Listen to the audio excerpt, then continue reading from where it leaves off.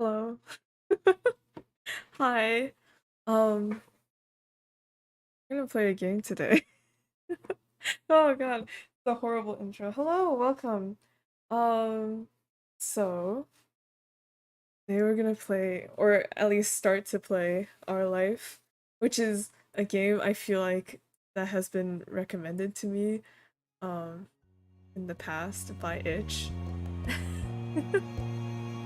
Yeah, and I heard it was really good, you know? And like the description from the game page too, where it's like yeah, all your choices matter from like childhood to adult. I was like, holy shit, that's an entire lifespan. Yeah, and then they said that the gameplay time was like around 16 to 30 something hours, and I was like, okay, so this is a multiple day stream. But yeah, right? I was hesitant to play this game because I'm not that good with, um, like, game protagonists where it's really, like, self-insert. I don't know, it feels awkward to me. Um, so I downloaded, they had the free DLC where, um, because I'm assuming a lot of it is voiced, and they're like, we have a free DLC where they'll voice, like, a name, your name, right? And they have like 200 names in there, right? So I'm like, okay, cool. We'll just pick one of the 200 names and we'll make up a person. Because I don't really want to self-insert this, but it would be neat. Yeah. I don't know. But yeah. Hold on, let me look at the tutorial. Tutorial? Tutorial time! Welcome to Our Life, beginnings and always, full tutorial.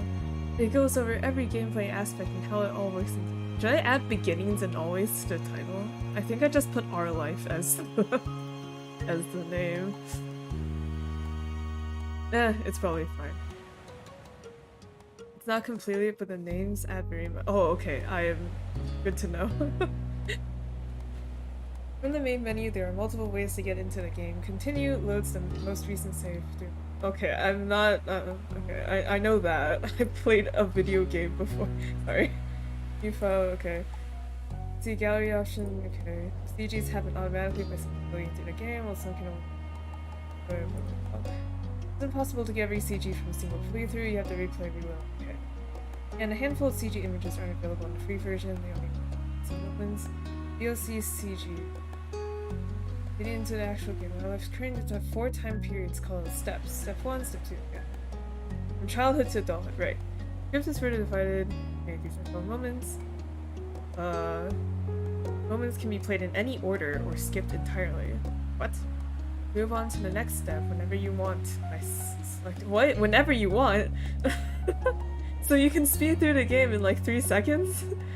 Unlike the first 3 steps, step 4 is a little different and acts as an epilogue and won't feature moments of the 3 steps. Oh, okay. 1 through 3 can include 5 moments each, and even more unlocked by purchasing. See? Okay, when you begin your Our Life playthrough, you'll...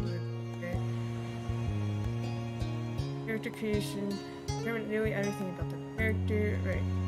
You can decide to change details if you want. Make the traits MC. Talking. Easier to picture, there's a cute doll shown on the MC feature. Right. I know the themes used, okay. MC goes that even so it's like making Sims. Our Life has a first person perspective, so your character doesn't appear next to it, right? See as the MC as the decorative. As mentioned, one of the decisions you'll make, you're just selecting a name. You can type in any name you like, or you can pick a preset name. Preset option are called voice names because the name will be voiced aloud by the romantic lead. You'll get to hear him say your name as you play through the story. Oh my god! Only the default name, Jamie, is included in the base game. Oh, there's a default name, Jamie. Okay.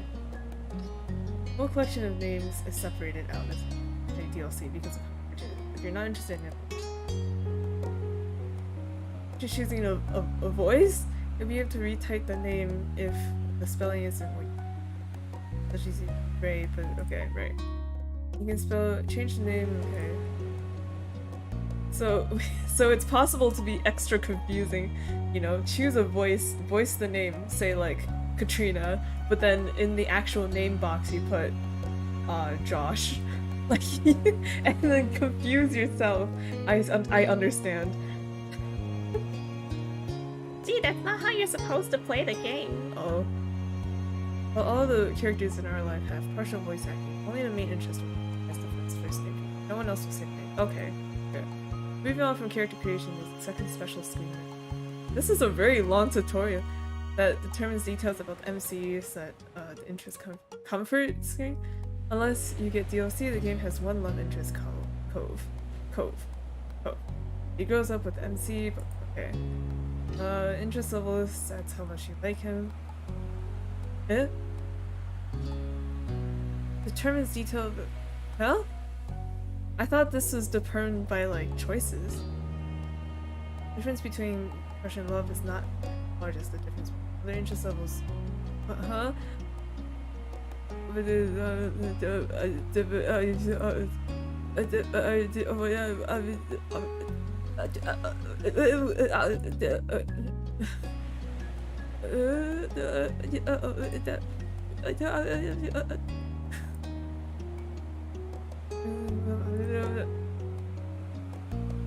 Here will become the new list of...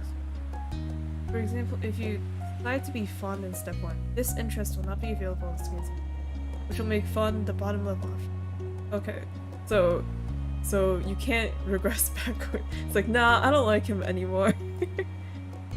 Reading and past will influence the present, feelings can change over time. An indifferent interest level in step 1 that moves to the crush level in step 2 will be a little different than if you were always crushing on him. Yeah, okay, makes sense. Same goes for the other interest level. Different staying indifferent to friendship.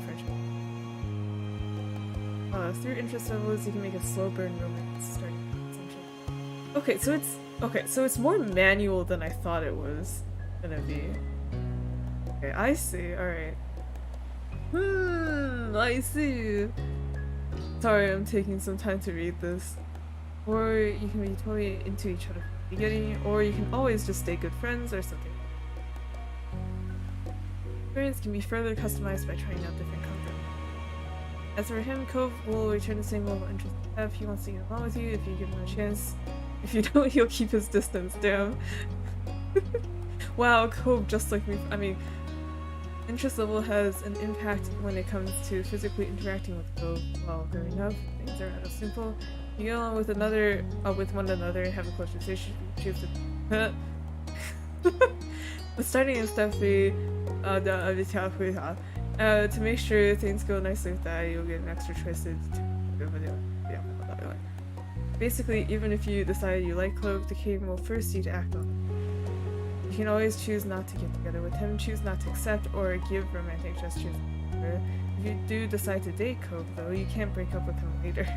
No? But what if I want a sad ending? Interest/comfort gets the basics down, but it's the choices that appear throughout that decide what actually happens between MC and Cove. And it is only the MC who's impacted your decision. Cove grows and changes over the years. How he's treated and what he experiences up to.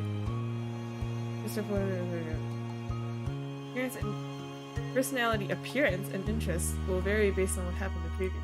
Huh? Differences in personalities may become notable. Okay. Appearance is separated into shirt, pants, hairstyle, glasses, bracelet, necklace. Earrings also become available in step 3, tattoo, step 4. Okay. Usually there are as many options for step, okay. There are some exceptions. Step 2 and 3 we have one necklace option. Step 4 is 2. Okay.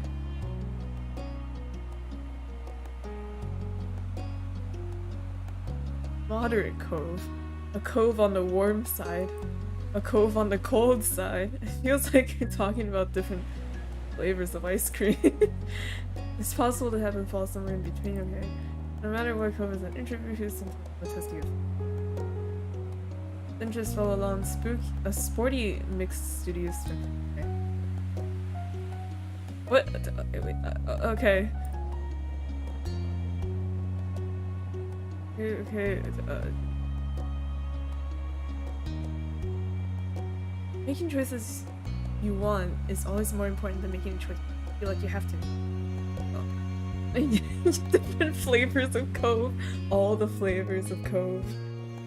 When a choice disappears, usually you'll see that hovering the cursor over a color. Colors aren't related to specific points or effects, they're only there to give a bit of insight on the tone/emotion of the choice, since text alone can potentially be— okay, got you. Blue tends to be casual, yellow more emotive, green is less certain, uncommitted. Hold on, let me screenshot this. This is important.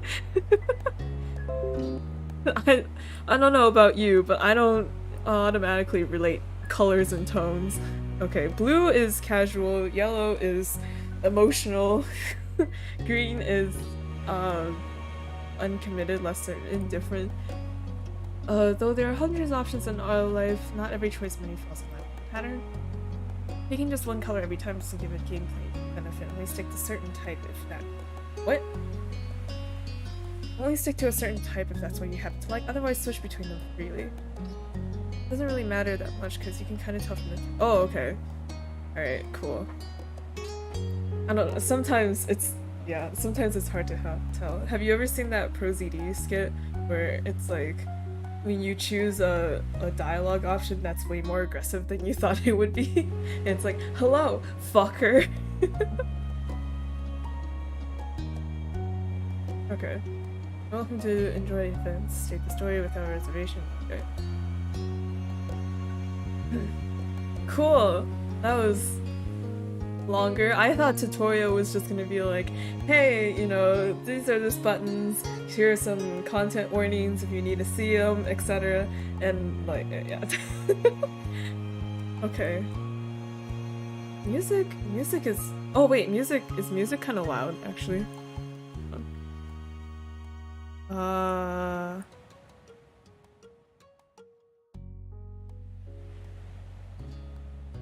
don't know, because there's also ambient noise. Text outline. Skip, scene text, stop after choices. Message speed. Text, yes. All the way. Yeah, that's fine. Alright. Wait, let me see this.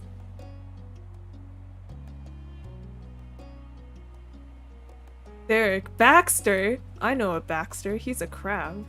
Okay. Music is fine? Okay, good. Oh wait, shit, I just went through the tutorial! No way! Well, I'm just ahead of the game. When I come to class, yeah, I do the reading before the lecture. Okay, alright. Let's make a person. That's not me. So, alright. Each square, round, will be pointed. I like a round child. Skin tone, tan, brown, dark brown, pale. Oh wow, that's really pale. Peachy, and I like tan. Tan is a good healthy color. Like this, I'm like, you need to, like, I'm concerned. Eye shave. Wait. What's it? Round one. Oh, eyelashes and no eyelashes. Rectangle. Oh wow, it's like making a pick clue.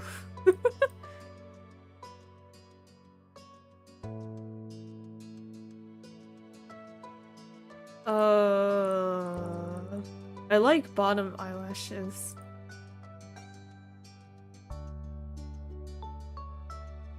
Let's do the— sloping down eyes? No. I kinda like the round. Eye color. Oh wow. Options. I don't want to do pink because pink is my go-to cool eye color, but we gotta move away. A round child. A round kid.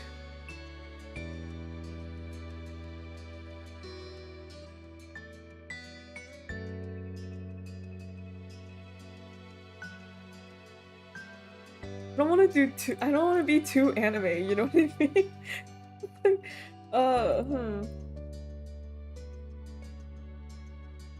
It's like bright green.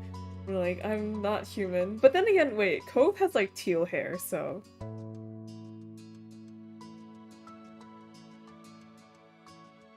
Oh, this is what happens when you have character creation. I'm gonna be here for hours.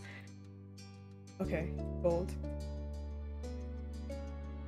Curly, flowy, short, medium, smooth, choppy. Oh my god, Izuru Kamakura. Locks, side, parted. Triangle. Parted 2. Wavy 1. Blunt. Side 2. Light, baby. Short. Oh, that's not the story we're trying to do. Sideburn, strand, bowl cut, braids, scrappy, braid front. Oh, this is cute. Chloe.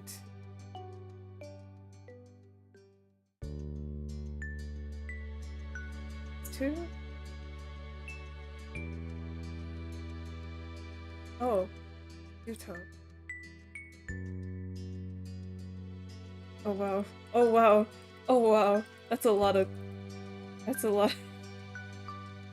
Curl. This is a lot of hair. This really is a pick crew. Oh, we're back. Wait. Okay, there was one I kind of liked. It was the... Shit. I don't remember the name. I'll know it when I see it. This one, Strands 2, is kind of cute. Oh, we get a hair in the back. Ooh. Tail long. Pigtails!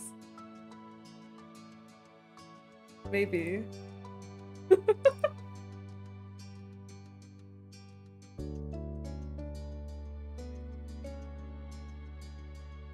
Oh, we can do buns. Or pigtails.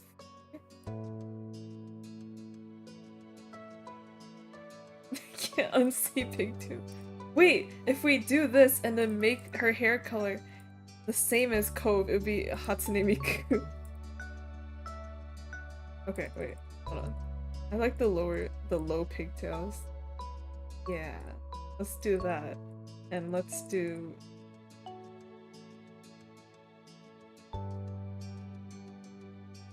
I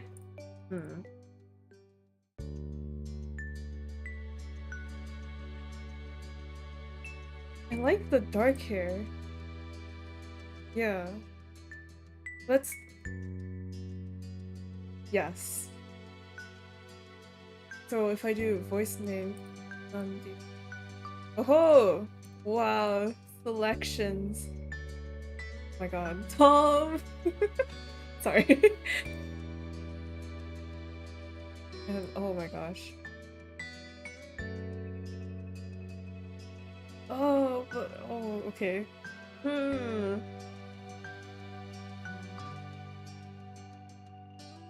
to think of...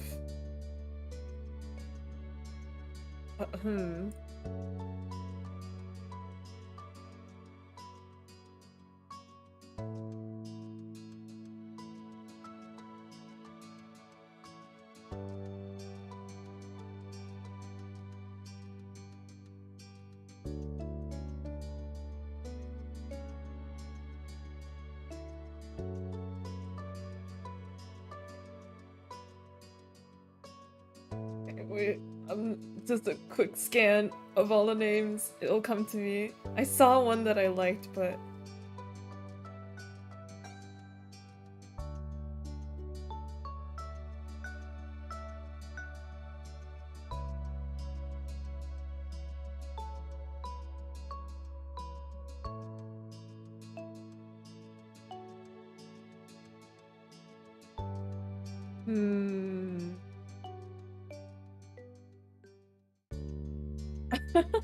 I call V is the just V. Okay, I liked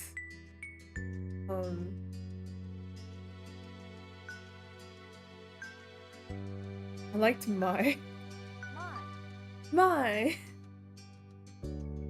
let me hear that. Maya?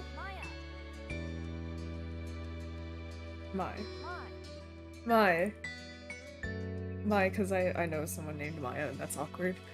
Okay, Mai. Nice to meet you, Mai. What's next? Birthmarks. Oh, little, I don't know what this dot is. Let's add a crying mole. Because we're angsty. No, I'm kidding. I feel like the veins are covering rosy cheek. Oh, that's cute. The color doesn't work for the skin though. Freckles. Hand size. Is a medium? Glasses. Oh. Wow. The moment you put glasses on, I'm like, Mai's a nerd. Like, wow, I can't believe Mai's a nerd. Okay. V from Mystic Messenger. Right? Yeah, that was my first thought as well. I'm like, dang, V. Maybe after this game he can finally let go of Rika. I mean, what? I haven't played Mystic Messenger in years. Birthmarks are... See, you say like birthmarks on your arm, like I can't see it. Like where, what? The arm is a very large surface area, and so is all of other these. Okay. I'll ignore these for now. I don't know. Clothing types? Pants, skirts, shirts, dresses.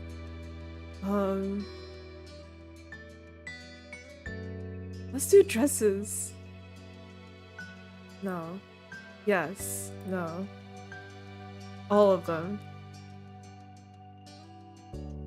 Agree. Okay. And then everything except watches, because time is an illusion.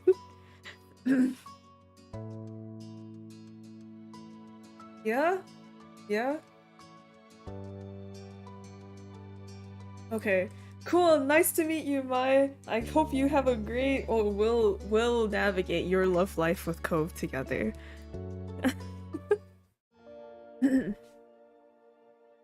Okay. Summer in Sunset Bird was a special time of year. Your usually sleepy town began to bustle. It was a popular tourist destination, with people coming from all over to enjoy the beach, the weather, and the relaxation that came with both. The smell of ocean, crisp and salty, hung in the air, bringing 3 whole months of schoolless vacation with it. During the summer, your moms didn't like you to wander too far outside of your neighborhood, so you knew the area pretty well. That included the people. Families came and went from Sunset Bird, but they mostly stayed and did what your mom called putting down roots. But, oh. They built businesses, they got to know each other, and they definitely said hello to the nice young kids who waved when passing their stores. Going for a walk around town mostly meant that the familiar, friendly residents waved, or asked how your family was, or most often just said hello. You didn't really get why they always had to say hi. They saw you every day, but you nodded back at them anyway. You ended up saying hi to a lot of different people, since most of the tourists that came and went every summer were the same ones. You were too anxious to say hi back to most of the other residents that greeted you, but they all knew you well enough to expect that. Yeah. They still smiled at you anyway, and that made you feel a little more comfortable. But today, there was a man sitting on the curb outside of your house. He was sitting with his head in his hands, his whole body slumped over, and you wondered if he was even a real person, or a statue that had magically sprung up from the ground overnight. Whoever or whatever he was, you had never seen him before. One thing about knowing everyone in Sunset Bird was that people who you didn't recognize really stood out. It was rare for tourists to venture into the residential district, as your moms called it. So for you, not knowing who a total stranger was set off. Shit. So for you, not knowing who a total stranger was set off a lot of red flags. Your mom's had a talk with you and your big sister Lizzie about this kind of situation before. You hadn't exactly been listening at the time, you think it's okay to talk to new people. They mentioned that some people aren't good to talk to, but other types of people can help you if you don't know them. You remember that it's okay to run away if you feel uncomfortable, you don't have to worry about being polite then. No, you still gotta be polite.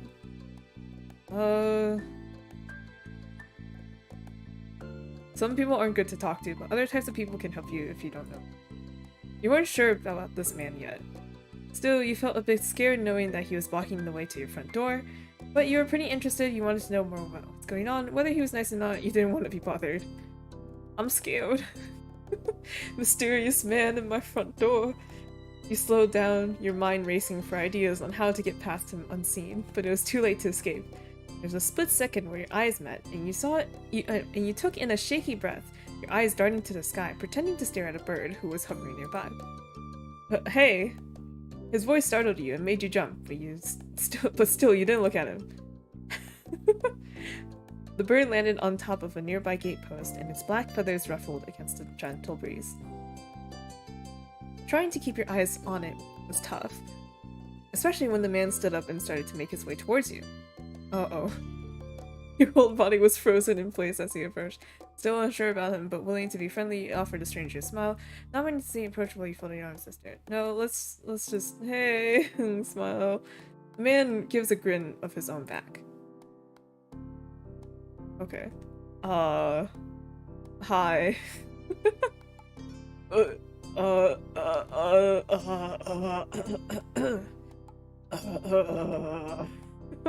Do you live around here? What's your name?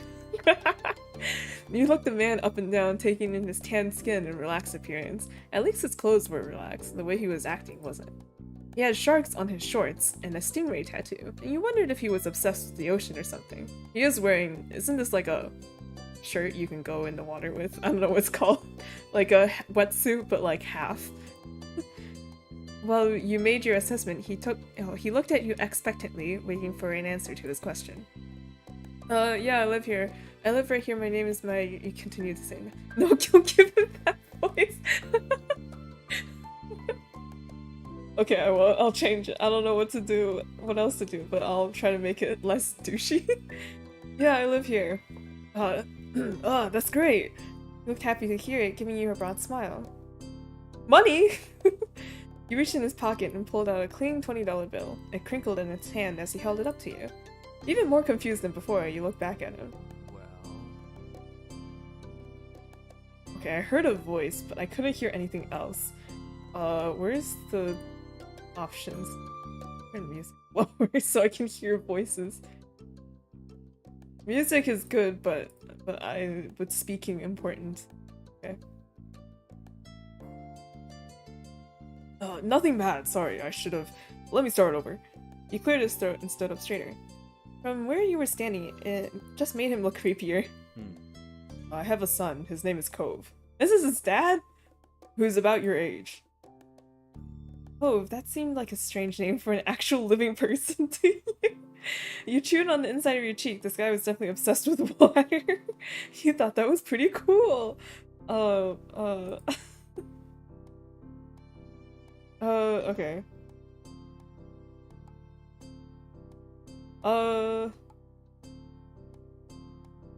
Yeah, this guy's totally obsessed with water. He wasn't the only person like that in Sunset Bird. Cove's dad. We moved in and across the street, see? He gestured towards the house that has been empty for a year, his watch catching the late afternoon sunlight and reflecting off the walls. The gigantic for sale sign was finally gone. You must be Mai, right? I met your moms earlier and they told me you were 8, just like him, so.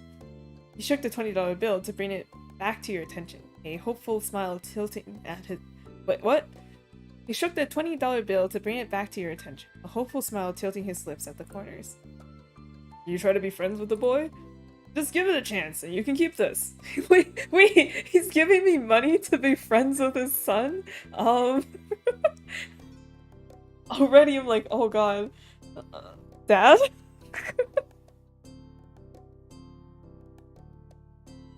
Dad is pretty desperate.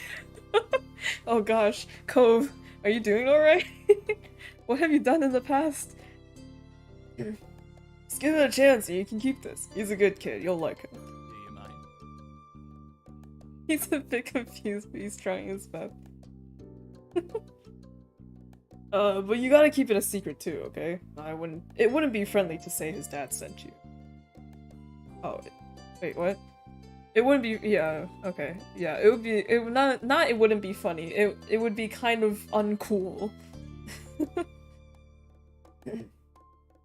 I just realized there's quite a bit of lag between the chat and the stream, so apologies for that. You eyed the man, you kind of felt sorry for Cove. The other kids really get their parents to pay for friendships. You kind of felt sorry for Cove. This definitely wasn't the normal way kids made friends, you knew that. What do you say? You want to make a deal? He took the bill. You didn't want money, he ran away. I kind of want the money, but like... I don't know what... I feel like the implications of that would be bad. But oh man, it was $20, man! $20 and it's like... I don't know when this is set, but it's definitely, like, you know, in the past, right? So that means it's worth a bit more because of inflation today. Therefore...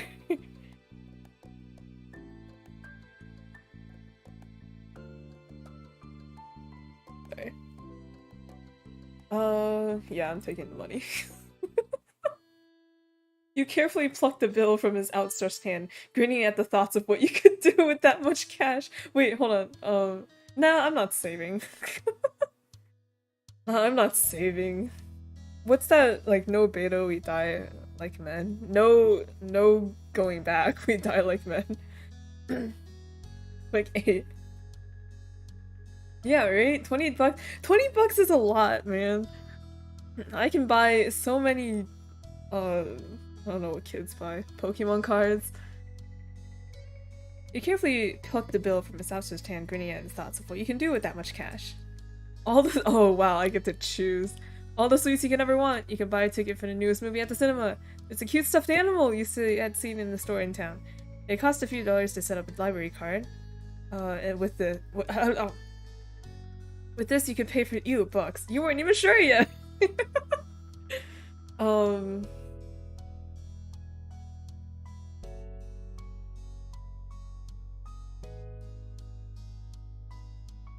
Stuffed animal, man.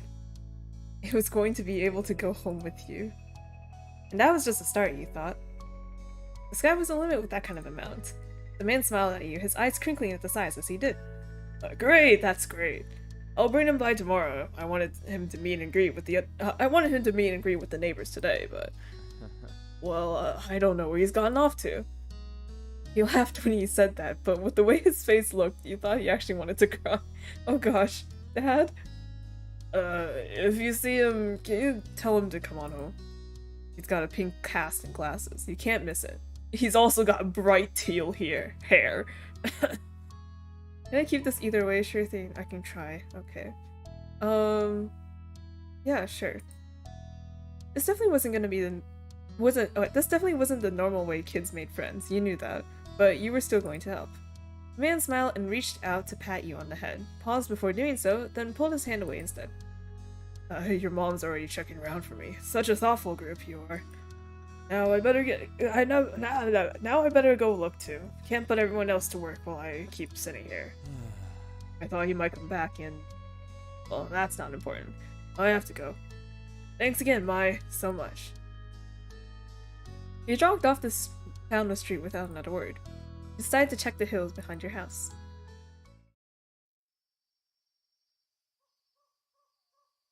Step 1. First sight. The chirping of crickets in the tall grass greeted you, quiet and familiar. From the top of the hill you could see the ocean. As you walked, you listened to the crash of waves on the shore and seagulls squawking as they settled down for the night.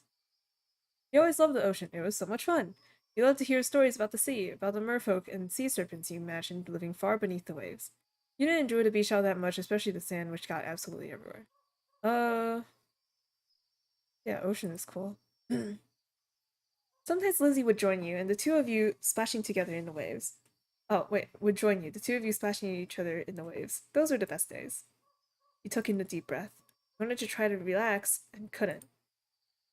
You weren't sure what, but something told you that you weren't alone, so you glanced around. Oh. Hey, it's that boy with the bright pink cast and glasses. And bright teal hair! There was a boy sitting at the top of one hill, almost completely hidden within the long grass and white flowers surrounding him. His head was buried in his knees, staring ahead by himself. For whatever reason, probably just that he wasn't paying attention, he hadn't noticed you yet. You watched him a minute longer, feeling a little bit like you found a deer in the wild.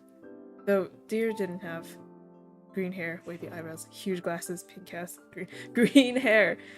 But this new boy did. You watched it as it fluttered softly around his face in the breeze. After a few more seconds, he took a step forward, then another. Then he glanced your way. His aquamarine eyes reflected the light of the moon. He stopped, raising a hand to acknowledge him and show you weren't scary. Hi. Hey, Space Cadet. Oh, you lost. Hey, Space Cadet. Hi. With a start, he jumped to his feet, his hands volleying to fists at his sides. Oh no, Cove, are you doing alright? He didn't say anything, just stared at you in a strange way. He'd been crying. There were traces of tears on his cheeks, his knees, soaking the hem of his shorts, and his eyes were still shining with a few more. You'd obviously caught him off guard. His pink cast seemed to glow in the twilight, though when he caught you staring at it, he hid his arm behind his back. Something the man earlier had said stuck out to you. Cove? Eyes wide as he studied you. I don't know what voice to give him. Can I just give him my own voice? Because I feel like he's gonna talk a lot. How'd you know that? You touched the money in your pocket, feeling a crinkle beneath your fingertips. I met your dad. I'm all-knowing. Lucky guess. I'm not a cool kid. I'm just, yeah, I met your dad. Oh. So, is this your hill? He gestured with his uninjured arm to the patch of grass surrounding you, his face falling at the prospect. I can leave if it is. Yep. Yeah, see you, babe. You can't own a hill. Shook your head. I don't... These $20 aren't enough to buy land. God. How could you? You just do. I had a hill back home. Well, it still isn't mine. Oh. He sat back down with a thump, resting his chin on his knees again. Curious about the strange new boy with the odd dad, you sat on a patch of grass next to him. The pure white flowers that covered this hill rocked back and forth gently as the stars twinkled above. The way they dotted the sky made them seem like flowers too. The night wind was cool as it traveled over the ocean of the hill, chasing away the heat from the afternoon sun. Why are you here? Why'd your family... there's a fly.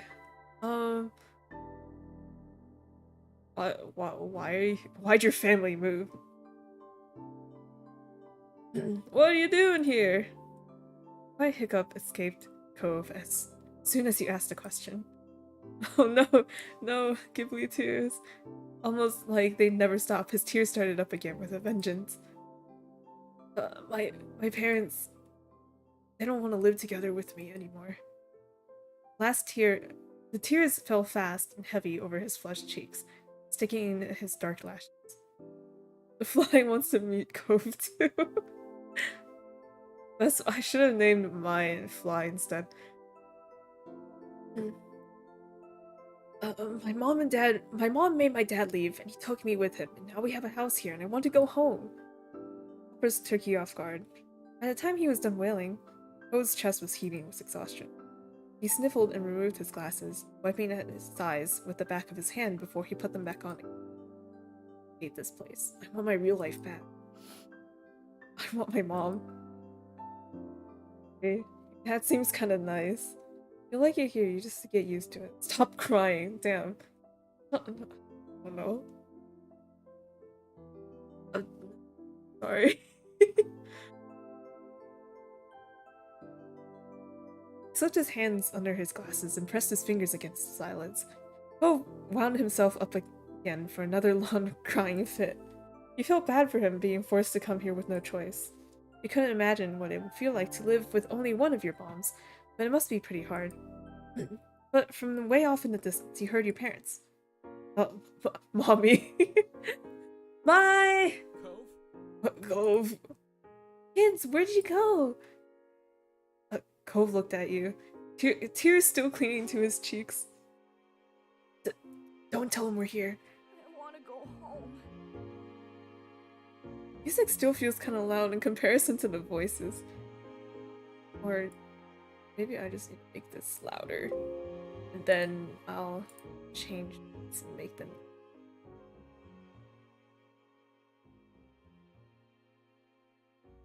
What is this?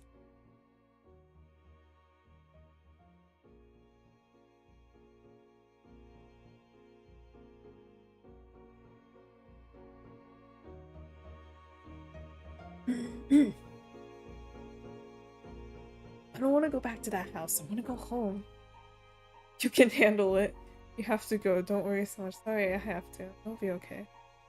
You can handle it. You have to. What? There's no option to go hide out in the woods with Cove while we're like, I don't know how old we are. 8 years old.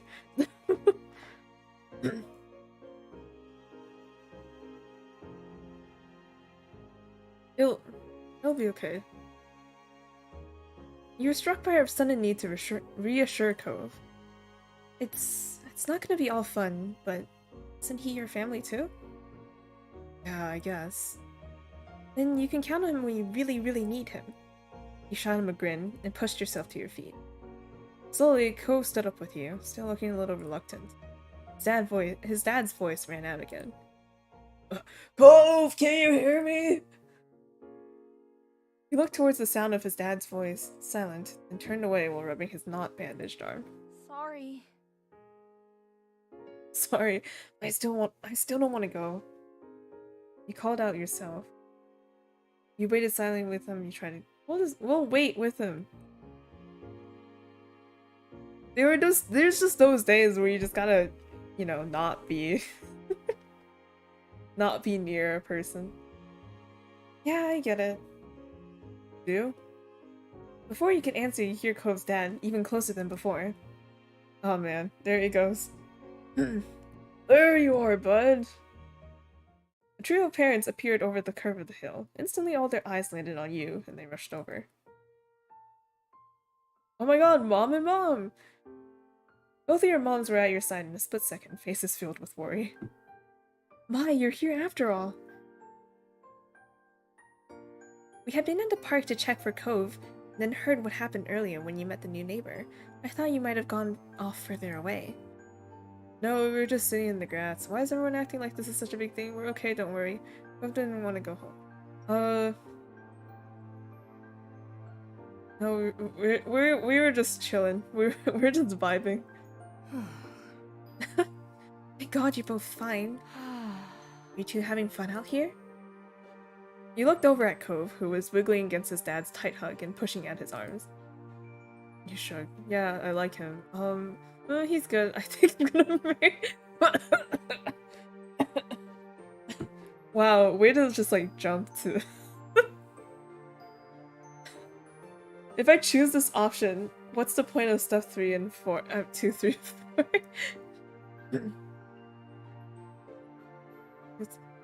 Are you two having fun out here? Okay.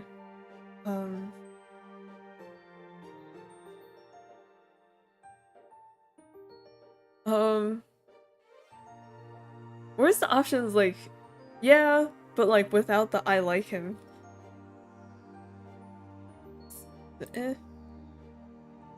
Well, I guess we're not really having fun, are we? He's new here. It was okay. Finally letting go of his squirming, scowling son, Cove's dad turned to the three of you. That's a relief. Thanks very much for finding him. I really don't know this neighborhood. Good thing mine knows this whole area so well. Absolutely. We should be getting home now. It's a long day for us all. Say goodbye, Cove. Bye. Bye, Cove. The two of them walk off into the darkness, heading toward the neighborhood. You watch Cove's bright pink cast until it disappeared. Tell you what, we'll have a proper playdate tomorrow, okay? Oh my god, remember when parents used to refer to things as playdates?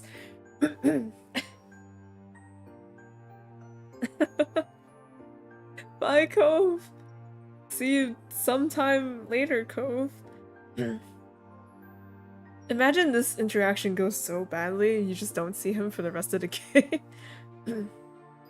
Your new friend's dad wanted to bring him by to see you and Lizzie. How does that sound? Moms sound the same, but it's okay. Sure, can I show him my stuff? It sounds like words. You nodded, ducking your head down. Sure. Both your moms laughed, the sound overlapping into a warm, familiar chorus. Mommy put her arm around your shoulder and led you towards the path. Satisfied and more than a little ready to go to bed after your long, exciting day, you follow them home. Choose if— oh, I do get to choose. This is how you feel towards Cove in for this step. It can be changed in later steps. Comfort and interest, right? Comfort, correct, relaxed, nervous. Relaxed? Interest? Indifferent? Yeah. Your neighbors, but he somehow manages to avoid you from— hey, I mean, like, do you talk to your neighbors? Like, I'm just saying. There are sometimes you're in neighborhoods where the neighbors all know each other and like, oh man, we're a tight-knit community.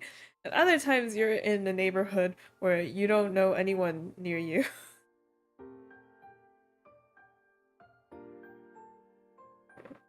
I would say indifferent for now, because we knew him for like 3 seconds. So, and I don't think relax is nice. Just, yeah. When did faces look on? Yeah. Small town where they all know their kids are around there.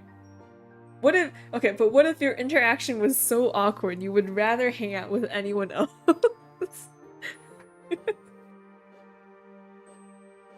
Okay. Relaxed, indifferent. Let's go. Begin step 1 at relaxed indifference. Yeah. Oh wait, no. Let me save it. Save. This is a good point to save. Okay. I guess. Alright. We have a very modern house. Is this our house? Oh my gosh. Early next morning, you were poking at your food, eating it slowly. Your sister Lizzie had run out earlier to go play, but you stayed put. Also, why do we have 8 chairs at the dining table if our family is assuming 4 people? Your sister Lizzie has gone— okay. Today, just like your moms had promised, Cove was coming over to hang out. That's your house. Why is our house so fancy? Like, this is a rich-ass house. Oh wow, moms, you're so close to the screen. I didn't expect that. That scared me. Okay, okay, first of all, mom's, great, you know, amazing character design, whatever, but this smile, I'm scared. Why is this— I'm, slightly scared of this smile. Can you see my cursor? I don't know if you can see my cursor. You can't see my cursor, but I'm referring to, the one with longer hair. Mom, not mommy, mom. I'm scared of mom's smile. For guests, for the vibes. No, we secretly have 4 other siblings. Excited to see your new friend again, Mai? Maybe we can become friends. Okay. With that said, are you done with your breakfast? It's okay, I understand. Yeah, I don't know, am I? What? Your bowl was entirely empty, so you nodded. Yes.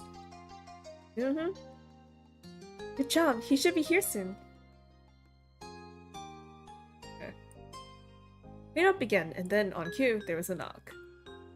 It was hesitant, like the person wasn't sure whether they were in the right place. It's too loud though. You need to get a more obvious doorbell. I know. Hi, could you get it?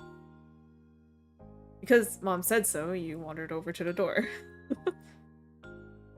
Moving things around so I can see my volume. Make sure it's okay. Alright. Oh, Dad! Hey, last family. Oh, right, I forgot our last name is Last. I forgot to change it. I want it to be last name. I guess that's fine. Oh, oops. I rolled back. Hey, last family. Thanks for having us. Mr. Holden, as your moms have called him, and his son were here. Both looked different in the bright lighting of your living room. And when he wasn't crying. I just realized also, Cove has like wiggly eyebrows. Cove, why are your eyebrows wiggly? I mean, it's fine, you know. I'm just curious how it grows. Like, I mean, I'm sure it's normal, but like I just with his dad standing in front of him and Mom and Mommy behind you, you and Cove looked at each other. You studied Cove apathetically. This was the parents' plan, not yours. Not seeming any more excited than you were, he just stared back. You twisted the threaded bracelet on your wrist. You twisted a crystal bead bracelet on your wrist. You twisted a flower bead bracelet on your wrist. You twisted a shell bracelet on your wrist. Threaded bracelet? Crystal bracelet. I threaded bracelets 100% always. For real. You ever go to like summer camp and then you get like those girls with like 10 bracelets on one wrist, you know? And like they don't take them off because it's like tied on. If you want to take it off, you have to cut it off, right? But it's like, you know, to them it's like a work of art, so they don't cut it off, so it gets like really dirty. Yeah, yeah, it's that kind of threaded bracelet. I don't, is that even what? Okay, threaded bracelet. You want to go play in your room, Mai? Sure. Come on, it's upstairs. Okay. Take care. Let us know if you need anything, you two. Have fun, kids. See you. See you later, son. Play nice. You led him to your room, puffing out your chest a little bit at the sight of your treasures. I like the sheep. Let me change game capture. Capture my cursor. Oh wait, no, it already is. Then it just doesn't for. Oh wait, no, maybe it does, and I'm crazy. Oh wait, no, it does. It does. I'm just a crazy person. It's fine. There were lots of stuffed animals, a cool bed, a window to look out. It was a great room. You hadn't had anyone to show it into. Reading. You hadn't had anyone to show it to in a while, but you were really proud of it. He leaned in a little closer to one of your drawings on the wall. Ooh, we draw? Look, he's so sheepy. That's what I wanted to point out. Books. Art supplies. Mysterious box from Claire's. Okay. I like this. Me too. I drew that, thank you. I don't. Thank you. Welcome. You smiled at him. You were proud at that particular piece of art, and you were glad he noticed it.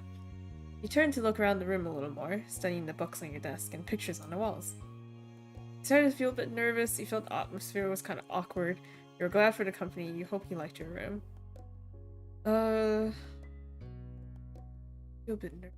Felt the atmosphere.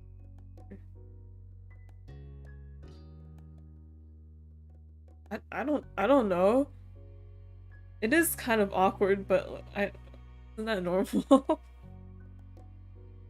Glad for the company.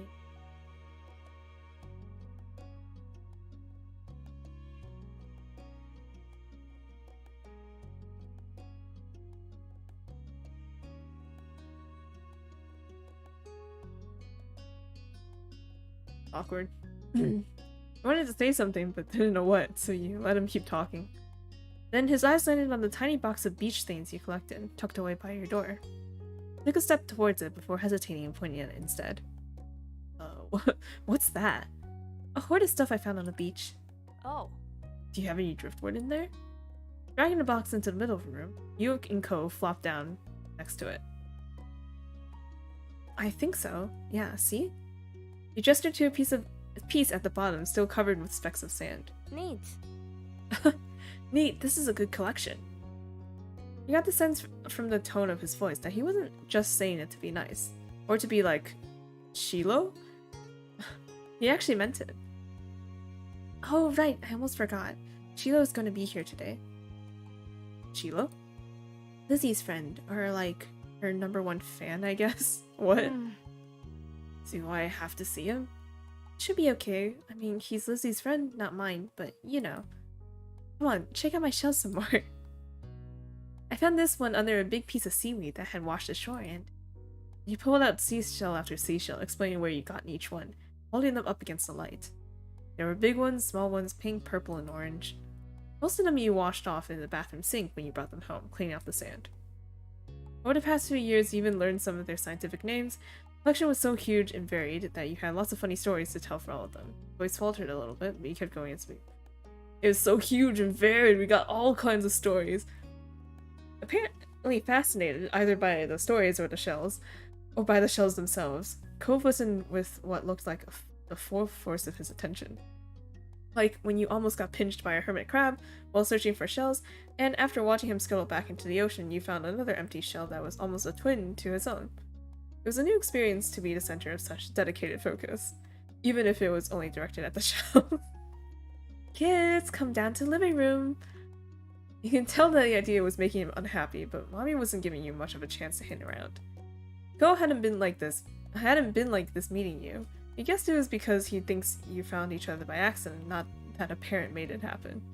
I thought I told him I met his dad, though. Mr. Holden must be right that telling Cove his dad was part of that would have been a bad idea. I thought I said I met your dad. I guess it's fine. Before you knew it, you'd both been escorted downstairs and deposited in the living room. Deposited. Ready for Sheila's visit. Two of you sat side by side on the floor of your home's entryway. I brought the box of shells. I want to keep looking at them. Great, okay, be careful. You didn't ask. Okay, great. Wait. It? Oh, okay. I was like, don't tell me my mouse is out of battery. Horrible timing. So you met him, but not that he told you. Oh. Oh. Oops, okay. What? That was your dad? I have no idea. Great. Bust it open. You can keep looking while we wait for Sheila. Bo reached in and pulled out a big orange shell. Oh. Like he hadn't spoke aloud yet, he turned to you and held it up, his eyes shining. What's the smile? What's this? I wouldn't say this is eyes shining, but I think this one's the best of them. It's my favorite too. I like different one best. I can show it to you. You can take it. Ah.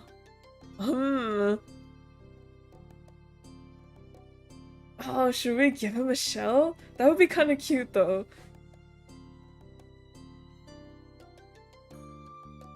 Yeah, let's give him a shell. Yeah, take it, Cove.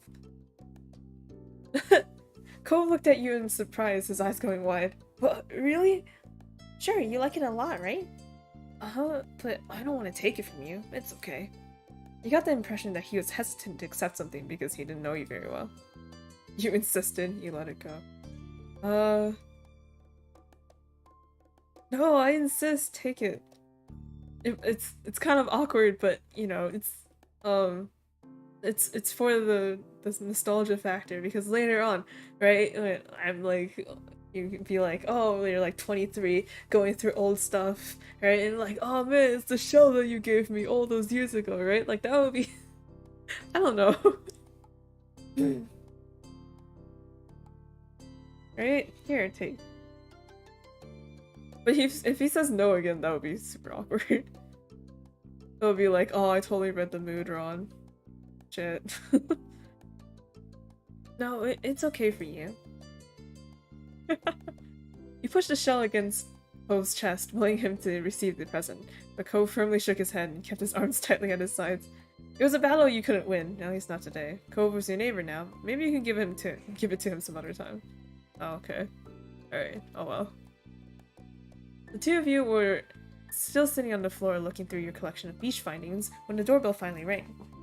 Cove jumped, startled by the sound. Since the person hadn't knocked, you figured it was probably Shiloh. He knew where to look for that. Lizzie's friend? He nodded, but that didn't seem to make Cove feel better. It was already obvious that Cove didn't hide his feelings well. You could tell what he was thinking right away. This isn't a good idea. He'll be alright. He's here. We can't tell him to leave. He's only at our door, and if you go upstairs, he'll find you. What? If he goes upstairs? What? What? Wait, hold on. I can't tell him to leave. He's at our only door. Oh, that's what it is. He's at our only door, and if you go upstairs, he'll find you.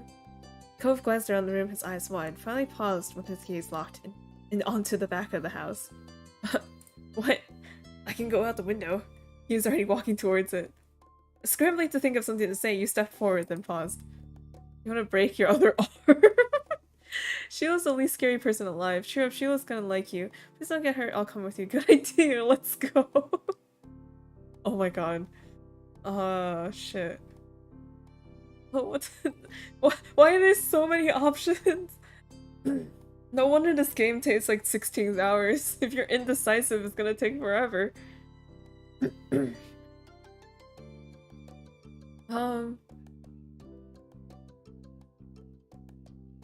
Sheila's the least scary person alive. Sure, if Sheila's gonna like you, don't get hurt. Oh, good idea, let's go.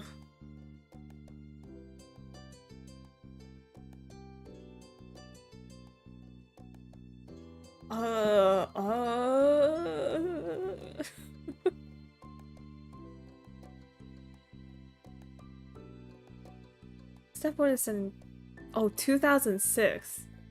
Oh. Damn, that means that 20 bucks was... Hold on.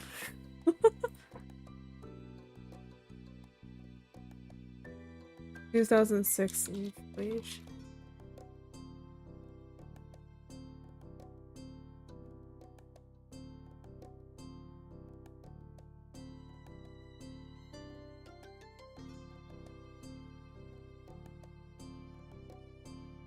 Wait, it doesn't tell me how much. Oh, it's like $29. It's like $30.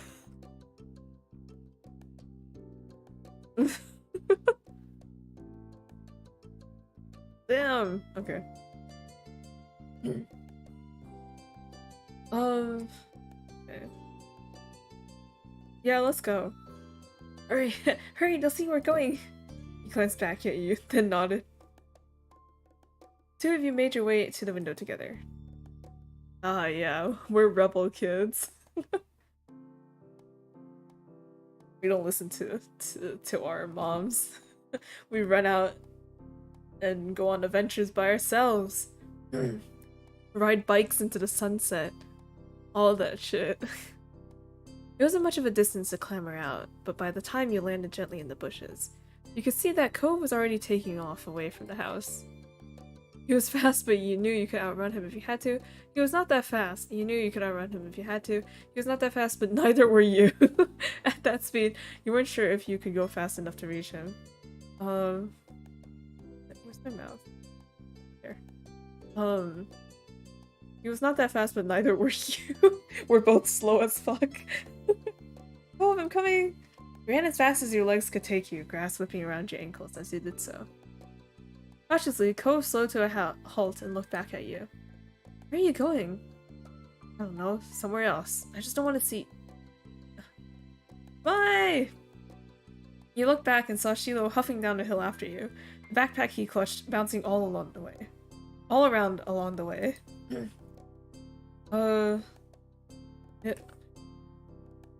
Running in slow motion. What are you doing? Can I come? I must have seen you leaning out the window and followed behind. Hi. Oh, this is Shiloh? Okay. Oh, I didn't. Okay. Shiloh! Wow. What a round boy. What a round, precious boy. With a bucket hat. The bucket hat. Okay. Oh, hi. Are you Cove? Yeah. I'm Shiloh. Okay. Yep, are we going back or are we gonna play outside? Shiloh's eyes move between you and Cove. The smile remains strong on his face. I got a tiny frown from Cove in response. You're just grateful he hadn't asked why you had been running away. Inside, we left the box on the floor. Right, shells and stuff. We have to make sure they're okay. Okay. Okay.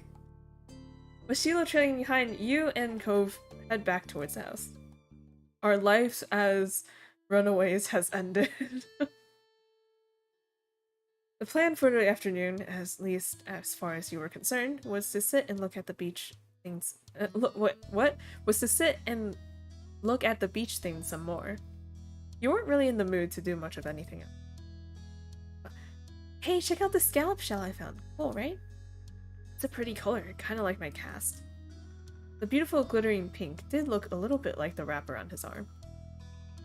Pink is such a nice color. Okay. Oh? Okay. Is it your favorite? Not really. What is? Maybe green or blue?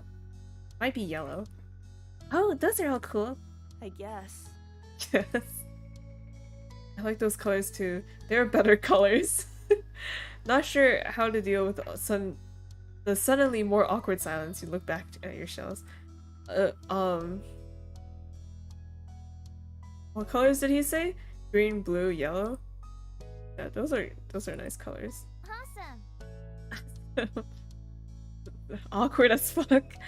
Like usual, it didn't take long for Shiloh to get fidgety. Lizzie was... Did I skip anything? Okay.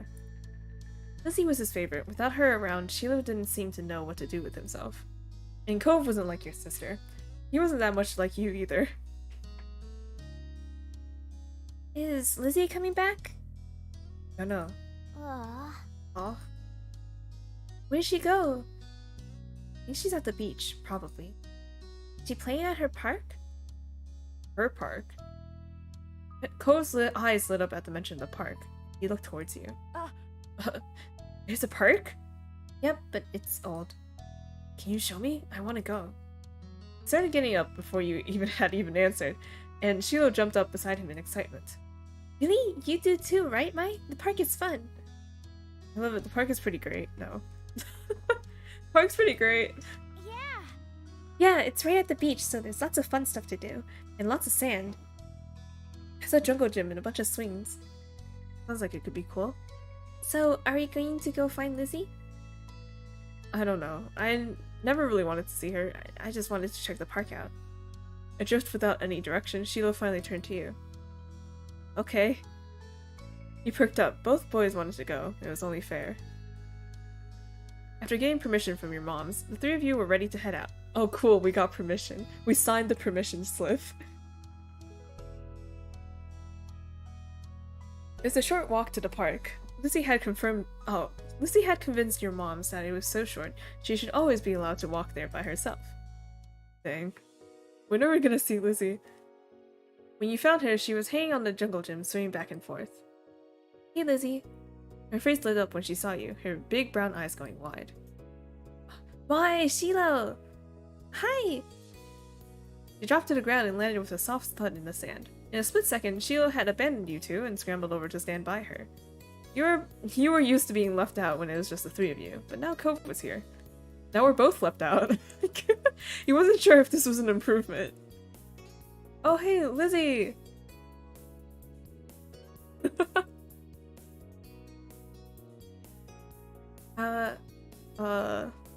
Who's that? It's Cove, he's new. Hi. I remember. Hi, Cove. Welcome to my park. Her park. Nobody ever comes to play here, so this is where we get together.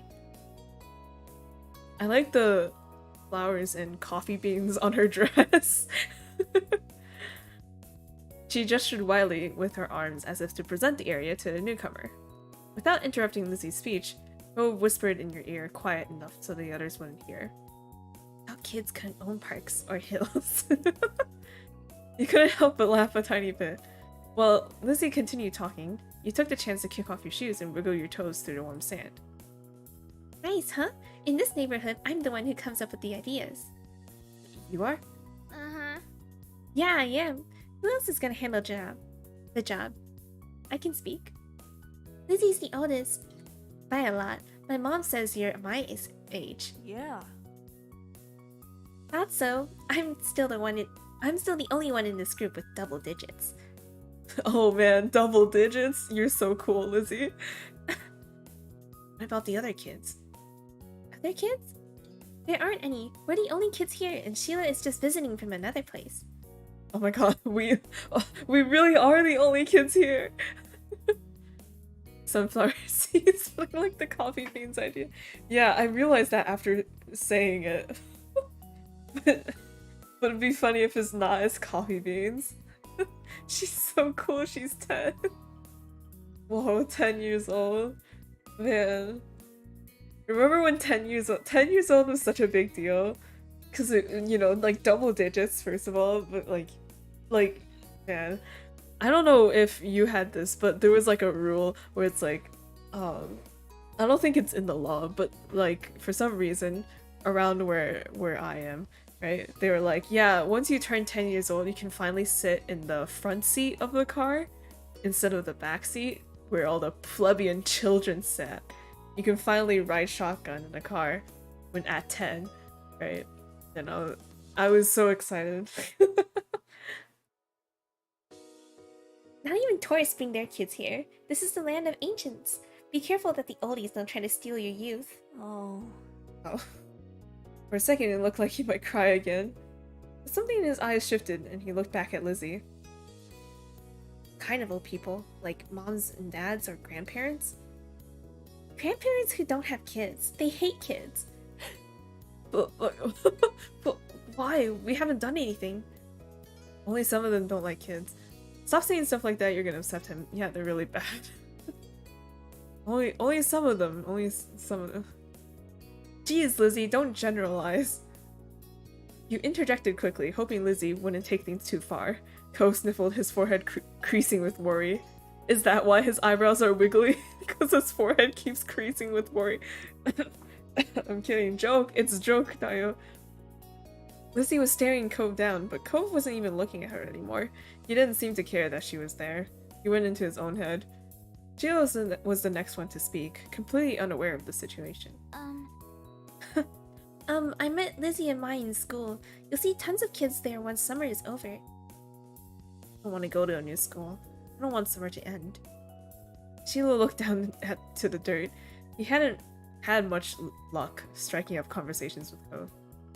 I like summer vacation a lot too. Oh, I like summer vacation a lot too. All the building tension in the air suddenly vanished when Lizzie laughed. At Sheila's discomfort at how weird she thought Cove was. What? At Sheila's discomfort at how weird she thought Cove was at something else entirely. You didn't really know, but she laughed, face scrunching up. Okay. Cove was just constantly worried. Yeah. You know how they're like sometimes like what is it, like if you make an ugly face, like your parents would say like, oh hey, you should like stop making funny faces or your face will get stuck like that. I don't know if this is just a me thing or if it's a more universal thing, right? And so it's because he keeps like furrowing his brows and his brows got stuck.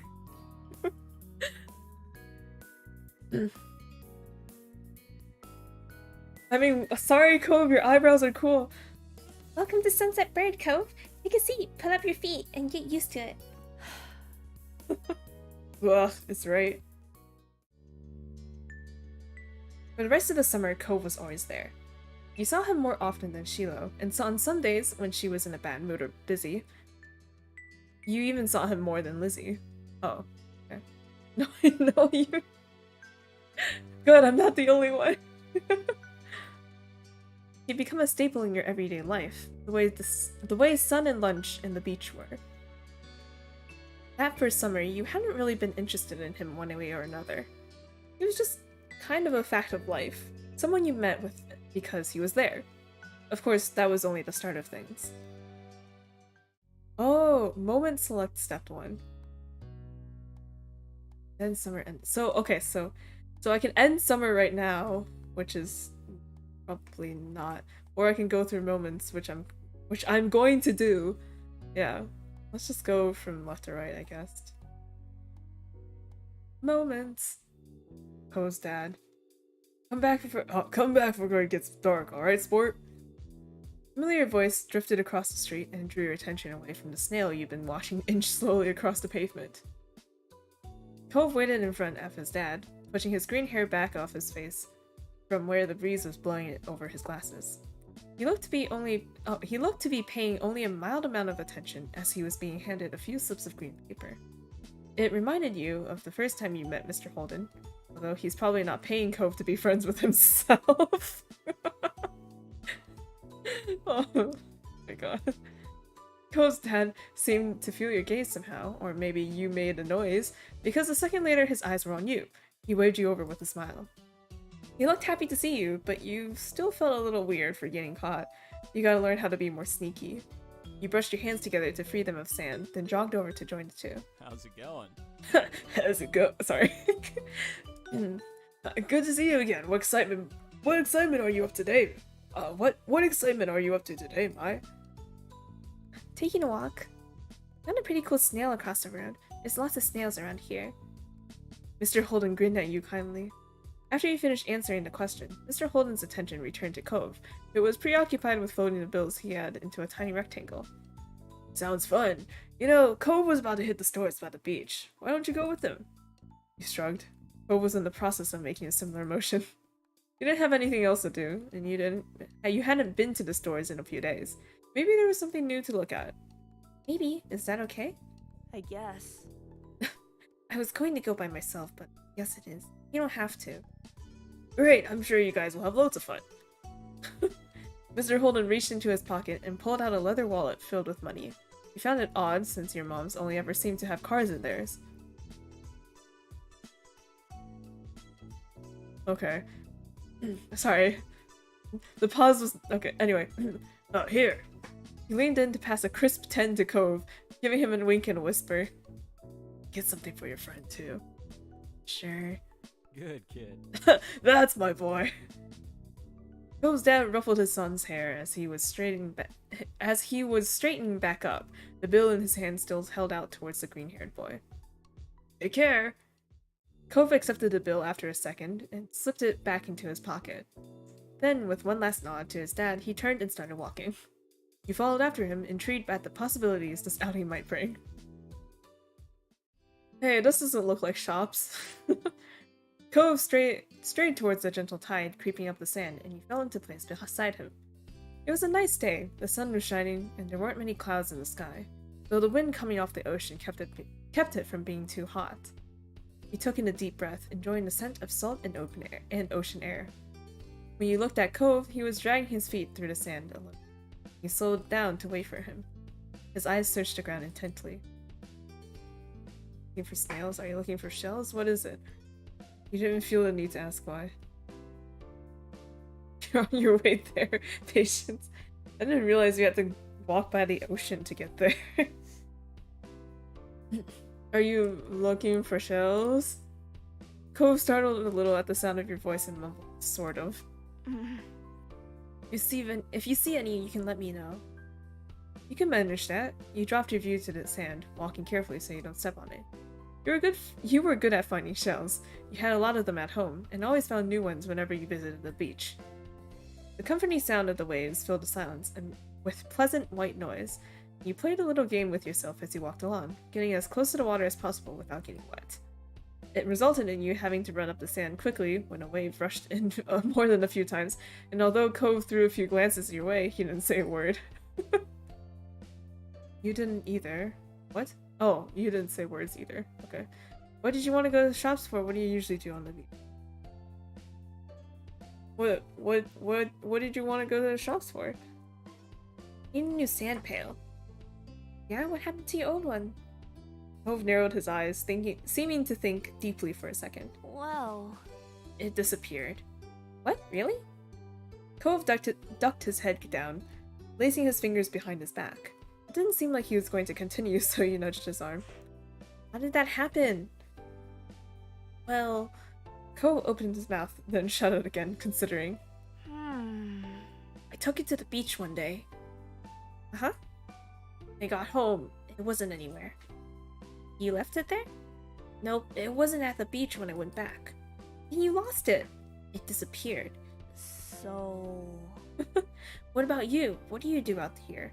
I don't come to the beach. I like swimming. I like building sandcastles.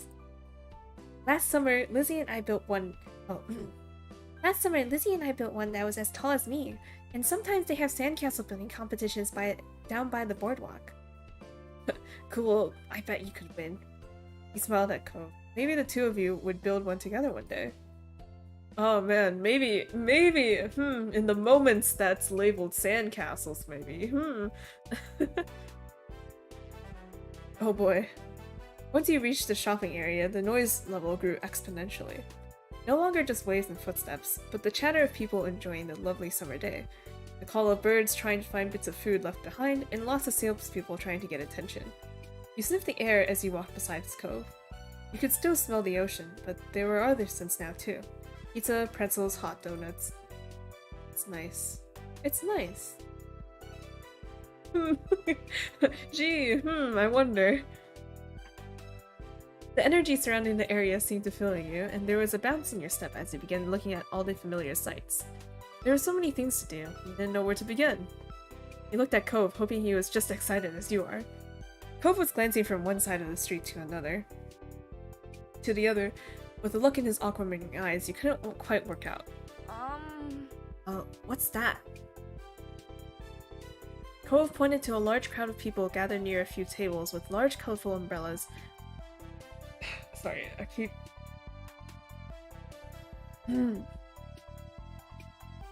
Talking a lot makes my throat want to not cooperate. And not like in a way that it hurts, but like, I don't know. I don't know, I just talk wrong, I guess. Like, not for my diaphragm, but I can't change that. Both pointed to a large crowd of people gathered near a few tables with large colorful umbrellas blooming from their middles. You couldn't see past the adults who were blocking the way, but you knew there must be something worth seeing. Without another word, the two of you hurried over to see what all the commotion was about. Amazing Alexander? Ayo! Feast your eyes on the amazing Alexander! In the center of the crowd was a man with a tall hat and a funny green coat that had long three tails. There was a little table next to him with a cloth hanging over it that read, "The Amazing Alexander," in glittery golden script. Why tell people his name if it's already on the sign? Cove hummed with understanding, then turned to walk away just as the Amazing Alexander began shuffling a deck of cards. Maybe we could stay and watch? Cove glanced back at the man, then he briefly lifted his arms off his sides before returning them to place. You grinned, waving for him to follow you as you raced back to stand in the crowd. With that, it began. The magic man pulled one card out of the deck, showing it to the curious onlookers. It was a 4 of diamonds. Watch closely. You did, squeezing through a few of the adult onlookers to get a better view. Suddenly, the man snapped his fingers and the card just disappeared. Whoa! Cove's so unimpressed. The Amazing Alexander, who had earned his title, turned his head and looked directly at you. He reached out with a kind smile. Oh, what's this behind your ear? Nothing? Tell me. You backed away. Nothing? It was true, you didn't keep anything there. You smelled like popcorn and candy when he stepped closer, and you wrinkled your nose in confusion as you watched him. You felt a tug, and then he pulled a 4 of diamonds from out behind your ear. What? You knew it couldn't really have come from your ear, but you still didn't get how he had done it. There was a light applause from the crowd, and the man gave a deep bow. This is for you! The magician plucked a A pair of balloons from a clump of them tied down to his table. Both were in the shape of a dolphin instead of being a normal circle. What? The shape of a dolphin? There's dolphin-shaped balloons? And one for your friend too. Thank you for being my assistant. Wow. Now you were really grateful he chose you. After that, he went to someone else in the crowd. Pick a card, any card.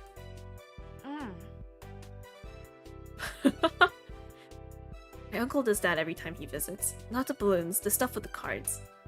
Cove spoke plainly while reaching over to take the dolphin that had been designated for him. Maybe it wasn't so special. Cove is just ruining the fun. At least he had a fun time. You wonder if Cove's whole family was magic. If so, he was lucky. Oh my god. I didn't like the other option. Crowd started to clear some, and you noticed to the side there was a whole rack of brightly colored kaleidoscopes on display. You picked up a kaleidoscope, you picked up a Rubik's Cube, you picked up a magic 8-ball, you walked past it twice. The 8-ball! Oh, these are cool! You shifted your balloon string to the other hand so you could hold it up in front of you. Then, you thought of a question in your mind, shaking the ball and hearing some kind of liquid slosh around inside it.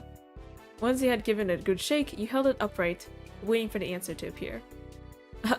Concentrate and ask again. You wrinkled your nose and set the magic 8-ball back on the rack. It wasn't the answer you were hoping for. You followed Cove around to the other side of the stall. He went under the awning, careful of his own floating dolphin, and you joined him.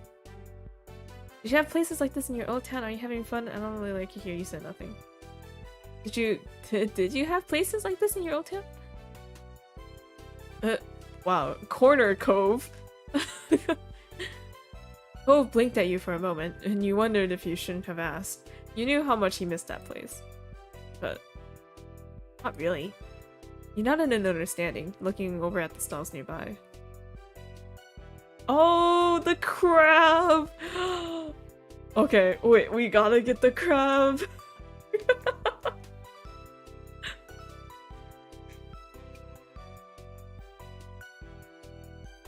We gotta get the crab. Oh my god, it's so dorky. Dolphin balloons, these are cool.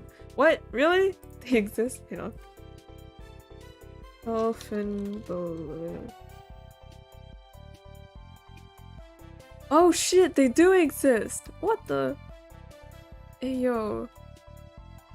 And they look better than I thought? Damn. That's neat. Okay. While Cove looked at sand pails, you were drawn to a table with colorful keychains laid out on it.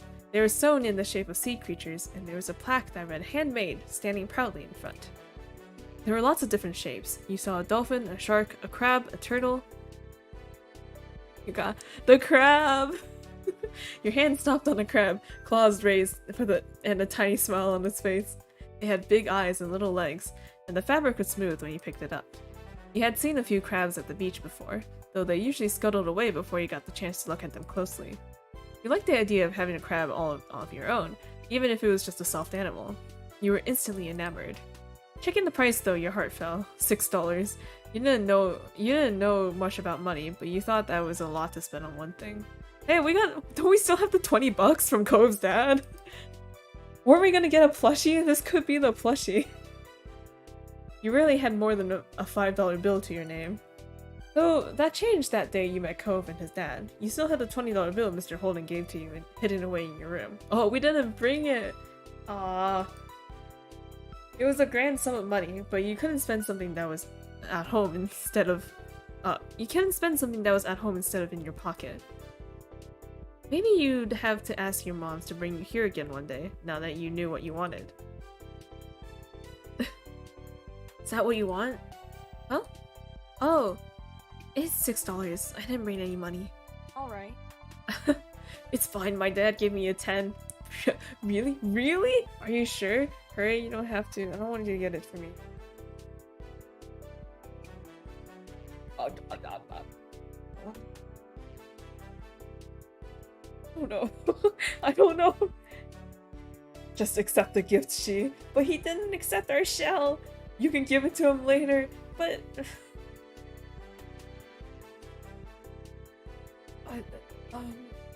Are you sure? Cove took the keychain from your hands, and that was that. He was holding a small yellow bucket for himself, too. My dad told me to. You smile, pleased to have things work out. Accept the crap. Accept the crap. It's okay, it's Cove's dad's money. It was nice of Cove's dad to let Cove buy something for you, too. You had to remember to thank him the next time you saw him. After Cove paid, the two of you stepped out of the stores side by side, your balloon dolphins knocking together and spiraling around in the air. You watched Cove hold up his new pail to his face, examining it thoroughly. Hey Cove. Yeah? Dad gives out money a lot, huh? I really like this keychain. I like this keychain.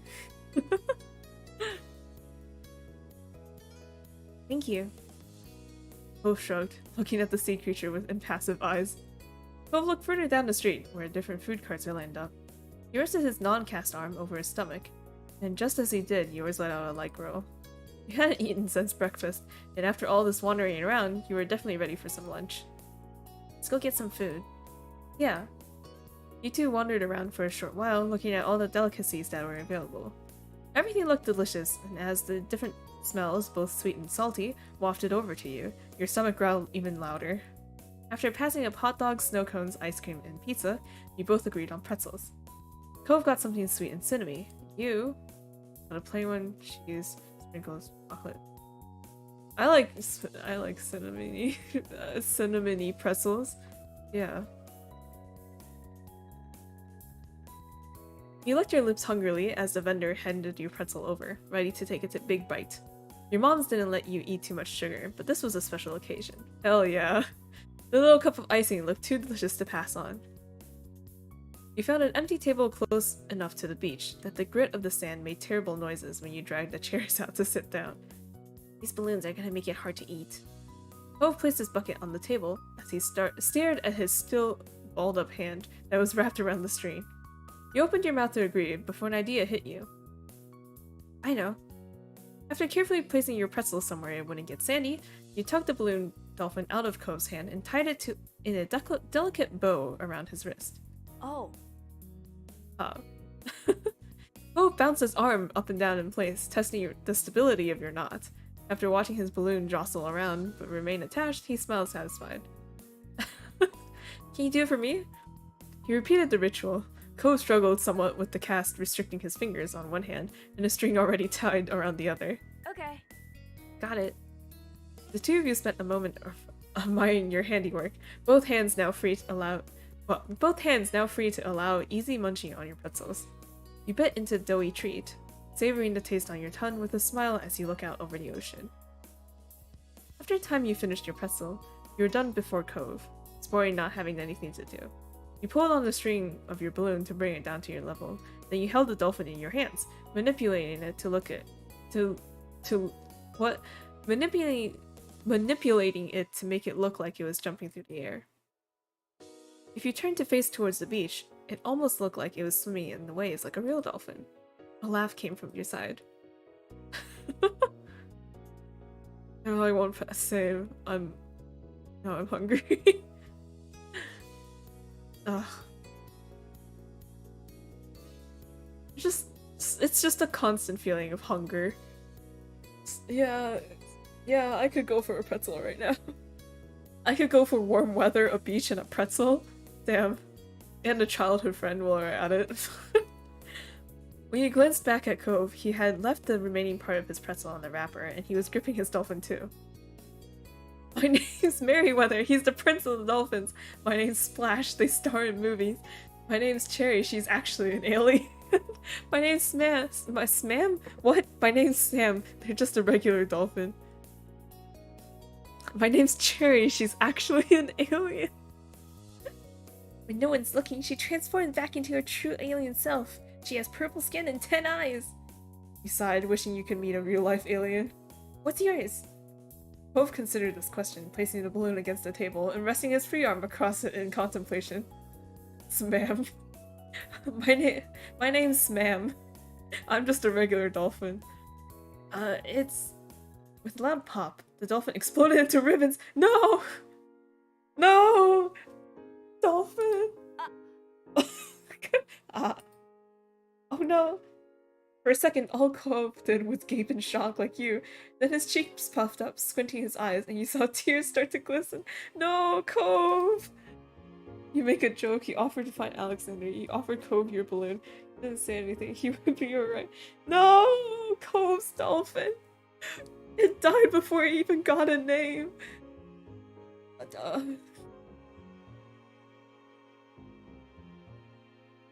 Usually kids don't like it when you joke about tragedies, so... and I don't think he likes Alexander. Here, well, you can have... Shit, what was her name again? Cherry. You can have Cherry, she's an alien. You can have my balloon instead if you want it. Cove looked over at you, frowning. I don't want yours. Shit. Yeah, that makes sense. Well, you felt bad for Cove, but you were secretly glad. You really liked the little dolphin and weren't too eager to give it up. Cove spent the rest of the outing sniffling and didn't say much else. No, is there... Go back. Is there any way to say anything better?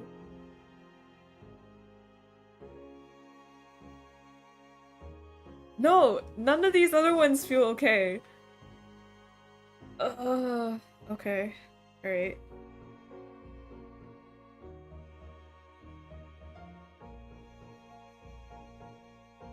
Cove spent the rest of the outing sniffling, didn't say much else. Passing of Cove's balloon was the last major event of your adventure. In the end, the two of you headed back late that afternoon. You separated on the beach, and while Cove went straight home with his brand new sand pail in hand, he decided to sit for a while. You watched the waves and the sunset, fiddling with your new keychain. Another summer day was drawing to a close. It had been a night. It had been nice for the most part. Hopefully there won't be any tears next time. Okay. Alright. Grown up. More moments! One sweltering summer day, you were in your living room with Cove, listening to the sounds of birds chattering outside the window while you lay across the rug on the floor. Cove's dad had dropped him off earlier, and your moms had left the two of you along with Lizzie to play amongst yourselves. It had been too hot to go outside in the afternoon, at least according to Mommy, so your sister was starting to get impatient waiting for her golf class that evening. The three of you had had trouble finding something fun to do. The beach and the playground were off limits, and you felt that it was too warm for anything like playing with your fuzzy toy animals. Then suddenly, a light came from Lizzie's big brown eyes, and her smile spread wide across her face. Having an idea gave her a new wave of energy. Since we're stuck inside, we should be adults. They don't play outdoors anyway. They're always inside and telling everybody they're too busy to play. Why? Duh. I said why, and it'll be fun, duh. What do they have to do inside that we don't? Besides use the phone a lot. Excluding a small huff? Lizzie decides to ignore Cove. What do you think? Why, what do you think? Do you want to? Cove said it doesn't sound fun. I bet we could come up with something else. I don't know. I don't know. Please, Mai? When have I ever had a bad idea? Whenever we play with you. I wasn't asking you. Alright, but it sounds boring. Okay, I'll stay. Sorry if others kept hesitating. I don't know. Decision's hard. Choice is hard. Alright, but it sounds boring. Okay, I'll stay. Hope this is as fun as you're promising it'll be. Lizzie looked at you, deadly serious. It's the most exciting idea I've had all week. Satisfied that neither of you were about to bail on her, Lizzie thought over her options while watched. After a few seconds, she clapped her hands together and beamed, apparently having settled on something without asking either of you. Hello! Welcome. We're molding a child's life. That sounds really scary. We're molding... yeah. Oh, thank you. I keep forgetting I don't, like, there are things that YouTube hasn't seen that Twitch knows.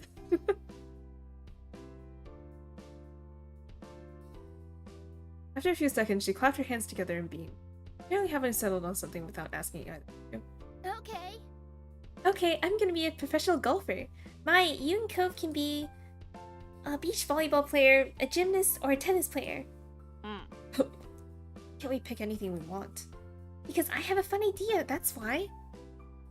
We have to play sports as adults? Yep. But there's other kinds of sports too. Right? It isn't the same. What do you think, Mai? Don't those choices sound super cool? You want to be that, huh? I don't like those. It really doesn't. That sounds like a blast. Isn't there anything else we can be? You nodded. Maybe not. Oh my god, so many choices. Isn't there anything else we can be? We're both like... we're both unathletic. We can't run very fast. We're both slow as shit. Lizzie stomped a foot on the ground. No, come on, just decide already. Knowing Lizzie wouldn't let this go anytime soon, you sighed. Free will is an illusion. Ko was not impressed with Lizzie's attitude, though he didn't bother talking more about it for now. You thought over the list of possibilities. Beach volleyball, gymnastics, or tennis. Out of all of them you prefer to play? Beach volleyball, gymnastics, tennis.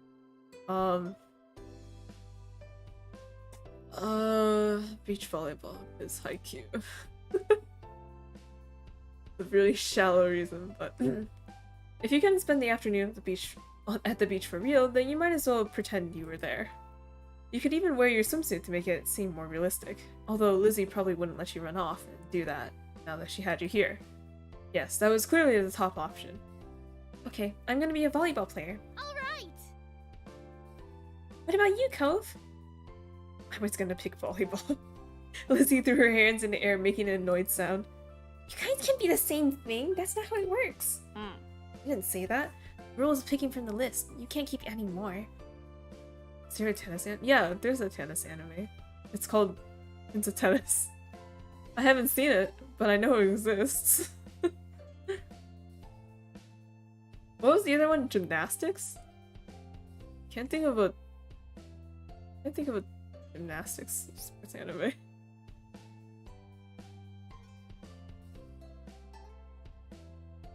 You didn't say that. The rule is picking from a list. You can't keep adding more. Lizzie looked at the two of you, then shook her head, resigned to losing this battle, but not the war. Fine, you're both volleyball players, but you're on the same team because there's only one. Lizzie's ponytail bobbed when she proudly stretched her arms wide. The Olympic team! What? We're Olympic athletes who just entered the Olympics. Cove didn't seem all that impressed with the announcement. He made a face and adjusted the glasses on his nose. Isn't there a gymnastics anime with the in his time? Really? I don't know. I haven't been keeping track of sports anime. After, I don't know, Haikyuu 3rd season came out. Cove didn't seem all that impressed with the announcement. He made a face and adjusted his glasses on his nose. That's really specific.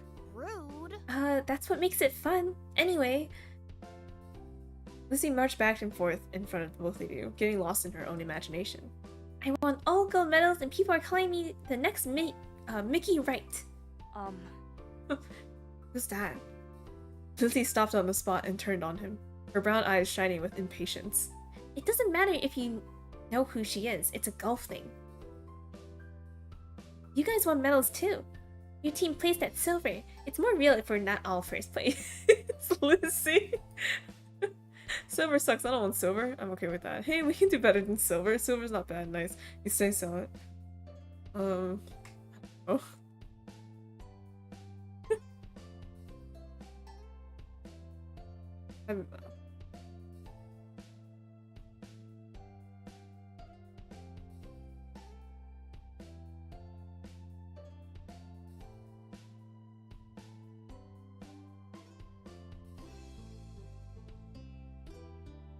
I'm okay.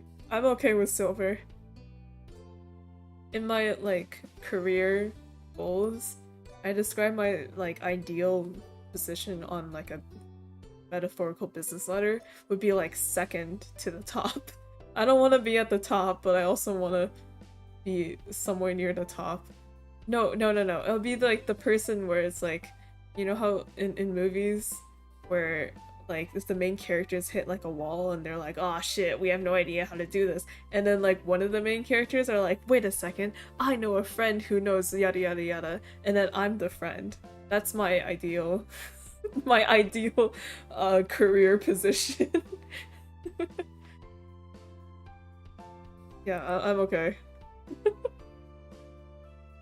He shrugged his shoulders, agreeing with Lizzie. A silver medal was still really good in the Olympics. I'm not. Folded his arms across his chest, apparently not as happy as you were with the decision. Sorry. Lots of people lose at the Olympics. Them's the breaks. And you're the one who did, not me. Lizzie looked taken aback by Ko's declaration, as though the thought of her losing was completely absurd. No way! It wouldn't make sense. I'm already practicing my golf game. She took a golfing stance to make her point, pretending to swing her club and hit an invisible ball. So, what kind of house do you want to live in? Hope hadn't changed his mind about winning, but thinking about where he'd live as an adult appealed to him, apparently, because he looked back at Lizzie with some of the anger fading. I'm gonna live on the beach. Lizzie made a face at him, poking out her tongue. That's kind of boring. We already have that. No, not like normal houses here on the street. On it, right on the sand, by water. Just like that, all the tension was back. You hadn't even had a chance to choose where you want to live. That's not very fun or smart, Cove. You can't live on a bunch of sand and shells. I want to, and I will. Cove narrowed his eyes at Lizzie, even though she stood half a head taller than him. You didn't give out a list of things to pick from this time, so I'm picking that. Why are you even playing pretend if we can't imagine anything? Jeez. Gee. Well, I'm going to live in a mansion far away from here, and far away from you. One with an indoor pool and a place to and a place to practice my award-winning golfing. It's not fair.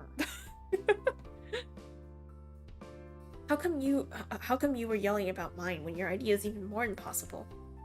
Lizzie's face flushed red, her eyes balling into fists at her sides. It's not impossible, and it's way better than yours. Disagreements always seemed to crop up when the two of them were together, and you always felt like you were stuck in the middle. But when it came to the topic at hand this time, you thought? You prefer a mansion, being on the beach was cool. Cole was right. You're tired of deciding between either of them. I'm tired of deciding. You didn't engage with their bickering and instead dreamt up your own dream house. And you weren't going to share your idea with them either. You already knew it was a good one. You can swim whenever you want if you live on the beach. We can still swim anytime that we want from where we live now. Being a little closer doesn't mean anything. Says you.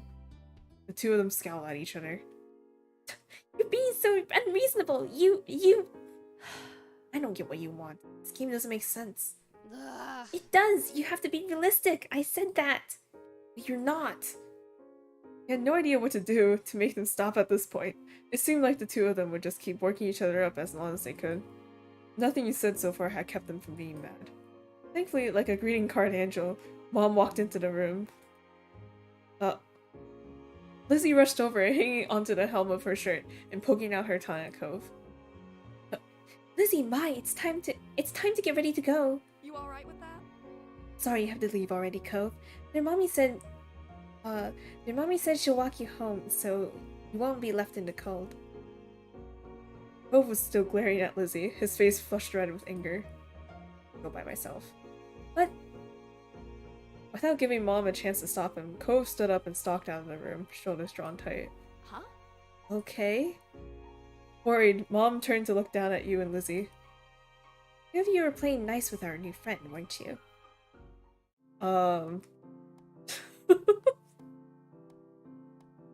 Nah, I'm a snitch. We were playing pretend and things got intense. They were like cats and dogs.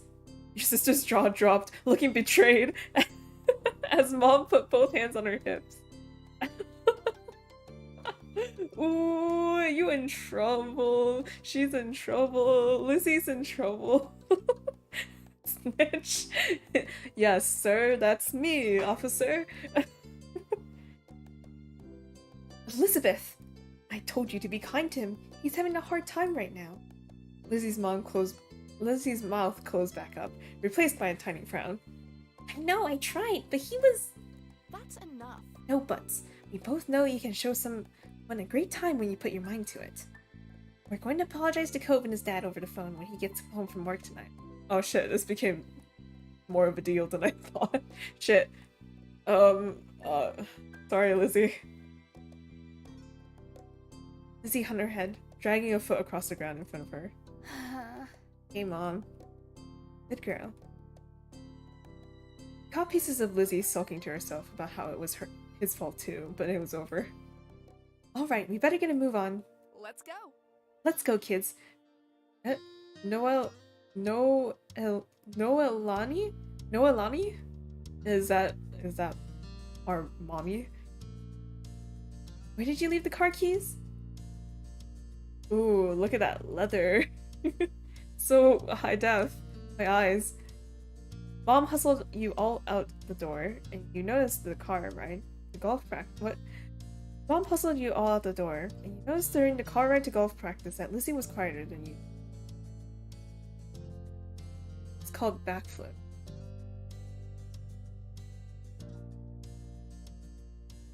Oh, I don't remember. I don't remember. Backflip. Okay.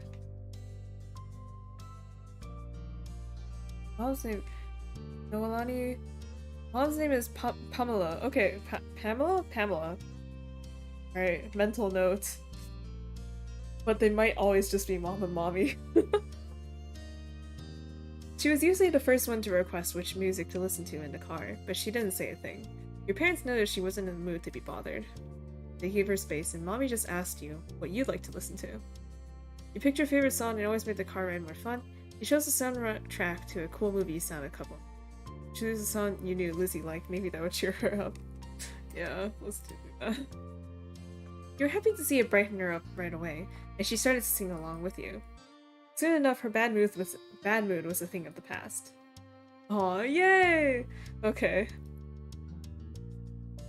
That's the thing a lot of times with kids, it's just like, if you distract them, they'll totally forget what was happening. Unless it's like really traumatic, but like, you know, if it's like a, oh, you know, you shouldn't spill water on the table, like, yeah. I don't know how often people call their moms by their first name.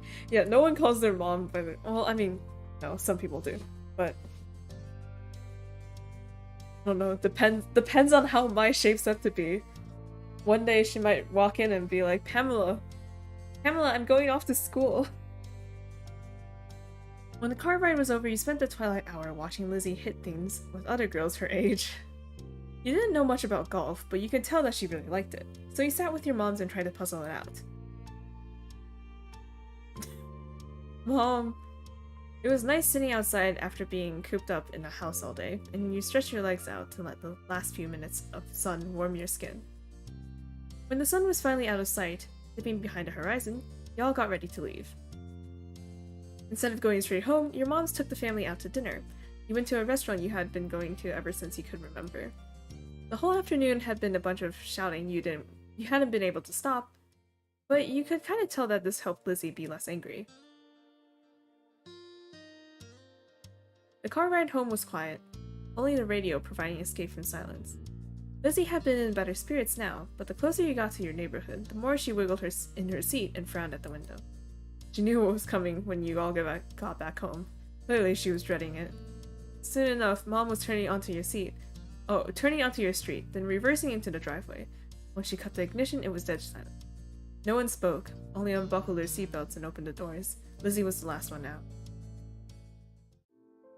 Once everyone was inside and done taking off their shoes, she propped up her hands on her hips.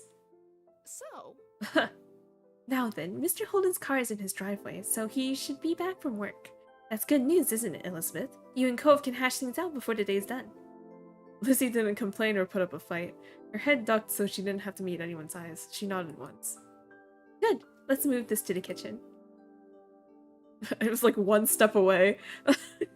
Mom went over to the house phone, and the rest of you following behind her. Mommy put a gentle hand on Lizzie's shoulder as they walked side by side.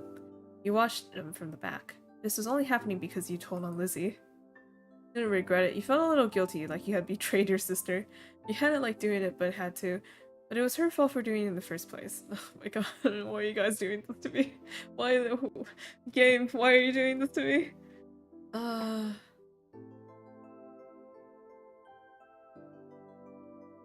Remember house phones? Damn. Don't remind me.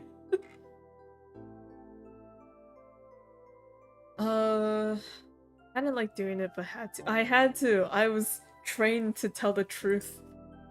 Being a tattletale didn't feel good. You wouldn't want someone else to tell your moms everything you did. Still, your mom had asked directly, and you wanted to be a liar even less. The four of you stood around the kitchen in a lopsided square. All eyes were on Lizzie, who kept her gaze on her feet. You remember the number for Cove's house, don't you, honey? Lizzie jerked her head in another nod, sullen. Without further prompting, she stepped forward and she began to dial. I like how this is like a really, like the whole family's crowded around for this call. I mean, I guess if you have kids, that's just how it is, but like, it's kind of funny the whole family's here for this very important phone call. Mom reached over and pressed a button on the base. Suddenly you could hear the phone ringing. She turned on the speaker. The phone rang a couple times and stopped. Mr. Holden's warm voice came through on the other end. Evening, Holden residence. Lizzie looked over at Mommy, unsure. She nodded encouragingly.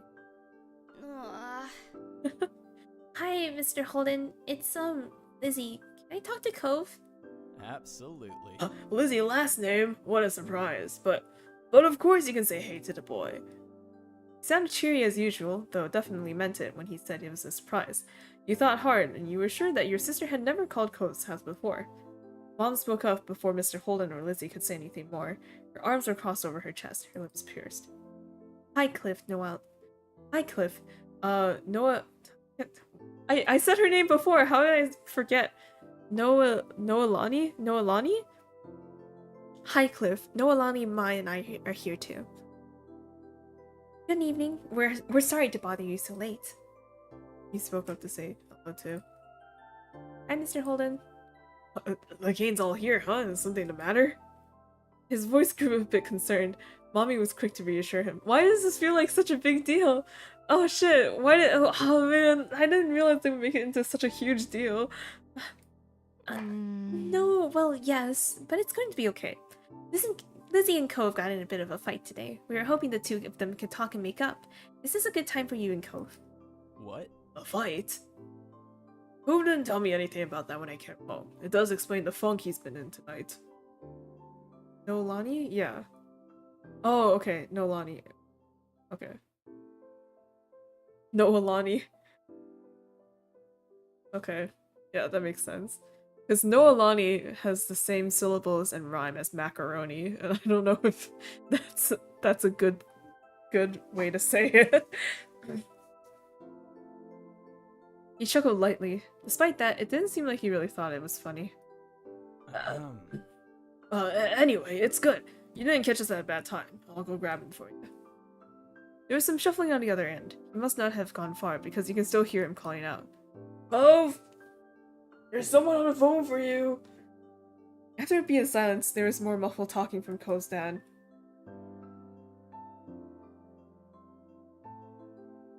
My mommy macaroni. Mommy macaroni. Come on, bud. Lizzie called just so she could talk to you. Took a bit of back and forth, but through the conversation seemed what I can't read anymore. It took a bit of back and forth, though the conversation seemed one-sided since you couldn't hear Cove properly. Eventually, Cove took the phone from his dad. Hi. Oh? Hey, it's Lizzie. Yeah, I know. Dad told me. Cove's tone was defensive. Lizzie turned to Mom, scowling. One stern look from her, though, and Lizzie turned away. Sorry. Aw. I just called to say I'm sorry for not playing nice with you today. I won't do it again. Lizzie's eyes were downcast, her voice low. You could tell she felt uncomfortable apologizing to Cove in front of everyone. Yeah, right? I don't know, I feel like this is such a cute... Okay, whatever, it's fine. She was still being genuine about feeling bad. Cove must have realized that too, because he sighed quietly. Gold. Lizzie was momentarily stunned silent by the demand. You couldn't understand why that mattered so much to him. Alright, you win the gold. Okay. Yes, I'm sorry too. A sense of relief washed over everyone at his acceptance of the apology. Mom uncrossed her arms, while Mommy's shoulders relaxed. Lizzie's eyebrows raised up. You wondered if she thought that he'd refuse her apology. Dad, can I get off the phone now? You couldn't see him, but it was obvious that Cove felt awkward about the situation. He had come off uncomfortable the entire time, really. Yeah. You can go back to your room if you want. Be sure to say goodbye first, though. Bye, Lizzie. Bye. With that said, Cove must have handed the phone back to his dad and left, since Mr. Holden spoke up. That's a relief.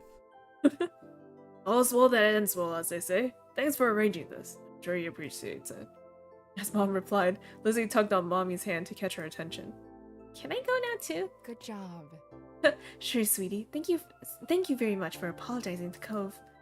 Mom flashed a brief smile at Lizzie and nodded her agreement. Given permission to leave, Lizzie scurried off towards the stairs. She seemed to be feeling much better with the incident behind her. Mom and Mommy returned to the phone, taking off the speaker. They continued talking to Mr. Holden. Couldn't tell what about. You were glad it was the end of it all. Lizzie and Cove might not get along, and probably still won't, but they weren't mad at each other anymore. Mom and Mommy weren't upset either. Everything was finally back to normal. With that thought, you retreated to your own room, the spring to your step. Oh, we masterminded that one. Okay, next. Long day. Moment.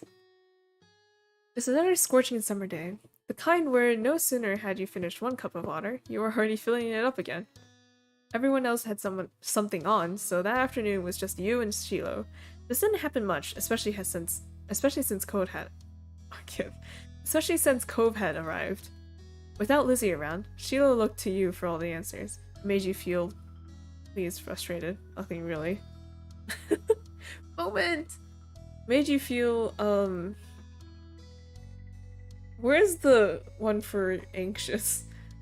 Made you feel so pleased. You might not be in double digits like your sister, but he was only 7. Being the oldest and getting to be the leader was a nice change of pace. You drained yet another drink and frowned at the empty vessel.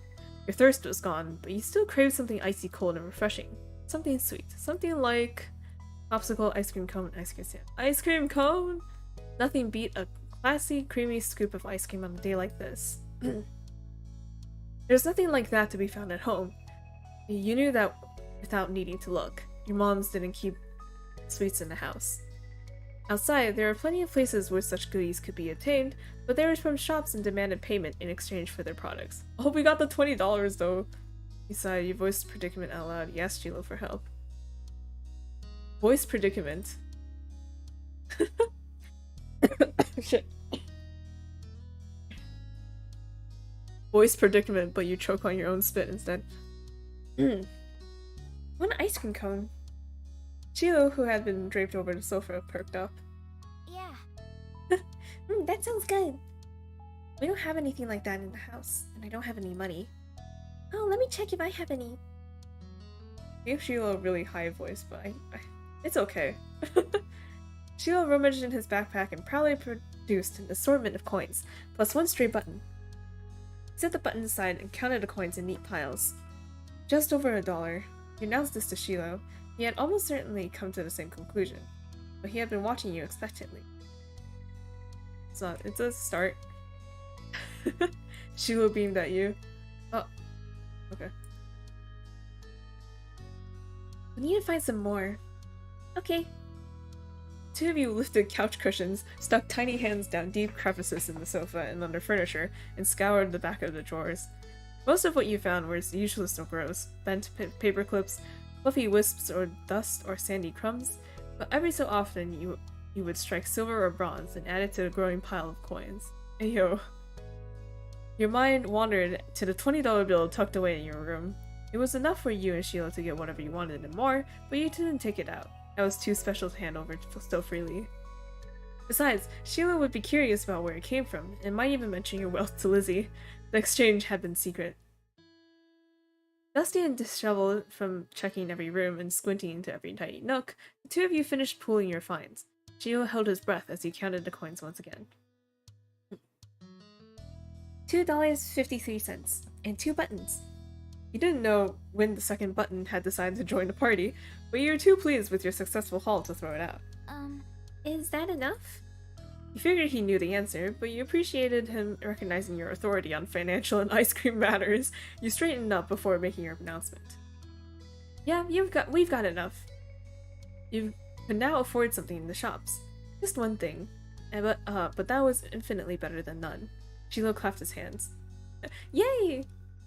Hey, what happened to, like, dollar ice cream? Isn't there, like, they do, like, soft serve for $1, right? Right? Maybe it's just more maybe everything's more expensive if you live near the beach. The two of you dashed outside. The promise of sugar on your destination. Buoyed you on to your destination where, breathless but happy, you stared at the overwhelming number of options. You knew what you wanted, but it wasn't just you who had contributed the funds to get the treat. You seemed to notice your pause. She getting an ice cream cone?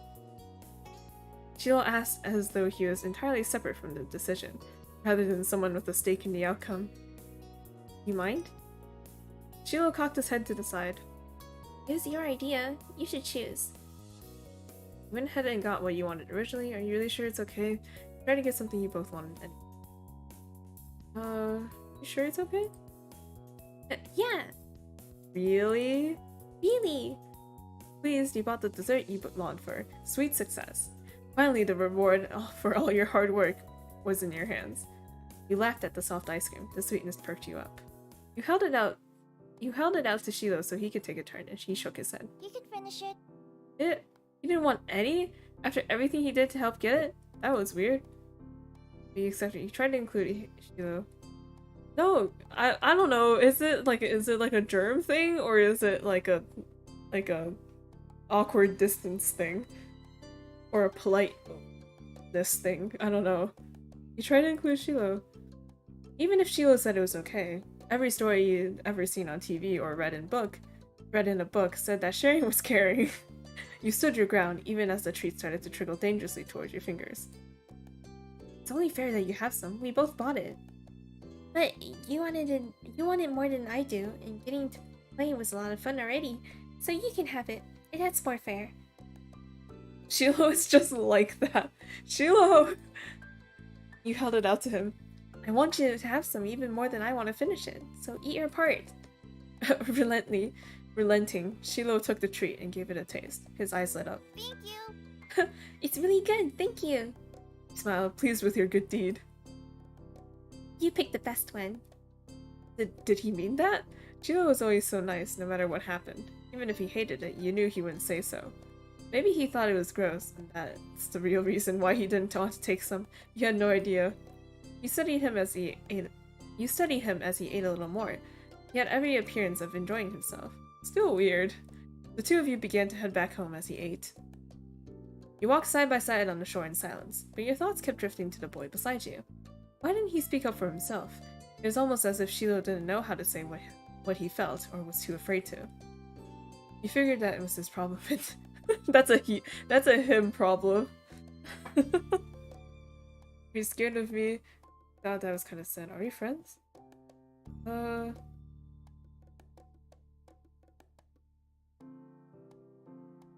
We'll just do some thinking. Not being able to talk to people isn't fun. You didn't want to be the kind of person people were scared to tell their honest opinion to. Considered asking Shiloh about it, but if he couldn't give his opinion on something like ice cream, then he wasn't going to open up about this. You hoped for the best. Maybe you were wrong, or if you were right, maybe he'd feel better about it soon. Shiloh made you unsure about setting a label on the experience of spending the afternoon with just him. There had been good times and there had been confusing ones. You were positive of one thing at least. The treat was delicious, and that was nice. The sun was low on the horizon as you returned to your neighborhood. There you spotted two familiar figures up ahead, Lizzie and Cove. You opened your mouth to make your presence known to them just as you saw the tears on Cove's face. Oh no, Cove! What happened? Are you okay? You walked straight over, Sheila at your heels. Once there, you... Defendant Cove took a moment to make a joke, accused Lizzie. Carefully ask about what just happened, yeah. Without a time machine, the only way you were going to find out was by asking the witnesses. Lizzie might have done something, but she could have been in the wrong place at the wrong time. Or even come to Cove's aid. You wanted to hear the story. Cove, what happened? I got yelled at. He took a deep, steadying breath. Some grandparents got mad at me. Oh, sorry. Lizzie jerked her head in the direction of a nearby house. Heart sunk. You knew exactly what had happened. Every year, the same mean old couple rented out that condo for the summer. You, Lizzie, and Sheila knew to stay away from them, but Cove couldn't have. You're like that with everyone. Or they're like that with everyone. Even your mom struggled to find anything nice to say about them. But the elderly pair particularly took offense to kids. Yeah, Lizzie said. Lizzie drew herself up after that. Oh, what? Lizzie drew herself up at that. She looked pointedly in your direction. I was helping. It's cool. Is there anything I can do? No. Oh, I'm just gonna stay away. Or you could teach them a lesson. There was a devilish glint in her eyes. What? You should ding-dong ditch them. Go ring the doorbell and run. It'll be great because they're so slow. They'll never catch you. That's dumb. I don't want to go near them ever again. And that's probably the reason why they hate kids. You're just saying that because you're a chicken. Lizzie! Cove glared but didn't take the bait. Lizzie turned to you. Oh no. Lizzie, stop peer pressuring us. You're not a chicken, are you? Yeah, cluck cluck. But Cove is also slow. Cove is also slow. He's only slightly faster than the elderly man. You're there, just avoid them. You thought they deserved worse. You thought they deserved worse? I'll do it. Let's just avoid them. You looked at the house. Behind the closed doors lurked two beings, rich in years but poor in patience. Maybe they deserved retaliation. Maybe they didn't. But that punishment wouldn't be coming from you. It was safer to stay far away from them. You could live without the hassle. I'm not doing it either. Oh, oops. Another chicken for the coop. This is a hen house now. Sorry. We're chickens, you're a lizard, Lizzie. She wagged her tongue at his face. Still better than a bird brain. Chicken. The condo door opened, revealing one of the two culprits. Old man's wizened face was set in a scowl, which was to say he looked exactly like he always did when you saw him. Maybe that was his normal face. What are you two kids doing loitering outside my house? Or maybe he was just always in a terrible mood. Nothing? Nothing! He repeated the words as it was the greatest crime anyone could have commit. Nothing good, more like. Get lost! It wasn't as if he owned the space outside the house, but Cove's eyes, still red from earlier tears, were wide, and you thought it would be best to heed the old man's command. Lizzie took off, with Sheila immediately trailing after her without so much as a glance, but back in your direction. So much for your friendship. You waved your arm at Cove, summoning him to follow you, and ran after Lizzie. The old man's hollers propelled you all from the street to the sanctity of the hill. How to say that word? Only once were you safe did you notice this. Only once you were safe did you notice the stitch in your chest and the ache of your legs. You don't run very fast. You flopped down, the blades of grass tickling your face. Lizzie, who had taken the lead in the end, was already lazing on the ground. The four of you took a moment to catch your breath and enjoy the feeling of cool grass against your skin. Cove. Hey, Cove. Cove lifted his head. I told you there were mean grandparents around here. Cove rolled his eyes, then decided this wasn't dismissive enough, and rolled his whole body away from your sister. Lizzie chose to ignore his response and started chatting to Shiloh, who eagerly joined in the conversation. In the back of your mind, you knew you'd be second fiddle again to Shiloh once Lizzie came around. It always went like that. And it was fine. You thought. You still felt a little sad after how much time you spent together today, and it was always annoying. Oh no.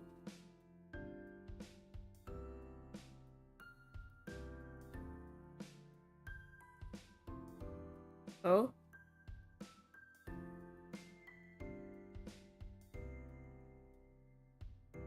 That's fine.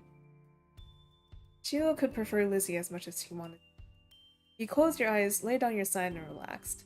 Some time passed with you like that. Felt good to take a real break. You moved onto your back with a small smile, looked at the darkening sky.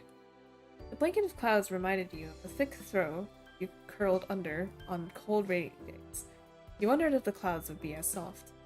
They lazily floated on by, splitting from each other, merging and morphing into new shapes. You saw a dolphin, a car, an alpaca, a smiley face. You saw cloud shapes.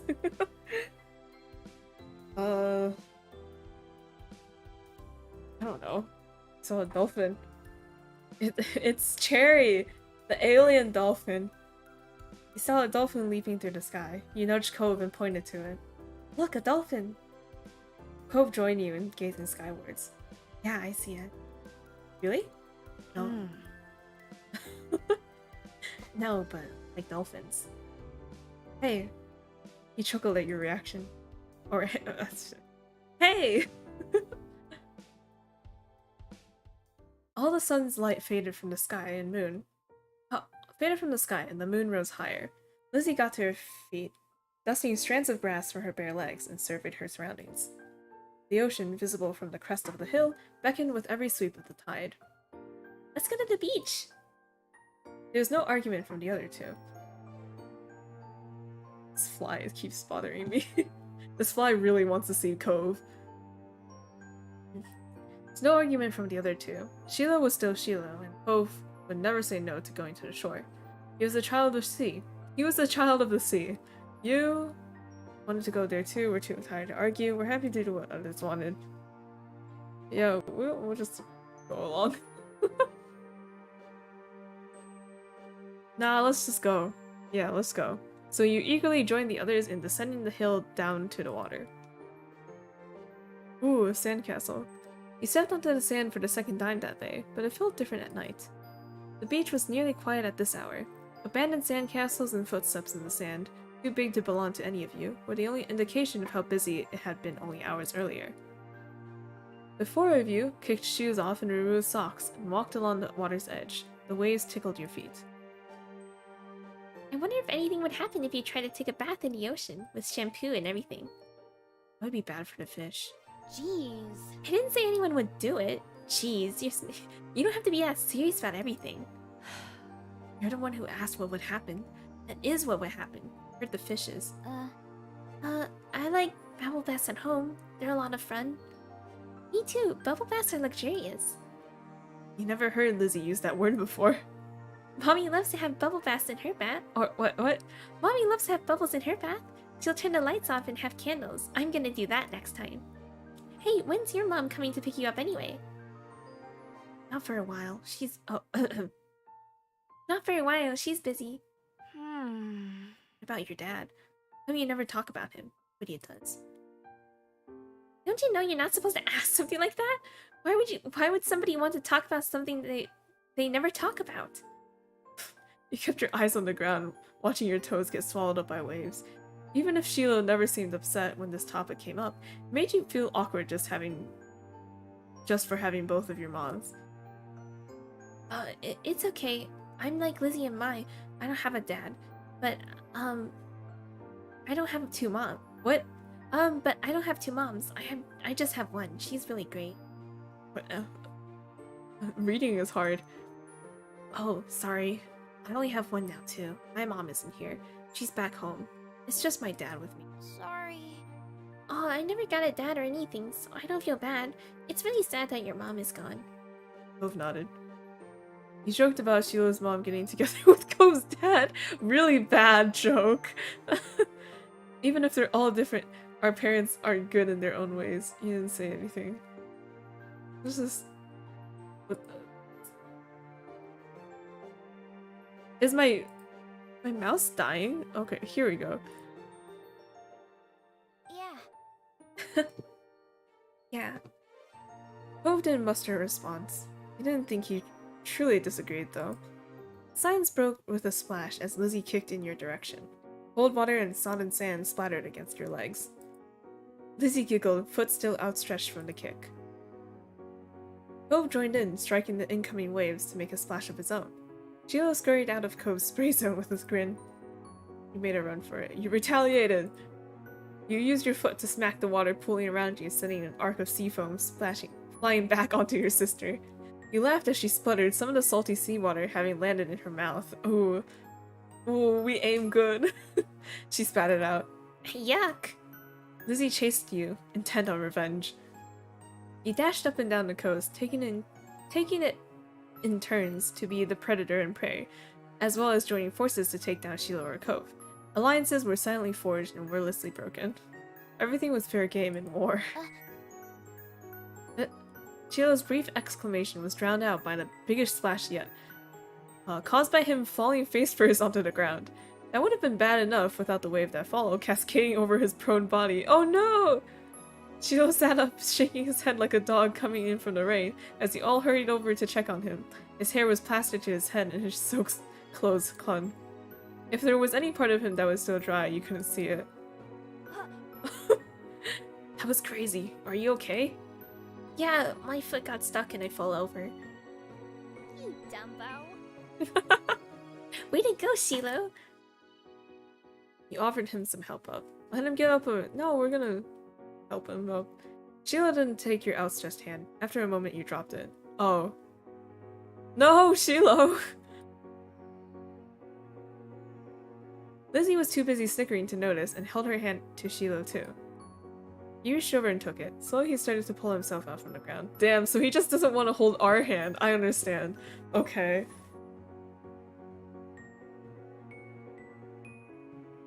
I don't know. Then he slipped on the slick sand, dragging him and Lizzie down just in time for another wave to hit. Oh, okay, it was revenge. The water rolled over them. Sorry. Sorry. Oh no, he said it. What were the odds of that happening twice in a row?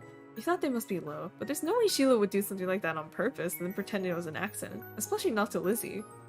Even if your relationship with Sheila felt unclear, he did at least like her a lot. Lizzie was his favorite, right? Smiling boldly, Lizzie extracted herself from the ground and wiped a streak of sand from her cheek. She didn't intend to let this embarrass her.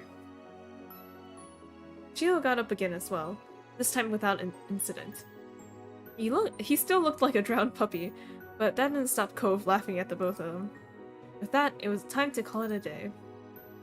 The four of you made the journey back home, leaving a trail of wet footsteps and sand in your wake. Damp clothes may have weighed down some of the group, but your spirits were high. Your arms swung side to side as a cool breeze flowed past.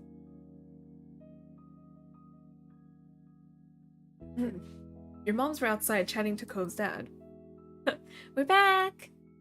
Your mom's faces fell as they took in the state that you were in, ranging from messy to soaked. No. Elizabeth, that all you had to say for yourself? You brought half the beach back with you. You certainly did. What's Marigold going to do when she comes to get Shiloh? Is that how you want him to be for the long drive home, cold and filthy? Lizzie's expression turned sulky over the scolding. Being the oldest could be fun, but it also meant she was the first to get in trouble when something went wrong. Oh shit, that's so true. Mr. Holden, on the other hand, chuckled as he ruffled Cove's matted hair. You've been out making memories, Bucko? I'm glad you had a good time with your friends. Cove used his slightly moist cast arm to push his dad off. Mr. Holden's eyes widened when he noticed that when he noticed even that Mr. Holden's eyes widened when he noticed that and when he noticed even that had gotten wet. Oh, the cast. Okay. Now he was worried too. I think they could have found a less risky way to spend time and just have as much fun. Maybe right. Well, what can you do? Come on, Cove. Let's get you cleaned up and drive off. We wouldn't want that cast to have to be reset. Cove winced at the thought. Okay. Oh. That a boy? Mr. Holden casually bent down and plucked Cove up off the ground, ultimately holding Cove against his chest. Sand was already transferring from Cove onto him, but that didn't seem to bother Mr. Holden. Cove protested being carried, but only got a reassuring pat on the back for his trouble. Take care. Good night, Cove. Thank you for the talk, Cliff. Night, last family, and Shiloh too. Fine.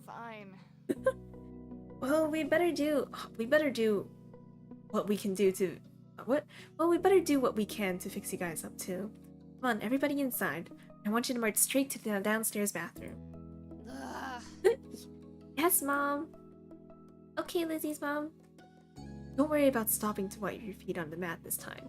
That much won't do much good tonight. Sitting on an old beach towel your mommy had found, you waited in the hall. Until you were less sandy, you weren't allowed to go to your room or walk around the house. But you did get to eat a sandwich for dinner there. It felt like an indoor picnic. It had been decided that Sheila would wash first and borrow some of your clothes. He was already finished, packed away in his mom's car. Mrs. Fields had come to collect him a little while ago. It was a bit of a funny experience seeing him without that hat on for once. Lizzie, being much more soaked than you, got to go in the tub next. It wasn't a bubble bath, as she had hoped. This was a no fun allowed cleanup session, at least that's what she had claimed. Not much longer and it would be your turn. When the bath was done, you'd have to go straight to bed. After a day like this, though, you were glad there weren't going to be any further events. Drifting out to sleep sounded like a great idea. Aw. Oh, okay. Sandcastle moment!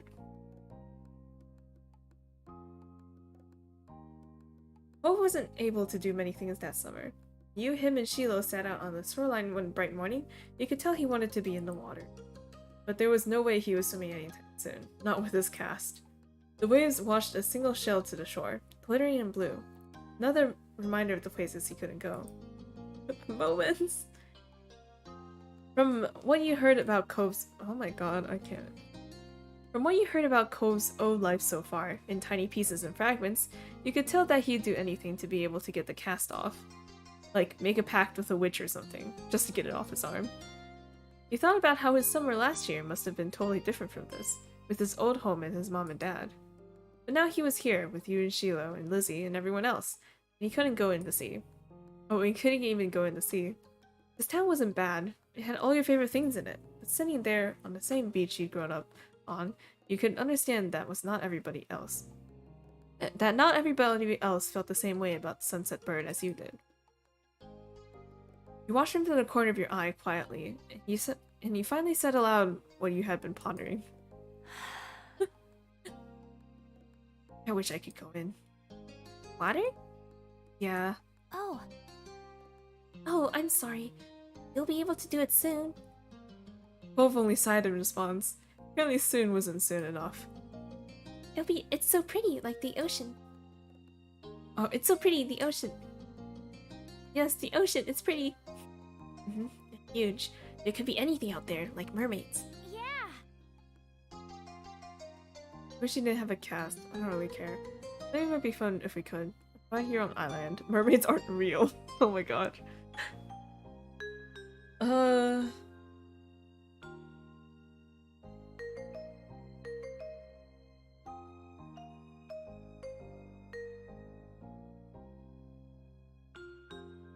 Maybe it might be fun if we could. No, I don't like that one. She didn't see anything. I stick with my choices. But she didn't have that cast. Me too. I'm still not interested in hearing much more of your input on the situation. Cove turned back to the water. But as he looked away, something about Sheila's slow, careful movements caught his eye. Hey, are you building a sandcastle? Sort of. I was only playing around while you were talking. I'm listening. Maybe I could too. I've only made big piles before. It's really nothing special. I'm sure you'll be good at it right away. Well, how do you do it then? Sheila's cheeks lit up. You could tell that he was a little bit uncomfortable to have Cove's unexpected stare on him. I'll play too. I love making sand stuff. I've never really made it. I love making sand stuff. Okay. He put his hands back to his seashells and sand and nodded. Don't do it a lot. Here's how I like to get the house started.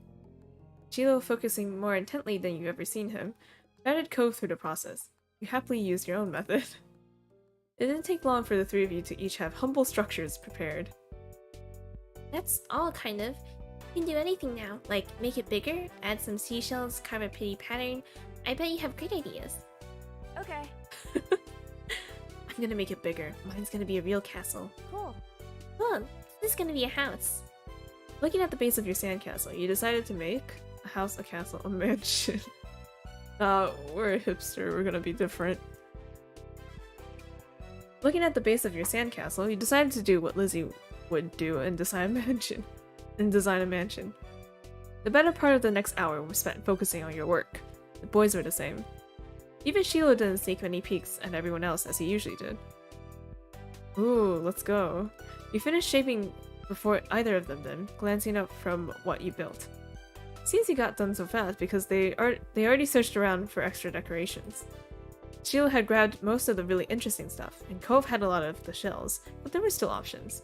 The first thing you reached for was red bottle cap, blue seashell, green piece of sea glass.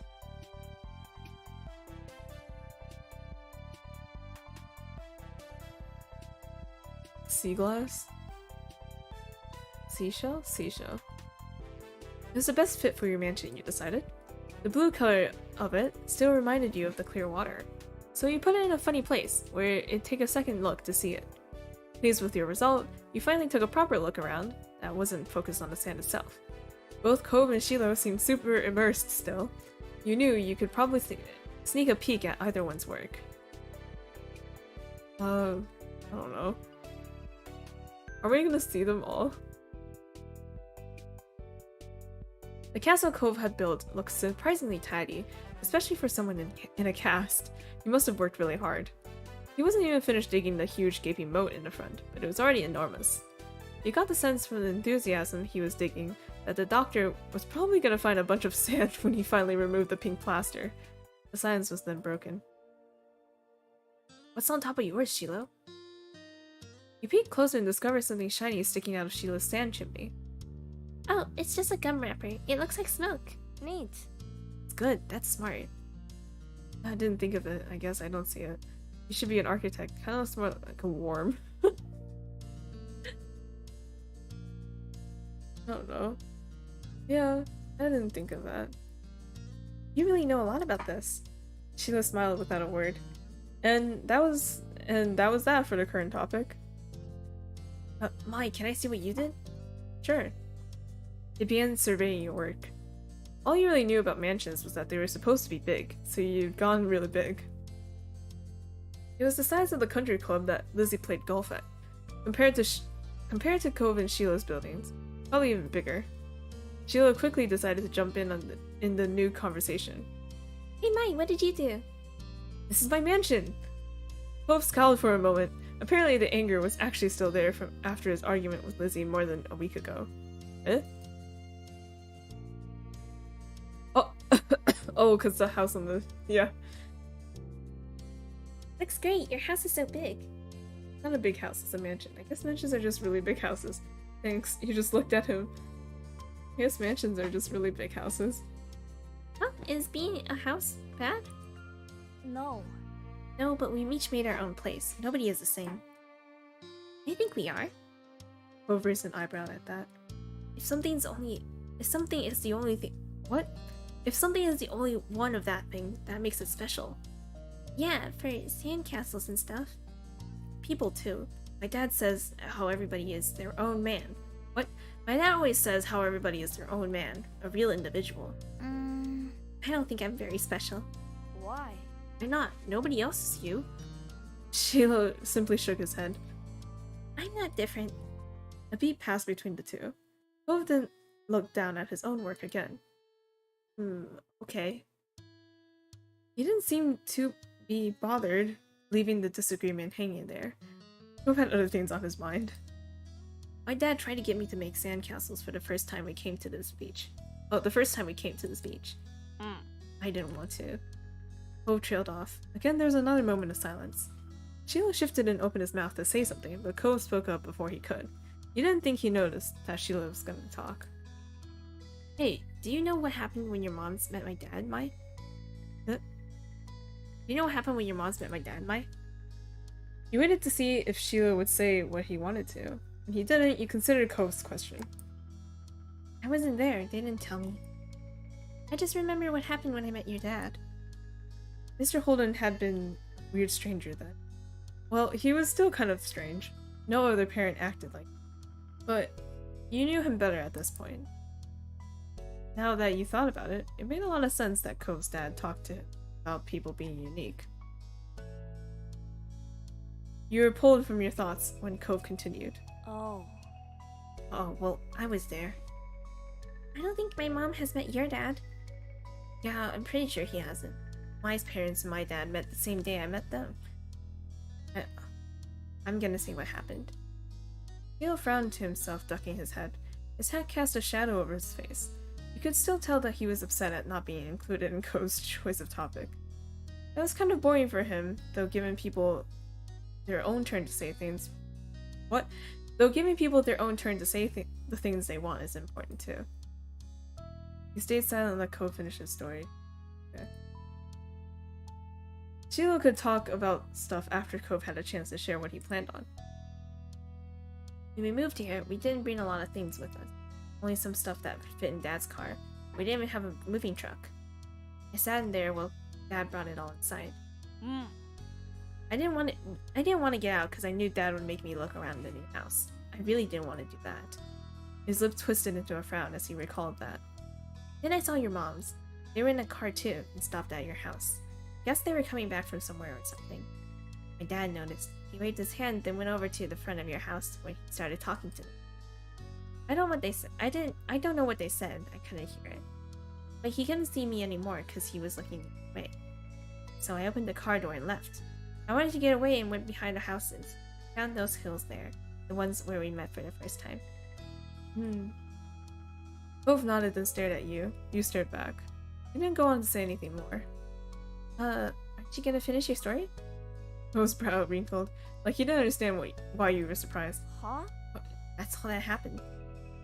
Okay. It was a pretty bad story. Why did you want to tell the story if nothing happened? I didn't get what the point was. That's how our parents met. I didn't make the story up. That's not really my point. I'm so confused. What? Sorry. What was just not understanding the issue here? Sheila's mouth twisted in a scorn of disbelief. He said nothing. Why'd you break that up anyway?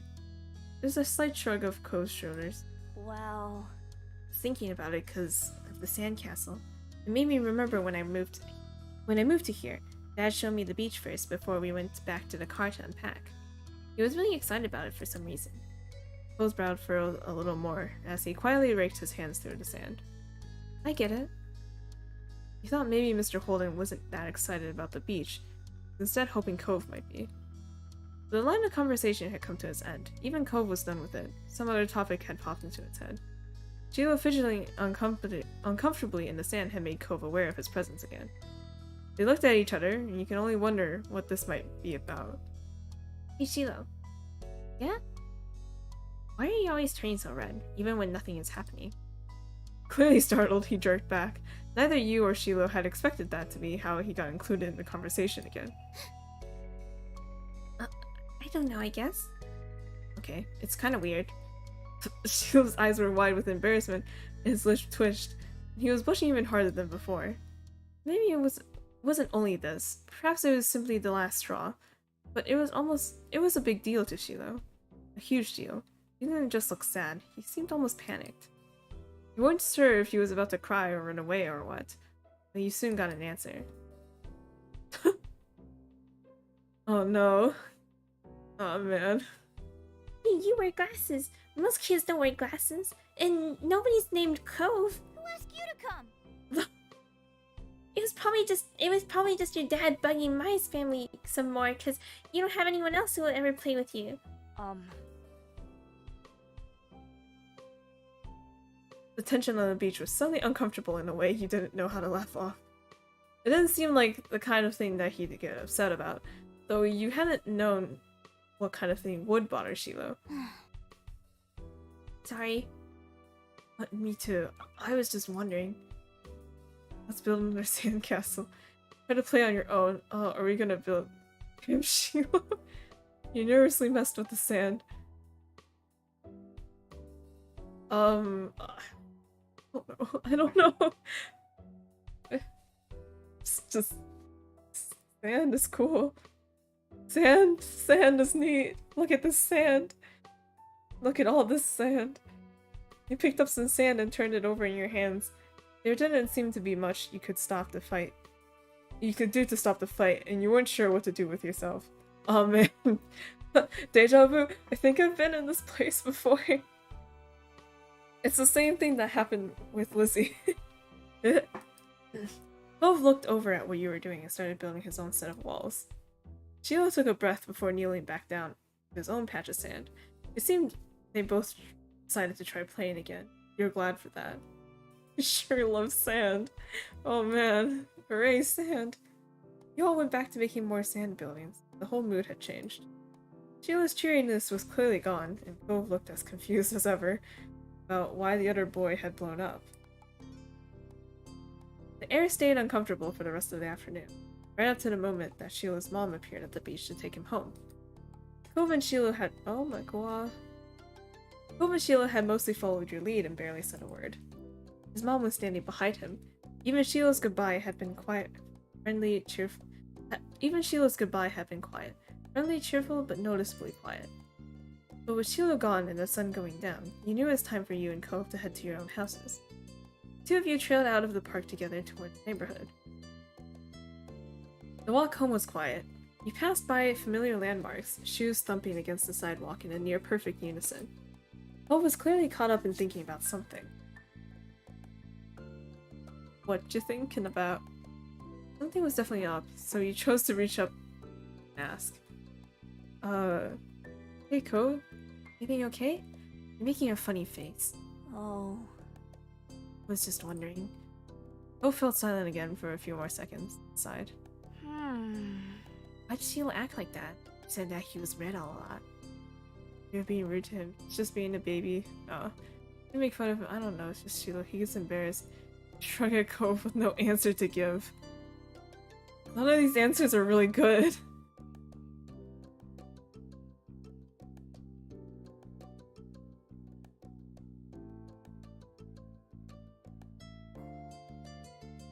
I don't know.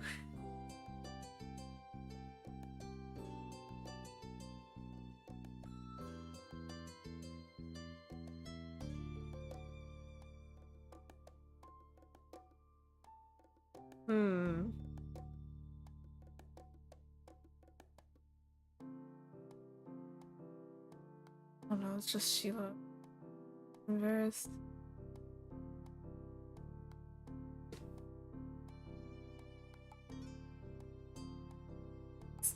Shrug. Even though we asked? I don't know. No, I don't think. Oh, go.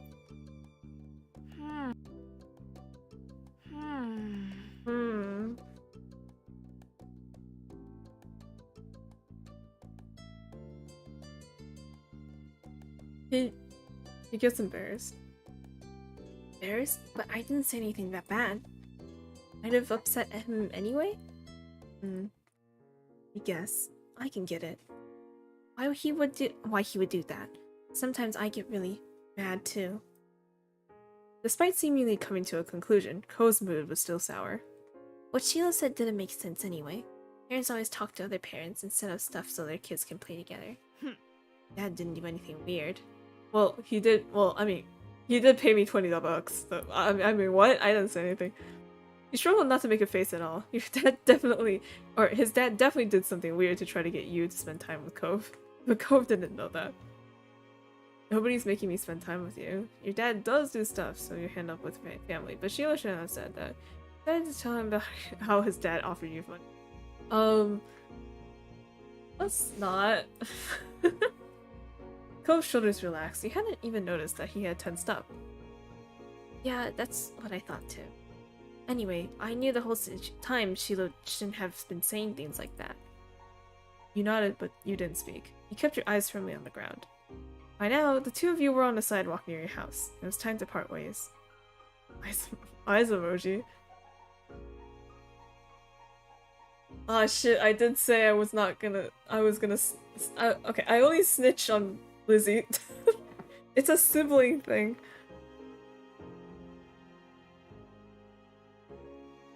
Okay. Time to part ways.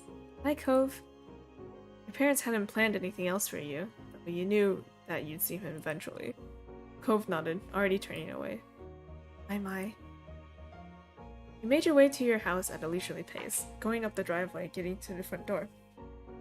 Before you went inside, you looked back. Cove was halfway to his house, his hands shoved into his pockets. You still felt a little unsure with what you were supposed to do about the deal Cove's dad had offered. You didn't even want to say anything. You didn't want to say anything.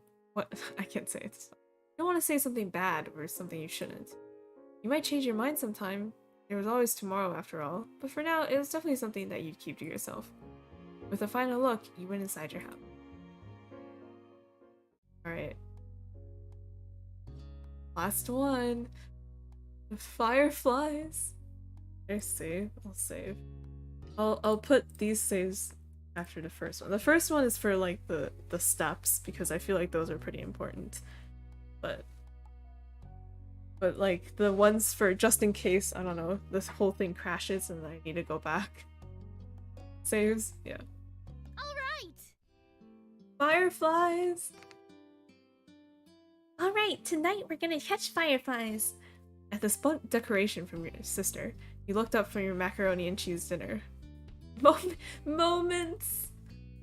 Fireflies were a familiar sight over summer, coming out on warm nights to dance through the sky. Tonight was particularly balmy. You knew that there were bound to be a ton of them around. Oh, are you? Oh, you are you? Yeah, you started eating faster. You look over to your mom's, push the food around on your plate. You would not believe you. Hey, yo. Yeah. You rocked lightly from side to side in your seat, very excited for your after-dinner activity.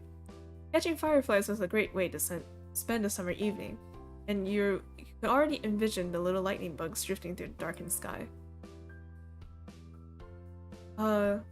Shiloh? Where's Shiloh?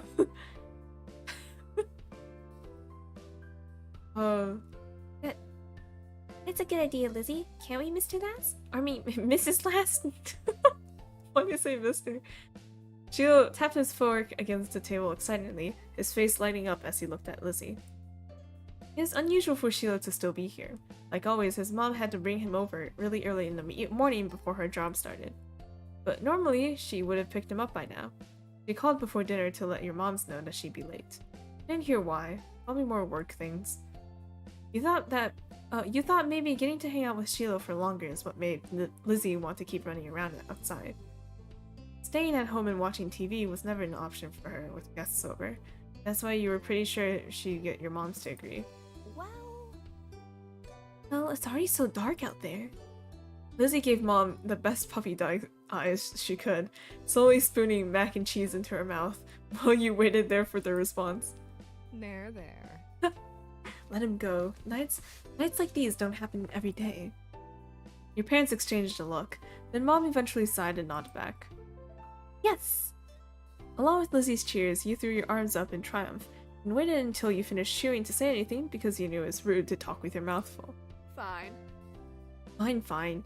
Just make sure you stay on the hill behind our house with all the poppies, okay? Duh. Duh, Mom, that's where most of them are. The idea had only just been planted in your head. Already you can picture all the glowing lights spread out in front of you, like the fairies from the bedtime stories Mommy read sometimes. All too quickly it became a race to see who could finish their food first. No choking at the dinner table now. That's right, if someone died we had to cancel the Firefly trip after all. Mom said it like a joke, but you knew that they were both telling you kids to slow down. Sheila did immediately. When you glanced at Lizzie, you saw her still eating faster than she should. Sorry, I gotta grab something.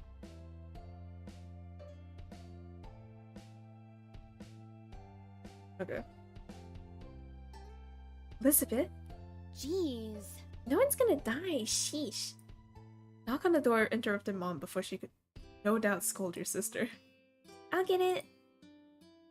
Your big sister jumped out of her seat and ran over to the door, prying it open without even looking out the window to see who it was. Huh?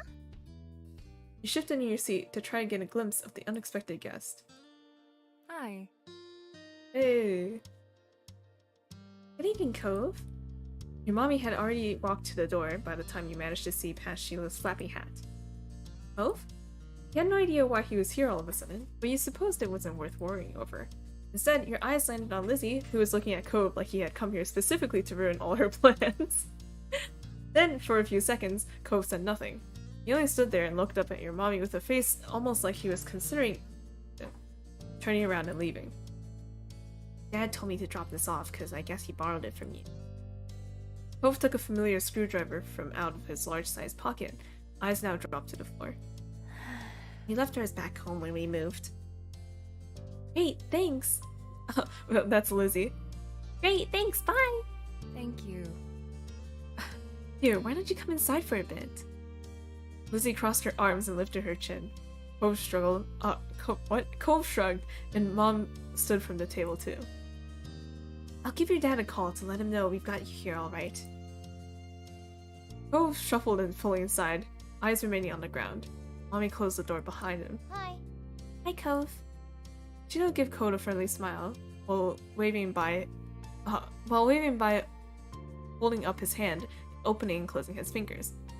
Cove nodded in response. Cove, are you gonna catch fireflies with us? You can come outside with us if you want. Come outside with us! From the corner of your eye, you can see Lizzie glaring at you for mentioning the excursion to an outsider. Trying not to meet her gaze, you looked at Cove. Whatever Lizzie thought of him, he wasn't exactly a stranger. Whatever Lizzie thought of him, he wasn't exactly a stranger anymore. We're gonna catch fireflies out on the hill. What? We're gonna catch fireflies on the hill out back. Okay. Want to see them? Never caught one before. It's too bad he didn't have a chance before now. The fireflies weren't out when he first moved in. There must have not been anywhere where he used to live. We can't go until after dinner. After she pointed this out, Lizzie walked back to the table and took her seat. There wasn't much left on her plate. Since this was very true, you decided to finish up your own stuff as well. Cove stepped closer and eyed what was on the menu for your family's meal. Have you eaten yet? Yeah, my dad and I ate earlier. What did you have? Eggs. Oh, same, Cove. You're also a Gaston kitty. The clipped, one-word answer seemed to discourage Shiloh from asking any more questions. His eyes slowly wandered back to the last scraps of food on his plate. Your phone call with Cove's dad must have ended because your mom came back into the room. Okay. Cove, your dad said you can stay for a little while if you like, but he's going to come and get you before it gets too much later. Sure. Fun. Oh, fun! This will be so nice.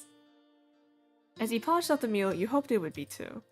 The three of you all finished eating shortly after, and Lizzie led the way outside. Remember, don't stray too far! It's fine, Mom! Shiloh trailed so closely after Lizzie, he was nearly stepping on her heels. Cove hesitated at the door. Fireflies weren't real. What? I mean, if you've never seen one, it'd be like that. Coming? After a moment, he did. Bye. Hi, children. The two of you were a good 10 or 15 feet behind Lizzie and Sheila by the time you walked outside. You pushed the door shut behind you, watching their figures get farther and farther away. You're so slow, Mai. We don't have all night. You started to run when you heard Lizzie's voice calling you, but paused when you saw Cove still walking at a relaxed pace. You're not gonna come? You tugged him along, you walked with him, and you waved at him to hurry. You ran off. Are you not gonna come? You walked to- let's just walk. Or... oh. You supposed there wasn't any real hurry, and you knew it would be bad to leave him behind entirely. Two of you followed after the footsteps Lizzie and Sheila left behind until you reached the hill behind your house. Lizzie had already climbed to the top. Sheila was spinning in circles somewhere around the middle. Upon seeing the gently glowing, winking lights, you moved a bit faster, eyes widening in delight. Wow. Sheila took a moment to come over and welcome the both of you to the hill. Hi guys, it's really great out, huh? See how many there are? Yeah. Firefly danced through the air, landing on Cove's sea-greened head. Sheila couldn't help but giggle. You and Sheila couldn't help but giggle. You quietly look on. You shoot the bug away. Now let's laugh. Covering your mouth with a hand, the sound escaped you. Cove looked at you in confusion. What? You gestured to his head, and he reached up, making the firefly dart away. Cove jumped, then followed after the glow. Oh, look, Lizzie has one. That's amazing. Sheila ran to the highest point of the hill, making sure not to lose his hat or backpack along the way. You hummed as the group divided and conquered, shifting your gaze to the dozen of other fireflies sailing around. The game was on. You had a bandage on your thumb, and you tried to be cautious with that. But you had a bandage on your palm, and you tried to be cautious. You had 2 bandages on your hand, and you tried to be cautious of that. You were good at not getting cuts or scratches, so you weren't too worried about that. What?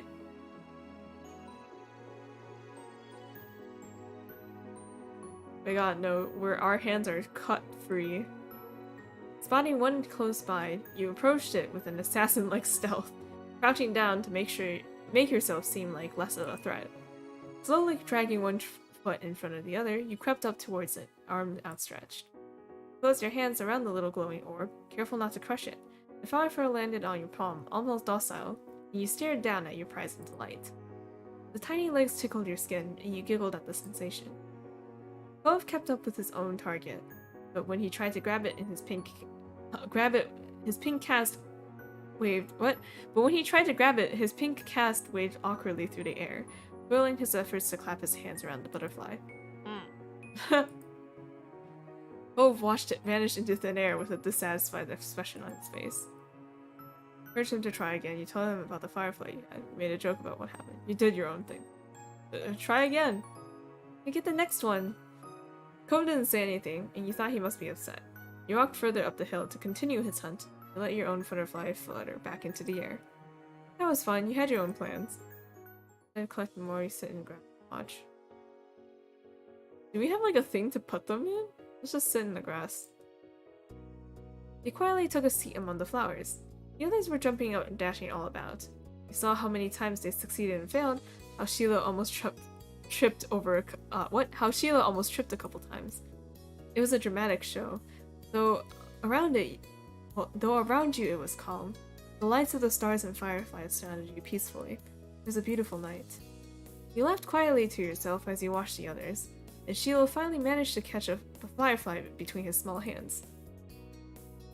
His eyes lit up, and when he spread his fingers to take a peek at it, the bug escaped and flew off into the air. I'd just catch him and let them. Oh, what, is that what you do?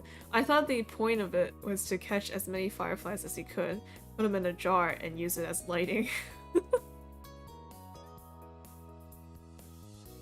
Oh! You watched as he pounced after it once more, but your eyes soon landed on Cove, who had failed to catch a firefly yet. It scared him. You wait to see what happened. Cheer! You can do it, Cove! Cove smiled at you for a moment before returning to the firefly he had been trailing with renewed enthusiasm. While Cove returned to hunting fireflies, you settled for laying back against the soft grass, watching the poppies sway around you and the fireflies hovering against the vast sky. Come on! Fine, Cove, get up here. We're gonna have a race. The shouting caught you off guard. It had been quite a while since you heard from Lizzie or Shiloh. You glanced over to see them both standing on top of the hill again, Lizzie beckoning to you with a quick hand gesture. If she was like that, you knew there wasn't much room for disagreement. Up the incline you went. In the corner of your eye, you saw Cove was coming up as well. He didn't care for Lizzie a lot, so you thought he might be intrigued just by the idea of a race. Hi. Cove. Hi, Cove. You can't roll down a hill. You'll hurt your arm again. You can be the referee for the rest of us. As Lizzie pointed this out, Cove froze in pace. Oh, it was that kind of race. He frowned down at his cast. That was the second time it got in the way tonight. What? Yeah, you watch and see who gets to the bottom first. That's important, got it? I guess. The cast was sturdy. If he was careful, he could have done it. Lizzie might have just been looking for a reason to make someone else the referee, but it was already decided. Are you racing? Or is staying with Cove?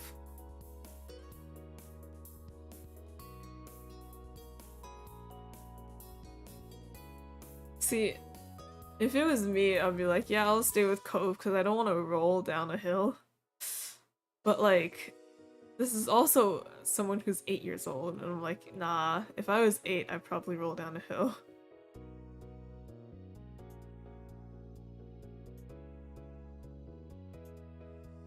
Yeah, I'm rolling down. Satisfied with this, Lizzie moved to lay down, and Shiloh did the same. Cove stood slightly to the side to get a better vantage point. It seemed like he was taking his newfound referee duties seriously. Countdown! You quickly got into position as well, resting on your side in the grass and tucking your arms close to your chest. 3, 2, 1, go! 3 of you took off, letting gravity do the work, rolling at high speed towards the bottom. You squeezed your eyes shut, a delighted laugh leaving you, and consequently allowing a few blades of grass to your mouth. You sputtered, reaching up to wipe them away. It threw you off your balance and sent you careening sideways. Oof. Ah. Everyone started too close together because the slight turn you... What? Everyone started too close together because the slight turn made you, then Shiloh, and then Lizzie collide into a heap. You tumbled down the last few feet in a pile. Shiloh's elbow was in your stomach, and you were pretty sure Lizzie's hair was in your mouth, but you had survived. Perhaps it wouldn't have been safe for Cove after all. You could hear him laughing in the distance. When you opened your eyes, you saw the starry sky above, and Cove was still on top of the hill, staring down at the 3 of you with an amused look on his face. Hey, cool crash. I think Sheila was the first one at the bottom. That didn't count. We need a redo. Kids, it's time to come in. Ugh. No. It's always at the worst timing when like parents are like, yeah, your fun's over now, and you're like, but it was just getting started. You sighed, oh my god. You sighed, not knowing if it was from contentment or exasperation. Close your eyes again. It's gotten late in the beginning and was beginning to feel a bit chilly as you made your way up out of the hills, but the cold in the air hadn't dampened anyone's spirits. The 4 of you walked back home together side by side on your neighborhood street, discussing the evening with each person trying to prove that they were the one who caught the most fireflies. You knew that whoever really did catch the most didn't matter much anyway. All that mattered was that you had a good time, which, judging by the smiles on everyone's faces, you did. Hey! Hey! Alright, hold on, let me save, because, well, I don't want to lose my progress. Alright. Then we can finally end summer! Okay, but before we end summer, I'm gonna, take a sip of water. Ooh.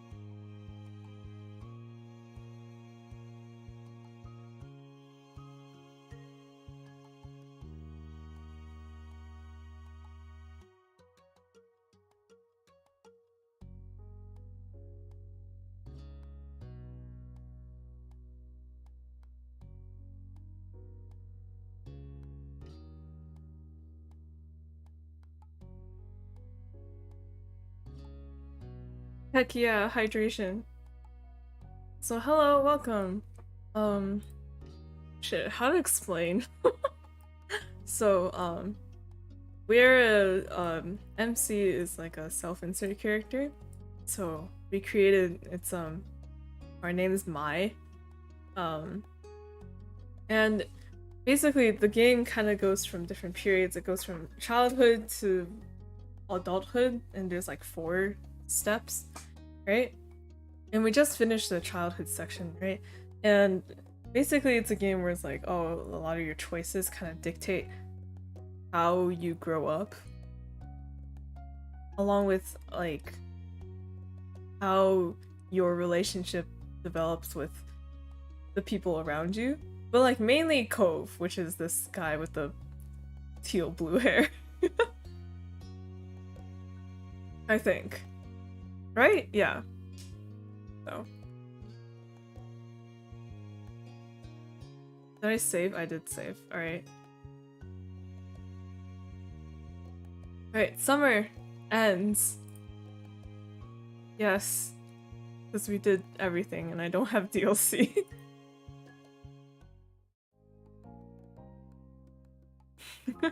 Oh, good. Alright. I'll never get tired of that view. You sit beside your moms and Lizzie as the 4 of you watch the sun dip into the ocean somewhere far, far away. You like to imagine it cooling off in the water, resting itself before getting ready to shine brightly again tomorrow. That was a fun day. Oh, That was a fun day. I didn't know they had magicians on the shopping street now. neither did I. No, we are so dull. Let's get out more. You didn't do real magic, Mom. How'd you figure that one out? Duh. Because I know, that's not what real magic looks like. Oh, Lizzie dear, there's all kinds of magic in the world. Lizzie gave Mommy a suspicious look, but didn't dispute the claim. Well, we can't sit here all night. Time to hurry home and get cooking. So who's helping with dinner? Lizzie immediately let out a groan. Ugh. Summer's almost over. The protest was obvious. You could practically see school on the horizon, and you certainly didn't want to spend your last bits of freedom cooking dinner. You could do that any other day. Please, can we play a little longer? We have to keep playing before it's too late. Oh wait, I don't want to. I chose too fast before I read everything. It is almost over. Puppy dog eyes. Lizzie may not want to, but you plan on going. Yeah. Before. Okay. Yeah. Mom raised a brow, the corner of her mouth lifting before she pursed her lips. You make it sound like it's the end of the world. It practically is. You nodded vigorously, thankful that you had your sister on your side. Surely your joint effort would wear your mom down. Child of you. We're not manipulative like that. I don't think we have puppy dog eyes. Please. Soon we'll have homework and reading to do. We can't do work now too. Lizzie made her case and then stomped her foot into the ground. You mimicked her, feeling that would add something to the argument. Oh. No. Oh, come on, Pan. I can help you with dinner. Mommy leaned in for a hug, and you knew that you were very close to victory. Okay. Alright. But as soon as dinner's ready, you lot are coming inside, understood? Yes, Mom. Yes, Mom. So much to do, so little time. Maybe I can get the seashell bracelet at Times and Trinkets. Ooh, or maybe the playground. Or the Fireflies could probably be coming out, right? When I get a say in this, you silently made your own plans. We can't go far. I'm going home. We can't go too far. Lizzie pouted at you as he pointed this out. Mom said to be back in time for dinner. It won't take that long. I know. A strong gust of wind made you shiver. Lizzie huffed as she wrapped her arms around herself. Rude. Doesn't the wind know that summer's not over yet? That's all Lizzie said before abruptly turning on her heel and heading off in the direction your mothers had gone. Where are you going? I'm going to my room. I have lots to plan if I want to make the most of tomorrow. You thought this over, looking off towards the water again. Lizzie didn't wait, and before long she was disappearing off the road. Follow Lizzie, stay outside. stay outside. You watch Lizzie run off, twisting your lips as you consider what to do. In the end, the pretty sky and soothing sound of the waves won out. You stray off the path, grinning at the feel of the sand, quickly feeling the empty space in your flip-flops. That was fun for a while, but you grew bored eventually. How else could you enjoy the remainder of your time at the beach? Let's look for seashells! You walked to the shoreline, peering at any debris that washed up. Most of it was just seaweed, rocks, and trash. Though now and then you spotted a seashell. You picked up the ones that stood out to you until you had a nice little collection. It was a great evening, but soon you had your what? It was a great evening, but soon enough you had your fill and were ready to join the rest of your family back home. Not too much farther down, you spotted a familiar green head of hair moseying along the shore. We ignore Cove. Curious, you strayed off your path and walked over to him. Cove knelt down, picking up something you quickly identified as a smooth rock. He reared his arm back, then tossed it out into the water. You were impressed by how far he got it to go. It sailed all the way out into the sea. It was a good toss, it was pretty neat. It wasn't a long throw, but he didn't care to try for that. The rock sunk kind of like a rock and fell back down almost right after he tossed it.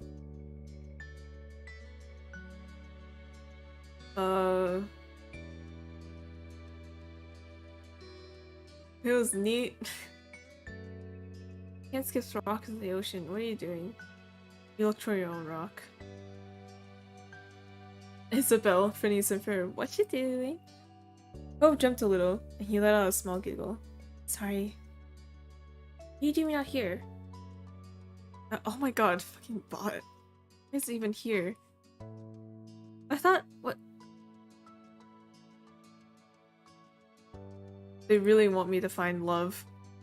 I'm trying, man. It may be 2D, but... Really?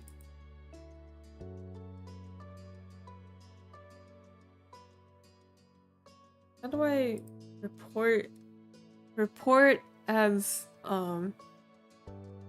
pornography or sexually explicit material? Yeah. No. Unwanted commercial content or spam. Okay.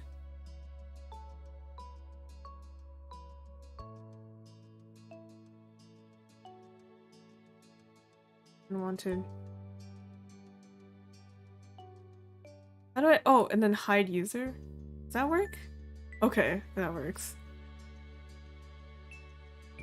I still don't get how it—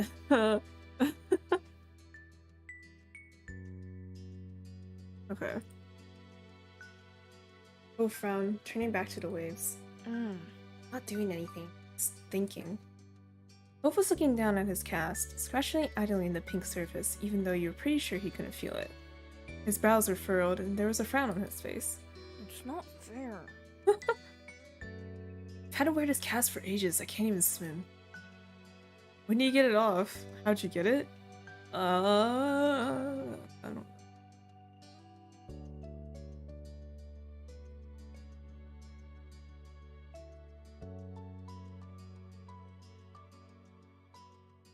Did you get it?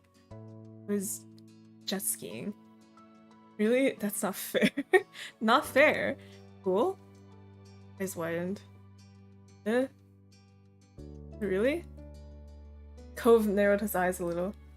Yeah, why would I lie? I didn't mean it like that. Then he continued to explain. I crashed. He gestured to his arm as to say, and this was the result. It's hard to believe you're allowed to jet ski. Whoa. Oh, I'm not. Oh. Cove let out a huff, flopping down into the sand. I can't believe summer's almost over. He sat down next to him and nodded in agreement, regardless of the sudden topic change. I don't want to go to school. I mean, I would. I don't want to go— I mean, I would. I don't want to go to a new school. I think it'll be the same school as you and Lizzie. Dad said something about that. So why don't you want to go? It's nice as far as schools go. You'd only ever been to one school. Oh, you've only ever been to the one school, but you were sure that his old school couldn't have been that much better. Then again, he did have to make new friends and meet new teachers. It could be kind of scary. Cove shook his head, then wrapped his good arm around his knees as he drew him to his chest. I want to go home. You weren't sure what to do. It felt weird just to leave him here crying, but what could you say that would help? Frowned a little, starting to stand. Wait, did I prick the wrong? Did I accidentally scroll through an option? I want to go home. I keep hearing the voice line. Then again, he did have to make new friends and meet new teachers. Could be kind of scary.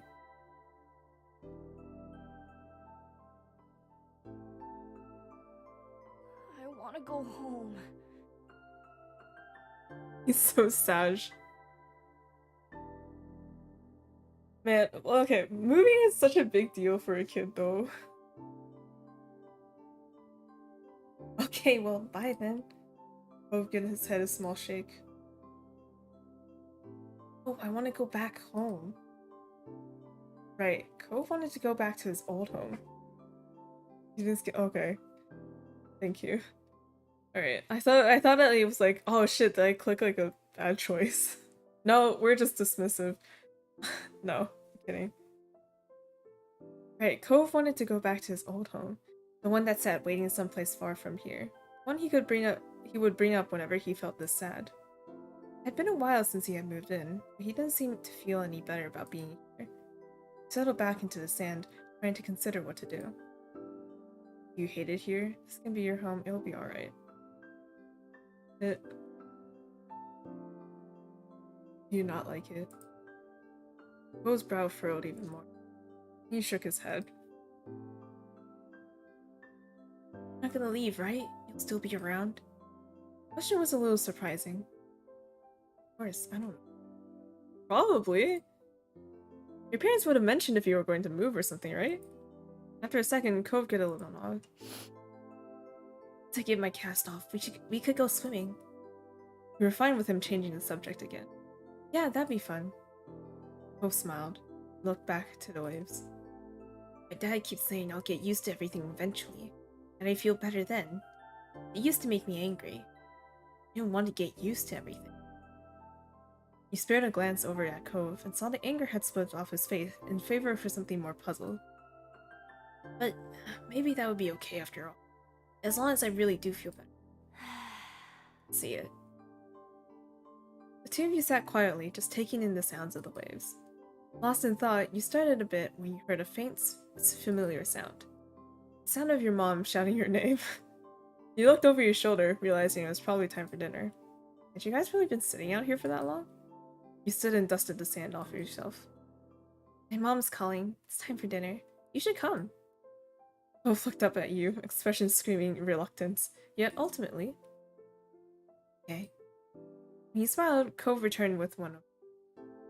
But the two of you couldn't stay here in your own little world any longer. My voice. You were being called forward. So the both of you ran off towards your house, leaving the waves and summer behind. Ooh! Transition animation. In between.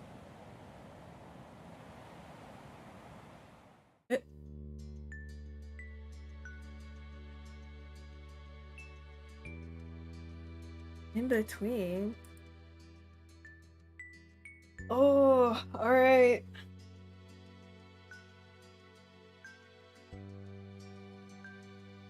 So, is there anything we want to change? Mai is growing. Mai is a growing child. This is you for step 2. Change. I think appearance one. Acne. Aw, it's realistic, but I don't really want to do that to her.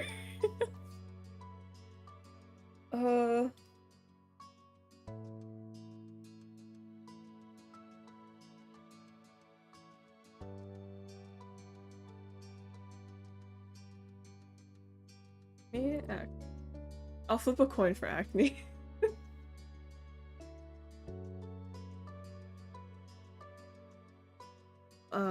Heads, acne, tails. Mai gets to live an acne-free life. Oh, it reeled heads. I'm sorry, Mai. And pull it up.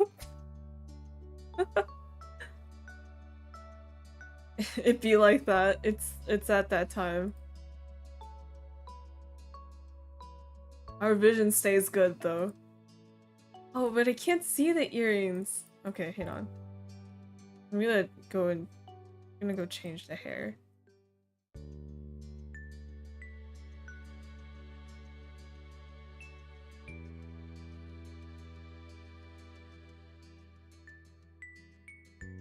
This one? Isn't this too similar to mine?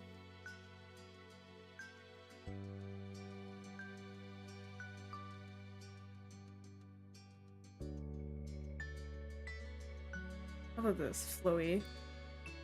Curled.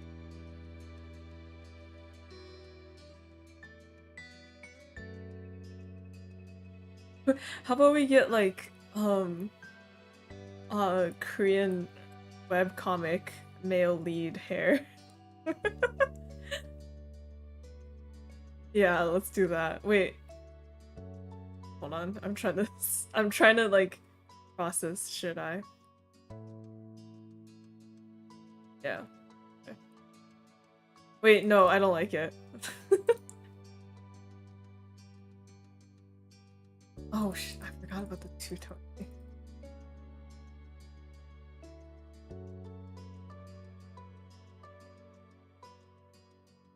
Oh, we rolled back around. Okay, let's do a braid in front.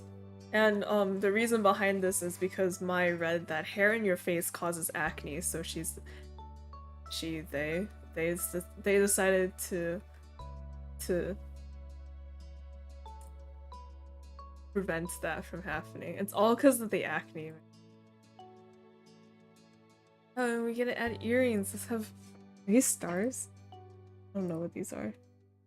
Yes.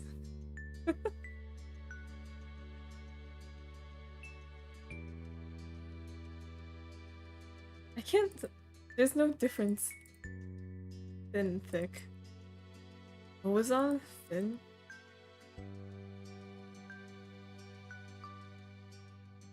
Braces! Oh. Oh. Okay, roll for Mai. Does she get braces? Heads is yes, tails is no. Tails, she is free from braces. Oh, I keep using she. Maybe I should change it to she. Maybe it's because I keep thinking Mai is like a more feminine name. Because I wanted to keep it on they. Because I was scared it was gonna, like the gender would matter in the story. Because you know,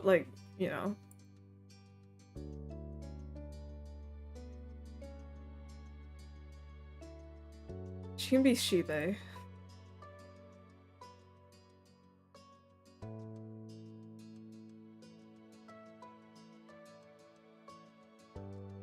Birthmarks, scars. Can I add anything?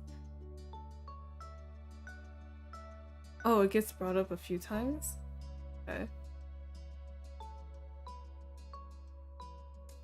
I don't know, because I really don't want to be like, oh, hey, little lady, or something like that. Like, I just don't want I don't want to deal with that. Also, I don't know, because if this is a puberty thing, I also don't want to deal with periods, you understand me?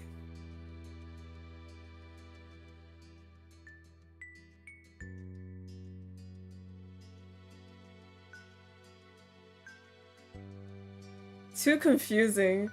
Why do we have to choose? Can this just like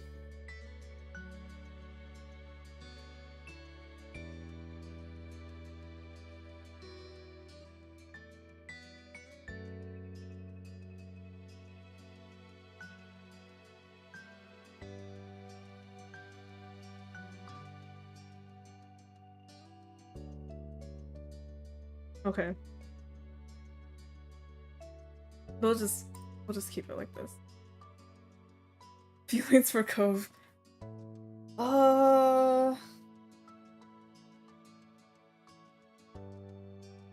Who's your assigned gender? Oh.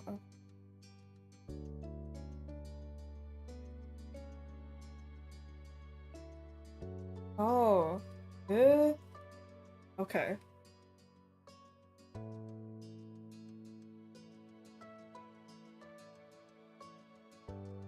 I'm for Max.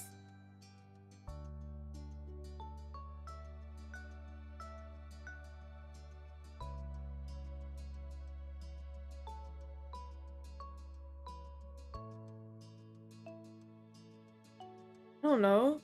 Should we fond or stay indifferent? Or no, I rolled back! Oh no, I rolled back! God damn it. No!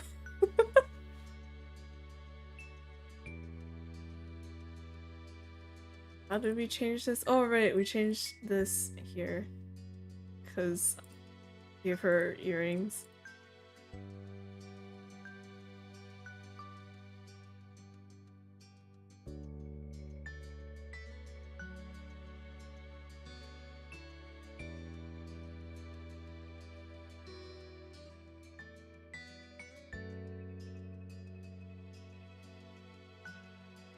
No braces.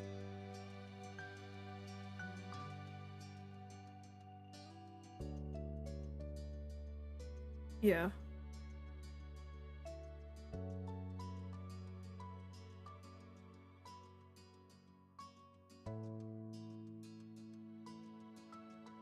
Should just stay the same? Let's move. Let's go here. Yeah. Okay. Here. Save in this spot.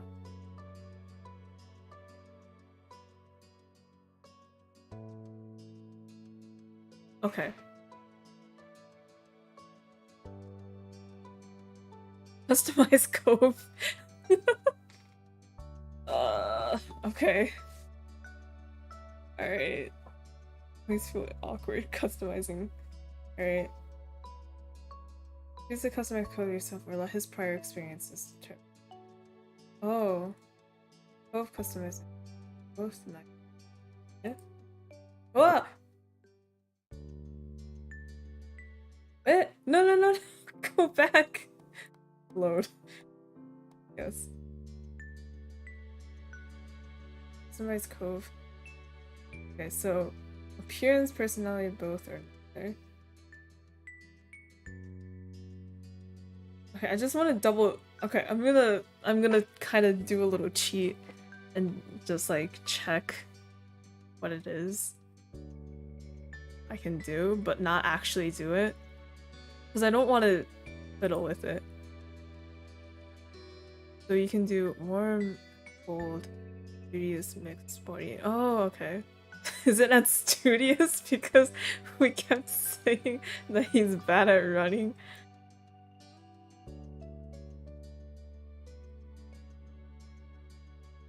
Okay. Neither. Cove can be whatever Cove wants to be. The flavor of Cove. Cove can choose his own flavor.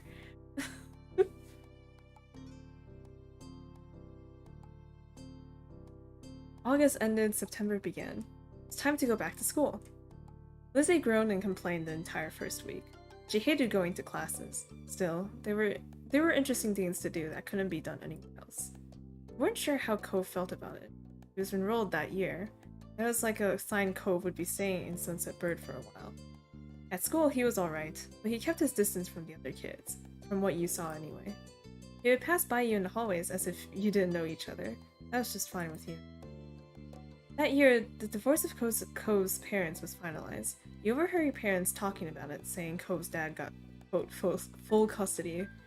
At first, you worried that meant bad news. It had made Mr. Holden cry, apparently.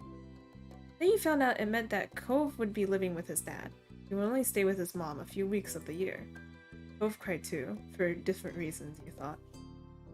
It seemed like Cove and his dad might move again. But Mr. Holden decided to stay after all.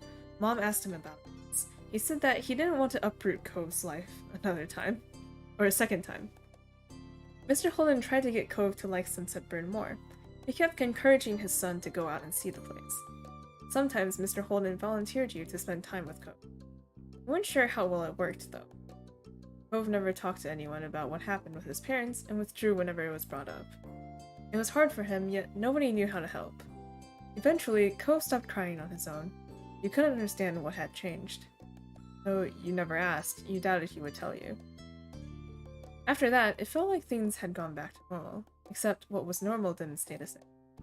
Years passed, and suddenly you were in middle school. You weren't a kid anymore, you were 13 years old. Oh yeah, we're not a kid anymore. That officially made you a teen, even if your sister didn't agree. The toys and crayons that used to litter every free space in your room had been packed away somewhere, replaced by new hobbies. There were other changes too. Cove's cast got taken off. It was weird to see him without it initially. Underneath the pink plaster ended up being a long thin scar that snaked across his forearm. Cove's chest puffed out in pride when someone drew attention to it. He also went through a major growth spurt. He was the tallest student in his class for 2 years in a row. Cove will probably hold that spot again next time. In class, people knew him for more than just being tall. He also stood out because of how well he did on tests and other academic situations. Over the years, he began opening up more too. You saw him talking amicably with other kids or neighbors from time to time. And the only kid that came to visit the neighborhood when you were little, Shiloh, well, he was gone. He and his mom moved back south because of her work, just 1 year after Cove came to Sunset Burn. It had been really upsetting when he left. Lizzie was inconsolable for weeks, but nobody talked about Shiloh anymore. It was a long time ago. You learned that some heartbreaking things became less sad the further away they were, even if they had never gotten any better. That was sad in its own way. Things at home were different too. You still lived in the same house and all that, but it wasn't how it was before. Ma dyed her hair purple, wanting something new, and liked it so much she kept dyeing it. You remember calling her mommy as a kid, but something like that seemed awkward nowadays. You were much too old for the word. Okay. Lizzie felt too mature for her nickname too. She insisted on everyone calling her Elizabeth, so you did. Your mom soon gave her permission to go places other than the playground and shopping street, which she took advantage of. You rarely saw her around the old neighborhood. In fact, she hardly spent time with you the way she did before.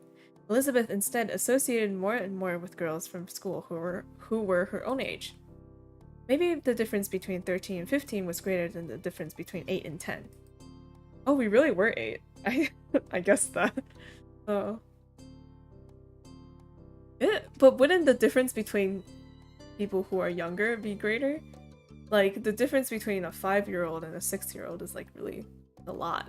But like when you're 13 and 15, it's like, oh, you know, you're both high schoolers, so. Or wait, are you? Wait, no, if you're 13, you're in middle school? I don't know.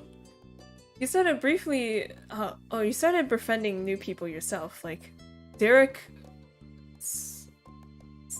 That's curious, that's true, I guess.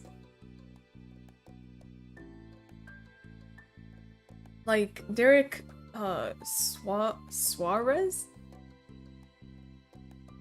He didn't live in the neighborhood or go to the same school.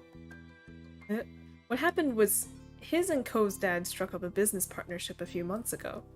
Since then, Derek would pop up in the area now and then. It seemed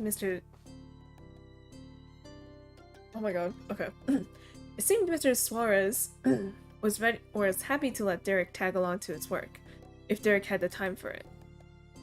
Without a doubt, everyone and everything around you had changed, in small and big ways. You had too.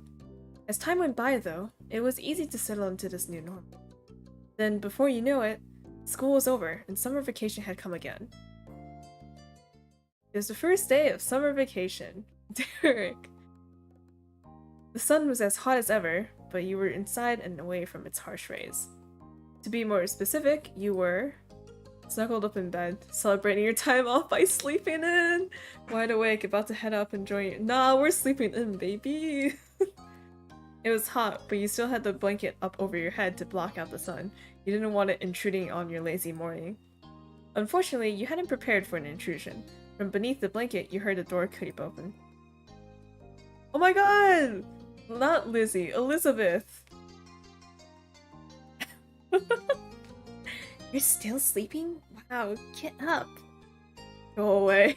You pretended to still be asleep. You got up. You started to fake snore loudly. Lizzie, no, Elizabeth. So during childhood the childhood stuff, I was like, I think I was doing like a really shy introverted at the very beginning, at least. I don't know what happened. But I'm gonna start picking the funny options now. You started to snore loudly. You didn't get out of bed, instead make some obnoxiously loud and totally phony sleeping sounds. It was pretty annoying, but she had bothered you first. Oh, it's not funny. Get up now. I will come over there. So much for a lazy morning. Mom told me to tell you that Cove's at the door.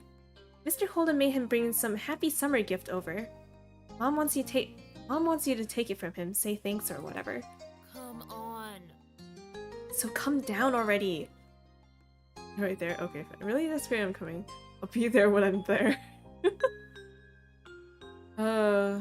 Okay. Elizabeth said nothing else and left, having done what was instructed of her. You rolled out of bed, stretching your arms up high and yawning. Time to get ready. You sat yourself in front of the mirror in the far corner of your room. Your reflection hardly fit in the frame. You're very tall. Your reflection went over the whole length of the mirror. You're pretty tall. Your reflection fit comfortably in the frame. Your average height. You're short. You're very short. Okay. Height? Height? Height.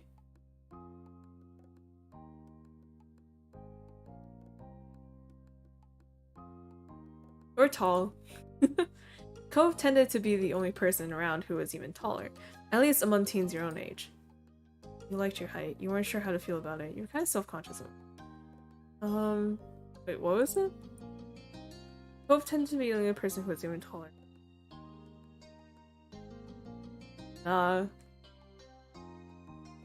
It suited you well in your mind. Then you put the finishing touches on your outfit while ruminating the situation. Careless as they had been, those words piqued your curiosity. You were a little bothered by the intrusion. Your plans for this special day were quickly being bogged down. Well, at least there was some kind of present involved.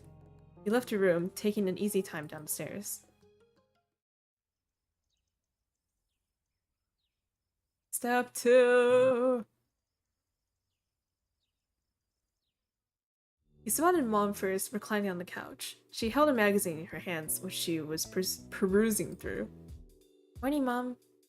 She looked up at your greeting, a smile instantly appearing on her face.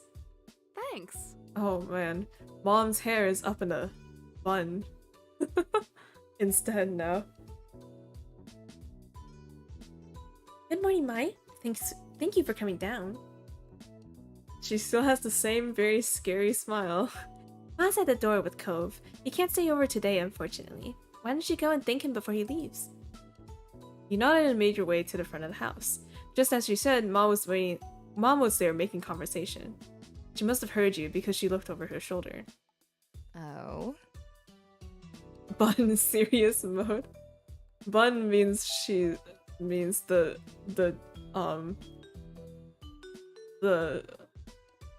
what is it? The tiredness of parenting finally got to her. Look who finally made it. Good morning, sleepyhead. Mai reached forward and you knew she was about to pat you on the head. She was taller than average for an adult woman, so you were still little in her eyes despite being big for your own age. You let her do it. You happily let her do it. You tilted your body side to dodge. You pushed her hand back and left. You pushed her hand back and groaned. Yeah, do it. You stood by patiently and indulged in your ma's wishes. She gave you 2 small taps on the crown of your head. You're the last one down today, you know that? Life isn't a race. Morning. I was going to stay in longer, so you're welcome. Sorry about the wait. What did we get? I like the life isn't a race. Life isn't a race. Funny, I don't think that excuse will work if you're late for anyone other than your own mother, though. With a small laugh, Ma stepped aside.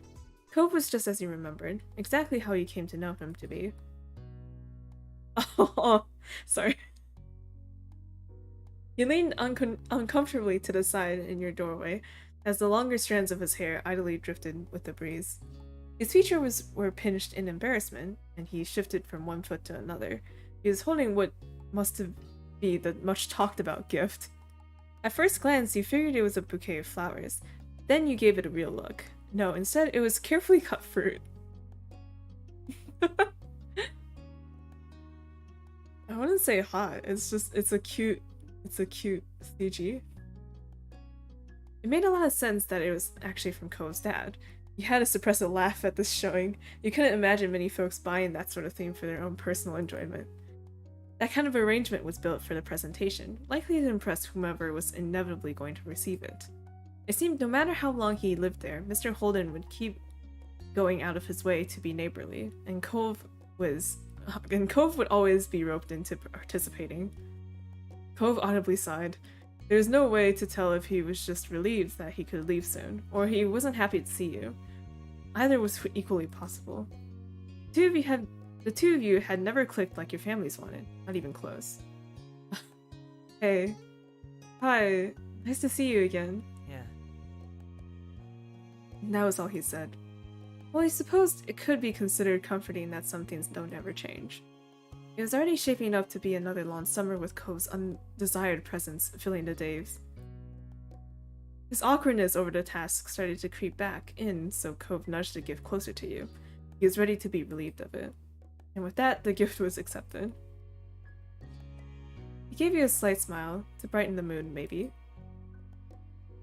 Oh man, I don't know voice. Deeper, right? But I don't know how deep I can go. Hope your family likes this. Dad wanted to get you something nice as a way to celebrate the start of summer. He figured this would do the trick. Thanks. Can you tell your dad we like the gift? Yeah. Mr. Holden's behavior really was different from any neighbor that you've ever had. Though after 5 years, you were used to his antics, and you'd since made up your mind on what your opinion was. He was nice, he was sort of funny, he was pretty weird. You didn't like him, he was great. He was great and kinda handsome to boot. Is this talking about his dad? Yeah. Ayo. For pure.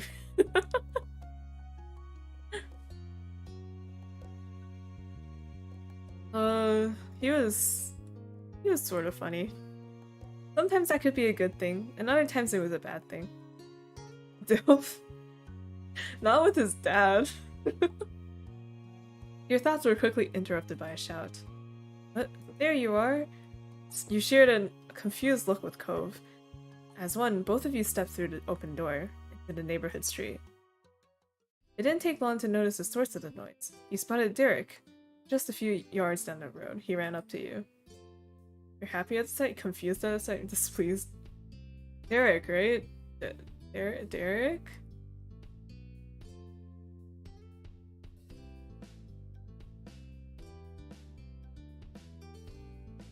Derek? You hadn't expected to see Derek today, though you never really knew when he'd appear. Oh, Derek! Derek! After stopping a couple steps away, Derek hunched over to catch his breath. Then he looked up with a wide grin. Hey. Hey, guy and pal. Oh, Derek is younger than I thought he would be. I was just at your house. Or is Cove just really tall? I don't know. I was just at your house, Cove, but no one was there. I'm glad you didn't go too far. Derek turned to you. He was going to say more, then his eyes widened and he gasped. What's that?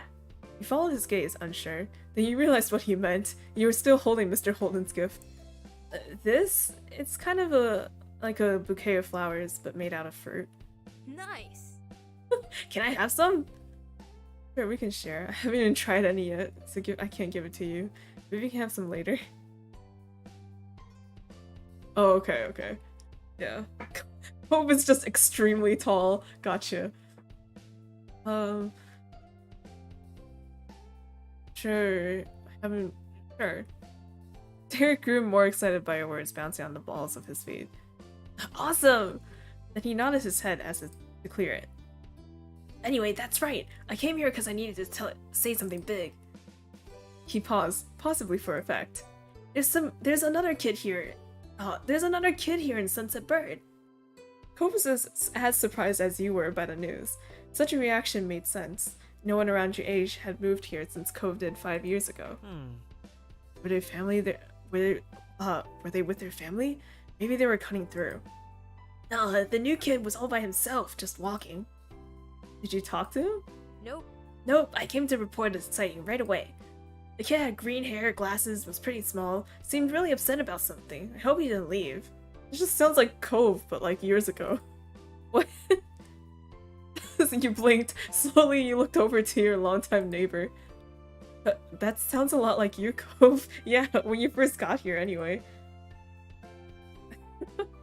And it does, doesn't it? That's weird. He sounded almost fond, a small smile playing at his lips.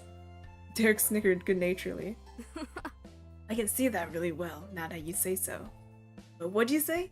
But what'd you say? Let's go find Cove's look-alike. We should all meet him. Can't read. Sure. I'll do it.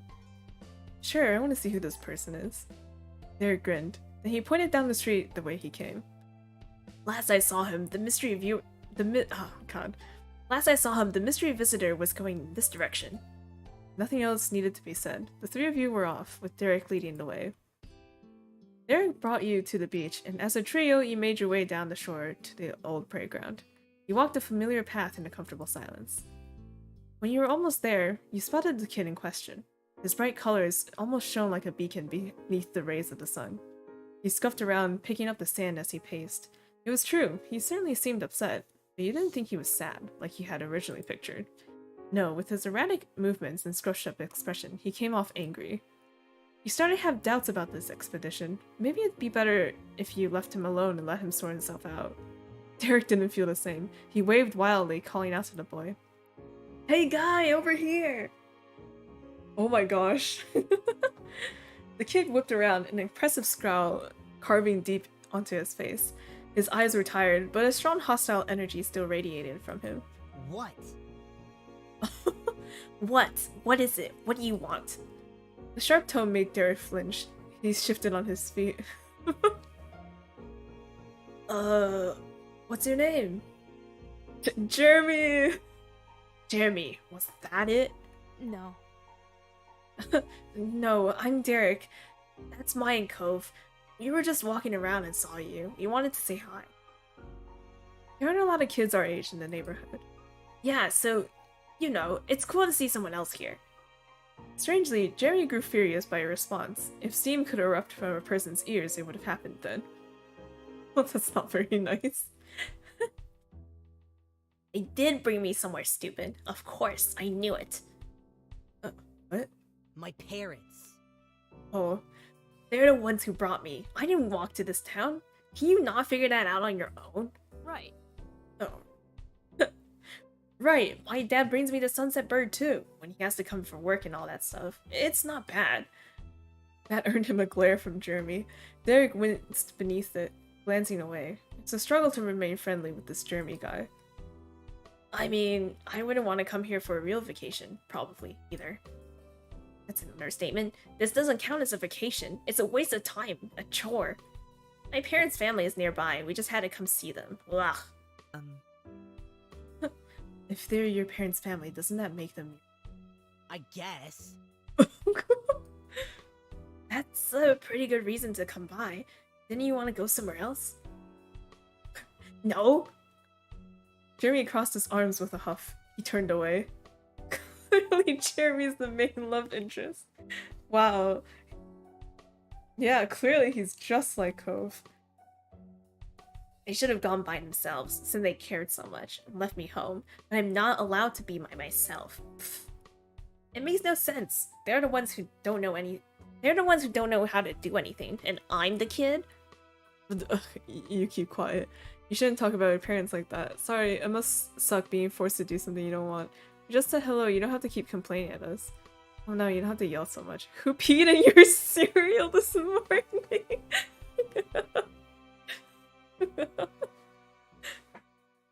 Yes. Jeremy's lip curled as his face contorted from anger to horror. That's disgusting. Why would you even think of something like that? It's disgusting. Sheesh. It's just an expression. Took a deep breath. You thought for one hopeful second that maybe he was calming himself down. He was not. So what? You're putting it in people's heads. I don't want to have to think about it, and someone brainless might decide it's a good idea and actually do it. I mean, There are some real stupids out in the world, you know? You're all living proof of that. damn, I'm stupid.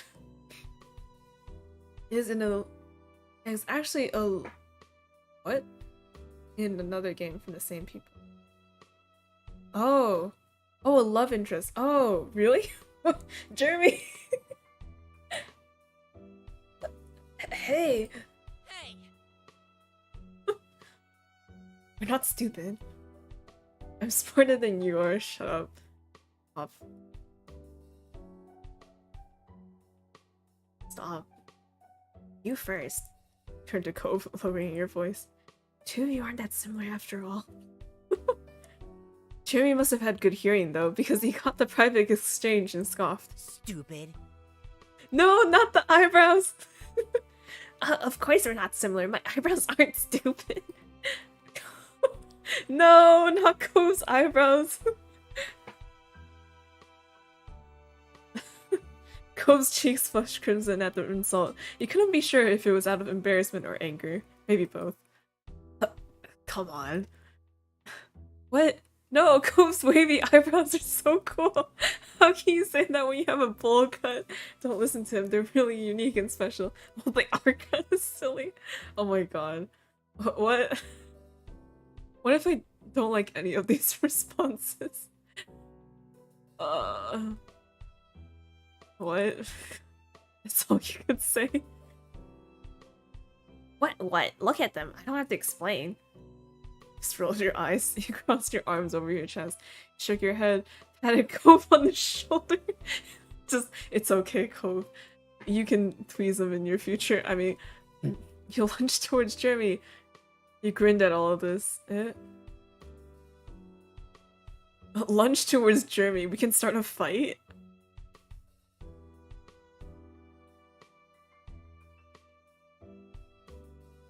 I don't know. He wasn't the nicest kid you met, but he certainly wasn't the dullest. He rejected your amusement by grimacing harder than ever. Wow, what's wrong with you? Instead of taking offense, Jeremy only parroted Derek's words in a nasally voice. Wow, what is wrong with you? This is dumb. Jeremy stuck out his tongue and skulked away, throwing more sand everywhere as he went. You watched him go, hunched over, until he became a speck in your vision. Silence reigned in his wake. The three of you tried to process what just happened. Can't believe it. What a mean kid. Derek wasn't kidding, and by the sound of those earlier complaints, the new boy Jeremy was going to be in the area for at least a little while this summer. Derek sighed in dismay, plopping onto the ground. He followed, and Cove did too shortly after. There wasn't much else to do. This sucks. I was hoping we could meet someone fun. Hang out, maybe. He shook his head. After a moment, he slowly turned to you with a hopeful expression. But you know what would really improve the day? What? He didn't respond. Instead, he used a hand to point. Right at the fruit arrangement that you were still holding. We're still holding it? You've completely forgotten about it during the mini-drama that unfolded. You had gotten used to the wait. Glancing over to Cove, you noticed that he was eyeing the fruit. He must want some too. Is there gonna be another time skip to everyone being 18? Yeah, it goes until they're all adults. Yeah, why not? Let's eat it. Derek perked up immediately at your words. He reached out for a skewer, hesitantly slightly... What? Hesitantly... Oh my god. Hesitantly slightly once, he was inches away. Are you sure?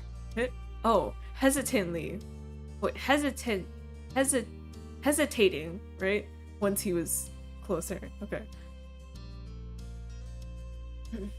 You nodded. With an eager grin, he plucked out a prime row of fruits.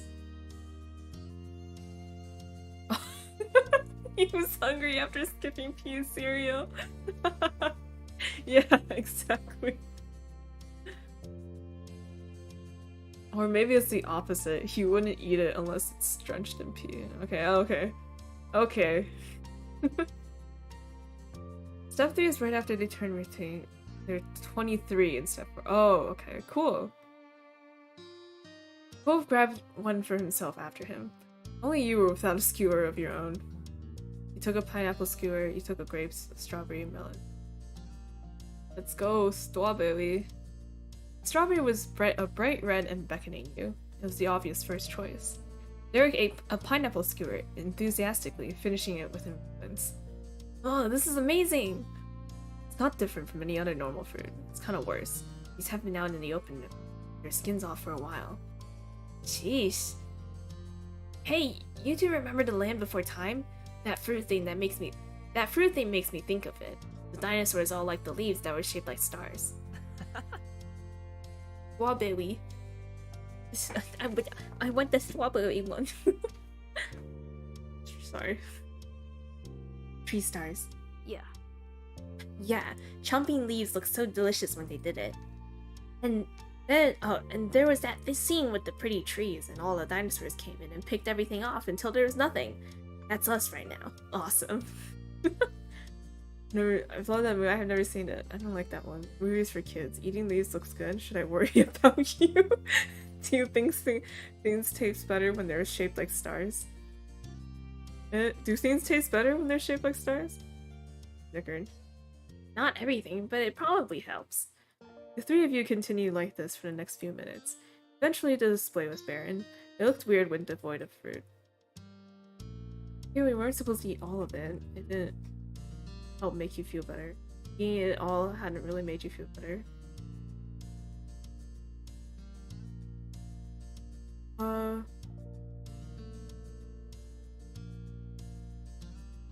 It did help me make food. Yes, fruit is good.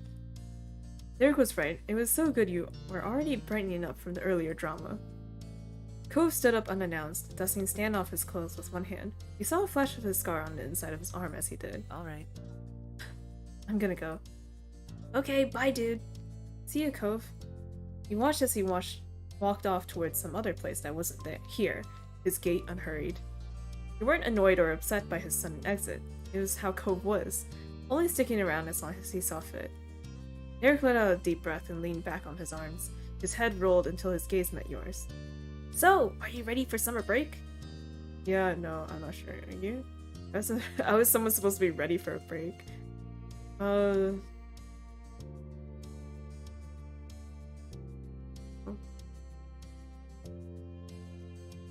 You?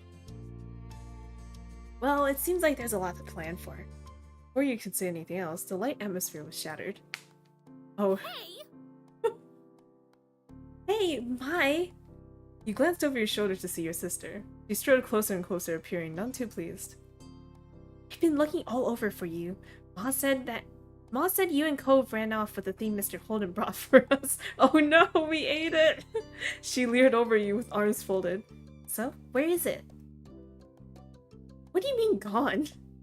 You moved over to the side to face her completely. She zeroed in on the bouquet in your hands, which was now populated exclusively with skewers dripping in juice and tiny flecks of leftover fruit pieces. Her mouth dropped open and the tone of her voice rose. What? Seriously, Mai? What were you thinking? It was supposed to be for all of us at home. Sorry, Elizabeth. Get over it. Well, the morning's been kind of a disaster. We were hungry. It wasn't... Oh, wait. No, go back. Go back. It wasn't us. A seagull came down and ate it all when we weren't looking. No, we were hungry. Elizabeth narrowed her eyes, not at all okay with that kind of response. Oh no, I think I hear the mean kid coming back. We better get out of here. Elizabeth blinked, confused, and looked around. What? What kid? I don't see anyone. Derek didn't bother explaining. He just launched to his feet and ran off. You turned to watch Elizabeth. She stared back, brow raised. You ran, you stayed? We'll stay. You didn't make a break for it. Instead, you carefully got out from the sand, bouquet still in hand. Once you straightened up, Elizabeth smiled affectionately over at you. Come on. You nodded, then gazed at the empty bouquet. How would you explain what happened?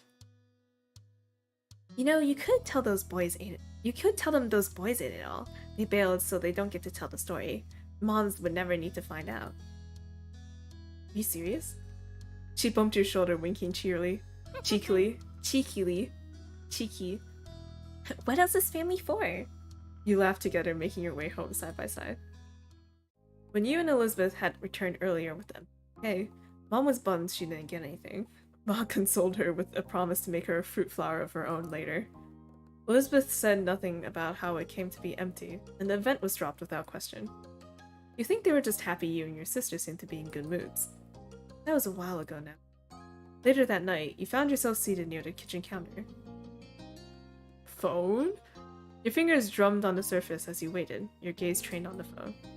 You're waiting on a call tonight, specifically from your cousin Leandra. You didn't want to miss it accidentally. Your uncle, aunt, and Lee used to live many hours away. Your families only saw each other a few times a year for big occasions.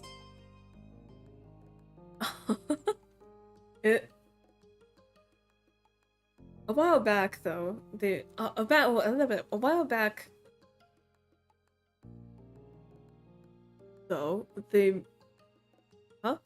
move and were closer to you than ever before.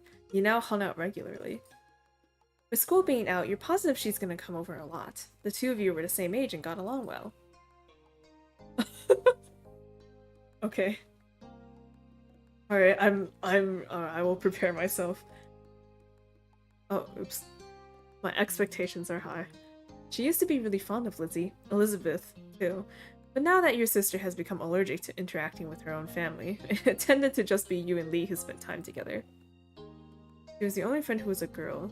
Being family helped make you close, but you had a lot of girlfriends.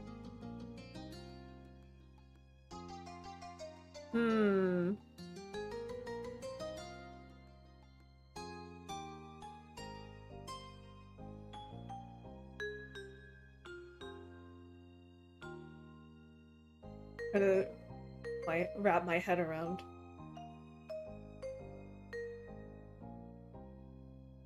Yeah, female friends. Even though you weren't a girl, you befriended them pretty well. You also had a lot of non-girlfriends. You didn't have many non-girlfriends. I don't know. Are we just like a sociable everything? We have so many friends. I'm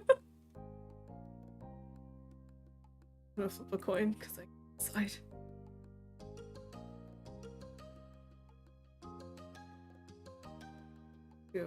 We don't have non-girlfriends.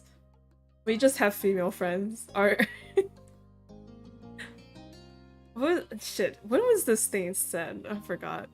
But like, I heard this somewhere where they're like, oh yeah, a group of guys become like a bunch of douchebags, but like a group of women together becomes a support group.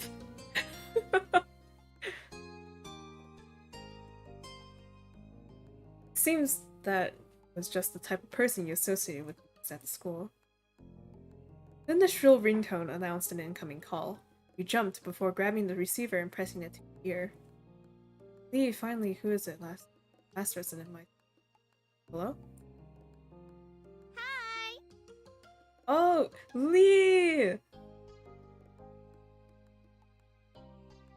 Glad it's you. For a second there, I thought it might be one of Elizabeth's friends. There was static on the end, as if Lee was shifting wherever she was. Can you believe school's actually over? I thought it'd never be done. Now we don't have to do any of that boring stuff, and we get to hang out whenever we want. Speaking of hanging out... Lee, can you wait a second? Let me just head to my room. Oh You yeah. got up from your seat at the counter. Luckily, the phone was wireless, so you didn't have to worry about any cords tying you down. Your mom's had a rule about not moving the phone unless a call was in progress. Which was why you'd Which is why you'd been sat by its cradle waiting for Lee to call. What? Laws could be really unfair. You thought that made sense. You didn't like it, but what? Now the rule about not moving the phone unless a call was in progress. Is why you sat by. Oh. Oh no. You didn't like it, but it had to be that. I don't really care. Okay. You weren't the only person here. If anyone could take the phone anywhere at any time, it'd be an even bigger hassle. You could easily imagine the receiver having found a new forever home in Elizabeth's locked room. But now that Lee had called, it was okay for you to go upstairs to your bedroom and talk to her. You made your way up the stairs, smiling. After you had arrived, you shut your bedroom door firmly behind you. You took a seat on your bed. Alright, I'm here. Cool. Hey, did you know? The girl down the street from me has her own phone now. A cell phone. Oh wow, a cell phone? She doesn't have to wait for someone else to stop using it or anything. Oh, really? The thought of someone having a phone that was all their own seemed unbelievable to you. Right? I wish I had one too, but my parents said I couldn't get my own phone until I'm more grown up. I wish they'd changed their mind. We get to call each other every single day, and no one would be able to stop us. How great would that be? Really great. Wouldn't I still be using a home phone? Too bad. Too bad it's so far away. Back in those days.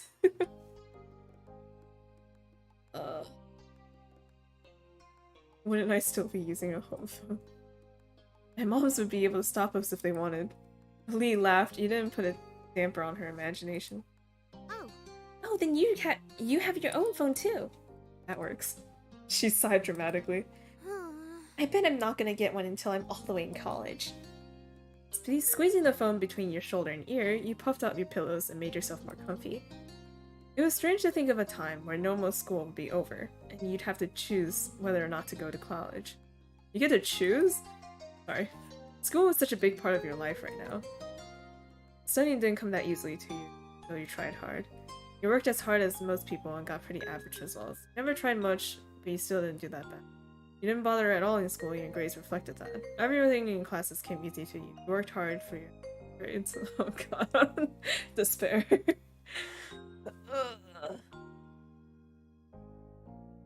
This is middle school, right? Middle school she? Middle school she. Middle school she.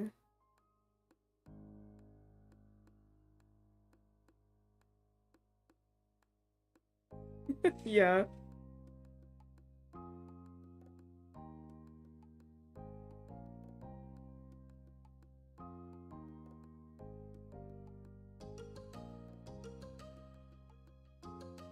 Middle school she didn't try and didn't do bad. Posting by had become routine for you. Teachers had warned you that you wouldn't be able to do that forever, but you figured it was enough for now. Got a lot of pressure to get higher grades. You hope to do as well as this year, but it wouldn't be a big deal if they dropped some. You're confident your grades would make it. You had no plans on getting excellent scores this time. Middle school, right? Middle school she? Middle school she... Because we're 13, right? Oh wait, 13 means that we're entering high school next year? Is that how it works? Or when do... I don't even know. 13-year-olds.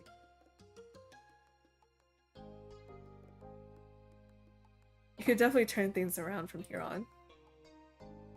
Yeah. Yeah. You're trying to sound engaged, but your mind had decided to go back to school, despite the season. Lee, you knew you too well to be fooled. What's up? You sound so spacey, what's up? Just thinking about school. Lee groaned. You thinking about what we don't have to think about because it's summer? That's what I'm doing. Looking forward to going back. Let's make a petition for more vacation time. It's so awful, I hate going. Come on, it's too scary to not think.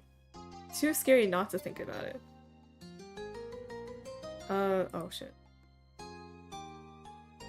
You're entering last year of middle school after summer. Oh, okay. Yeah, okay, so if we're 13, because I know you enter high school when you're 14, so at least I'm assuming this is the States. It could, I'm just assuming it's the States, but it's probably different. I don't know. But, you know, around that time. Look forward to going back. Petition for more vacation time. Awful, I hate going. It's too scary to not.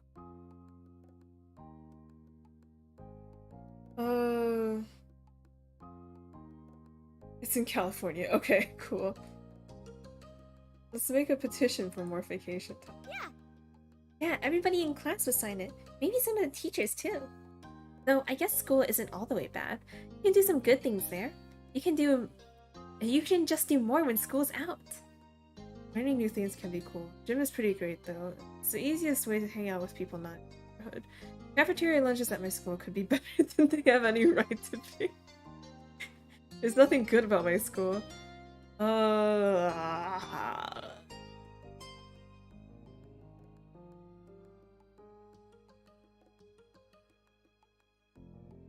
If I didn't go to school, I never meet anybody new. No one really comes here. Uh-huh.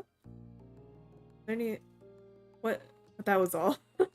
And the cafeteria lunches could be better than they had any right to be. Luckily, mine's boring. But that's all. That's pretty much everything that's good about school. Okay, point taken. Alright. How I decree this topic of school officially closed.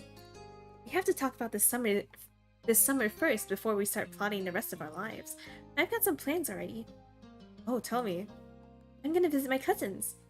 You chuckled, of course. What's something you want to do? The first thing that comes to your head. Spend time with people. Some new art supplies. Reading. Gonna catch up with movies and TV. Probably spend time at the beach. I don't want to do anything. It's a vacation.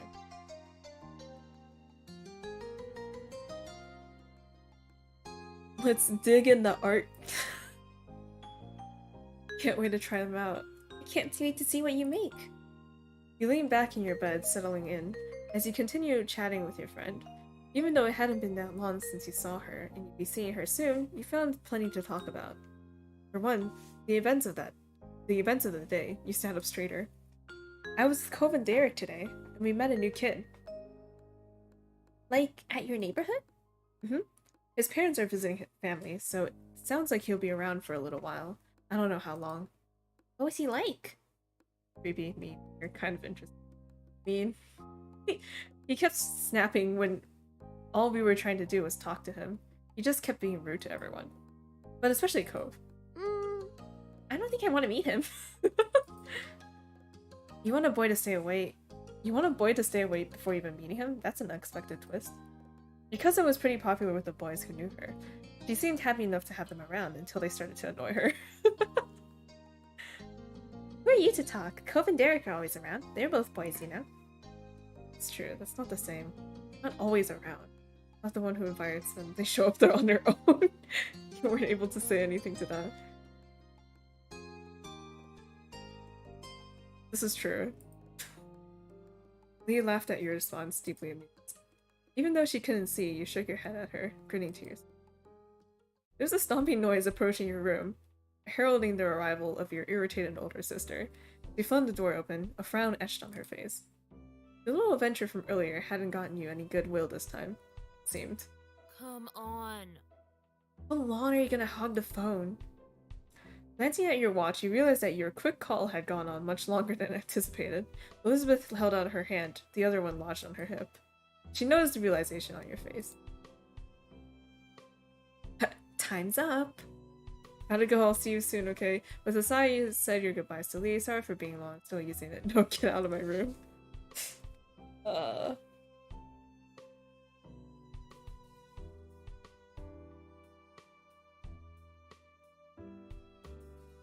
don't know. Do we have a backbone or no?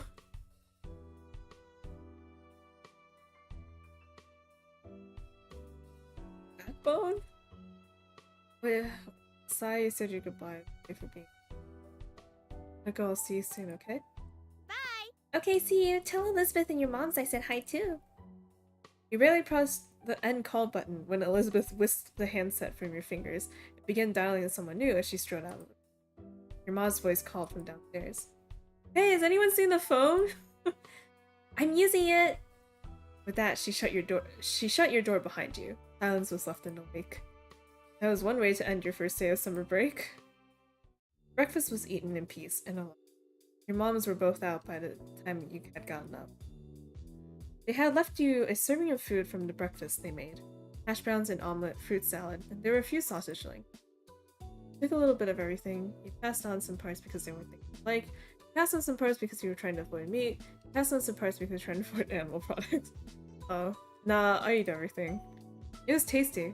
You appreciated that there were variety in the meals your moms made. The day lazily drifted by at home, and eventually your parents returned. You pulled open the fridge again, lingering in the frosty air for a moment or two, before grabbing a bottle of ice-cold water and drink. It was a perfect balmy Sunday. Oh, what am I saying? It was a perfect balmy summer afternoon, and you had decided to head outdoors and find something to do. You hadn't decided what that something was just yet, but you were sure something would pop up to occupy your time. You stepped out the front door and onto the street, deciding which way to go first, when a voice caught your attention. You cute. Oh boy. Hi. Hi, Mai. Confused, you looked over to where an unrecognizable woman was waving at you, a friendly smile plastered on her face. You racked your memory for where you might have seen her before, but nothing came to mind. Not your school or from the country club your moms took you to. You had absolutely no idea who the woman was. The woman crossed the road towards you, and you were a little unsure whether you should stay put or go back into the house and lock the door. Oh my god, bright green hair. Wait a second. Is this... No way, it wouldn't be. But what's with the green hair? It's so bright!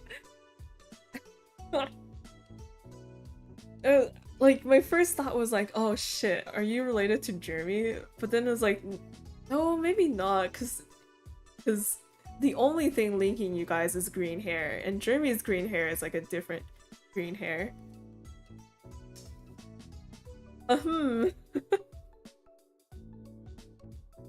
Oops, I'm sorry. Was that presumptuous? I heard about you, but you had no idea who I am, do you? You have no idea who I am, do you? You shook your head, and she removed her sunglasses to reveal sparkly ocean blue eyes. All of a sudden, she seemed a little more familiar. Oh! It's Cove's mom? It's Cove's mom? Cove's mom? How did his hair get teal then? Why is your hair so green? Oh my god. My son lives here, and my ex too. With a bent smile, she lifted a hand to point at the condo across the street from your house. She was Cole's mom!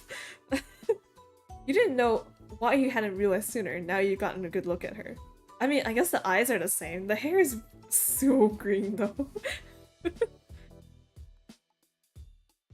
She seemed nice, she seemed sort of strange. She looked really young. It made sense that she was Ko's mom. She feels so different to Ko. She was super pretty. I don't know. Yeah, she's pretty. This beautiful lady was Ko's mother? Wow. Then where'd the wiggly eyebrows come from? His dad has blue hair. No, his dad's just blonde though. Or, I mean, it looks dyed, but yeah.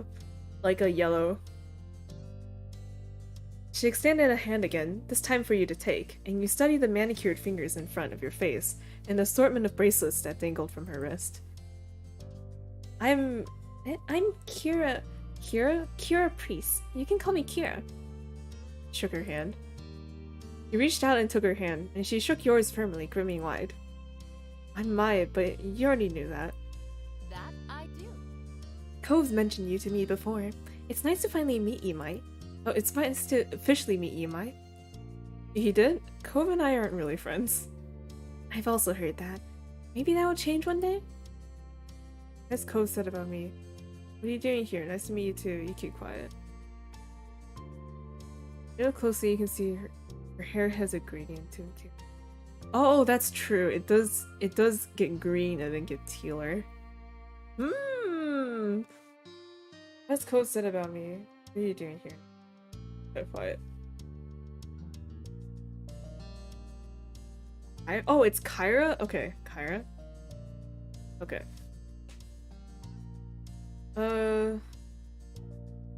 Nice to meet you. She smiled at you fondly, her eyes crinkling at the corners.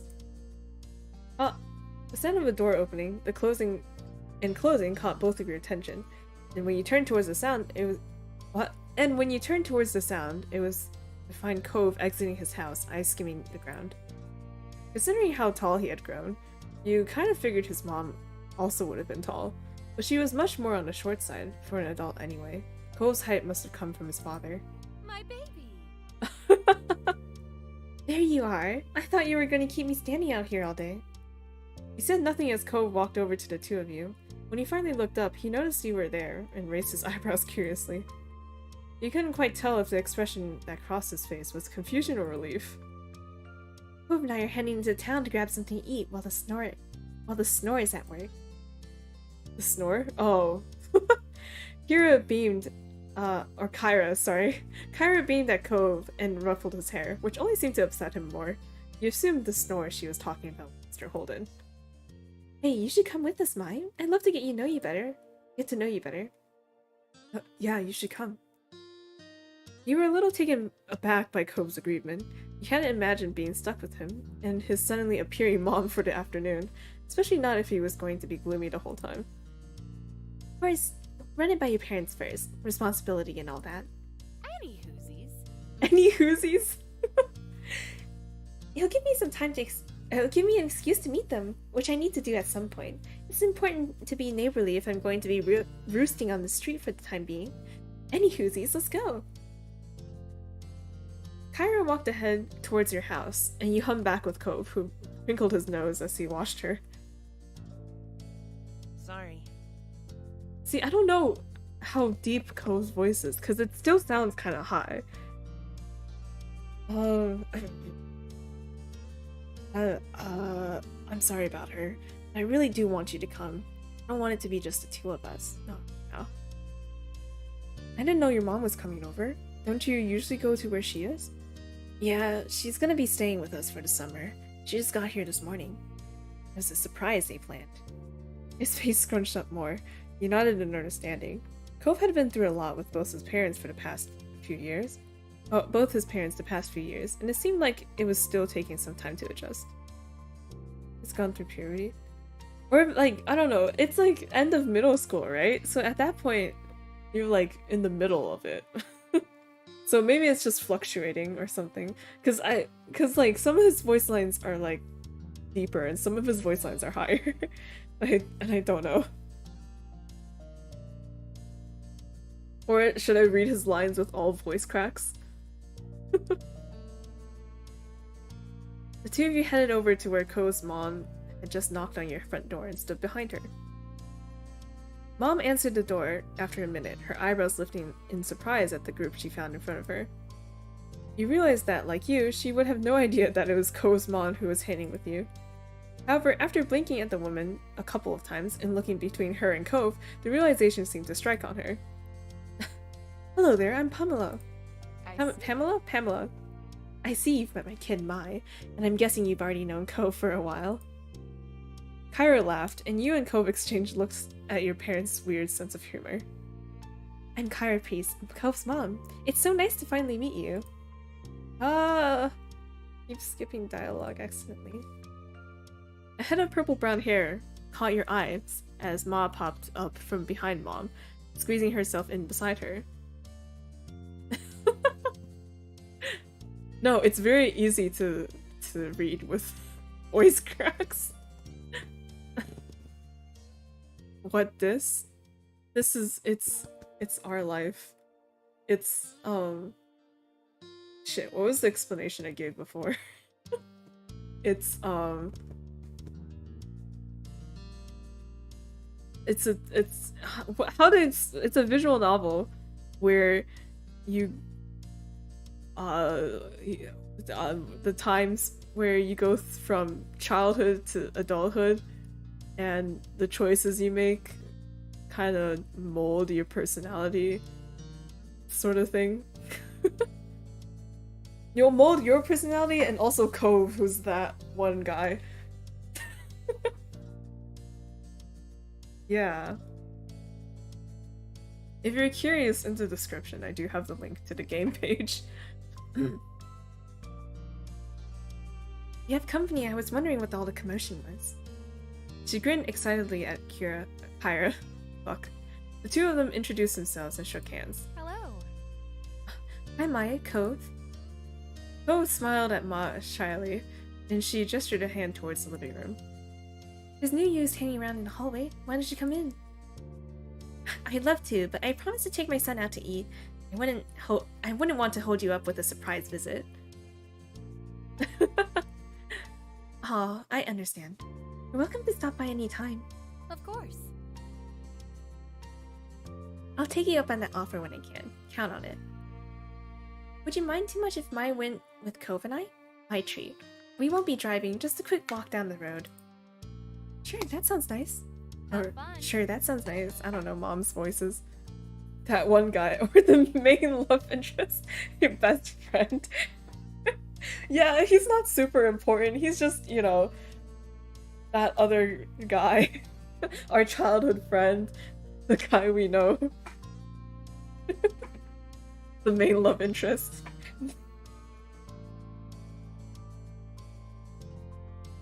Hope you all have fun. You gave your moms a look, and they smiled at you fondly. You're happy they were letting you go. You're annoyed they agreed. No, we're happy. It seemed like Cove needed the support, and you were starting to feel pretty hungry anyway. Marvelous. Expect us back in an hour or two. We look forward to seeing you again. Take care. Your parents waved goodbye to the three of you as you backed up onto the street. There was the sound of the front door closing behind you. I'm pretty positive I saw some restaurants when I was in the taxi, not too far from here. Yeah. Yeah, see, this yeah sounds really deep, right? But the other one was kind of, I don't, or I can talk with voice crack. Yeah, it's a tourist crown, isn't it? There's a lot of them. Sorry, Cove. You are just that one guy, aren't you? Yeah, it's a tourist town, isn't it? There's a lot of them around. The voice. It is a good voice. I do have to say. It's kind of strange to see Cove give someone that much attitude. If he wasn't in the mood to be nice, he generally just kept to himself. Ira put her hands on her hips and smiled at her son. Well, Well, you sound like the area expert. Do you have any recommendations for a place nearby? Really? Ira pouted at him for a little and turned to you instead. How about you, Mai? Want to point me in the right direction? You shrugged. Not really. Sure, I have a couple favorites, you know. I told myself, like, because I'm gonna choose, like, funny options this time. Not really. It's kind of just echoing what Ko says. You're peas in a pod, huh? Kyra shook her head at you and Cove, though she's still smiling. Well, let's head down into town and see what we can find. Will you show us the way? You nodded, taking the lead of your little group, as Cove and his mom followed behind you. Together, the three of you left the neighborhood behind. Oh man. Grocery store? My favorite brand of grocery store? You walked around for a little while, looking at the different options and gazing into the various shop windows. Most of the restaurants you passed were filled with guests already, sampling the town's various food places.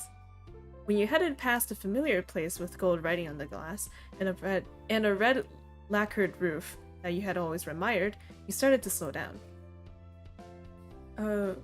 My family comes here all the time. It's really good. come on. I think we have a winner. I've always loved Chinese food. Let's head on in. Oh wait, this is Chinese? Buddy? Wait, what? The restaurant was as busy as usual, but luckily you were shown right You were shown right to a small table. Oh wait, but it's Chinese food in California, right? Oh, wait, no, this is good. Kara lowered herself into the chair while Cove picked the one diagonal to her, not facing her or to her side. It was awkward. Let's see. To start, what would you all like to drink? I'll get an orange soda. Noted. Mine? Oh no, just water. Lemon or anything? There's sugar on the table. No. Sure. Karen placed the order for your drinks, getting a black hot coffee for herself, and it didn't take long before they were brought to the table and set in front of you. You took a long sip from your drink as you looked around the restaurant. Your small group checked over the menus, and you decided to order a usual thing. You had been to this restaurant many times, so you know what was good and what wasn't already. Kara and Cove didn't need any encouragement for this. They were totally focused on the information in front of them. Soon the meals too were ordered and the menus taken away. You glanced at the table surface, waiting to figure out what to say. Cove sunk back further into his seat and avoided eye contact. He started to twiddle his thumbs while acting like all this was perfectly normal. His sour feelings today were unignorable. Instead of asking more open questions, he'd brush off. Kyron had mercy on her son and instead put her focus towards you. So? So, Mai, what's a few things you're into? There's gotta be something you do for fun, especially now that you're not buried in school assignments. Oh my god, the choices. I like to read, I like to watch, games are fun. Games! Yeah, I'm a gamer. I hang out with people. I go to the beach, I'm into sports, music, art, write things. Studying, fashion, oh my god. Making lemonade with lemon. It's different. Are you sure that's lemonade? That's just lemon flavored water. Games. I like to play video games. Yes. Wait, what was the other one? To play... Oh. And art.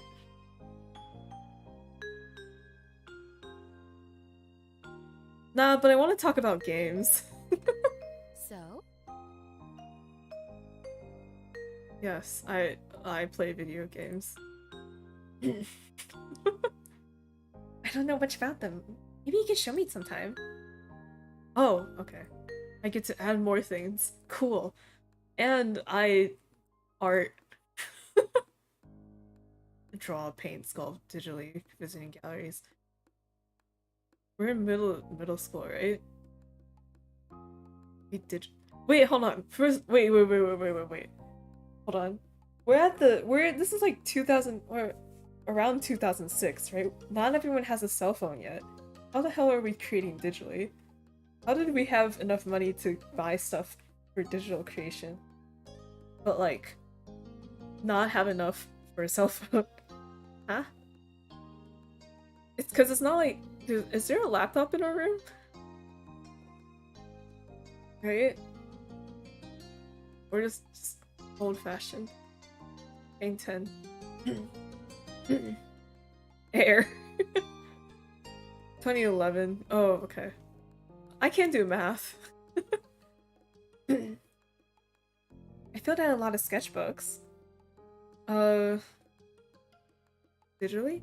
Oh, we do. Okay. My computer at home doesn't really have all the programs I need. Anything else? Visiting galleries? When will they tell me to stop? Oh,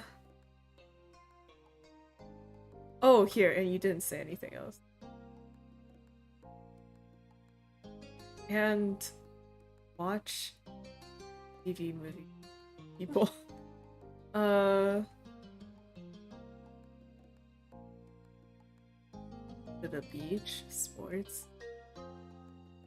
You write things, music. No, let's just say that. Video games and art, that's all I am. That's Thanks. yeah. Kyra's like, thanks, I filed that away into the game. I mean, I'm happy to learn more about you. There's so much I hadn't heard. Oh, Cove leaves the details out. So what exactly did Ko say about me? Kyra laughed, holding a hand in front of her mouth. I can't tell you that. I didn't come all this way to embarrass myself too much. Kids are delicate at this age. She laughed again and he glanced at Cove to see his reaction. He was trying not to pay attention, but you could tell he was uncomfortable. Hoping it would clear some of the tension in the air, you decided to ask Kyra a few questions of your own. Cove hadn't told you much about her, and you were curious to know more about this woman who was such a big part of his life. What exactly do you do for work? I'm a travel writer for magazines and things. I keep people in the loop on what's worth seeing. It's good work. Wow. That sounds like a fun job. What do you like to do? Where do you live normally? You in a new relationship now? Why'd you get divorced? Damn, okay, we're not gonna ask those.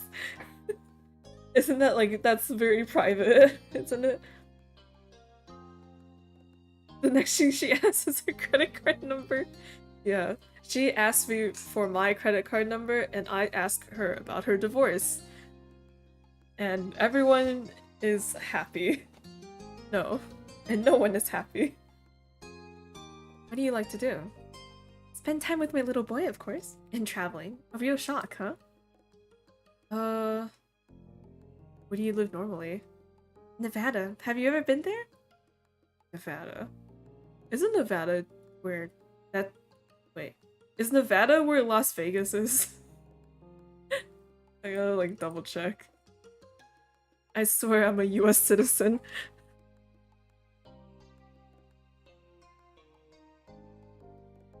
Yes, it is. Okay, cool.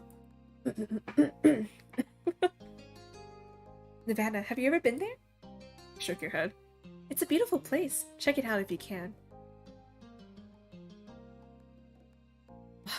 Are you a new... Okay, I wanna... Okay, well... I don't know. It's not beside Alaska. Nevada's next to California. Unless you're being sarcastic, in which... Oh, okay.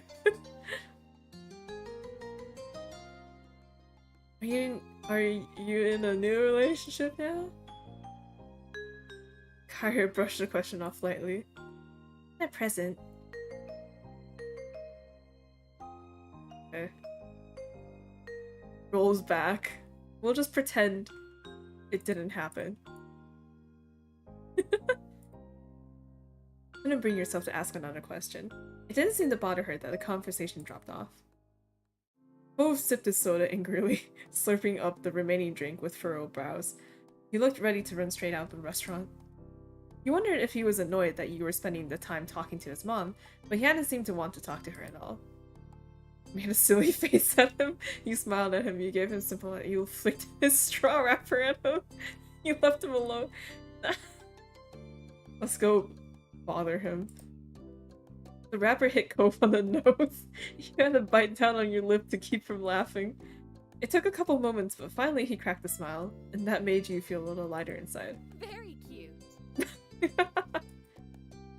Cove covered his face with his hands and leaned back in his seat. Seriously? Mom, why'd you have to say that? Bothered too. Thanks, we are cute.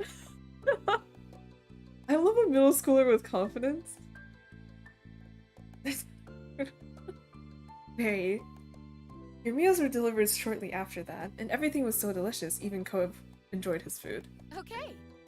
Alright, now that we're all full and content, can you explain please why you've had a bug up your butt all day? Cove's face scrunched at that. Seriously, baby, what did mom do to make you mad? Oh, what did mom do to make you this mad? I hadn't even been around a full day yet. He gripped the edge of the table, refusing to make eye contact. The words he spoke were barely audible over the din of the restaurant. Could have told me. She leaned forward to not miss anything else, eyebrows raised. What do you want? Finally seemed to find his voice and spoke his thoughts that had been on his mind. That I wasn't gonna visit you this year. That you were gonna come in, that you were going to be coming instead. Didn't you invite me? You wanted me here with you? Cove's eyes began to shake, his frustration ebbed. I do want you to be around, but I didn't know it'd be like this. It's not the same, and nobody said anything. see. Her expression grew tense. She threaded her fingers together and placed her hands in front of her on the table. We've both been gifted another Clifford surprise. What? We've both been gifted another Clifford surprise. Huh? What? Clifford surprise? The big red dog? Wait, who's Clifford? What did... Wait, is Clifford... Was that his dad's name? Or am I remembering wrong? Sorry, I only know the dog. Referring to that as a Clifford surprise almost caused both you and Cove to crack a smile. Cove's dad is Cliff. Okay. Alright, cool. I didn't remember his name because he was always Mr. Holden. Okay. Referring to that as a Clifford surprise almost caused both you and Cove to crack a smile. I just realized Cove and his mom have like the same expression right now.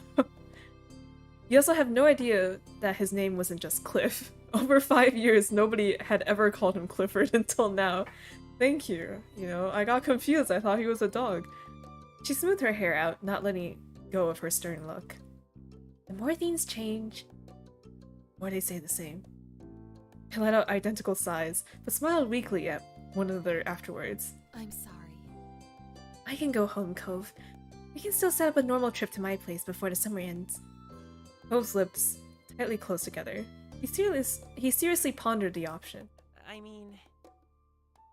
I think I do want you to stay. I miss it when you're not here. My heart! Ira. She reached across the gap, grabbed his face, and planted a kiss on his cheek. Cove tried to wiggle away. Mom, stop! I'm sorry, sweet young men need to be smooshed by their parents. If I don't, then they'll take away my mom's license. Kyra was completely enthused by Cove's ambition, though a tone of seriousness did return to her voice when the conversation continued. Do you want to talk to your dad too? No. Cove had snapped the word instantly, but reeled his annoyance back in just as quickly. Maybe later, not today. It's alright. I understand, we can shelve it. Thanks, Mom. Thank you for talking to me, little mister. She grinned affectionately at him before turning her away. And thank you, Mai. Huh? What did I do? It's easy to act like a baby with your mom, but it's harder to keep that up with your neighbor watching everything.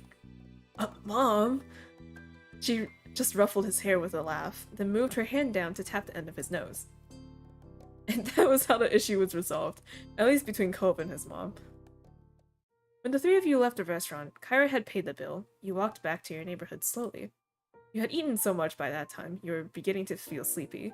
It didn't help that the lunch had happened late, and the sun was already beginning to descend from the sky. Oh shit, it's the dad. Why does Dad's hair look like it's out of a L'Oreal commercial? What? Huh? But eventually, you reached the street. Or your street. Someone was there to greet your group upon arrival. Welcome back, family! And Mai, too. Huh. Cliff. Dad. The two walked past him into the condo without sparing another word. Despite the summer heat, their shoulders were cold. Uh-oh, I'm in trouble. He rubbed the back of his neck with a crooked smile, but his eyes were soft as he looked on after them. He's so much like his mom, don't you think? He gave a vague nod, not sure what he was expecting you to do. He nodded back, far more energetically. Okay, have a nice night, Mai. You too, Mr. Holden. With that, Cove's dad disappeared to join the others inside. It was your turn to go home now. Summer hadn't started off all how you imagined it would have, though it turned out to be Summer hadn't started off all how you imagined it would have, though it turned out to set the tone well. His hair is magical. He's got like the, you know, like the drill hair, the one where it's like, how the hell does that even work without like buckets of hairspray? Yeah, he has like a low-key version of the drill hair. Having Kyra in the neighborhood was a new experience for not only you and Cove, but also both your families, and a dull moment was rarely had. Moment time! Okay. Alright, let me do a save. Oh, I'm not gonna overwrite it. Okay. I mean, well, I have... it's fine. Moments! Alright. So, for those of you who just came in, basically, in each little section, or like, steps they call it, right? Which is like childhood, this middle school period, right when they turn 18, and then when they're adults, right? There's like a little intro thing, and then there's moments where are like little snapshots of what's happening, and then but you can end it whenever. Like I can just go to the end right now, but we're gonna look at all the moments because it's fun. Wave. Oh wait, by the way, do you know about never mind.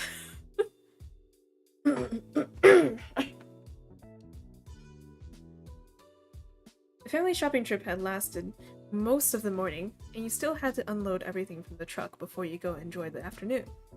You cradled another bag in your arms as you headed towards your house.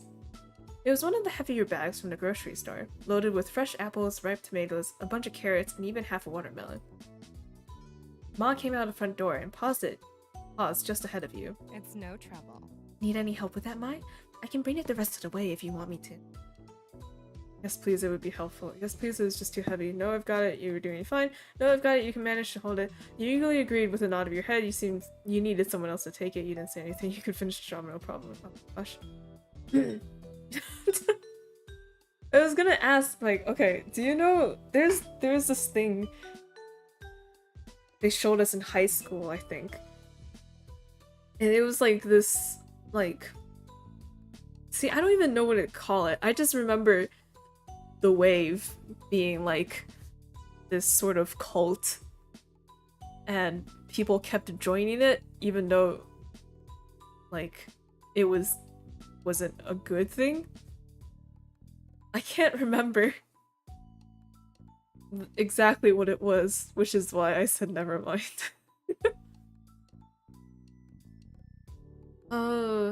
Yes please, it is too heavy.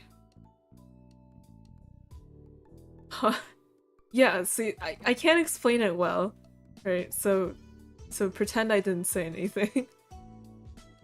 It's too heavy. My arms are spaghetti. Knees weak, arms are heavy. Wait.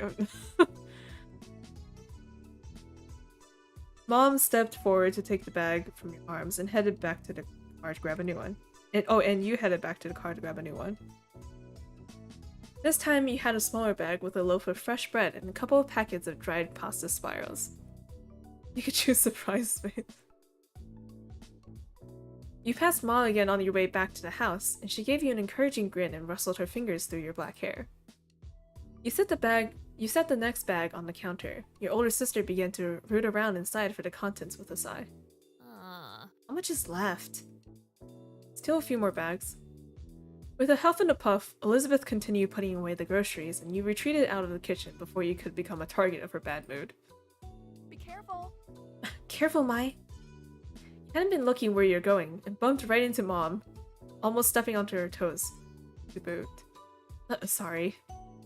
I can give you a pass this time, but be sure to watch where you're going. If you run into the wrong person, you might get your license revoked. She grinned at the bad joke as you continue through the door. What joke? That was a joke? Outside, Ma had started organizing what remained and putting back any loose objects that had fallen out during the trip. When you stepped up to the truck beside her, she took in a big breath of air, her dress gently swaying around in the breeze. That's a shame. It's a shame we had to spend this morning cooped up in that shopping center. It's a beautiful day, don't you think? You tilted your head to the sky, gazing at the clear blue expanse. Yeah, it is. Days like these are my favorite. It's too hot. I wish it was raining. I like it when it's stormy a bit. Yeah. Days like today are my favorite, where it's like slightly cloudy. Ma smiled at you, her amber eyes glinting with affection. You and your sisters are a lot alike in that way, and me too. You gave her a familiar look. But eventually you turned back to help her with the last of the bags. Ellipses. Oh, hi, Cove. You notice Mom waved over at Cove, who had just exited his front door, his surfboard propped up under one arm. Let me see, a surfboard and wetsuit. Where might you be off on this beautiful day? Cove hesitated, looking a little startled at having been noticed. But then he offered a slight smile. Good one, Mr. Last. Or Mrs. Last. Why do I keep saying Mr.? He crossed the driveway to properly say hello. After all these years of living just meters apart, your family had gotten to know Cove, Mr. Holden, pretty well. Even if he wasn't friends with you or Elizabeth, he was still a familiar presence. You watched him exchange pleasantries with your moms, until he eventually looked your way. Hey. Hey. Hi, Cove. And that was all you can really say to one another. He adjusted the surfboard under his arm a little, getting a better grip on it.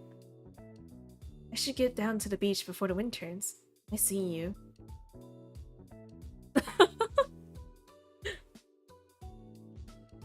Oh, the last wave goodbye, Cove turned and headed down the road towards the beach. I mean, like, in my head, I was like, well, I don't want to, cause like, at every step, you can set, like, how much affection you feel for Cove, right? And I was like, okay, I'll just do, like, I'll just inch up at every step, you know? Like a slow burn situation. And, I didn't realize it was gonna be this slow. With the last wave goodbye, Cove turned and headed down the road towards the beach. Take care. Here, sweetie.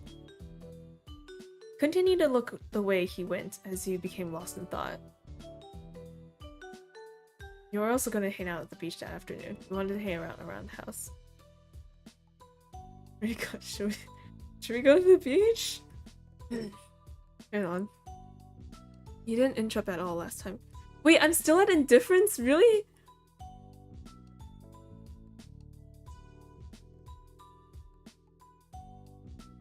No, I changed it to Fond. I changed it to Fond. We're Fond. Fond.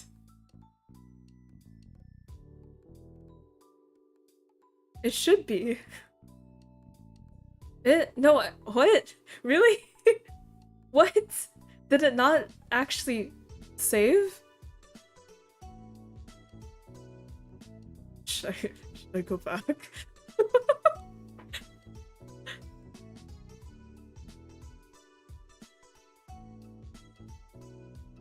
I mean, that would make sense for what's happening. It's fine, we can just it'll be an ultra slow burn. You didn't change it to Fond again.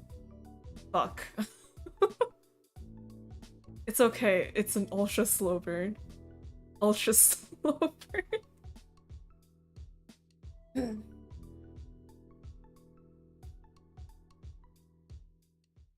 Oh right, I was gonna flip a coin.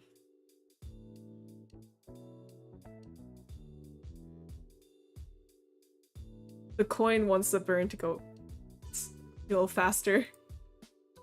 Well, oh wow. Dang, it'd be like that. That would make sense, because I thought that I had it on Fond, but then it was like, oh, we're Fond, but we're still not really friends. That's awkward. Dang, okay. Didn't change things if Cove would be there or not. You could still have your fun. You refocused on the task at hand, making sure all the groceries got inside. Once everything had been put away, I didn't know. I made a mistake. No, I didn't make a mistake. It's just a really slow burn. Really, really slow burn. Like, yeah. Once everything had been put away, you leaned against the kitchen counter, watching your moms busy themselves with lunch. You had a surfboard in your room you wanted to take with you. You only had a surfboard around here somewhere you feel like using. Ready to go now. Can we surf?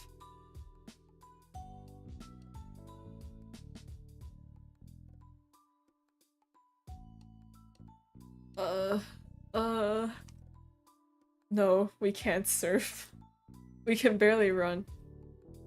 Can I go down to the beach for a while? Sure thing.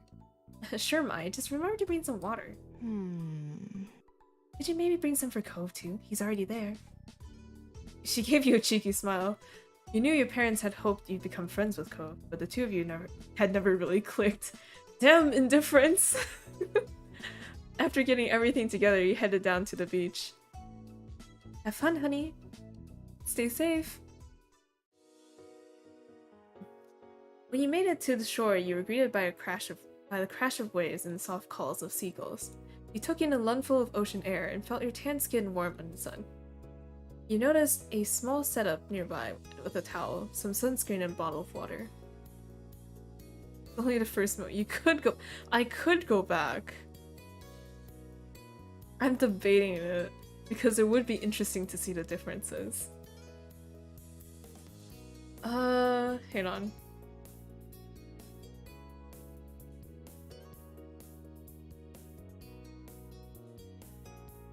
Yeah, I could, like, the skip makes it pretty fast. But, I'll flip a coin. It's how I make all my decisions. Heads is I go back, tails is I stay. Okay, it's heads. Alright, I'm gonna save this one at the very end. It'll be like, this is our awkward, indifferent playthrough. And then load back this one. Oh shit, I am still fond. Or I mean indifferent. Shit. Damn, okay. Alright, let's zoom. And we're not gonna customize Cove. Cove is just gonna be however he looks. Man. Okay. Skip should only skip the stuff I've seen, so August ended, September began, it's time to go back to school. Originally he treated you like everyone else, passing by as if you didn't know each other. But as the years went on, the two of you acknowledged each other more. A friendship started to grow. Wow, we friends! That year, the divorce of parents. Alright, this is all the same. You weren't sure how well it worked in changing Cove's thoughts on the town, yet it might have been part of the reason you and Cove ended up growing closer. Cove never talked to anyone about what happened with his parents and withdrew whenever it was brought up. Still, you worried about him. You could tell he wasn't completely happy. This looks like Frank Ocean. What? No. What? No?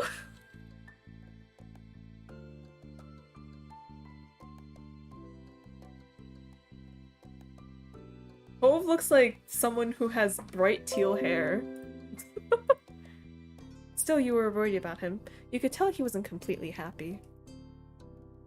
Maybe one day he could say out loud what he felt inside. After that, it felt like things had gone back to normal. Except what was normal didn't really stay the same. Okay, that was all the same. Alright. Yeah, we in bed. We sleeping in. Fake snore. I'm gonna try to pick the same options as I did before. Mom told me to tell you that your friend's at the door. He brought some happy summer gift from Mr. Holden. Mom wants to take him from him, say thanks or whatever. Come on. Okay. Okay. We are taller than average. And we like it. Okay. You planned on going over to see what Cove was up to, so this worked in your favor. Your reflection grinned back at you. You were looking forward to seeing him. You left your room, taking an easy time down the stairs. Oh? Let her do it? Okay. Life isn't a race. Funny. Cove smiled slightly at the sight of you. Sting of this goofy errand he was clearly embarrassed to be on eased. Oh. Hey, Mai. You earnestly grinned back. Oh, my voice. It wasn't weird at all, like it used to be when you were kids. As time passed, the two of you started to enjoy each other's company. Now you actually considered him a good friend, not someone you were forced around to be around by your families. Okay, yeah, this is better. Because it feels weird to like hang out with someone sort of all summer, the time, like, you know, when they first arrive here, and then like afterwards be like, but we're not really friends, and I'm like, but our summer. What?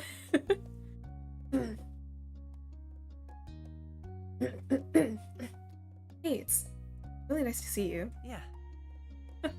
Yeah, you too. We have the same voice. And you were certain he meant that agreement. It was already shaping up to be another long summer, with plenty of time for the two of you to have fun together. His awkwardness over the task started to creep back in, so Cove nudged the gift closer to you. He was ready to be relieved of it. With that, the gift was accepted. I hope you and your family like this. It's a pretty good gift. I think so, anyway. He smiled earnestly. It's all summer to waste. Dad spent a lot of time picking out the best size and design. There were so many options to choose from. Thank you. Too cute. Hey, yo. Just, thank you. Could you tell your dad we love the gift? Yeah. Mr. Holden's behavior really was different from any neighbor you'd ever had. Though after 5 years, you were used to his antics. You since made up his mind, right? He was sort of funny. And so, you know, sometimes it's a good thing, sometimes it's a bad thing. Okay. And confused. Was this Derek? Hey. Should have figured you'd be at Mai's place. Do you ever spend time in your own home, or are you always just there? Derek laughed at his own joke. He either didn't notice that it embarrassed Cove, or the embarrassment was what he was actually laughing at.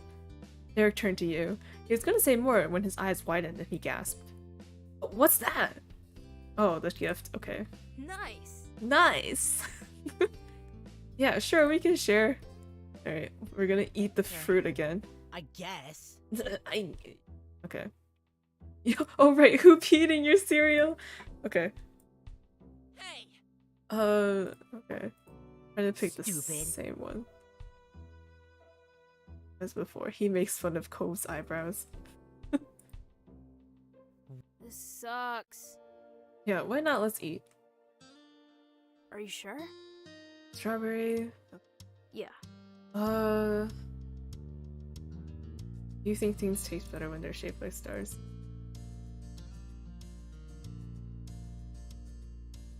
Okay. Hey, Mai. Yeah? Two of you met eyes casually. Forget it. Okay. Yeah. Derek didn't lean back on his arms. He contemplated the sky with a content sigh.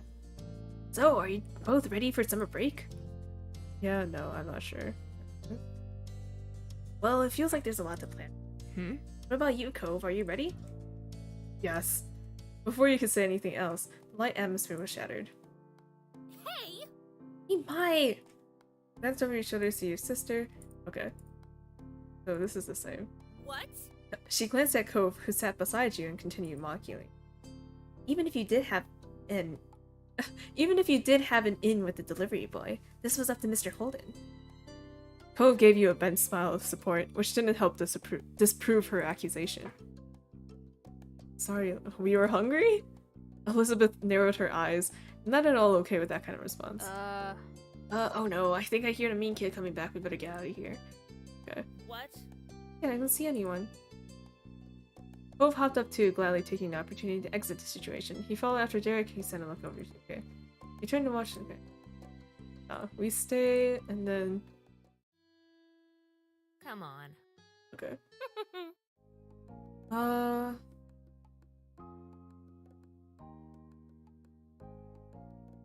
Okay, this is all the same.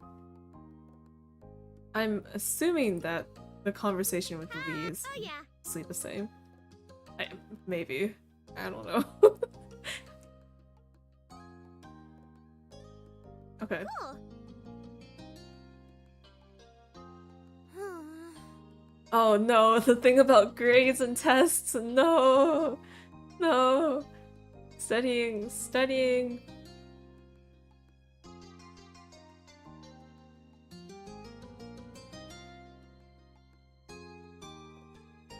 It's that bad. Then about our all school is great effect. Everything came easily. Worked hard for you. I'm gonna do this one. You soaked up information as naturally as a sponge absorbed water. You had yet to worry about school being hard for you. You were confident your grades would. You can definitely keep the streak going. Yeah. Try to sound engaged, but your mind. Okay, this is the same. What's up? Petition. Yeah.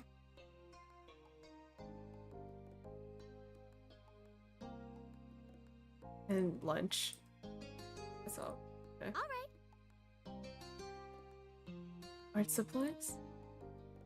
Mean. What does he like mean? Oh, he's kept snapping when we were all trying to talk to him. Weird. Especially Cove, it was awful. Spun. And Bob. I don't think I want to meet him. I want a boy to stay away before meeting him. That's an Okay.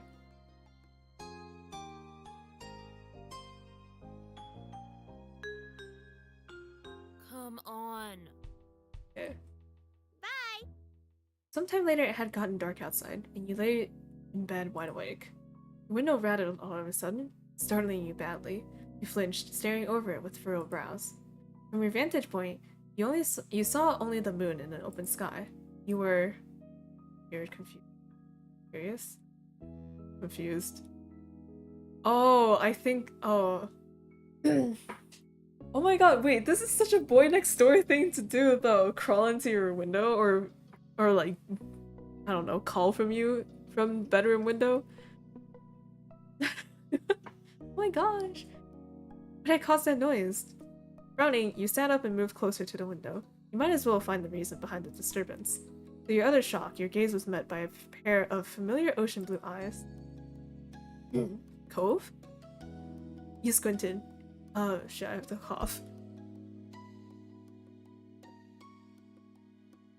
You squint. Yep, Cove was right outside your window. Your house was very angular, and some parts stuck out further than others, so it theoretically wouldn't be hard to climb around on.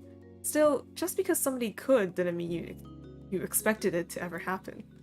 Cove looked awkward and unstable. His feet were braced against a section of the wall that jutted out, his arms flexing with the effort to keep him upright. With difficulty, he waved. Then he wobbled, immediately dropping his hand in alarm. Oh god. Right, how is he Frank Ocean? I don't understand. You hurriedly opened the window. Cove scrambled inside, nearly falling flat on his face, but he was able to right himself in the end. He released a breath once he was steady. Hey. Hi, my. What are you doing? What's up, Romeo? It sure is a surprise, but you're always welcome here. Is everything okay? What happened? Okay, didn't start screaming. Raising my dreams of country. Oh my god. What's up, Romeo is kind of funny. I needed to talk to you. I couldn't wait till tomorrow. I rang the doorbell. I know your moms would have answered and just make me go home. I didn't really want to explain why I was coming over. I didn't want to talk about it. Well, besides with you, I mean. That's why I did that. As unexpected as this was, you were touched over Cove. Oh, what? You were touched Cove felt like he could tell you what was wrong. Might have tried calling or something, except my dad was on the phone. Cove suddenly looked very cross. And he was talking to my mom. Still is, probably. You raised your eyebrows. Cove had eavesdropped on his parents' phone's conversation? Shouldn't have done that. Eavesdropping. I would have done that too. You didn't comment on him eavesdropping.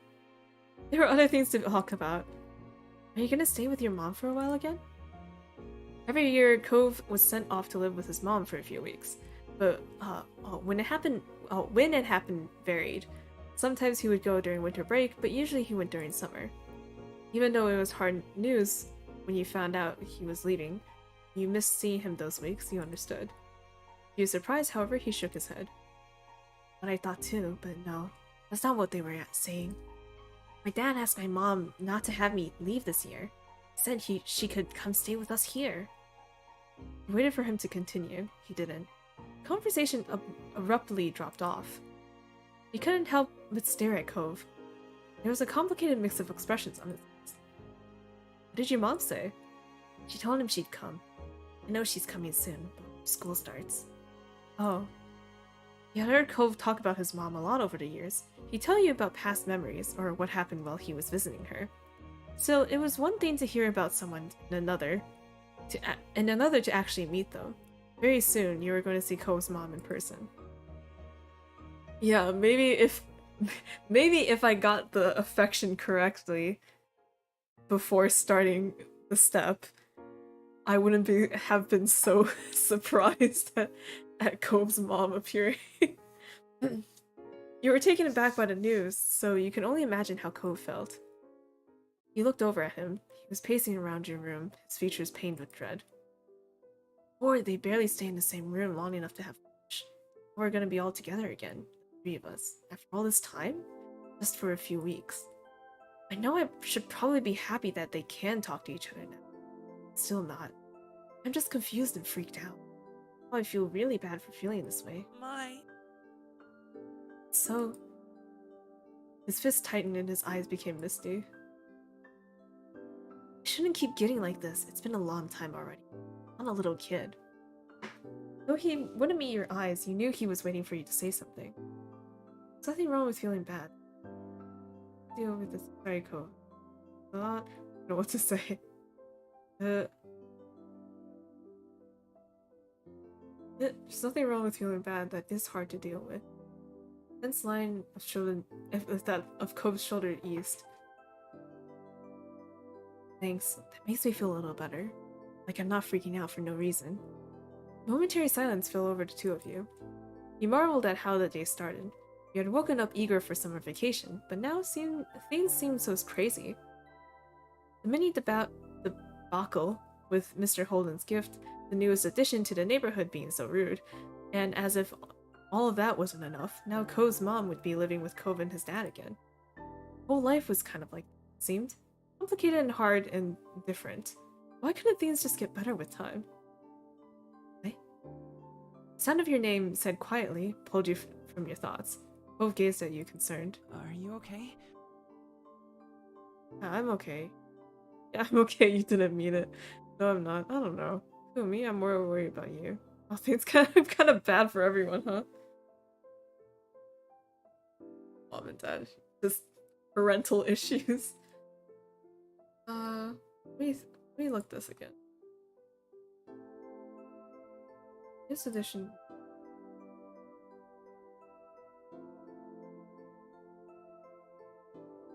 I'm not really worried about myself. We're worried about you. You don't have to forget yourself for me. Listen to you too.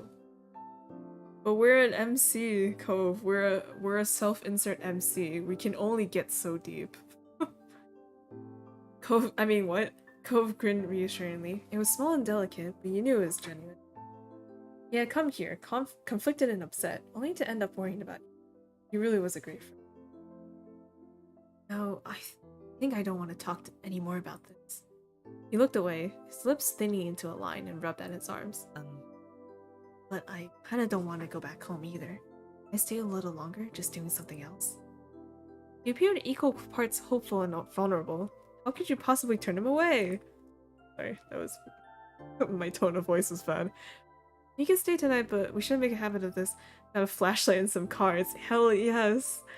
Yeah, let's play cards! You tilted your head, waiting patiently for his answer. Kove perked up at your response, a smile appearing on his face. He immediately took a seat on your bed, not afraid to get comfortable in your room. You felt a little bit better at the sight somehow. You still had a lot of worries, but you were glad he was here.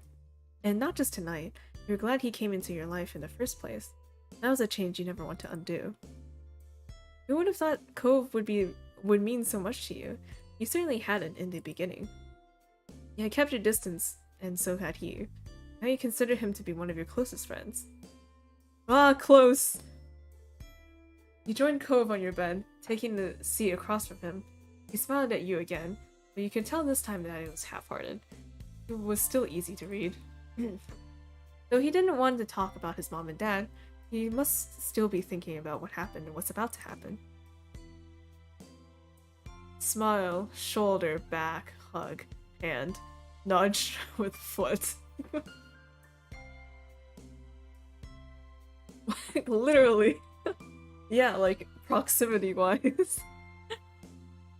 Let's kick him. You easily were able to reach out and nudge him with the arch of your foot. You had no idea how to make him feel better, but you were trying. Cove blinked confused before he swatted your foot away, but his expression softened into something more natural. Conversation was stilted and broken often by silence at first, and both of you were able to get into your usual candor. As your secret hangout session stretched on, you thought that you truly wanted to keep having moments like this with him. Hoped the day would never come when life decided that the two of you would have to part ways, and you knew Coves felt the same. You opened your tired eyes, groaning as they adjusted to the bright light that was streaming through your window and warming your tan skin. With a loud yawn, you rolled away from the sunlight and blinked a couple times, clearing the sleep from your eyes, but realizing with a start that it was actually morning. You couldn't even remember falling asleep. Oh no. Cove had crept through your window during the night, and the two of you spent time together trying not to wake your parents. You must have fallen asleep while you were hanging out, but couldn't put a finger on exactly when. I wonder how late Cove had stayed before heading home. Is this like a, you turn your head and Cove is next to you situation? Or did Cove actually, stay awake and crawl back out the window? You rubbed your face and yawned again, contemplating whether you should get out of bed and get ready for the day, or stay snuggled up for a little while longer. Oh my god, he is here! Until your gaze landed on an instantly recognizable mop of pale green hair, and you bolted upright and gasped in surprise. He never left! He was still here! In the morning! Oh, you left hell. You jumped out of breath. Nah, it's funny. He had fallen asleep while sitting on the ground, and precariously leaning his head on the side of your mattress. With your laugh, Cove's eyes snapped open, and his head slipped from his source of support. He hadn't stopped going down until he smacked right into the floor with a crack. Oh no! You clapped a hand over your mouth and looked down at him with wide eyes, curled up where he had landed rather ungracefully. Ow. You laughed even more.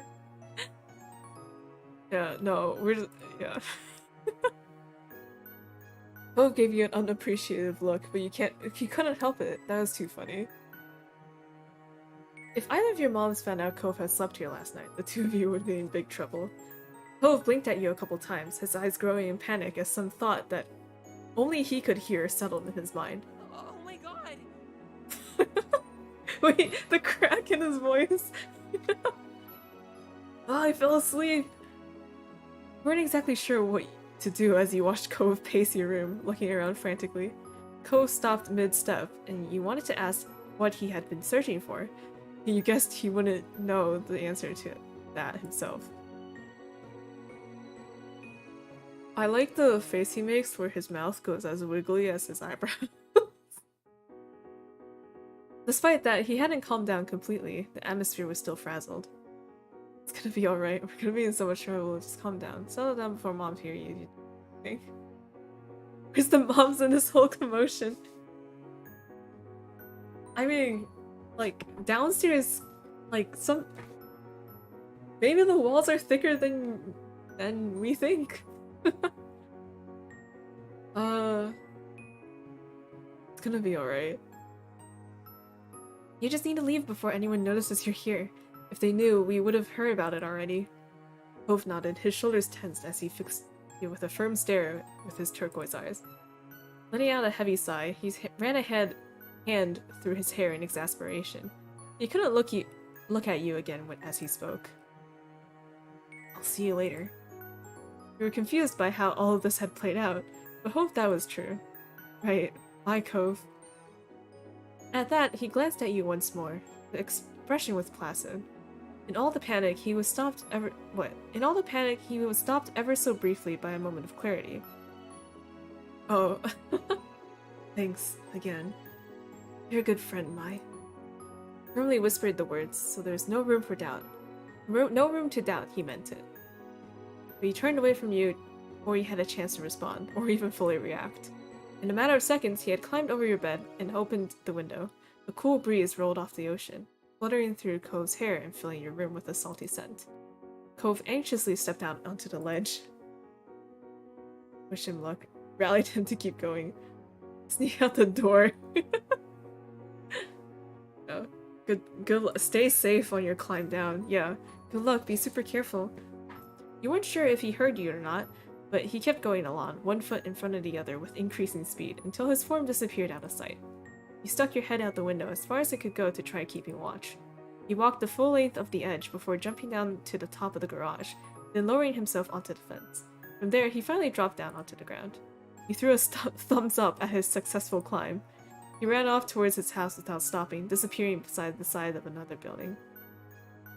You had to admit, you were pretty impressed at how doable he made that look. With a little sigh, you reclosed your window.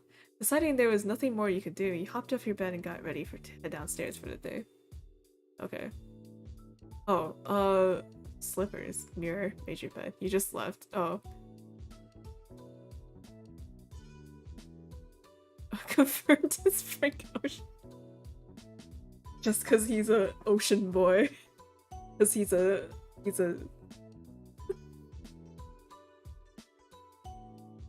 slippers, mirror, bed. Slippers? You knew it was summer, but your slippers were comfy and cozy, and make you feel better whenever you wore them. Oh, I can only get to do one thing? Okay. Wait, no, go back. Mirror time. You certainly look like you had just woken up with your black hair sticking up all over the place. Taking a comb from your bedside table, you attempted to fix and smooth down some of the messy strand. You took the stairs, slowly attempting to mask your face into a look of innocence. You were sure that someone would have come into your room if they hadn't heard anything strange, but you couldn't be too careful. You had to play it cool. When you stepped into the living room, Elizabeth was there, tapping her finger on the counter. Good morning, Elizabeth. She looked you over immediately, her eyes squinting at the greeting. Why? Why are you being so weird? You hadn't even done anything! Your big sister never missed a beat, unfortunately. You turned and offered a tight smile, and her lips pursed together even tighter. Why? You shrugged it off. You like to know, sorry. You excitedly blurted it out. You folded. No. Nah, let's just not say anything. She began to smile, thinking whatever you were hiding was bigger than she assumed. Come on. What's going on? Nothing. Further suspicious squinting occurred as she waited for something. But ultimately she rolled her eyes and you weren't sure if you were in trouble or not. She didn't seem to care enough to dig any further. Whatever. And then she walked straight out the front door, letting it slam shut behind her. You let out a brief sigh. Elizabeth went out most days to hang out with her friends from school around town.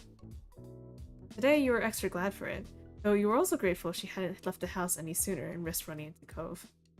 It looked like you were getting away with that.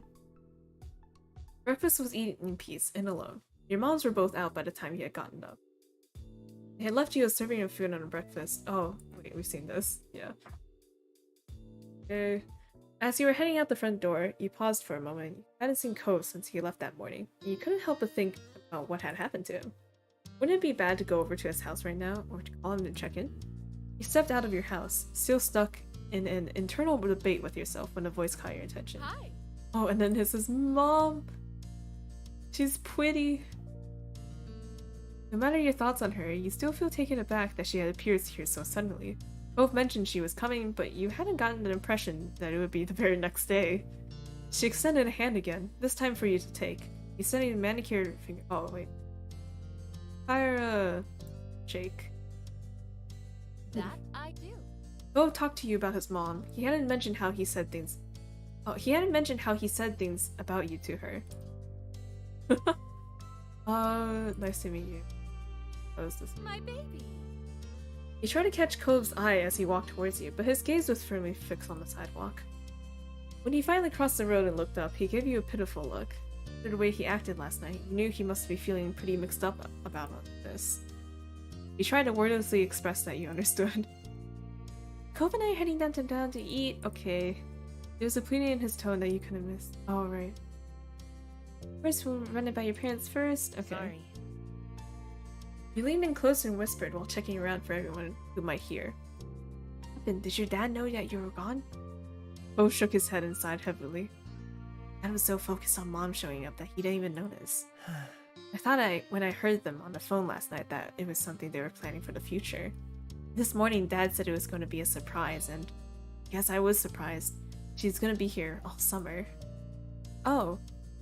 You were surprised to hear that, too. Cove sighed again even heavier. I'll go with you if you really want me to. He smiled, his shoulders relaxing a little in relief. Thanks, that'd be cool. Hello. Have fun. Female freak ocean. Marvelous. Expect us back in an hour or two. Well, Really? noted. Water. I'm gonna try to get the same one. Wait, no, I don't want lemon. Go back. No. So, I'm really into Cove.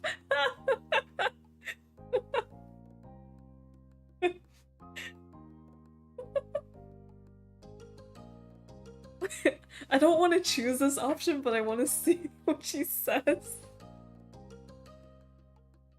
Okay. Go back later.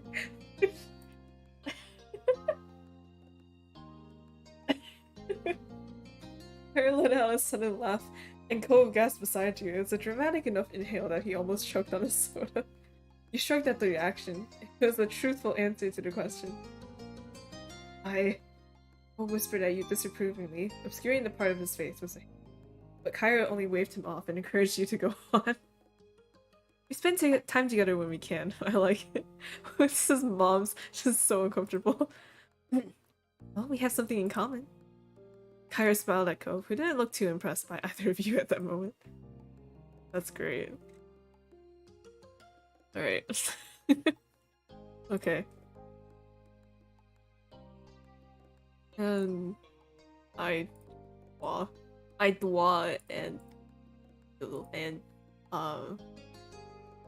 and that's it. Okay. Thanks. So what exactly did Cove say about me? Kyra laughed, holding a hand in front of her mouth. I can't tell you that. I didn't come all this way to embarrass my son too much. Things are delicate at this age. She laughed again. Yeah, oh wait, I've read all of this. Okay. What do you like to do? Live normally. Wait, I didn't want to ask that. Okay.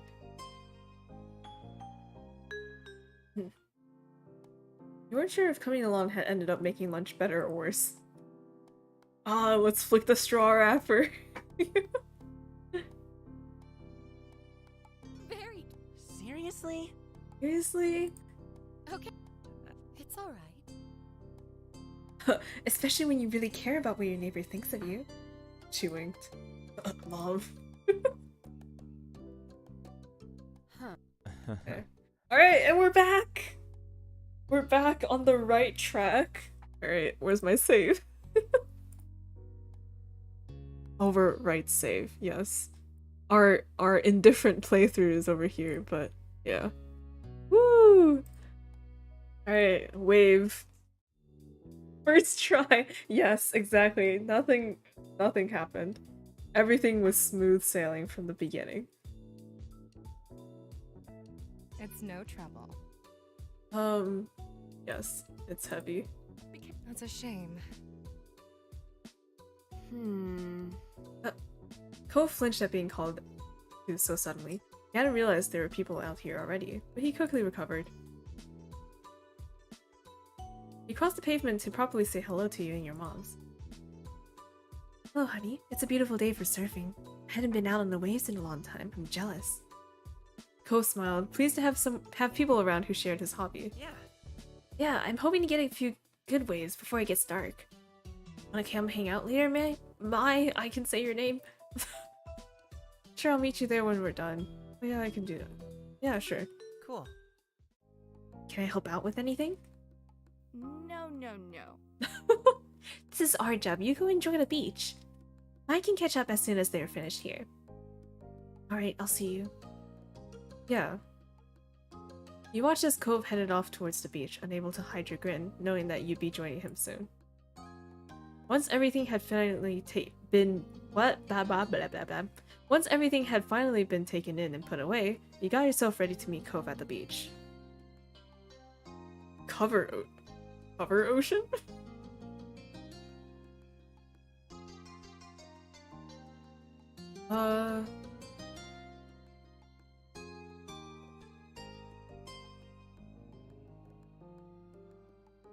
Cove 3. There's still only 2. Oh, Cove.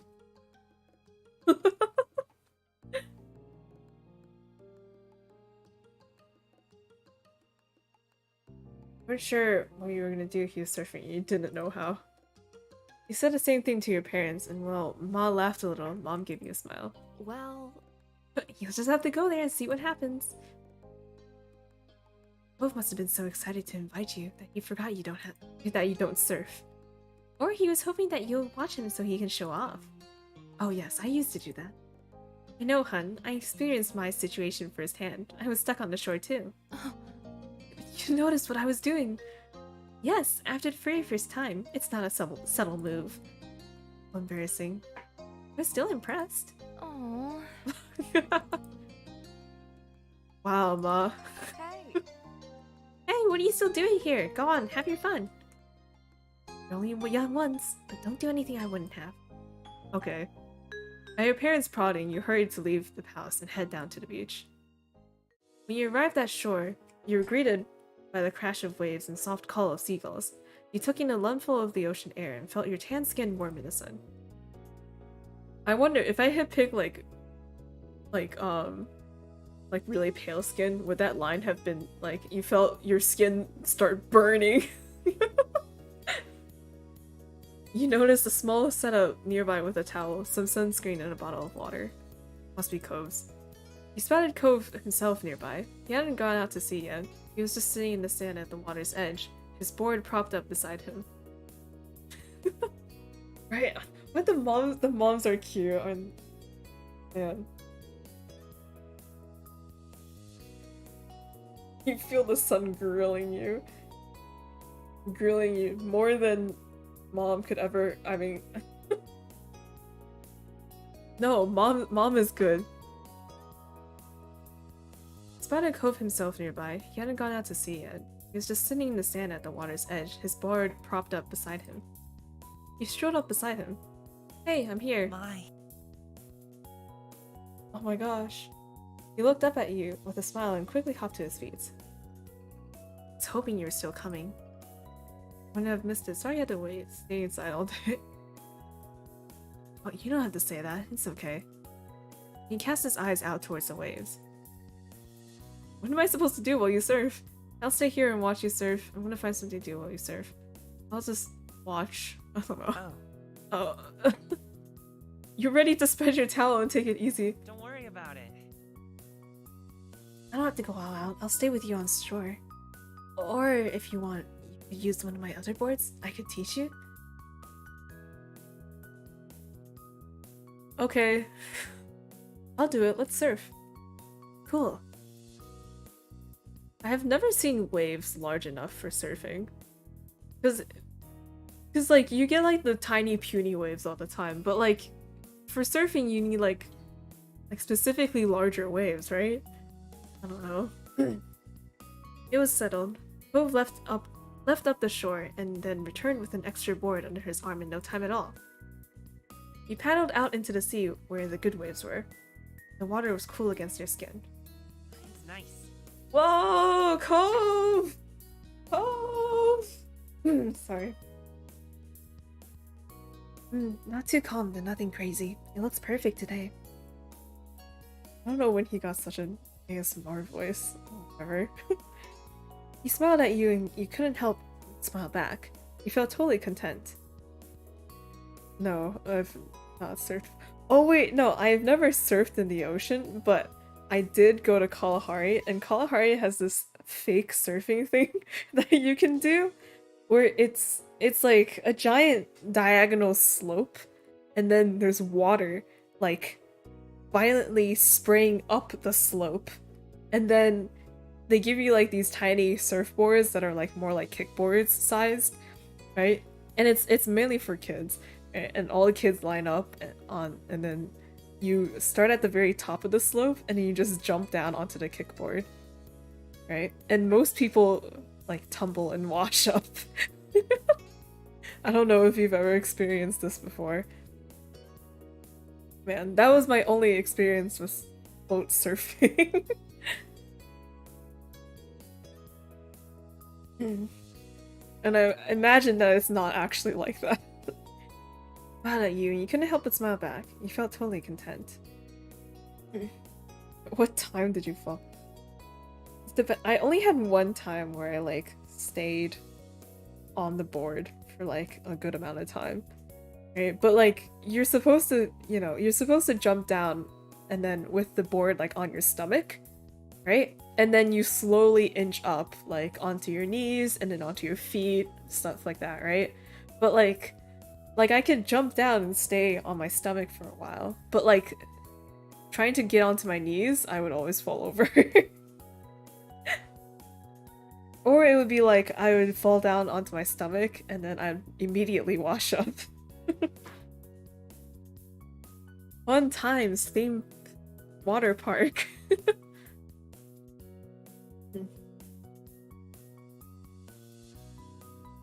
Until Cove kicked the water a little too hard and it inadvertently splashed you.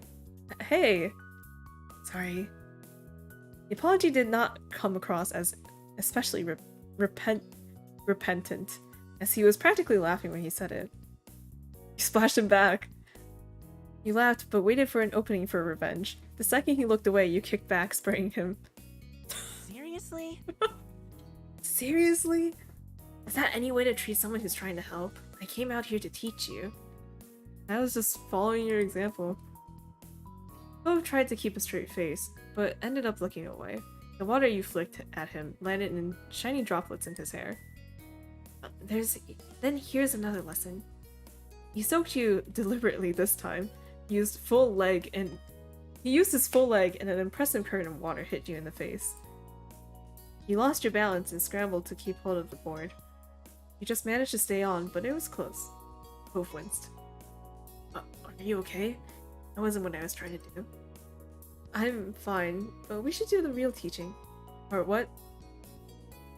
Yeah, we should. Yes. Yeah. He chuckled awkwardly and shook some water out of his ear. With that, Cove started telling you all the tips and tricks of how to stay on the surfboard. He demonstrated both good and bad posture and explained where you needed to put your weight. This? You wiggled your body so that you were more in the center of your board. Cove nodded. Yep, just like that. The little lesson continued, and things clicked with you quickly. You had to go slowly, but you got it. You kind of struggled. It was disastrous. Oh man, that's the question. Are we shit at surfboarding? Or are we shit at surfing?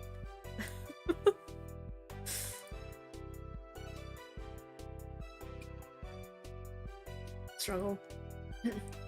Cove tried as best as he could to help you improve. It was difficult for the both of you to work it out, though progress was made. Since you weren't really ready for it, Cove never pushed you to start taking on full waves, which meant he didn't either. Instead, he stuck by your side in calmer seas to assist with your practice. There was no disappointment on his face over how things played out. Aww. Even if you hadn't reached the point of doing any real serious surfing yet, it was still a lot of fun. Many laughs were shared between the two of you. What an afternoon. The setting sun was visible on the horizon. Every time you would look away, it sunk a little lower. The beach was darkening, but still pleasantly warm. You knew you should get out of the water before it's completely dark in the sea. You rode one last wave to get back to the beach. There, you picked up your surfboard and gave it a quick once-over. Cove followed behind you to the shore. He put his board with his other things and grabbed his towels to start drying off. As he ruffled his hair with the towel, you watched the sunset together. The colors were beautiful in the distance, and the shadows around you deepened. There's no need for wars between you two, as you both enjoyed the sight for. Cove broke the silence. Waves were good today, I think. Yeah, totally, I guess. Perfect. You really think so? Ugh. Yeah? He nodded mildly. You chatted a little more until the conversation truly died out, and all you heard was the rhythmic sound of the waves. Then Cove sighed. They can't be over. Not yet. He scowled into the distance as if the sun exiting the sky was a personal offense. Don't you think it should be longer?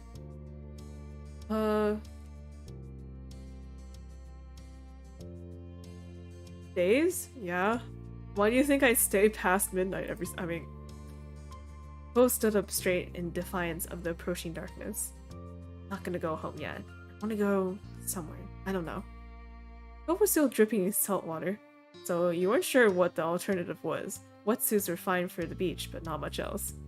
It wasn't a good idea for him to lug his surfboard around town either. What's this first option?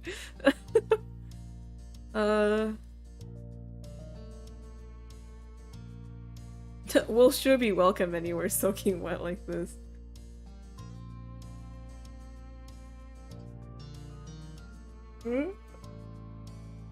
Sorry. Bo finally took note of his current state and laughed. He shrugged. He looked down at the shore with wide shining eyes. There's at least one place that's okay to hang out in, no matter what time it is. The park. Nodded. The park was virtually always empty. Even Elizabeth only went over there nowadays if she was looking for you. How times have changed. She used to be so protective of the place. In fact, the only person there was a chance of running into might be that Jeremy kid again. He brought the idea up to Cove and he cringed, but I'm still going. The sun is still there. A little. Staying out as long as it is. Okay. Alright, let's go! Okay, let's go. Cove took a minute to put his stuff in order. He made sure to get it all, though it didn't take much care to shake the sand off. You dealt with your own things. Stuffed everything together quickly, took time to pack your bag. I'm done, Cove. He rolled his eyes with a bent smile at the announcement. He led the way down the beach to the park. It wasn't far, so it didn't take long at all. The sun hadn't completely disappeared just yet when you made your arrival. Cove stuck his surfboard upright in the sand and tossed his towel over the top. By now, two of you were mostly dry. The summer breeze on your skin kept you pleasantly warm. Speaking. Cove idly went over to the monkey bars. He grabbed them, feet flat on the ground, and pretended to go across. He had definitely grown in the past few years. You had also outgrown the monkey bars. You were way too tall to play on them properly anymore. When he got to the bar in the middle, Cove pulled himself up and through, then sat on the top of the bars. His legs dangled off the side of the bar he perched on. Yeah, let's climb. You didn't even have to stretch to pull yourself up. It was a rather tall seat to clamber on, but it worked. Cove scooted over to give you more room to spread out. These monkey bars weren't made for two teens sitting on top of them. Guess what? He smiled broadly and raised an eyebrow. He's not here. Right, it's true. There wasn't a single sign of Jeremy. Looks like it was just gonna be you two tonight. Cove hung his head and groaned dramatically. Your eyes widened when he whipped his head back up. No way. Can't believe how dumb my parents are for forcing me to come to this stupid place. He's impersonating him. You were quite taken aback and blinked for a second before you realized he was quoting Jeremy. Look, parents don't know anything. Cove chuckled back at you, amused. You looked around. The old park, the streets that you knew like the back of your hand, and the beach. These were your stomping grounds. You wonder how Cove actually felt. How much of his joke just a joke? What? How much was his joke just a joke, and how much was sincere dislike of this place? Moving had never been his choice. Do you actually like his neighborhood? Now you don't think it's dumb. What?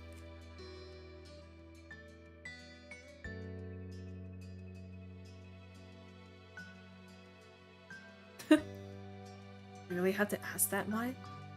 Cove kicked his legs carelessly as they dangled. He smiled softly. I like it here. I really do. It's a nice place. He doesn't hesitate. There's no uncertainty. That was his genuine opinion. Well, of course, I'm here after all. Yeah. He shook his head with a rueful smile. It didn't take long for the day to finally draw to a close. The sun was gone and it was dark. We chatted a while longer, but it was definitely winding down. Better get home. I wish days were longer.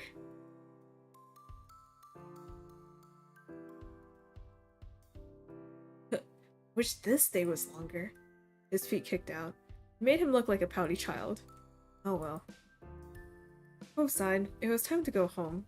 Hopped down from the monkey bars with a thump when his feet hit the ground. You clambered down the monkey bars yourself. You lowered yourself more slowly than Cove and barely made a sound when you reached the ground. Cove grabbed his surfboard and threw his towel around his neck. With his water bottle in hand, he was ready. You both began your trek up the road. It was a quiet night, and you didn't run into anyone else. Though it felt like no time at all, you had reached your street. As you walked, Cove smiled to himself. It was a soft expression, and you couldn't help but wonder what put it there. Everything okay? I just remembered when we were younger, it used to be such a big deal to come home after dark. You could indeed recall. If you got sandy, your parents would have something to say. If you got wet, your parents would have more to say. And if you came home after dark, well, your mom's and his dad better have said it was okay beforehand. You used to need permission for everything. That small comment he made exposed just how much freedom you really had in the summer. Cove looked up into the sky, a smile still on his face as the two of you walked side by side reminiscing. When you came to your houses, you turned to each other. Thanks for my voice. Thanks for today, Mai. Bye. It was nice seeing you.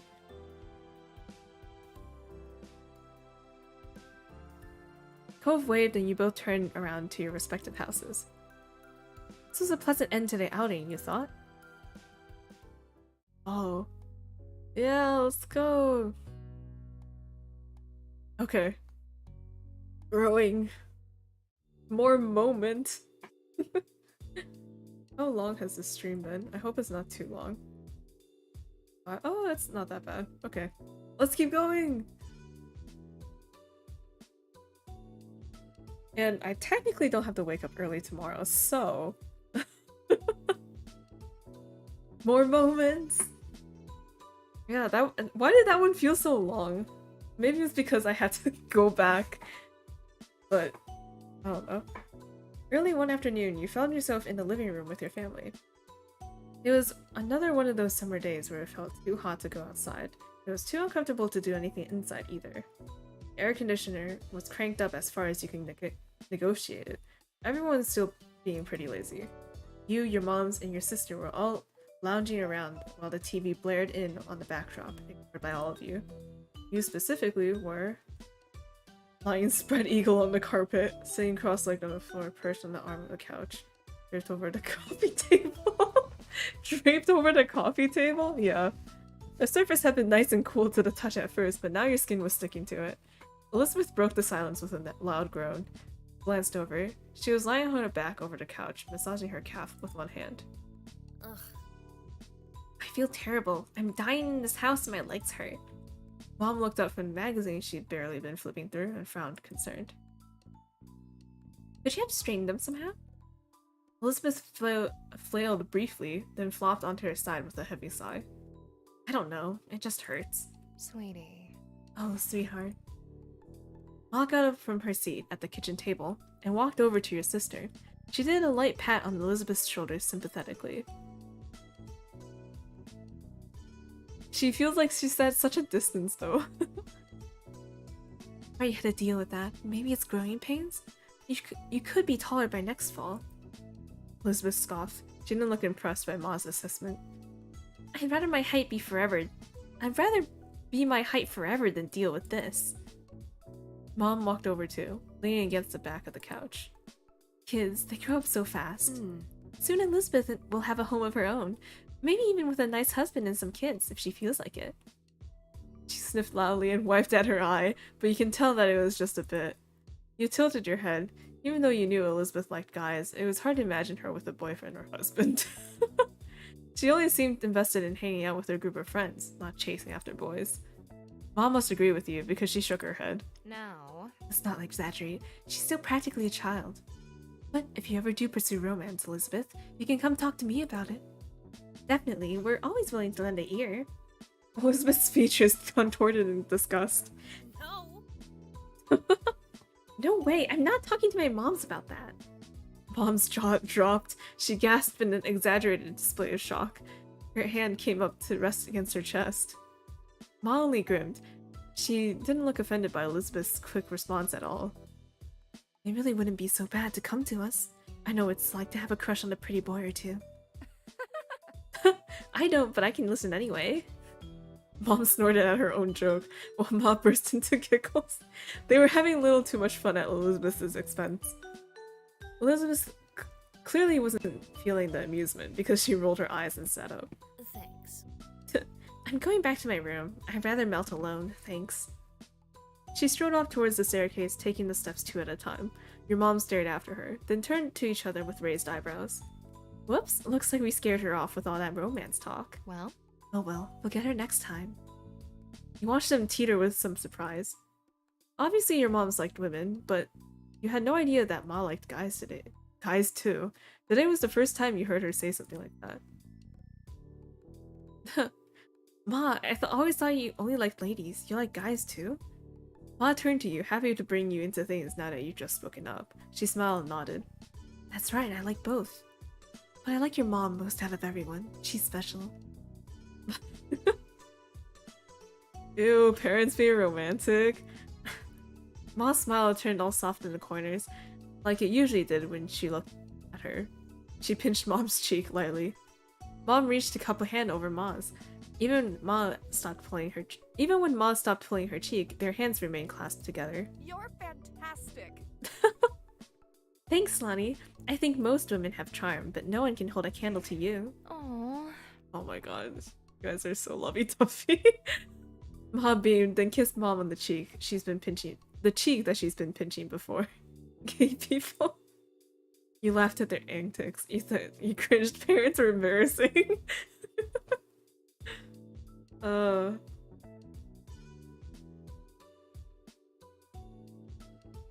Parents are embarrassing. You slouched down as if that would hide you from sight. Who are parents like that? Ma looked back to you, letting Mom's hand go with a brief squeeze. She settled down next to you, and Mom followed soon after. You know, I'm also here to listen to you whenever you're ready. That offer isn't just for Elizabeth. She bumped her shoulder with yours, a reassuring smile in place. There's no rush, of course. You can take all the time you need to figure out what or who you want. it's okay. Don't think you have to stick with whatever you can come up with now, either. Life's nice like that. It can change and you can learn. Mom nodded in her agreement. Two of us are happy to hear you out, and we may be able to relate better than you think. Still, we won't push the topic, at least most of the time. She gave Ma the weakest scathing look possible while being unable to stop grinning. Thanks.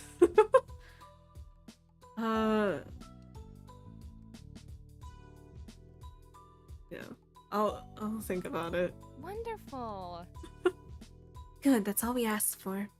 Mom let out another exaggerated sniffle. It didn't take a genius to realize it was fake. First Elizabeth and now you, Mai? Do you have to grow up? Yes, children tend to do that from time to time. Ma. Your parents quickly grew absorbed in their own conversation about rearing kids. You took that as your cue to leave, giving up so you can spend some time alone in your room too. They let you go without a problem, so you made your way up the stairs. You let out a sigh once you stepped into your room. It was just as sweltering in there as it was in the living room, simply even a little warmer. You couldn't even open your window since it was hotter outside, and you just let the AC out. You dragged your feet as you crossed the room. You checked your current sweltering condition in the mirror as you passed by it. You thought back to the conversation you had downstairs about growing up and all that. After a moment, you stepped a bit closer to the mirror. You stared into it, then turned away from the surface to look down at yourself. You were definitely growing, alright? It was weird thinking about how you were now in comparison to what you've been when you were younger. When it came to your body, it... Oh no, I don't want to do this. Do I have to do this? I don't want to do this.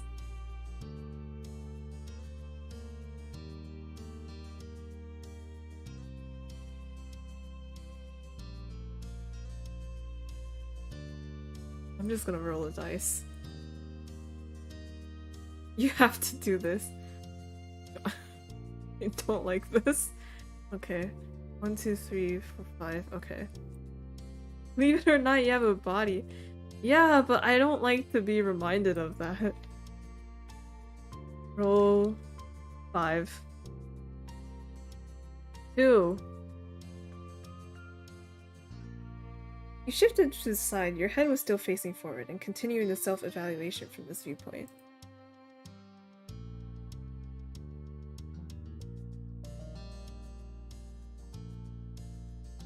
Oh, okay. Damn, we do have a butt. Oh.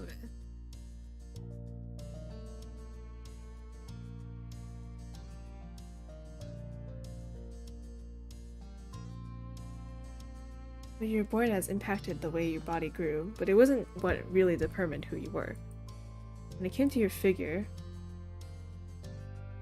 we have boobs. I don't know. This was flat now, but that would likely change at least when we got older.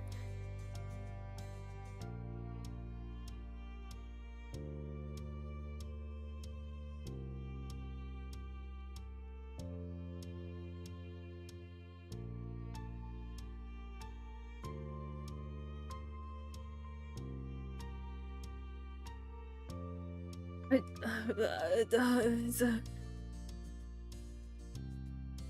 can't imagine what your adult self might like. Ran a fingertip over your birthmark. That was something that had been consistent for you.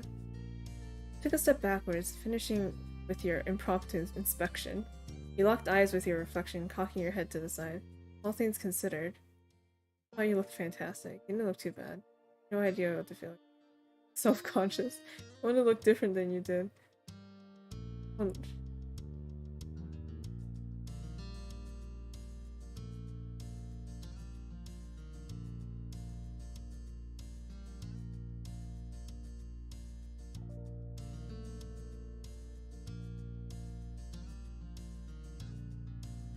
This is like character creation, but like the most uncomfortable one.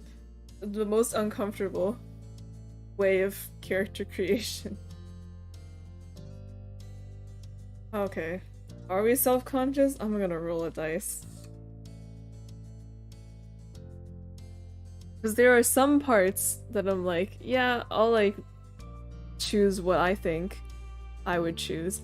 And then there are other parts where like, I don't want to be self-insert anymore. 2. You didn't look too bad. A slight smile tugged at your mouth. Sure, maybe you wouldn't be a model or anything, but you weren't half bad. You shook your head roughly, putting thoughts of what you were turning into out of your mind. This wasn't the time to focus on such things. You had to find something to do in this heat. You shuffled over to your bed, collapsing on the mattress, brow scrunched up in thought. Time passed slowly, and to your annoyance, possible ideas about what to do were few and far in between. You weren't sure how long it had been, but eventually you had heard your mom call you from downstairs. Bye!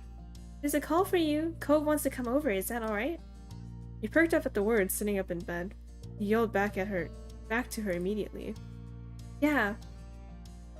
You got to your feet and headed downstairs, eager to see your friend. You needed to go downstairs soon anyway, because your empty stomach told you it was about time for lunch. Just as you reached the bottom of the stairs, you saw Mom put the phone back on the receiver. You glanced at Ma, leaning her hip against the kitchen counter. What a pickle. Well, here comes trouble. We better prepare ourselves. Ma clicked her tongue in clear disapproval of Mom's words. Such a good boy. Cove never wants to cause trouble.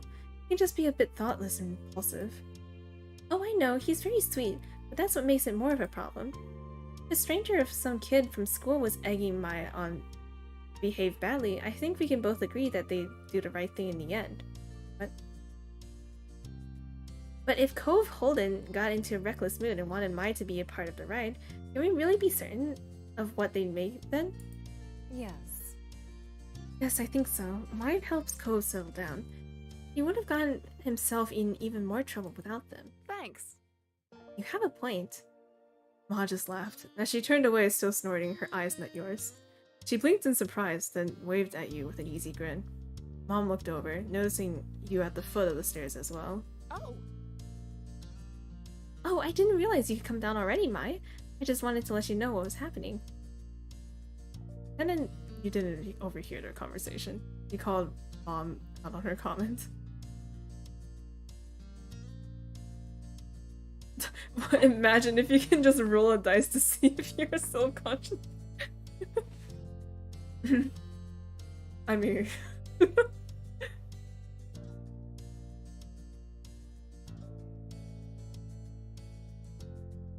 And you didn't overhear the conversation. Called Mom out on her comment. Well, if I hadn't come down, then I wouldn't have heard everything you said. Pam. Oh, you got caught, Pam. What? What? You were saying things too. I didn't say anything I wouldn't have told to Mai directly. Oh, you're unbelievable. You shook your head at your parents, even though you fought a blush when you remembered that what they had just been discussing. Alright, you got me. I'm sorry for being gossipy and saying that about your friend. I can be bad too. Let's go. Well, we'll get out of your way now. Mom sighed in mock defeat and made her way down the hall. Ma followed after her with a hushed giggle.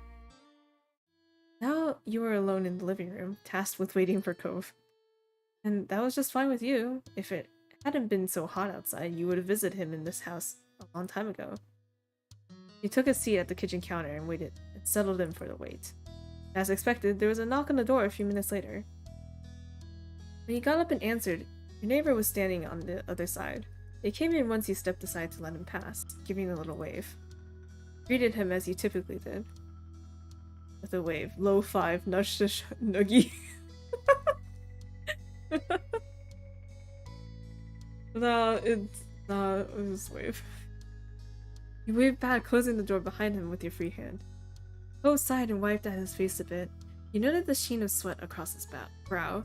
He must be glad to be back in the air-conditioned place, even if he only had to walk across the street to get there.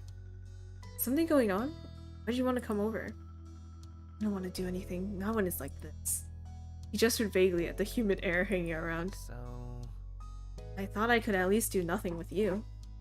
That's really cute, actually. You thought that was really sweet. Shit. Fuck, the choice is reading my mind. How'd you know I was doing nothing? Maybe I had plans. You nodded, that made sense to you. His words were nice and expressed real fondness for you. In a strange sort of way. Which was usually the case with Cove. Have you had lunch yet? I was gonna do it soon. He shook his head. Not really. Haven't really felt like eating because of the heat. Probably should have had lunch. I didn't have breakfast this morning. Yeah, I get like that sometimes too. Should really eat, probably eating yet at all. Okay. Yeah, same. My parents don't like it when I do that though. Mine don't either. They'll ask if I ate here when I go back home. What? Wait, what? They'll ask if I ate here when I go back. Yeah. As one, you headed into the kitchen. You crossed your arms as you glanced around, wondering what you should scrounge up for a meal. I don't want to eat anything that's warmed up. Is there something cold or not cooked? Yeah. After a bit of back and forth, the two of you concluded that you should raid the fridge and cabinet in order to make sandwiches. With that settled, you had planned to decide on the outside layers first. There were a wide variety to choose from, since everyone in your house had their own favorites. There was white bread, wheat bread, sourdough, mixed grain, gluten-free bread, and pita pockets. Hey. You take the grain one for me? Sure. You reached for the mixed grains, then made your decision. Oh my god. My sandwich choice?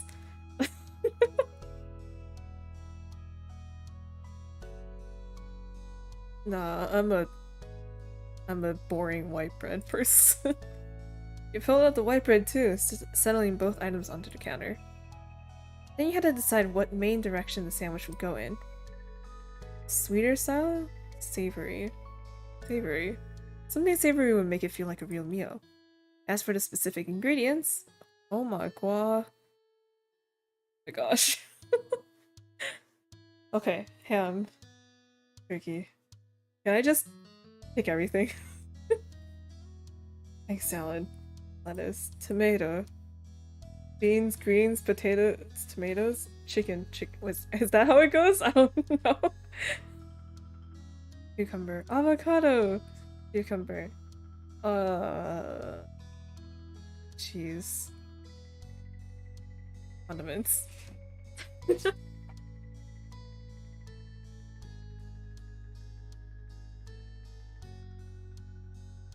Computer died. Ran out of battery. Okay.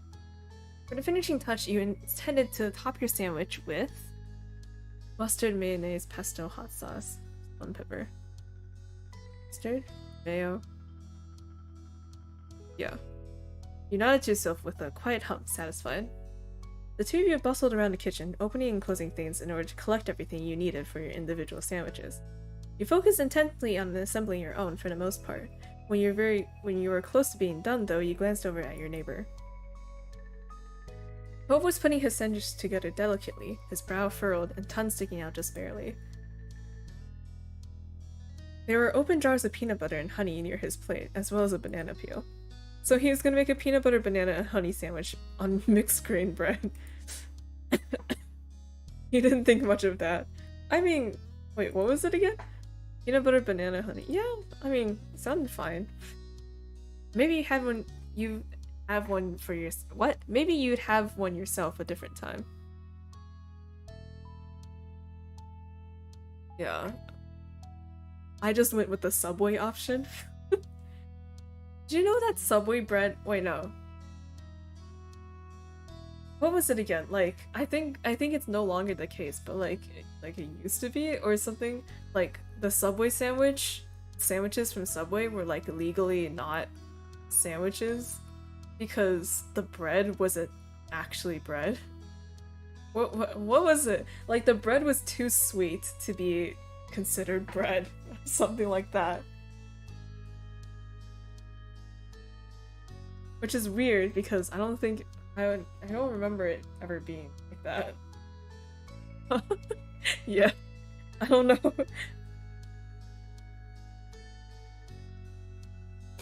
Hold on. Subway bread sweet? Yeah, okay. Ireland's Supreme Court says its bread isn't bread. In Ireland. Okay, yeah. In a decision shocking to those familiar with the $5 footlong, Ireland's Supreme Court has ruled Subway bread isn't actually bread. At least not legally. That's because its bread has too much sugar, the court said Tuesday. Oh, and then the article goes on. But yeah. Okay, so like in the US it's fine, but like in Ireland it's not considered bread. Curiosity satiated, you turned back to your plate and finished your own creation. By the time you were done, Cove had already cleaned up his workstation. He turned to face you, studying your sandwich briefly. He gave it an incredulous look, but didn't question you about it. Good. Done? Yeah. Cool. Cool. You waited as you quickly returned the ingredients and cleaned a few utensils. Then the two of you collected your respective plates. You both agreed on heading upstairs to hang out in your room. You and Cove entered your bedroom while balancing your food on the plates. Nothing fell, so it was a successful trip. Cove took a seat on the ground, stretching out on the hardwood floor in an attempt to keep it a bit cooler. He immediately took a bite of his sandwich, cheered, then hummed happily. The sandwich is really good. At least that's something. At this point, you sat down and started at your own sandwich. Yeah. Obviously, you are a pro at making sandwiches! He leaned back on his hands while chewing and glanced around. His every movement was sluggish. Want to do something? It seemed the plan of not doing anything at all had already worn thin, despite his lack of enthusiasm. What, maybe... Like what? He rolled his head back, looking up at the ceiling. What about tic-tac-toe?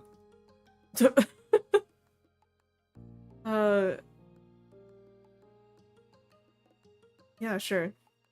You put the plate to the side and pulled out some markers and scrap paper. As you laid everything on the floor, he scooted back to make more room in front of you. Cove picked up one of the markers with his right hand while keeping a half slice of a sandwich in his left. Alright. I want to be X's, so you go first. I think that's fair. Okay, works for me. You prepare to note down your first move, your marker hovering over the paper. Ooh, I get to actually play? Alright, let's go. Now the question is are they gonna trick me? Because there's a way to always win tic-tac-toe if your opponent doesn't put their thing in the middle first. Otherwise, if you put it in the middle, there's a way to always tie, right? So,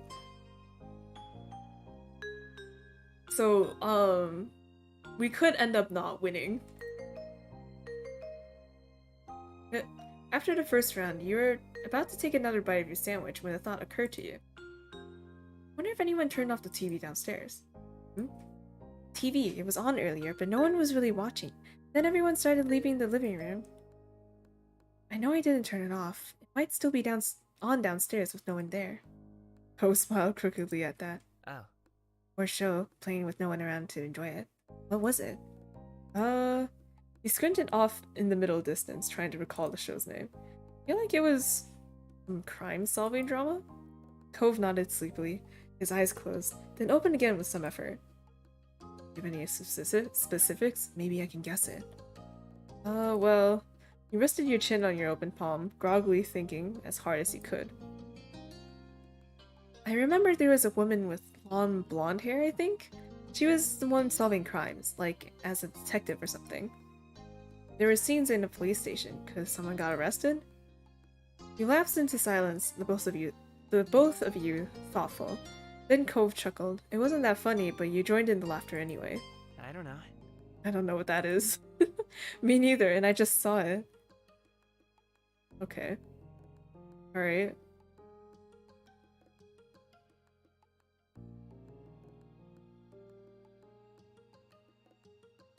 Another round came and went, and Cove grumbled as he readjusted himself. His features were twisted and grimaced. I feel so sticky. Ugh. I'm gonna be stuck to this floor forever now. I'd have to charge you rent.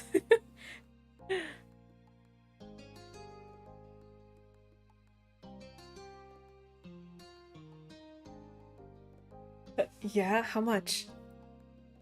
$50? What? I can't afford that. Well, you gotta pay up if you want to stick around. Cove shook his head at your terrible pun. Oh, I just realized. It went back to the game instead of answering further. Then you returned to the game. Alright. Cove spoke up once more, catching your attention. He was peering down at the piece of paper between you, his expression thoughtful. Huh. You know, tic-tac-toe is such a weird name for a game. What does it even mean? Maybe they named it because people played it with ticks and tacks. I was worried about that. Look it up later. It's a really old game. No one's sure about it. Ticks and tacks? Cove raised a skeptical brow. You bit back a laugh and feigned seriousness. It makes sense, because they probably didn't have paper and markers back then. About the toes. You couldn't say anything to that. He had you there. With no answer to be found, you returned to the game. No, it's because with the ticks and tacks, you play and the game's location is at your toes on the ground. That's why. See, you could have done better, Mai. Wow, it looks like this is shaping- wait, shit! Oh, I almost got lost in the sauce, man. Wait, no, it's still shaping up to a tie. By this point, Cove had finished his sandwich. Yours was almost gone too, but now you were getting thirsty. You brought it up to your neighbor. Should we go downstairs and get some drinks? I was thinking that too, but I don't really want to get up. Me neither. You looked over at him, narrowing your eyes with false suspicion. But hey, what happened to you not being able to get up ever again because you were stuck to the floor? That's still true. I mean, we're not actually going, are we? I only thought about it. You rolled your eyes and dropped the issue, defeated. Cove grinned a little at your disappointment over his victory. Alright. Oh, it's a tie. Were you out of it? I know I didn't try that hard. He smiled at you in an amused way. You somehow weren't surprised by that, despite Cove being the one who suggested the game in the first place. He started to yawn, his hand coming up to cover his mouth. It quickly transitioned into a small laugh. He kinda understood why. Yawning just as he said he was feeling disinterested was kind of a funny coincidence. Welcome back! Son laughed along. I'm gonna take this hand. Blah, blah, blah, blah. Wolf just grinned and flopped onto his back, leaving his marker on the floor beside him. You stayed seated, looking your friend over as he stretched himself out. You really are so tall now. Sorry, the spit, it was coming into my throat.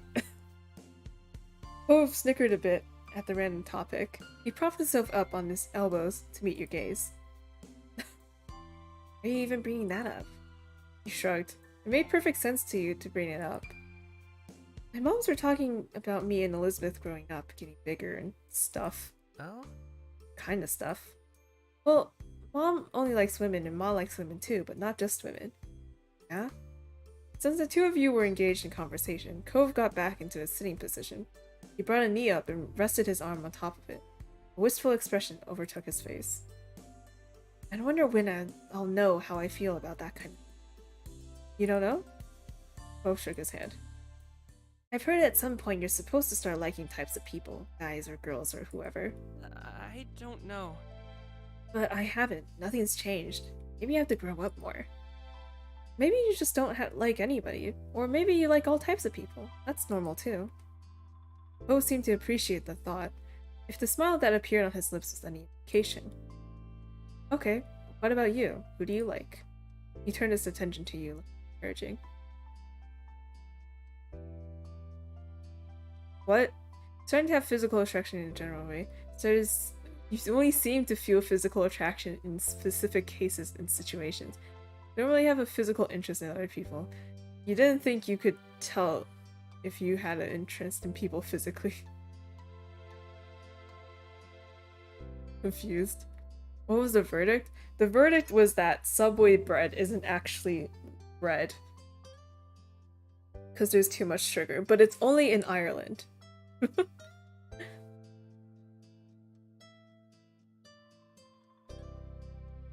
Oh my god, wait, we gotta do romantic attraction too? I don't know these things. No! I don't have any label.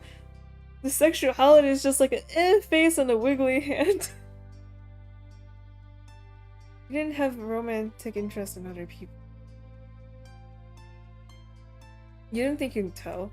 Yeah, we'll just be confused. Specifically when it came to how you felt towards boys. Help me.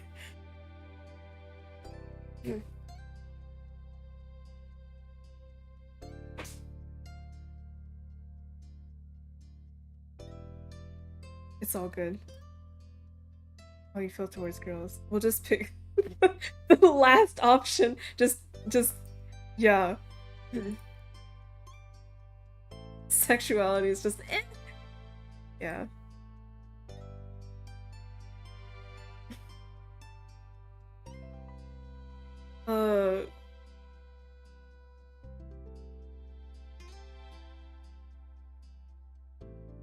Wait, I was trying to... Never mind. I can't think of anything. My head is empty. You returned your attention to Cove. He was waiting patiently for your response. Sure. He nodded understandingly at your attempt to describe how you felt. He's like, so basically, you're confused. Yes. But you knew he accepted you for you, but you still wondered what he thought. I never treated you differently because of your identity. He scratched the back of his head, sheepish. Not really sure how we ended up talking about all that when we just started out playing tic-tac-toe. But it was good, I think.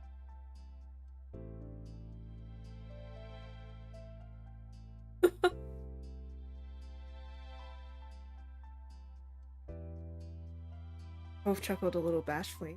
He glanced around, clearly scrambling for something else to say. So, have you gotten to make any progress on your artwork recently? Yeah, actually. I'm really glad you brought it up. Conversation took a lighter turn after that, and it felt like you got closer that afternoon. Finally, the blazing sun began to set. To your relief, the air cooled down a bit as a result. You both pulled yourself off the floor, as did Cove with some minor complaint. Both stretched your arms, groaning, and yawned into your hands. You glanced out your window briefly, taking in the soft reds, pinks, and purples of the late afternoon sky. Somehow you had made it through the scorching hot day in one piece. Cove turned towards you, motioning towards your window with his chin. Wanna go outside? It might be better out there than it is here now. Sounds good. I could really use some fresh air. The two of you took your time heading downstairs. You stopped briefly to grab a drink of water, then continued on your way.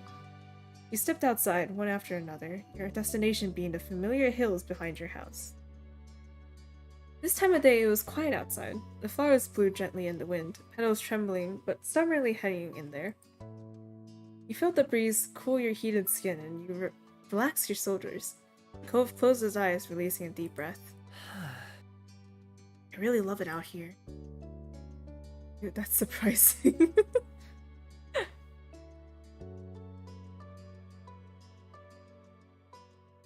Cove chuckled a bit, nodding. Tendrils of his hair danced in the wind. A beat passed, but his gaze didn't stray from your own. His voice was impossibly soft when he spoke up again. Glad I met you, Mai. You're really important to me.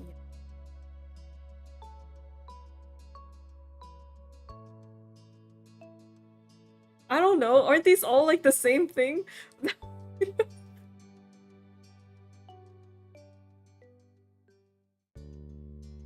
I don't know, Uno reverse.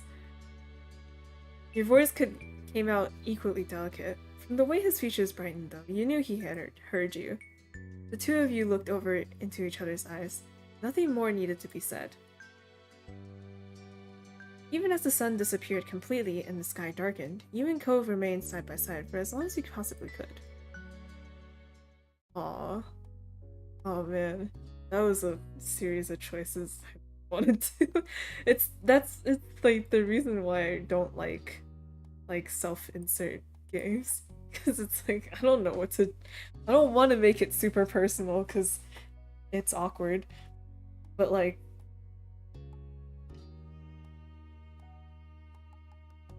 But then it's like, well then what do I choose, you know? Whatever. It's all good. Whoa, moments! More moments! The sun warmed your skin from its place in the sky, and you closed your eyes, enjoying the mix of the heat with the pleasant breeze that drifted past you. You and Lee has spread out a blanket on top of one of the hills behind your house. It had been relaxing there for a while now. Lee had come over earlier in the day, and while a range of activities had been discussed, from staying home to heading down to the beach... Sorry. A picnic on the hill had been the choice you both settled on. A small spread was laid out in front of you. Some bottled water, soft drinks, as well as chips and sliced fruit. You sat up and reached for a snack, listening to Lee talk away about the musical she had gotten to see a few days ago. Lee! It's unbelievable. There was singing, dancing, and crazy stunts, and it was all done live right in front of my face. Maybe one day we can go together. I've got to see more shows like that. You smiled at Lee's enthusiasm, knowing how much she enjoyed singing and performing. She was good at it too. You had gotten the chance to hear her sing a couple tunes. You knew she put a lot of effort into it. You also liked to sing, but you weren't very good. You also liked to sing and had a talent. I didn't like to sing, but you're totally good. You weren't good at singing, that's it. You liked to sing, but you weren't good. That didn't stop you from doing it, though. I wonder if maybe we can put on our own show. Think of how fun it would be. We could perform for our parents and ask our friends and some other people to come and watch too. It would totally work. So do it. I don't know about that. The idea gave you stage fright. Sure, I'll give it a go. Okay. Sure! It wasn't something you had really thought about before, but if Lee wanted to do it, then you could at least give it a shot. Lee clapped in excitement and bounced on the balls of her feet, beyond happy that you were on board with her idea. I'm gonna sing. Do you want it too, or maybe do something else? Soon, I'll dance. I'll write the song. I'll do some stunt that goes with the music. Pick the outfits, makeup, backdrop. Oh. Make the backdrop. Yes, now make a real show. I'll paint something. You thought of your painting kit back home. You could definitely use that to make something for the show. You just hope there'd be a large enough piece of paper or cardboard for a backdrop. Is there anything else that's coming to your head? One more thing. And I'll do a stunt. Why did I do this? Oh, Daredevil, I can't wait to see what you come up with. Is there anything else? Nah. Oh my gosh. The two of you ran back to your house to grab the supplies you need, dodging your mom's amused questions before heading back out to the plane to get started. You grabbed your bicycle helmet and a pair of knee pads to protect yourself, and quickly strapped those on. Lee and you discussed the plans in detail, settling on a song first, and then practicing out parts for the show. The afternoon passed quickly, and the sun dropping lower and lower in the sky. And after having thoroughly worked out how the show was going to go, you decided to take a break. Oh, you know, we should have invited Cove to watch us practice our show. You could tell us if it's bad before we put on the real thing. Smart. I guess that would have been okay. Or, like, do we want it to be, like, a surprise? Nah, yeah, that's smart. We should ask him to watch us later. Okay. It's too bad Derek isn't in the neighborhood today. I like him. Yeah, he's a good person.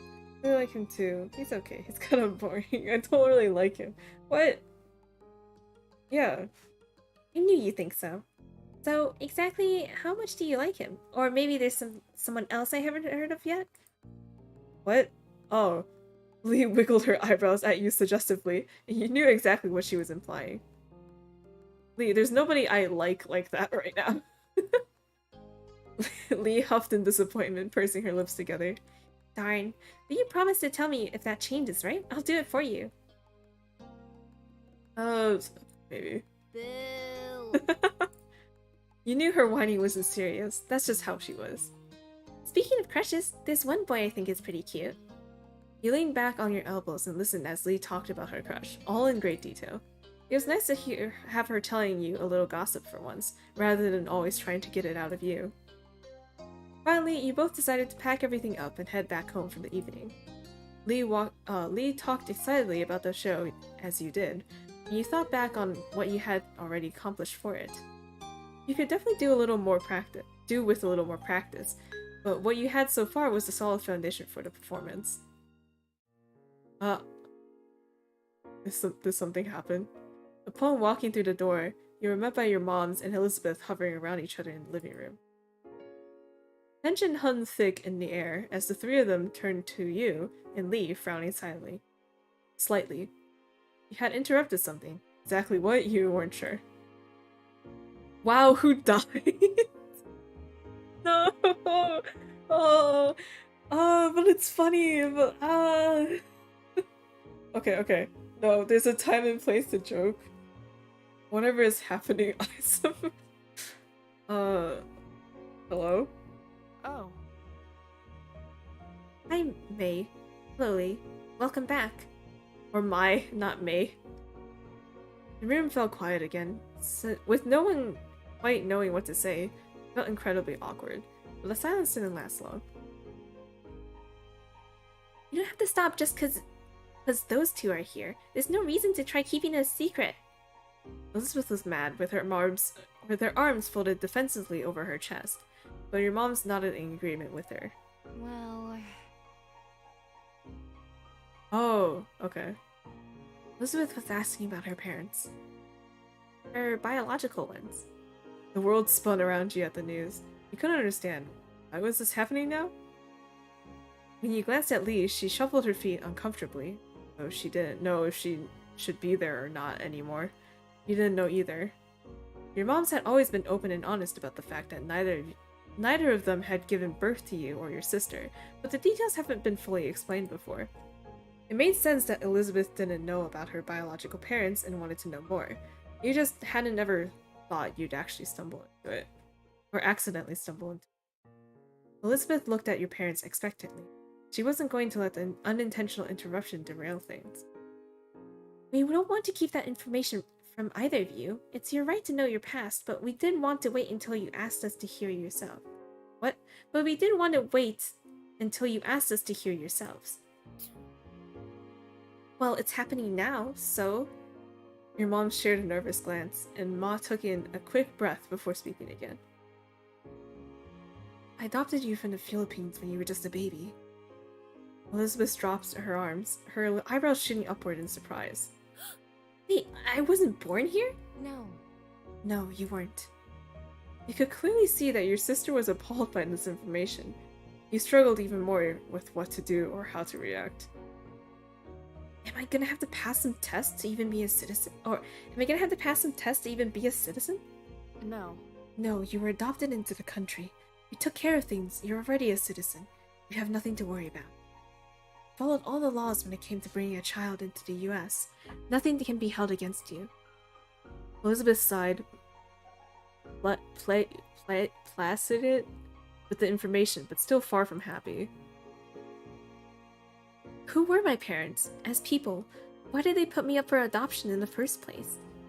Ma softly put her hands over Elizabeth's shoulder, trying to provide some support before she gave the answer. I am so sorry. Oh. I wish I had better news for you, Elizabeth. Elizabeth was torn between emotions, eyes filled with tears as she threw her hands in the air, suddenly unenraged. Great, so I can never meet them even if I wanted to. Not that I could have anyway, since they lived in another part of the world when they were still alive. Elizabeth turned her back on you and your mom's and stormed off, sprinting up the stairs into her room before anyone could stop her. I have to go and talk to her. Ma immediately started to follow her, but Mom gently held her by the arm and shook her head. We should give her a little space to process it all. Your Ma's head hung low, but she stopped walking. With Elizabeth now gone, the two of them seemed to remember you and Lee were still standing awkwardly off to the side. Sorry you had to see all that. It's not how I expected it would have happened when the time came. What sense is the topic of the day? Is there anything you'd like to ask? You deserve to know, after all. Lee patted your back and gave you a supportive look.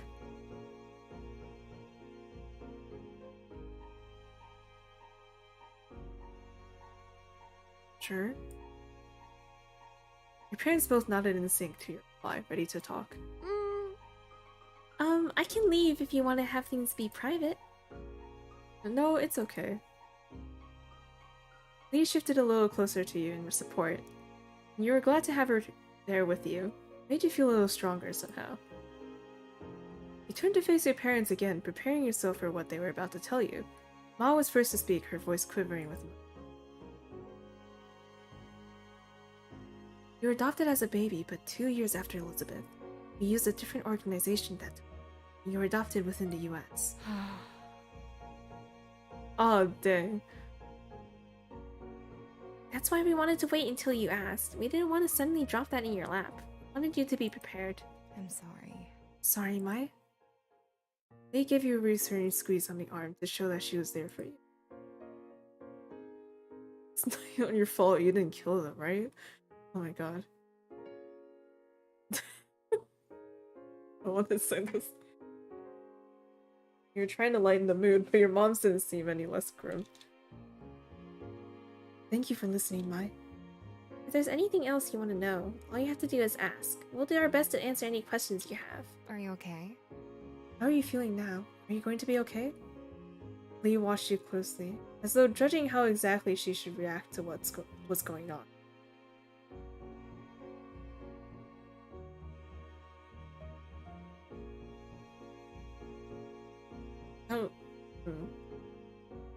don't know. I don't know. Maybe because okay, maybe I'm looking at this because I'm a older person, right? But if this was the situation, right, I wouldn't really feel like I would be more troubled if they were alive.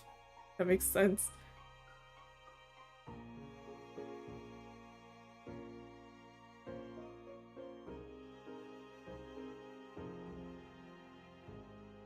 Because that was like, that would mean like, it would be like an awkward, like, oh, so I was, never mind, I don't know.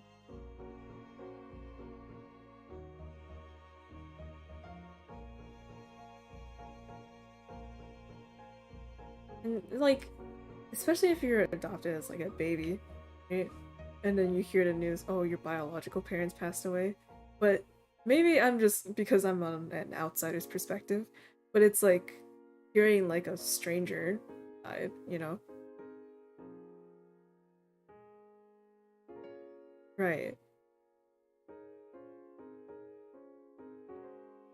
Right, but like, but if I like put my mind into that of like a 13-year-old, right, who was hearing this news, I feel like, yeah, I probably would have been a little emotional. But I don't know. I don't know. I'm just gonna roll a dice. I'm gonna roll a dice. We'll roll with whatever option. I know it's a weird way to decide things, but I really can't decide otherwise. Nothing. Didn't have the energy to reply to the probing. That was kind of an answer to the question itself. No one seemed to have any words after that. Went up to your room. You needed to stay with your moms. I wanted to get out of the house. I wanted to see Elizabeth. Let's go talk to Elizabeth. You were worried about Elizabeth, even though she had been so angry when talking to your moms about everything. You could see that she was clearly sad. You headed over to the stairs and up to her room. Oh, Lee, do you want to come with? Okay. She nodded and followed you behind. Waiting in front of your sister's door, you raised a hand to knock on it. We'll roll. Yes. Ah, good pun. Good one. There was no answer for a good minute or two, and when you jiggled the handle, you found it was locked. Raising your hand again, you knocked louder this time, thinking she must have had her headphones on, so couldn't hear you. When she didn't answer the door a second time, it was clear to you that she either still couldn't hear or was just straight up ignoring you. It hurt to be shut out, especially right now.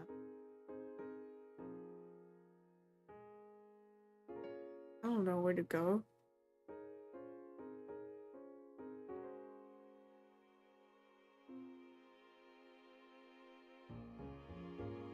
Probably just room. When safely behind your closed bedroom door, you let out a heavy breath before heading over to take a seat on your bed. He watched you from where she sat on your desk chair, gave a sad sigh in commiseration. You guess she didn't really know what she could do to help, but was still trying to be supportive in any way she could. So, what do you want to do? Can I help? Think of me as family? Oh, wait. I don't know. Not this. Oh.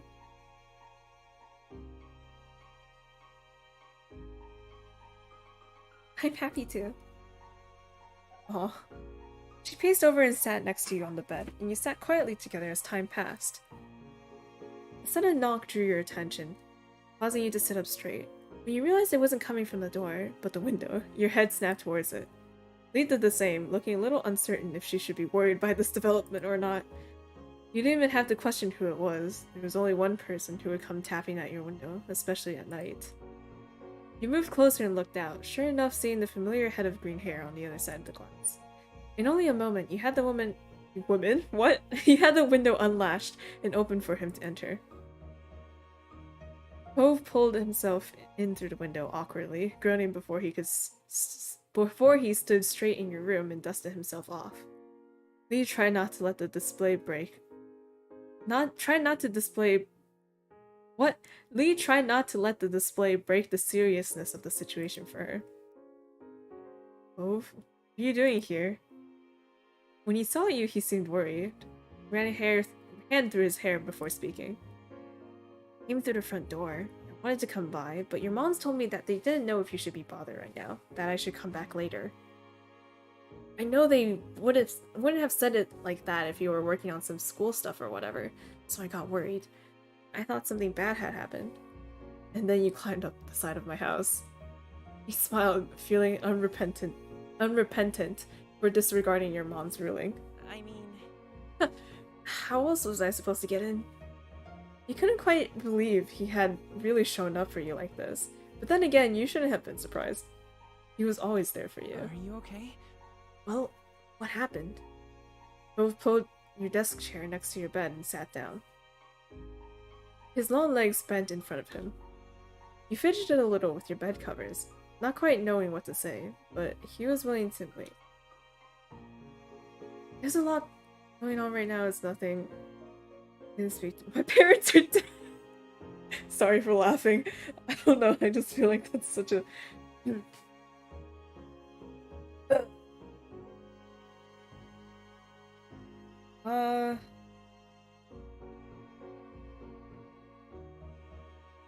There's a lot going on. Bo looked at you in confusion, his eyebrows dripping. What is it?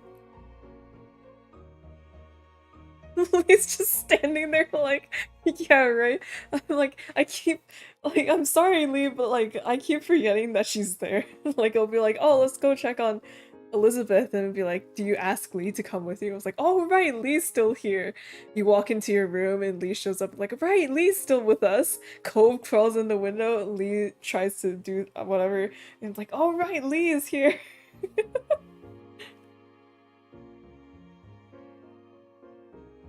My parents, from before my mom's, died when I was a baby. Moms didn't say how, maybe they didn't know, but there wasn't any other family I could live with, so why I got adopted. Without having to say anything else, Cove reached out and placed a hand on your shoulder, brought his face in towards you. Sorry, Mai. His words were whispered comfort. Lee really is just standing there. Sorry. Aw, it's okay. It's okay, Cove. We're strong. We're older than we are. Because we actually are, but yeah. Glad you are. So he didn't let go. Can you explain everything to me? You nodded softly before taking in a heavy breath and launching into the story. Cove sat quietly and listened attentively, nodding every now and then and taking a sharp inhale. Silence settled between you as Cove sat quietly for a moment, contemplating everything you had said. When he finally spoke, his voice was quiet, drifting through the night towards you. I'm so sorry. I'm really sorry about what happened to your parents. So sorry. He stopped suddenly and took in a deep breath, shaky breath. You got the impression he was struggling with what was right to say. I'll never get to know them. I feel bad, but I feel worse about it. It's okay, Cove. I never knew them at all. They're strangers, even if they did have me. Mai. You're not doing anything wrong. You know that, right? I think that you can be as sad as you want, for as long as you need, or you can feel okay about it whenever you want to, too. He sighed and ran a hand through his hair as he looked out towards the window. It's okay. I guess what I'm saying is, whatever you feel about it is how you feel about it. You don't have to force yourself to be different. Okay. His words had made you feel better, but you knew it was true. You didn't have to apologize or make any excuses for the way you felt about it all. Poe smiled at you a little. You can tell that he was trying to be comforting. And your moms definitely don't. It doesn't matter if you're not blood related, you're definitely family. I can see that, and I hope you can too. Lee is really just standing there. You felt the reassurance in his eyes. Your cousin tried not to interrupt your explanation, or Cove's response to it. When the opportunity arose, she made it clear she shared the same sentiment. A knock on the door made you look up, though before you can even move, it swung open and Elizabeth stood in your doorframe. She walked closer, and you didn't quite know what to do or what she was planning on saying. So? Would you mind going? I want to just talk to Mai. You can come back, it's not going to be forever. Both seemed equal parts concerned and skeptical. Leaving now wasn't a concept that thrilled him. Lee wasn't exactly jumping to go, so she checked with you quietly. What do you think? And asked that. Yeah, I want to talk. Yeah. Really? Oh, then we're on the same page. She made a little move-along gesture with her hands, and it was settled. You waited until the two of you were alone before fixing her with an inquisitive look. Sorry, Cove. Sorry, Lee. Elizabeth folded her arms, looking you over. Did moms tell you about your parents too? Yeah. Elizabeth broke eye contact after that. Sorry. Why did you want to talk to me? I went to see you and you didn't even answer. Elizabeth raised an eyebrow at the news. What? I didn't hear anything. Shutting everything out with loud music was very typical of your sister. You didn't feel much less confused, though. Why'd you stop doing that, then? She shook her head, as though the answer should have been obvious. I was worried about you. I was the one who brought it up, but I made you deal with whatever was left when I was gone. She sighed, glancing upward for a moment before settling on you once more. I wanted to ask what happened without everyone breathing down our necks. Jeremy's just bail. Amazed you can notice that. What?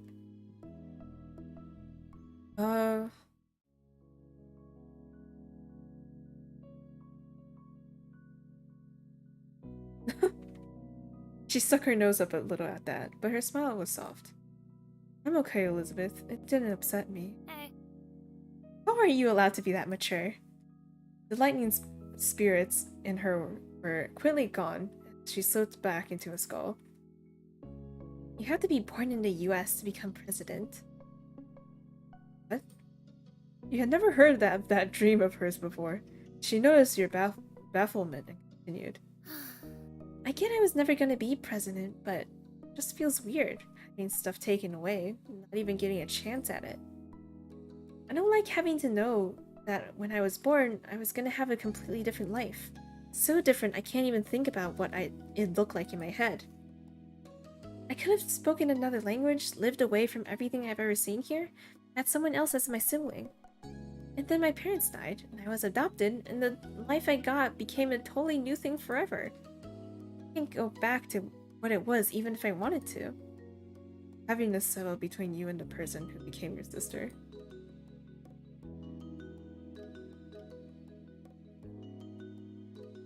It was a confusing feeling to have lived one way to have lived one way for as long. I can't read anymore. To have lived one way for as long as you can remember, but not having it be what was originally yours. Elizabeth watched you seriously. She was still trying to make sense of this to you and herself. I don't know why today was the day. Nothing came up to make me ask the question. It was just something I had in my head for a while. When it was just me and Mom's in the living room, I just kind of said it. Finally, and there you go. She shifted from one foot to another, relaxing her stance just a bit. She also spoke more gently.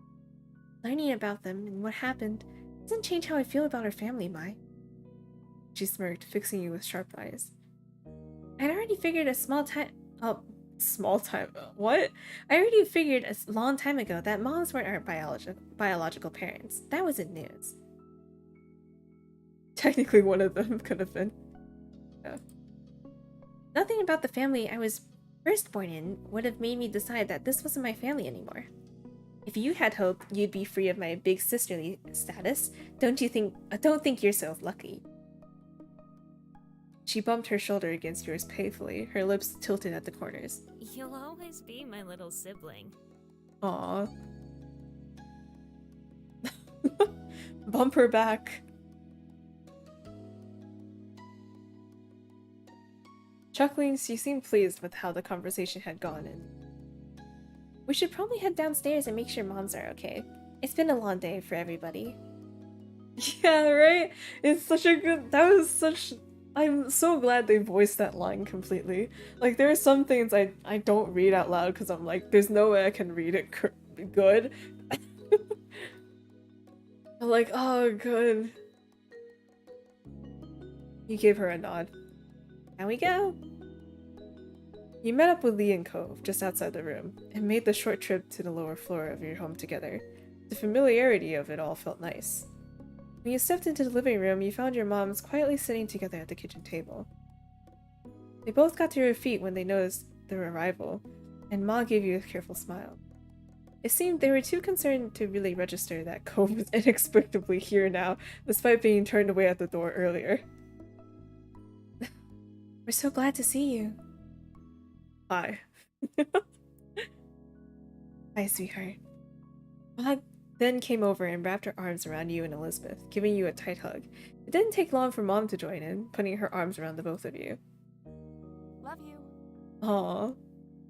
We really couldn't have asked for better kiddos. We love you. More than we could ever stay. Moms! You're smooshing me. I love you too. It was a nice moment, and you enjoyed it for as long as you could. They both pulled back eventually and grinned at the two of you. You knew then that you all had each other, and you always would. Well now, since we're all here, how about we do something together as a family? That sounds like an excellent idea. We should have some fun before the night's over. Totally! I love the sound of that. Lee says from the back. Yeah, please. Yeah, okay. Why not? You hid the smile that threatened to tilt your lips, knowing that Elizabeth must have been in a good mood if she hadn't even teased Cove for being part of it. And no matter what she could have said about it, you wanted him to be there. The two of you have practically grown up together over the past 5 years. Please don't forget me again. Please. Who's got a suggestion? It should be something we can do here in the house with everyone in the same room. You suddenly remembered the show you and Lee had been working on earlier. Oh! Maybe we can do our show! Oh. A show? This is the first time we're hearing of this. I'm intrigued. Wonderful. It'd be amazing if you put it on for us to watch. Oh yeah, I need to see what you cooked up. Be cool. You smiled at Lee, who returned the gesture while bouncing on her heels in excitement. Take some seats and we'll get everything together. Your moms collected the chairs from around the dining table and set them in a row in the living room, where there was enough space for the show. While they did that, you and Lee quickly gathered the supplies you needed and rehashed the plan one more last time. You listened through the song you had chosen one last time. Then you made sure to grab your bicycle helmet and knee pads from your bedroom and strap them on. I'm so glad I chose the do a stunt one. The backdrop you had prepared earlier was also ready to go now that it was needed. When the two of you returned to the living room, everyone was sitting and chatting amongst themselves while they waited. The group quieted down when you and Lee stood in front of the makeshift stage. Lee was buzzing quietly with excitement beside you. All nervous all of a sudden. You're pumped for the show! Yes. The time you and Lee had put into practicing was worth it. You were ready to go. Okay, so welcome to our show. We only came up with it today, but we promise it'll be good. Stay quiet. No refunds. Then you nodded at Lee? Oh my god. Then you nodded at Lee that you were ready to begin. Lee took in a deep breath, waiting the few beats it took to get into the song, and started singing. You performed your stunts to the sound of gasps and applause from the audience. I like how they just say it's stunts, and they don't expand on like, what stunts? What exactly are you doing? Right? We could be like extreme pogo sticking for all we know. When the performance was over, Lee took your hand in hers, and the two of you bowed deeply together. Everyone gave you a round of applause and cheered for an encore. When you straightened yourself up, you were happy to see that Elizabeth was clapping for you. Shush! No! Recreating a Jackie Chan movie, oh my god. Yeah, I'm just like breaking bricks and wooden blocks, everything around the house. The coffee table's like smacked in half. Stunts, man. Stunts! Everyone gave you a round of applause and cheered for an encore. Okay. Bravo, bravo! Good job. You're so talented. Your family rose from their seats and came over to congratulate you directly. You were beaming from ear to ear. Cove was the first one to approach, stepping up to you and Lee with a smile on his face. It's nice. Nice job. Thank you. So great with those tricks, Mai. It was cool. Oh, thanks. It's pretty good, huh? Luckily, we had a crowd who's easily impressed. Yeah, I was pretty good. Yeah, thanks. Welcome. Hey, were you the one who painted the backdrop? Yeah, that was me. Cove smiled, content over his guess being correct. Not bad. I thought so. It was good. You couldn't help but feel pleased that he could recognize your talent so easily. Your parents gushed about how great everything was, and thanked you for sharing it with them. Elizabeth was complimentary in her own way, although she did describe the show as cute, which you knew she meant as kind of kiddie. You laughed it off, however, and were just happy that everyone had a nice time. In that moment, you couldn't have been more pleased to be a part of the family you had. Oh, it ended so nicely. Dude, who knew that, like, growing in family was gonna end up in, like, existential crises, identity crises? Like, what the heck? Okay. Yeah, right? Oh, alright. More moments! It's dinner time! Sunlight shone through the windows as you sat in your living room, your home phone pressed to your ear. Cove was on the other end. It'd been shaping up to be an ordinary day, like any other, until Cove had called unexpectedly. He sounded unusually nervous greeting you.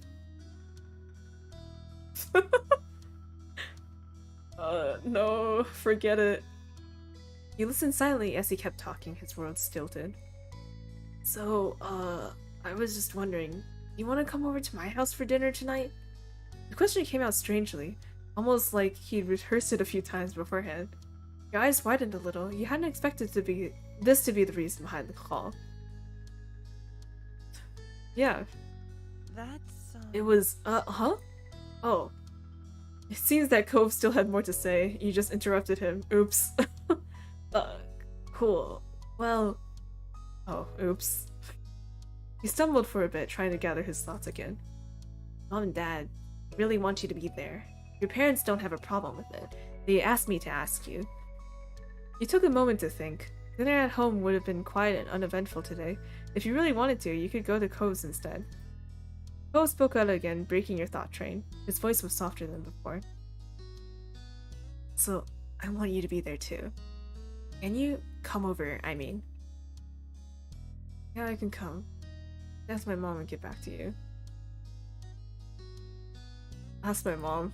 But yeah. Okay, tell me when you can. He sounded noticeably relieved by your response. Was you coming over for dinner today? That serious? He spoke to you for a little while longer to explain what time come over and other details, then hung up. That was that, for now anyway. You called Ma right afterward, and she picked up on the third ring. It wasn't a long conversation. When you asked to go to the Holden house for dinner, she was more than happy to give you permission for it. No problems there. Ma wasn't one to complain about you spending time with Cove. Cove got a quick call from you afterwards, so he knew for sure that you would attend the dinner. Then you said your goodbyes and went on to the afternoon.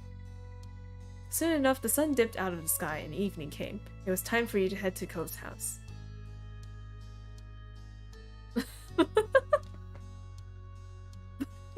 Yeah. Do you want to come over for dinner? It's like, yeah, sure. Oh, I wasn't done talking. Okay, but do you want to come over? Nah, never mind.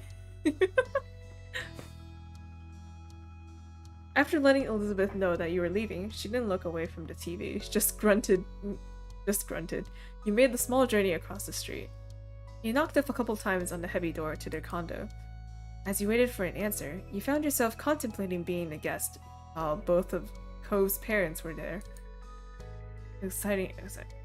Curious. I'm gonna say you were thrilled. Apprehensive, probably. You didn't know what to expect from this dinner party. You didn't get much time with your thoughts. Oh, you didn't get too much time with your thoughts, though. The door opened soon enough. Cove's mom, Kyra, stood in the frame, smiling warmly at you. Come on.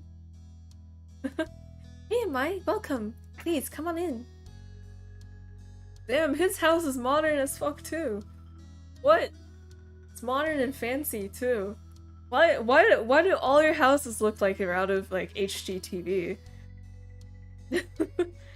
She opened the door wider and moved to make room. You stepped inside, allowing her to shut it behind you. Thanks so much for coming over. I know it's kind of last second. You for having me. Of course. Of course, just make yourself at home. It's not my home, but I've been given permission to say that.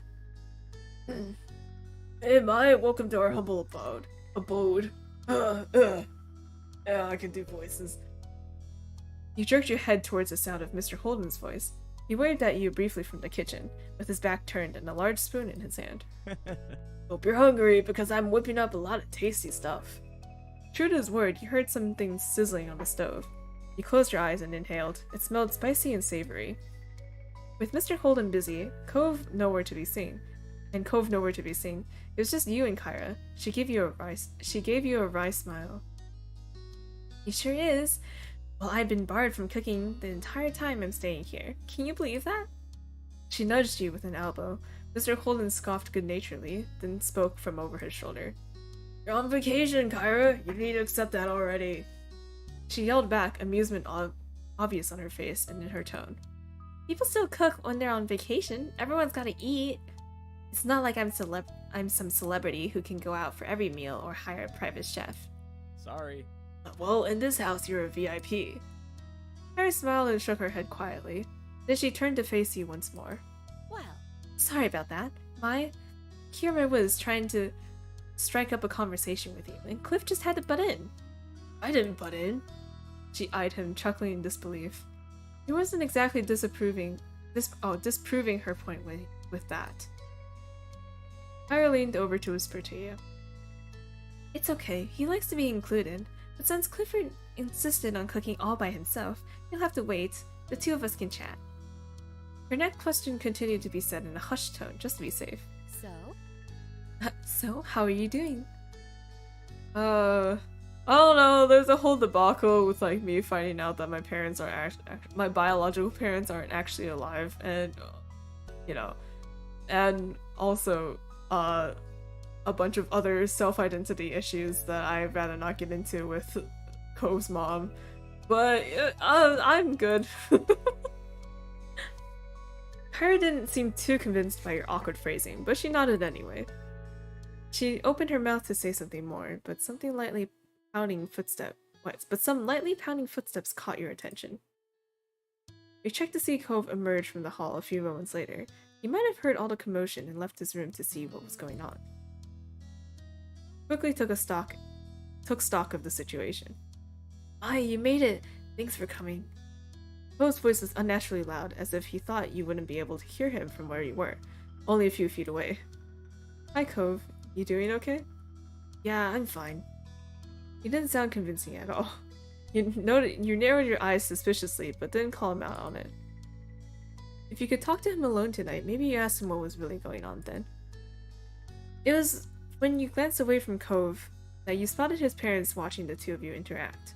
Cove noticed their stares too, meeting them with narrowed eyes. So... Are you having dinner now? Not yet, bud. I'm still cooking. Alright, I'm gonna go back to my room. As he turned to leave, he bent his head to the side to face you. You coming? The question was quiet, but you heard it clearly. He smiled, pleased that he asked, and nodded in the affirmative. Cove turned fully and made his way down the hall. Have fun, you two! We'll call you when food's ready to go. With that, you followed after Cove. Two of you made your way down the hall. First time you were invited in Cove's room. I've visited, but only rarely. Going over his occurs. I don't know. We haven't seen it. It's the first time. Cove got to the door first, opening it and stepping inside. You joined him. Surfboard. Ghost. Shell. Oh, wait, that's actually cute. The shells on the shelf. Wow. And an aquarium! You really are an ocean boy. Yeah, wait, why do you have like a loft bed? Isn't this usually if you have two people sleeping? Yeah, wait, huh? What's up with this? Or did he have like a loft bed before and then it got uncomfortable and he got like a full-size bed afterwards? There's a mat on the floor in front of the door. As you stepped over the threshold into his room, you found a crunch of sand beneath your feet. You glanced down. Sand was clustered around the entrance. You even spotted smaller amounts of it dusting the rest of the room's floor. Shell. Yeah, the shelf. Though you hadn't anticipated it, you weren't surprised at the sight. Of course, Beach Boy Cove Holden would get his room all sandy. So, this is my room. Cove was a bit shy as he said so, fidgeting with the helm of his shirt using one hand and vaguely gesturing to the space with the other. There's stuff you can sit on. You looked over at the desk chair as an option. When you turned back, Cove was already sitting on the edge of his large bed. Trying to make your own beach with all the sand? Not really. No. But it'd be cool if I could, though. You couldn't help recalling a long time ago, Cove explaining his childhood dream home would be something located right on the shore of the beach. Maybe that idle thought still had an appeal for him. Made you smile to think about. He didn't sit anyway, sat next to Cove on his bed. I don't know. I don't know. I don't know. Where's my point?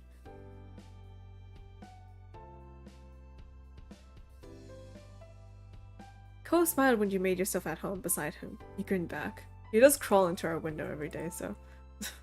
With the silence growing, your gaze began to drift. You stared at the bright fish swimming in the tank. There were a bunch of them floating to and fro in the open space. They stood out starkly against the green aquarium plants. How long have you had those fish? I guess. My dad bought them for me not very long when I moved here. I guess it's been years now. Wow, that's a long time. You peered carefully into the tank. The fish looked to be doing well. You must take good care of them. Most of them were small, but there was one especially big one. What are their names? I don't name them. Well, not really. You lifted an eyebrow at that. He continued the explanation sheepishly. I mean... Mostly, I just call them things based on what they look like. Squirt for the small one, Tangerine for the really orange one, that sort of thing. Those are names? What? You think people... Have you looked at cat names? If he's black and white, he's Oreo. You know? If he's a tabby, it's like Clementine or something. Like, come on. Those are... What? That counts. I've had a lot of fish and I'm not good at coming up with names. And A3 reference. Yeah, cause you know, Tangerine's a cat. Not that funny, surprising, relatable. What was that? Oh, can't come up with names. Yeah, same. Wow, just like me for real, for real. Can't come up with names. Scroll through 200 names to figure out. You didn't have any pets, but you always had trouble naming your stuffed animals or whatever else. It was such a hard choice. Oh, a couple of them have other types of names. He pointed to a small orangish redfish. It was minding its own business away from the others. My dad named her Creamcatcher, and the other one's Mark. Mom came up with that one. Mark. Ko smiled to himself, his eyes reflecting the glow from the tank. You let other people name your fish? It's nice. Yeah, it's nice. Then he turned to you, tilting his head to the side. There's a considering look on his face. Wanna name one? Can I? His smile grew a little at your interest. Sure. Those of you who don't have names right now, the newer ones, you can pick which you want to name. He pointed each of the recent acquisitions out to you. The first was the smallest fish in the tank. It was completely orange and zipped all over the place, running laps around the others. The second was slightly bigger and red. Its tail was dotted with black spots, which almost resembled freckles. The last fish was the biggest one. Its multicolored scales rippled under the bright light of the tank as it slowly made its way across the vast expanse. You went with... oh man. Oh no, which fish do I pick? Small, energetic one, that's all I remember. Medium one has like little dots. Biggest fish is rainbow colored. No, we gotta go with the rainbow. Cove only nodded at your answer, waiting on you to decide on a suitable name.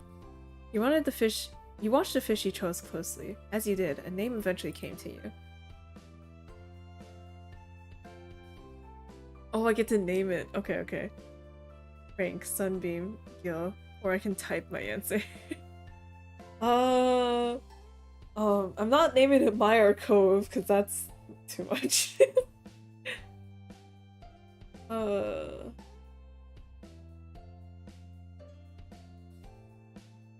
Oh, the default name is Bubble. The gay fish, yeah. What's a good name for a gay fish?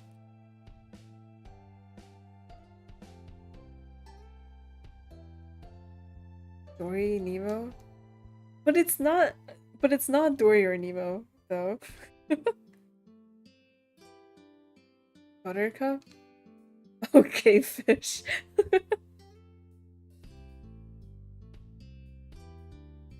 I'm trying to think of a punny name, but it's very hard.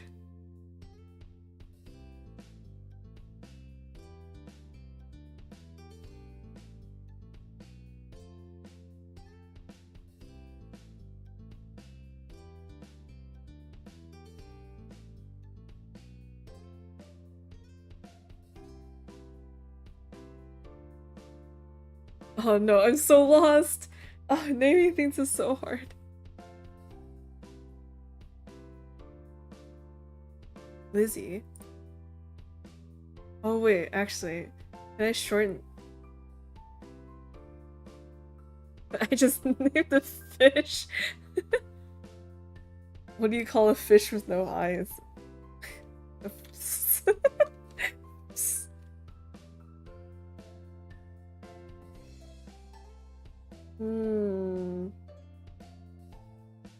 No, I shouldn't have typed a name. I should have just gone with one of the other ones.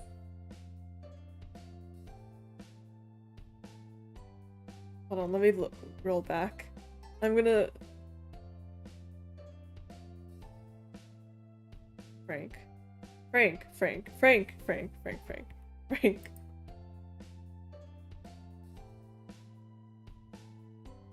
Because, you know, the ocean. Oh wait, actually, no. Wait. Shit, I don't know. Frank Ocean, yeah. Wait, yeah, okay. Yeah. Frank is a good fish name, though. So... I mean... Cove laughed unreservedly at your choice. It was affectionate rather than insulting. You name things like my mom. Alright, it's Frank. With that, his attention moved from the tank. He peered fondly at it with his inhabitants. Wait, hold on. I wonder if... Oh, hold on. Wait, I wonder if there's Easter eggs if I type my own answer. Like, what if I say Bubble? Okay, it's Bubble. Okay, maybe there aren't Easter eggs. Like, what if I name it Fuck? No!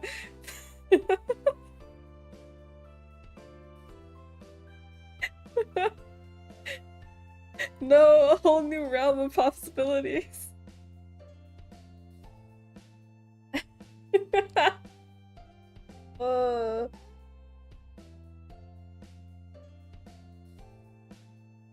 Lee. Jeremy.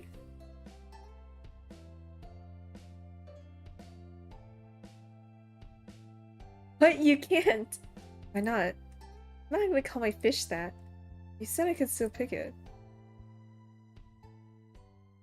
Oh, he won't allow you to call it Lee. Is that what's happening? So knee knee knee. Okay, wait, actually I can't control A here. Is it the same response if it's just a name of a I don't know how to spell Jeremy. Of a person. Yeah, it is. It's the same. No, go back. Roll back. Roll back. Okay, so what if I do Meyer Cove? What? You can't name it after yourself. Why not? I'm not gonna call my fish that. You said I could pick it. Okay.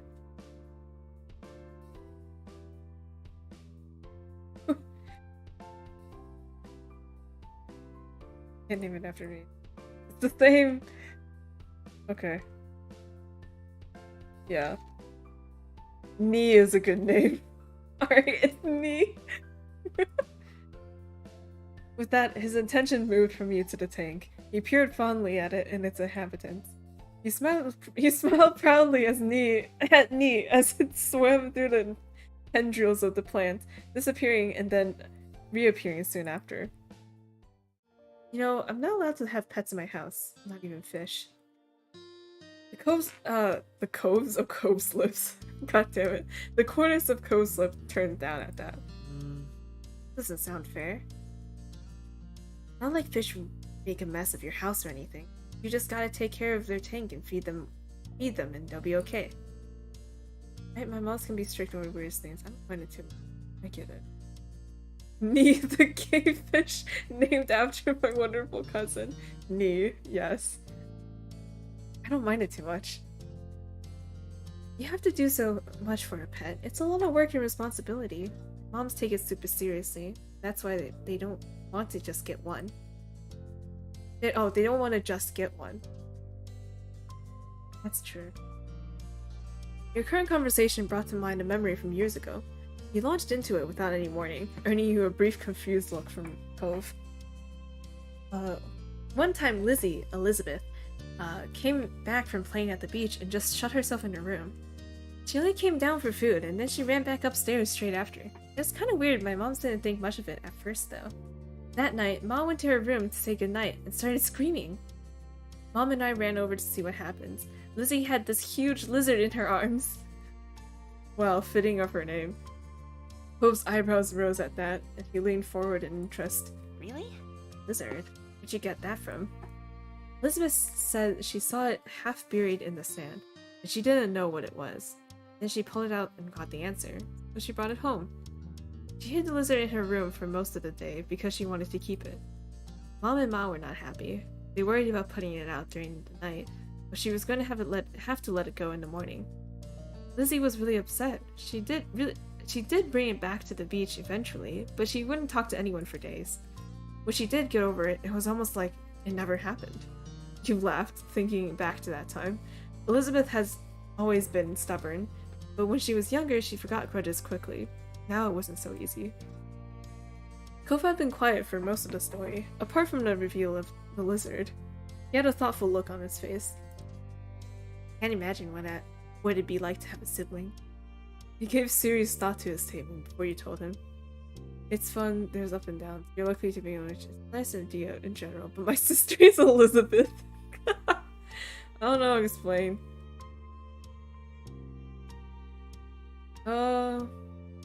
There's up and down.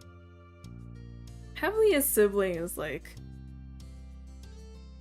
There's like the one post about it that made a lot of sense, where it's like, yeah, you know, I give my left kidney for them, but they can't have, like, but I won't share my food with them, you know? It's like that kind of relationship. Yeah. It's fun to have her there when she wants to be there, but now Elizabeth barely feels like hanging out with me. Both pursed his lips at the words, considering them quietly for a while. Cool. That's interesting. I think your family is cool. You didn't have much else to say, though while on the topic of your family, you consider your relationship with your moms too. Absolutely the best, you got along with your moms. You thought your moms were okay, you found your moms a little too. Here's the thing, I don't think moms have done anything particularly bad, right? Like, it's been... But then again, we don't get the full picture, but like, out of what we've seen, I don't think the moms are fine, you know? They're like, kind of average, nice parents, you know? Who like, can be kind of like overbearing sometimes, but like in a way that isn't really super embarrassing. Or it's like, it's in a way where like, if you grow up and then look back on it, you're like, oh, you know, that was cute. Right? Even though it was probably embarrassing when you were like 13, but yeah. Right? You know, you had disagreements with them, but at the end of the day, you loved them and they loved you. And that was what really mattered. Well, say what you want about them, but at least your mom's never tried to pay someone to be your friend. Oh my god! The thought prompted you to look over at Cove. You probably still didn't know what happened. You doubted that Mr. Holden mentioned it, and you never have. You wondered if you should tell him. It was a long time ago, but you were keeping a secret from Cove. You didn't tell him it was a bad time. You didn't tell him you weren't sure how he'd react. Secrets were meant to be kept. You didn't tell him. You just didn't want to have that talk with Cove. You decided to tell him. I'm gonna keep... What? I'm gonna keep the secret until I die. Right? No one has to know. Because it's just between me and his dad. So unless his dad says something, right?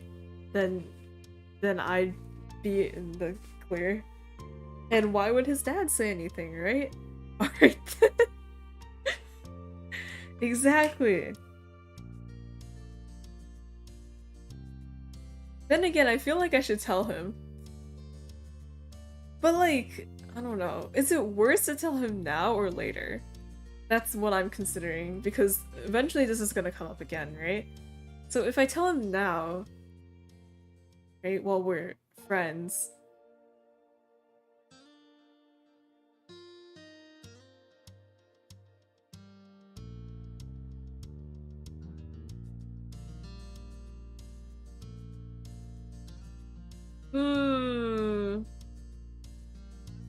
contemplating. Secrets are meant to be kept. But like, what if, like, this is the thing, like, what if one day Cove's dad tells him, like, yeah, I even paid Mai to be your friend, you know, because he's being a dick to him for I don't know what reasons, right? And then Cove is like, what? That doesn't sound right. Like, Mai was my friend just because we met up on that hill and stuff, right? But he was like, no, I paid her so that she would hang out with you, right? And then, you know, Cove approaches us, it's like, why didn't you tell me this? You know, like, or like, is it true that my dad paid you to be my friend? Right? And then it'd be like, oh no, yeah, it is true. And then it's like, why didn't you tell me? We knew each other for such a long time, but like, I don't know.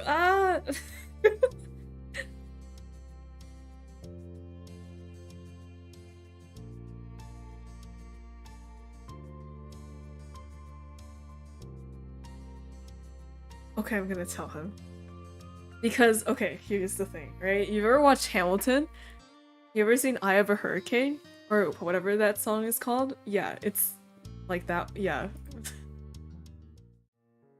Wait, let me go back.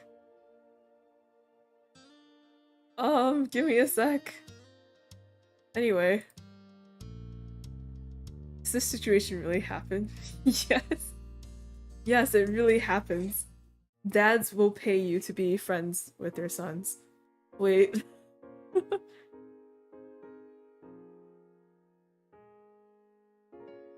Okay.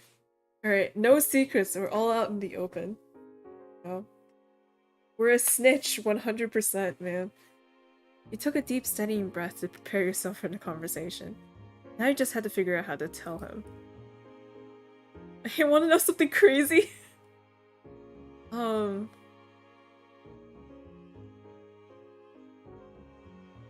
Yes, Hamilton. Oh, Hamilton. Yeah. Yeah, it's like that. Oh. I'll...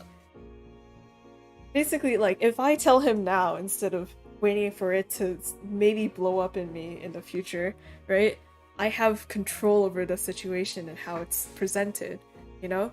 Whereas if Cove's dad lets it, like, lets the secret out, maybe, you know, when he's angry or something, I don't know, right? He might spin it in a way where it's like, yeah, Cove, you don't have any friends who actually want to be your friend or something like that. So, yeah. Yeah. Right? But if we're here, we can clear it up immediately. But I don't know how to start this.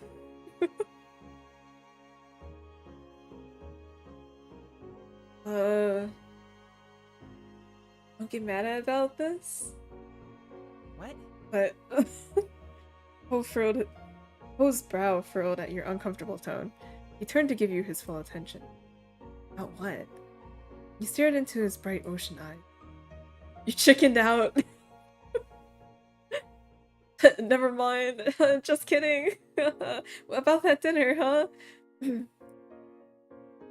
So, this was actually back when you moved here, and the first time I met your dad, actually.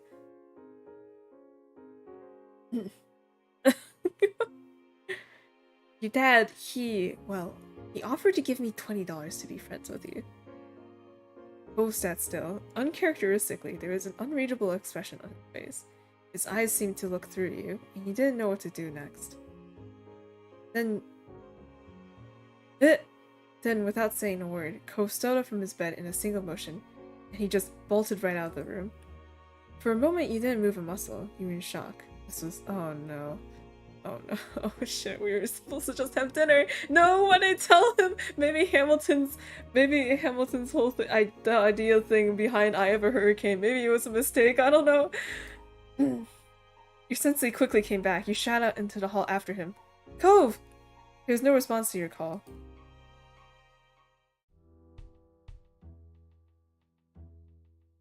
Cool, I love the tense music that's going on.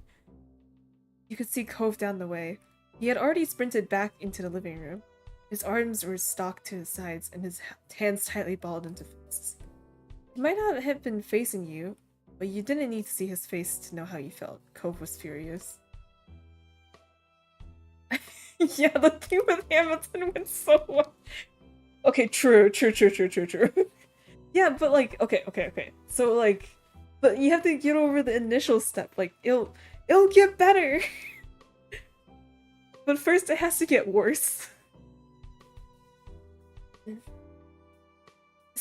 His parents were nearly finished setting the table. They greeted him, none the wiser of what was about to happen.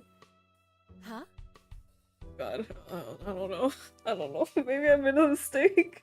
Maybe I should have done this at a different time when his parents weren't near him, so I could explain it before he ran down. No!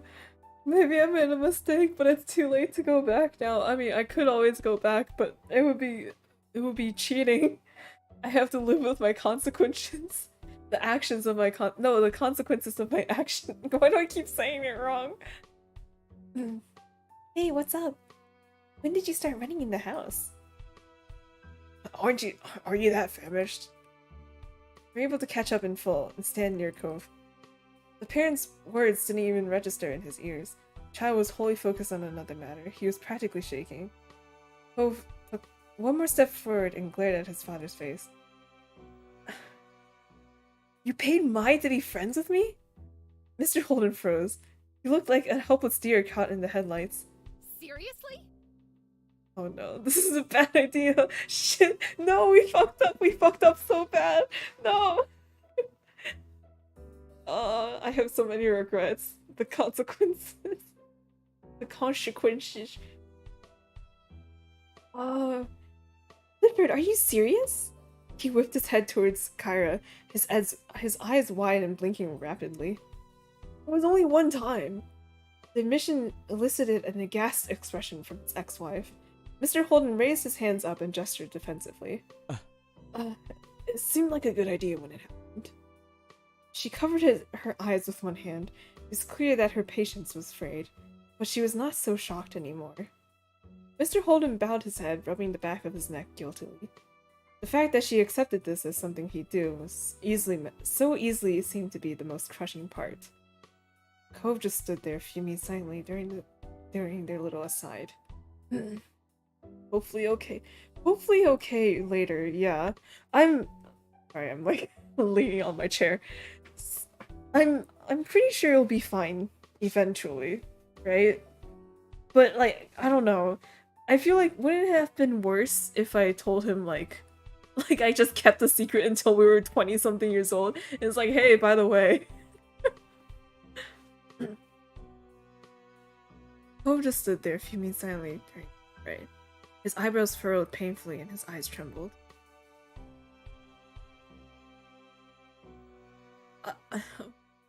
I don't know. You felt so bad. You feel not. I don't feel bad. Well, I do feel bad, but I feel bad that I like fucked up. God. I feel bad for Cove. You just felt bad for everybody. You fucked up real bad. None of this was good at all. It was terrible. Finally, after what felt like an eternity, must have been only minutes, the tense silence was broken by Cove. I don't want to stay here. And immediately caught his parents' attention. They turned to him with twin expressions of worry.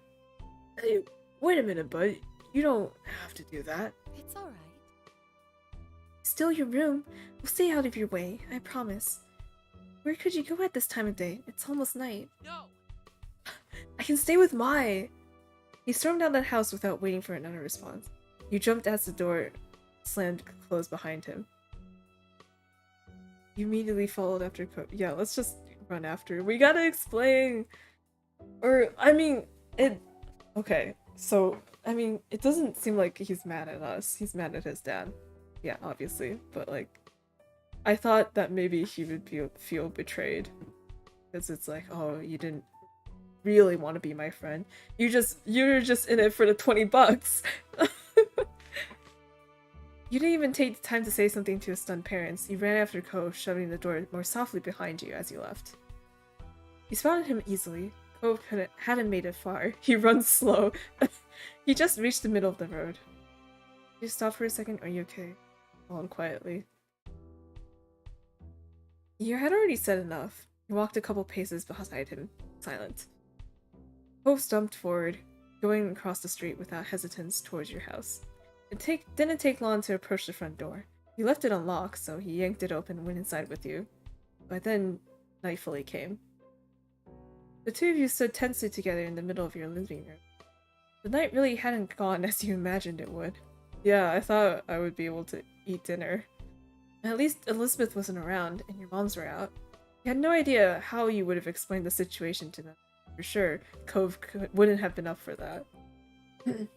Bro, 20 bucks isn't enough.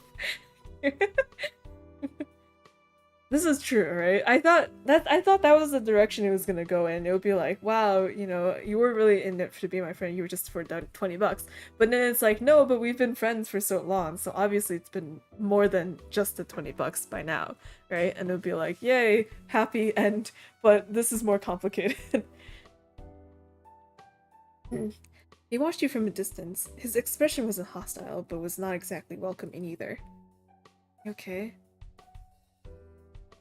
You did the right thing by leaving. Are you doing this? Then nothing. Just... Both shifted so his back was to you. Then he crossed his arms over his chest. Are you mad at me? To your surprise, he actually responded. What? No. It's okay. I wish I'd known before, but I guess it's never really a good time to bring up something like that. You're not the one who did anything.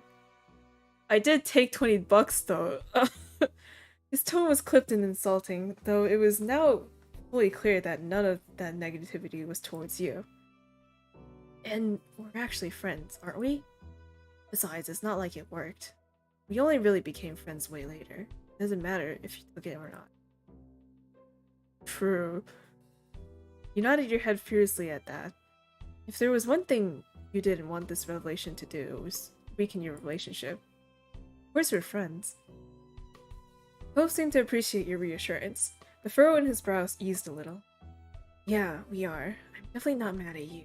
I should thank you for not letting him get to you. And for telling me it happened. Dad never would have. He's always like that. He just does things. He doesn't ask or tell me about it or anything. Both threw his arms out, his features twisted in frustration. There already was the thing with my mom coming to stay with us for the summer out of nowhere. And that was supposed to be a surprise I'd find out about. Who knows what other things he's done that I've never heard of? Does he even know how to think about what someone else might actually want? Also take a painting breath, scowling. Continue to listen quietly. Sorry I had to deal with it. Terrible.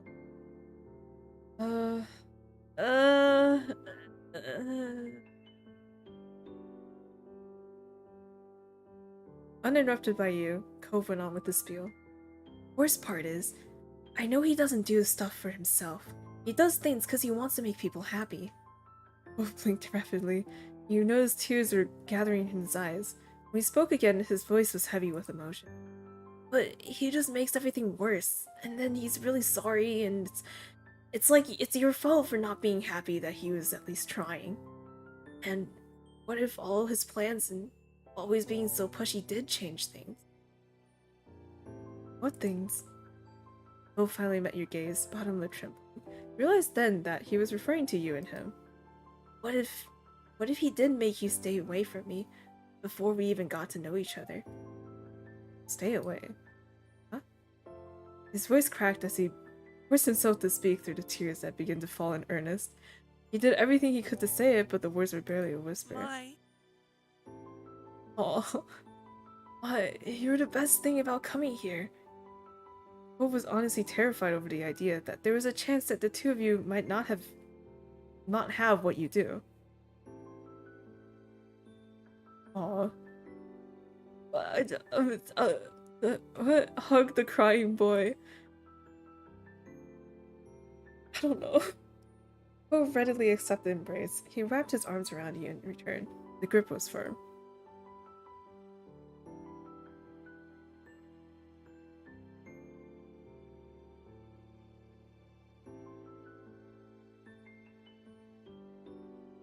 I don't know words. He continued to stand by him, and that was enough. More tears threatened to fall down his cheek, but he stubbornly blinked them away. He remained like that, just for a little while. Then he scrubbed his eyes with the back of one hand. His gaze turned away from you, growing distant. It's like that with my mom, too. The anger he had begun to release bubbled back to the surface. Dad wants to make people happy, but he doesn't. The words landed scathingly hard. You were certain it'd crush Mr. Holden if he heard them. You'd never known much about his parents' relationship, but you thought you'd understood it a bit better now. I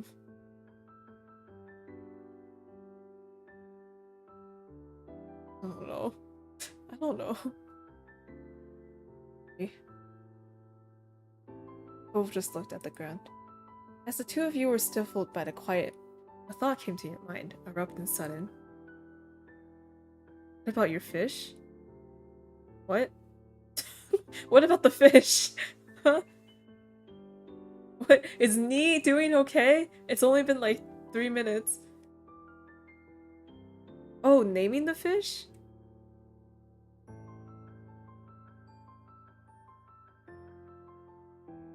Or no?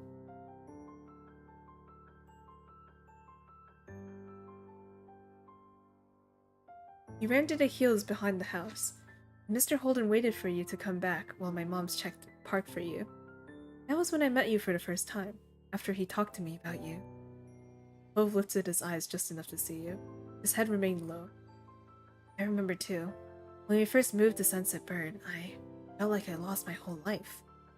Maybe that was why he wanted to help you start in life here so much. His eyebrows scrunched up. He seemed to be on the verge of tears once more. It was obvious. Cove didn't want to think about his dad that way. It was also hard not to right now. He must be conflicted over where to go from here. Your dad still needs to stop being so forceful. Maybe better no.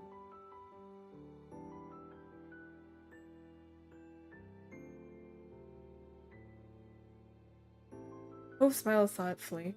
He didn't say anything, but you had a feeling that he appreciated the support. I'm going back home. His face was set in determination. There's no way you could tell him to do anything else, even if you wanted to. But he only nodded. I'm sorry. Thanks, Mai. Sorry about all this. Should I even go with? Can I come with you? I don't have anything to eat. I don't know. I feel like I shouldn't, though. You know what I mean? But I'm hungry. Or like, not really I'm hungry, but more like I'm curious to know if everything's gonna turn out okay. But then again, it's also like private stuff. I don't know. But it's a visual novel game. You can just do whatever.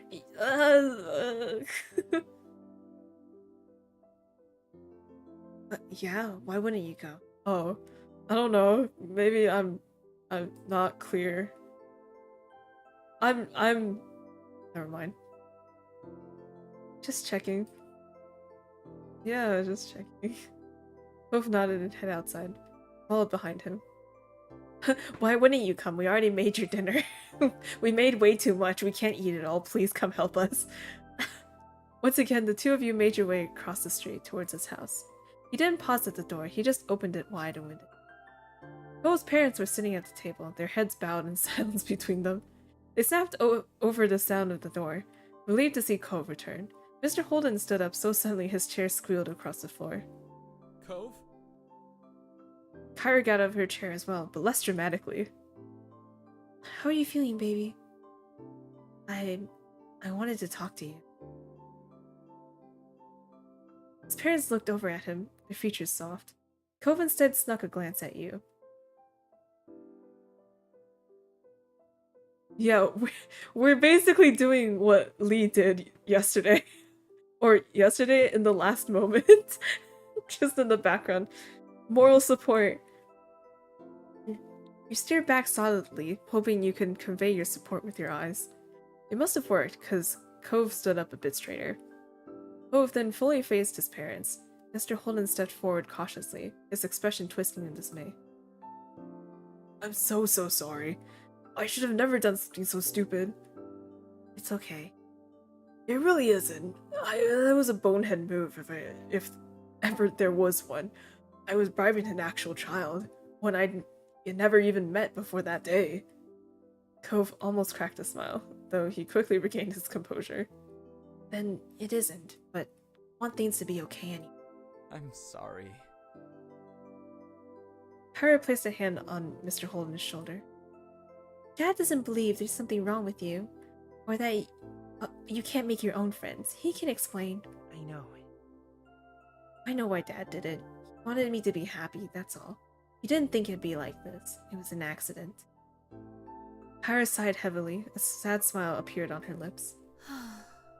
Very grown up, Cove. Mr. Holden brought his hands up against his forehead and began to pace around the room. He didn't seem to know what to do with himself. He turned back around to face Cove and Kyra. He looked more solemn than you'd ever seen him. I'm not gonna do it again. I haven't done it again. Haven't tried to bribe more people, or haven't continued to step over a line without registering it? Both. He let out a heavy breath, before shrinking down a little. It was impressive because he was pretty tall. I'm trying. I don't know. I don't think so. Cove's throat bobbed as he swallowed thickly. He looked like he was trying to gather all his courage. When he spoke up, his voice was small but firm. You invited Mom here. His dad's eyes widened.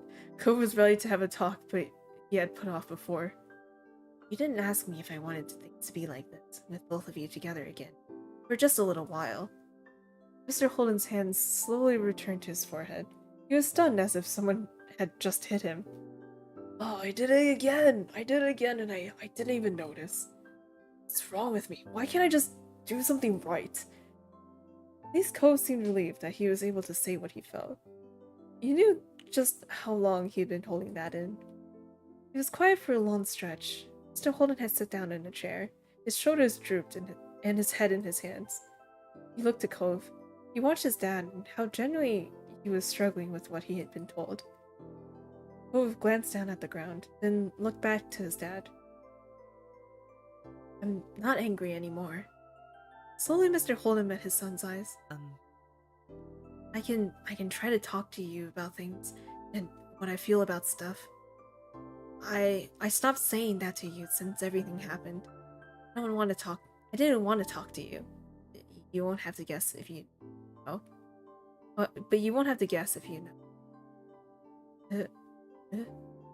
Mr. Holden broke eye contact at that, shaking his head. God. My child shouldn't have to take care of me. You shouldn't have to make up for my shortcomings, Cove. I can fix things, I can still change. After having something of an outburst, Mr. Holden turned his face away and spoke more guardedly. Besides, I'm used to that already. I might not get it right, but not a damn thing would happen in what's left of this family if I wasn't making the effort. It's always me. What's one more thing to manage? And I see. You're right, Cliff. I know. But I don't understand. I don't think Cove wants to take care of you. He just wants to understand. And he wants his dad to understand too. That's what matters, isn't it? It was still as Mr. Holden digested what Kyra said. He stared down at his empty hands held out in front of him.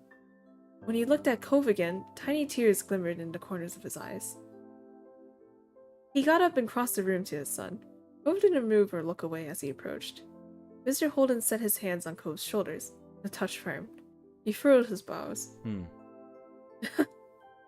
But you and I are gonna talk about every single thought that ever pops into our heads for the rest of your life.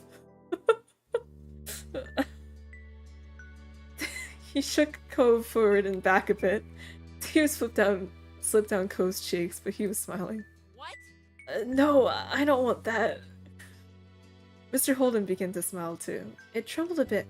It trembled at the corners, but it was genuine. I'm afraid it's the only way.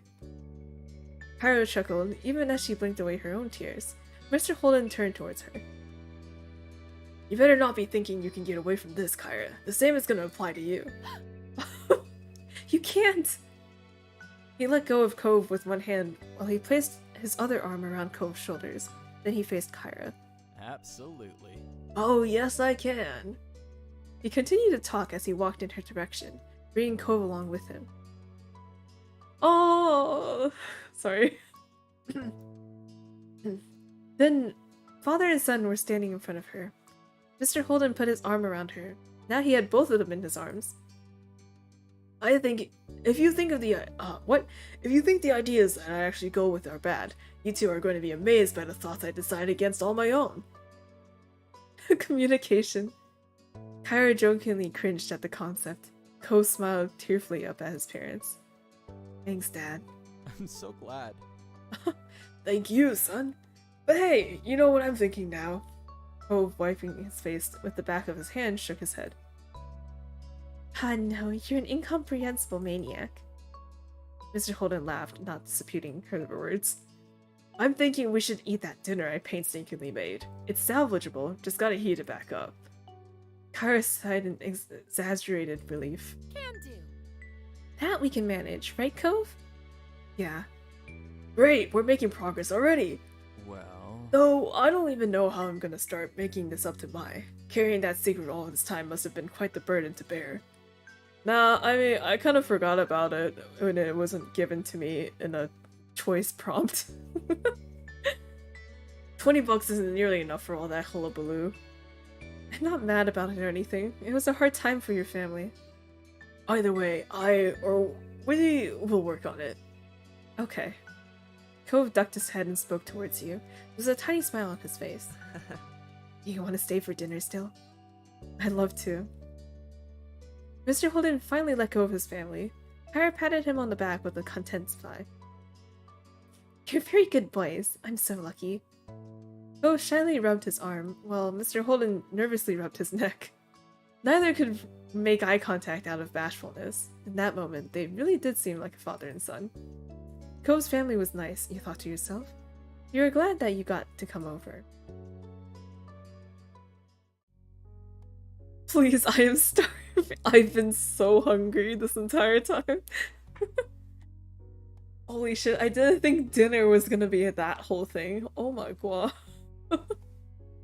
Oh, okay, wait, okay, so at the end, I'm still really glad that I ended up spilling the beans. Like, even though it got worse, but it got better, right? Because, like, these sorts of things, especially, like, where it ended up with, like, Cove's dad, like, figuring out, like, man, I gotta communicate better, you know? Like, just working out those things. Especially now, like, right now, where Cove is, what, like, 13, right? So, like, right now, when Cove hasn't, like, grown up all the way, right? You know? Which will make it easier for whatever the hell is gonna happen after 18 and 23, right? Because they're more communicating to each other, right? Or at least that's the idea, right? I don't know how to explain things well. But yeah. So yes, telling Cove earlier is a good thing. Woo! Yeah, I'm so glad I did that.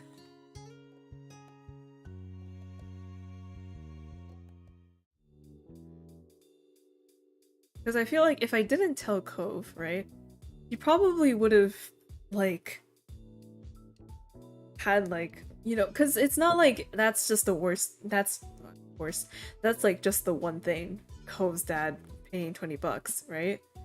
It's like, it was that plus like a whole slew of things of his dad doing. His dad just doing stuff without really thinking it through, right? And like, Cove would have just like, those sorts of things would have just kept piling up and up as he lives with his dad, right? So it would have just been harder and harder the more time that has passed. Yeah. Yeah. Alright. Even though you were awake, the sun had barely peeked its head above the horizon, and the sky was still dark. Through lightning by a minute. Oh wait, though lightning by the minute. Usually, you wouldn't be up so early, especially during summer vacation, but today was different. Today, instead of the lazy days you were used to, everything around you was a flurry of activity as both your family and Cove's prepared for what lay ahead. Because parked in the street, just outside your house, was a massive RV camper, so big you couldn't even see Cove's house behind it. Oh my god, we're going RV road tripping? I thought we were just doing, like, budget road tripping, where you just get in, like, your SUV and, like, sit uncomfortably for, like, 12 hours, and then your parents are like, yeah, it's fun! You're like, is it really fun?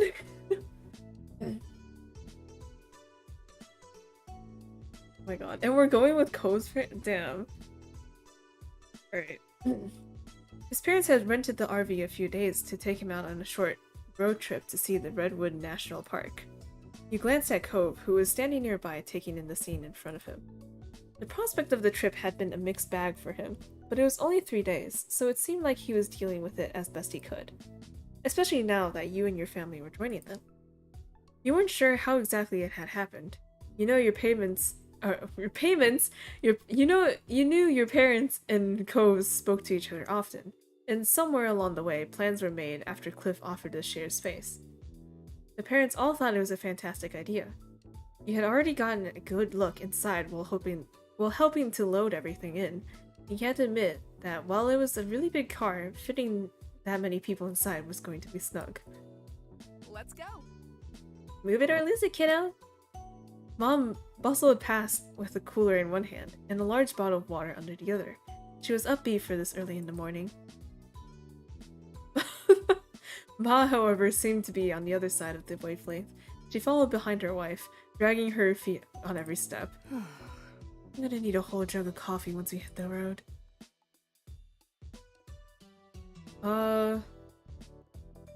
I don't sleep, so... You stretched your arms out and took in some deep breaths. The air was still a little damp from dew, but you didn't mind it. And then, at the end of the chain came your sister. She had a bone to pick with before the trip officially started. Her rattling off critiques added some level of normalcy to everything new going on. Ugh. I don't get why I can't just sleep in the bed tonight.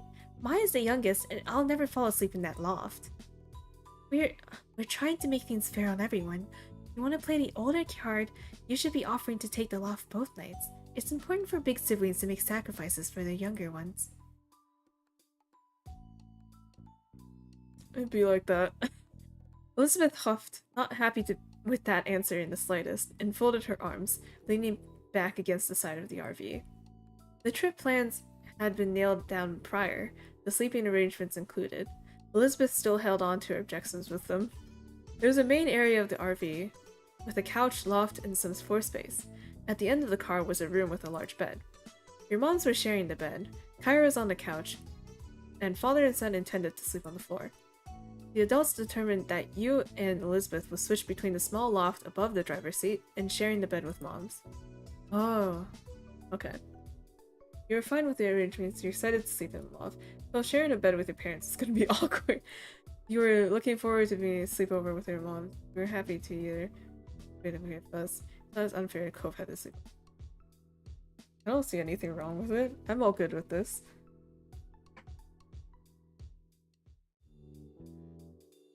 As long as you had a place to rest your head and head of some description. What? Had a place to rest your head of some description. It didn't bother you. Alright, you lot, does everyone have everything they need? Heading out in 5 minutes. Now's the time to double check. Don't want to forget something important. At the word, Elizabeth yelped and dashed back into the house, her bedhead hair bouncing behind her as she went. Ma came over and gave you a smile, setting her hands on her hips. How about you, Mai? Do you have all your clothes packed? Toiletries, deodorant, floss, anything else you can think of?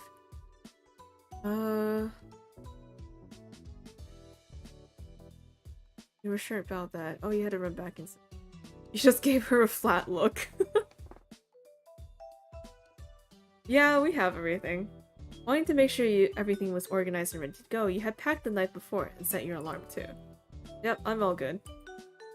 That's great. We'll have to wait for the others who weren't as organized, but we'll be heading off shortly. With a few minutes left to spare before leaving, you mentally went over what you had packed for the trip. Clothes, a pillow and blanket, usual day-to-day gear for most people. You also had more personal things, such as... Oh, a portable gaming console! Oh, hell yeah!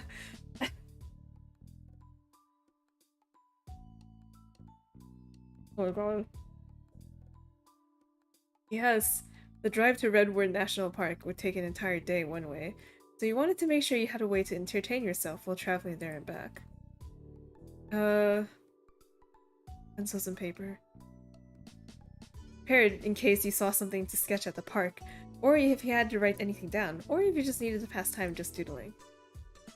And our stuffed animal, without fail, it always made you feel more comfortable whenever you went somewhere new. It was like taking a little piece of home away with you. Yeah, we spent 20 bucks on that stuffed animal. Couple things to read, bag of makeup, a ball, your camera, MP3 player. With so much time going to be spent driving in the car, you wanted to make sure you have some music to put on.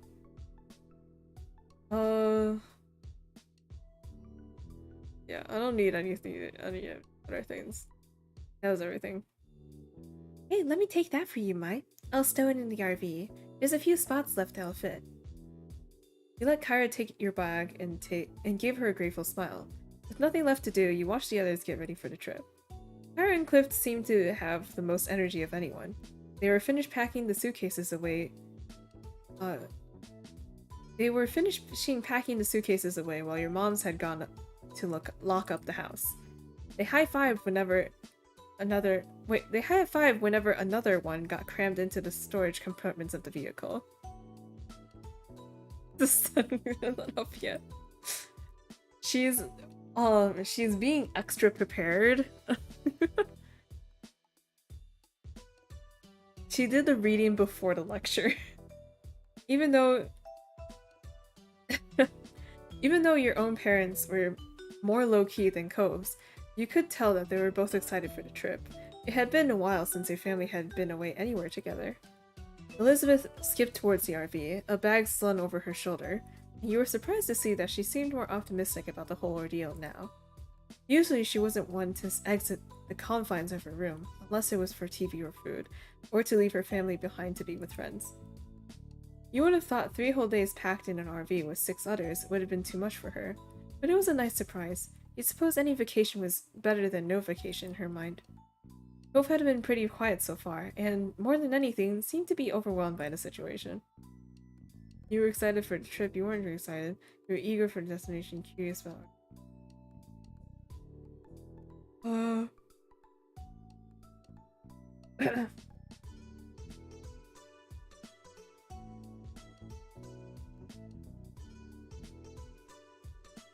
I'm excited we get to go in an RV. You never stayed overnight in one before and wanted to know what it'd be like. Some of the miscellaneous remaining tasks had all been wrapped up. Ooh! Everyone piled into the RV. It was officially time for the trip to start. Oh god, my voice. And it did. Cliff took the first shift driving. He cautiously navigated the massive car out of the narrow neighborhood streets. It was touch and go for the first part of the journey. Your moms and Cairo were all huddled at the front, trying to get a view of how much space they had on each side. There was a sense of relief when the first long leg of the trip was hit, and the RV would only need to go down one stretch of highway for miles. The mom group cleared out of the driver's area, leaving Cove's dad to it, taking more comfortable seats around the main cabin. You feel like you could finally relax now too. Time slipped by as moaning faded away. Before you realized it, the engine of the RV came to a stop, but only halted for a few moments as Cliff climbed out of the driver's seat and Mom took over. Mom was sitting shotgun, giving Mom a quick tutorial on the controls, as it was her first time driving anything this large. Oh boy. Cliff groaned as he headed towards the rest of you, stretching his arms above his head and loosening up his muscles. Making good progress! Yeah, maybe you should take a nap in the back for a while. It was a long haul you just did, and I know you're on less sleep than usual. Cliff waved his hand, that trademark grin of his slipping into place. Nah. Nah. I don't need sleep. I still got a few miles in the O-tank. He flexed an arm, showing off his muscles to drive the point about how resilient he was at home, and Kyra rolled her eyes in amusement. Dad, everyone has to sleep. Cove shook his head at the tough guy act, though Cliff simply chuckled and ruffled his son's hair. So? Are you gonna be driving again anytime soon, Mr. Holden? I want to know so I can prepare. Did anyone pack some rope? I might need it. There's no seatbelts up here. Elizabeth called down from where she was lounging in the loft above the driving compartment. She was laying on her back, hair falling over the side and swinging around as the RV started up again and took off down the road. A bag of potato chips was placed on Elizabeth's stomach, and she tossed a couple in her mouth right as Cliff held a hand to his chest, pretending to be offended by the remark. Kyra laughed lightheartedly. Don't worry about that. Luckily for all of us, we have enough adults to cover the shifts today. You won't be driving again until tomorrow. Oh. Stay quiet. Just enough time to write up my last will and testament.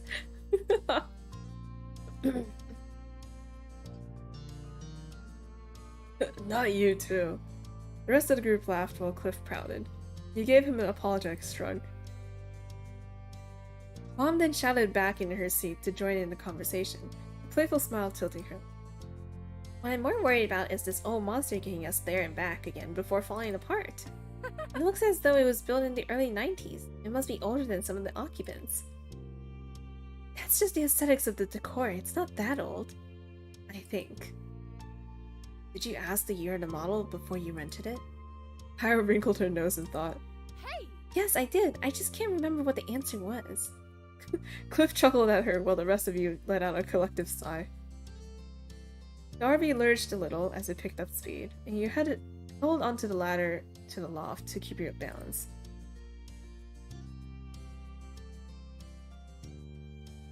What? What are you talking about? Oh, oops. You felt something graze the top of your head before a weight settled on your black hair.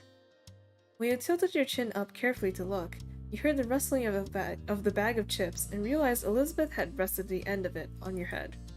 She gestured to the opening, silently offering to share her snack. Okay. Reaching up, you scooped up some chips, after the weight of the packet left your scalp. You happily munched away as the conversation continued on, and you got closer and closer to your destination. The day flew by with the group of you chatting, playing games and passing the time together before finally arriving at the park and setting up for the night. Ma was closing the windows while everyone got ready for bed, saying goodnight to the others as she made her way to the back room. You had all had dinner together while still driving, and some hours after had arrived at your destination and found a spot to park in for the rest of your stay.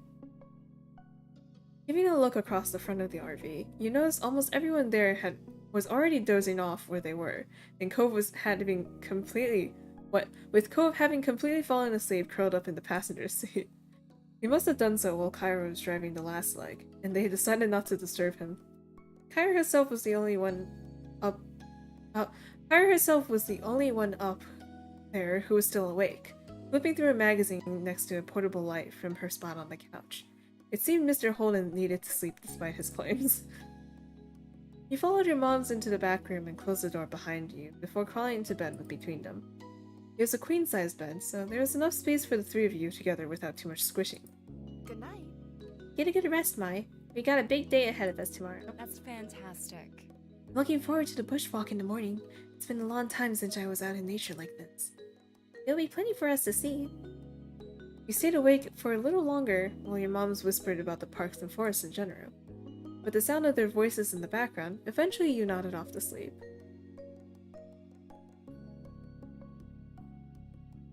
The next morning you were up bright and early, preparing for the day ahead. You slept well. Fell asleep before you knew it and woke up rested. Ma whined a bit about the firmness of the mattress, but Mom had only encouraged her to enjoy the trip while she could. While looking for a tight spot to get ready, you had some trouble finding a space of your own as the others were doing the same thing. Cove was perched on the top of the counter, brushing his hair and tucking up his legs every time someone wanted to move past. The parents were checking, double-checking, and triple-checking that you had everything, to the point where you stopped listening to them altogether. You knew you wouldn't be returning to the RV at all that day, but by the look of the backpacks that were packed up and ready to go, you doubted anything was missing from them. It didn't take much longer until you exited the RV in a bustle and headed into Redwood National Park. Wow. Cove had his head tilted up towards the canopy of trees, his eyes wide as he took in the massive trunks on either side of you. You knew that the redwood trees here were considered the tallest trees on Earth, but you weren't prepared for exactly how huge they would be in person. Come on! Smile, you two! You spun just in time for Kyra to snap a picture of you and Cove together, before she pointed the camera at Cliff, trying to get a shot despite his weak protest that she should just enjoy the moment. Your parents were walking behind the group a little, with Mom telling Ma some information she had read in the park in a brochure. Ma listened happily while looking around and taking in the sights, every now and then asking a question or making a joke about something Mom had said. The trees aren't even red. Yeah, you would think. You smiled at them, thinking your mom must have read a lot of pamphlets to know so much about the park. Maybe you should come and work here as a tour guide if you know so much about the place. Elizabeth teased, earning a squeeze on the nose from your mom. She seemed to be enjoying herself, but you thought that might just be because she was amused by everyone's reactions.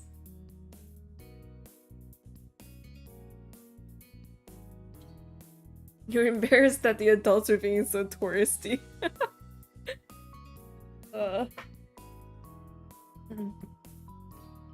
Oh shit, I have to drink water.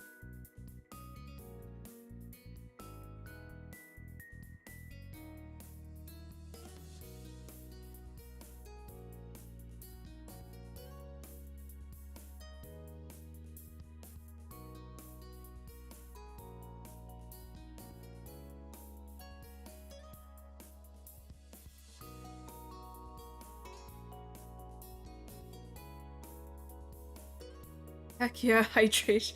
Hydration, especially after not being hydrated for a really long time.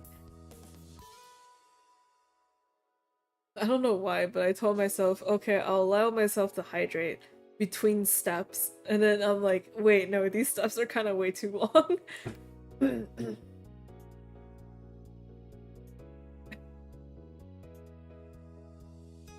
Good mood. The air was fresh and clean, and it was nice to be outdoors with people you loved most. You were certain that this was only the beginning of what would be a great day. The adults had decided on some casual nature walks rather than any serious hiking. You strolled along at your own pace, taking in the scenery.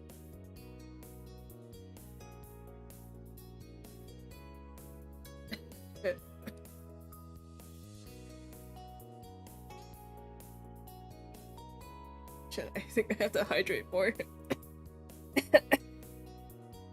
What's happening?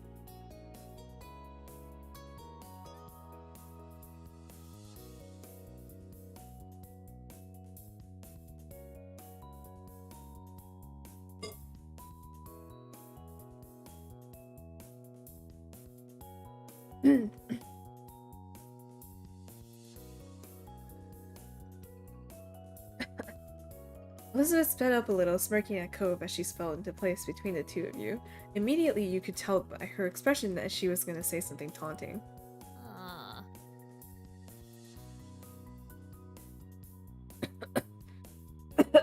What the fuck? Yeah, I realize this now. Ugh, okay.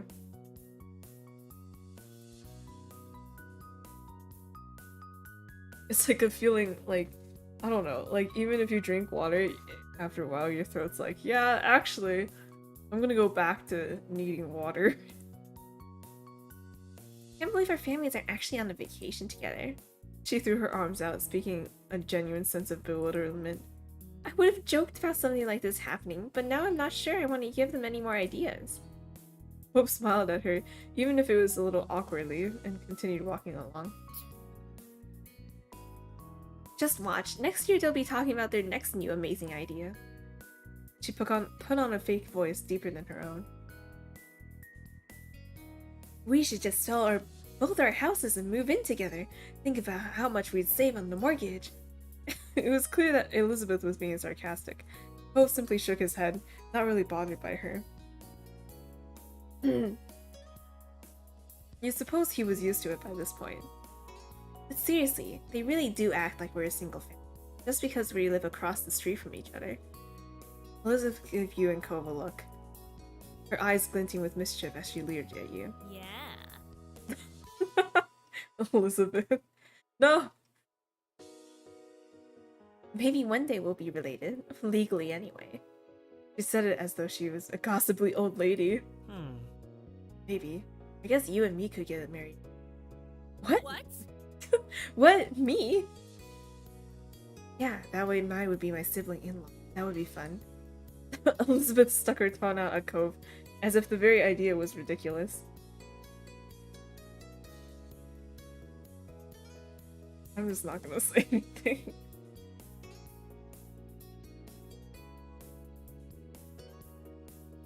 I'm gonna ruin the day with that. Oh, I thought you'd be happy someone put the idea in Ko's head.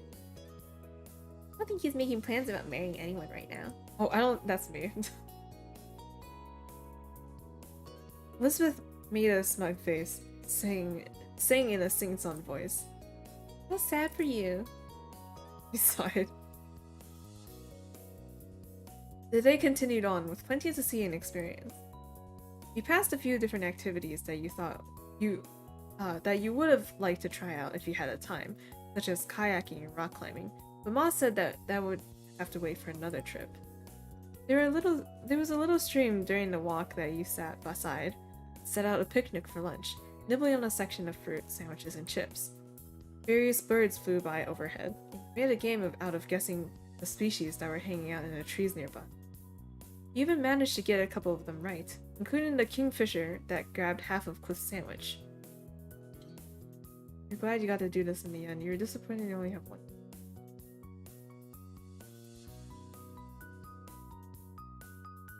Yeah, it's good. It was definitely a special experience, and one you'd remember for a long time. You smiled to yourself, committing the sights and sounds to memory. Your group made it back to camp just as the sun was setting in the sky, and the stars were appearing one by one. Everyone had enjoyed different parts of it most. You traded stories of what you thought while you were eating dinner, then afterwards you pitched in to help clean up.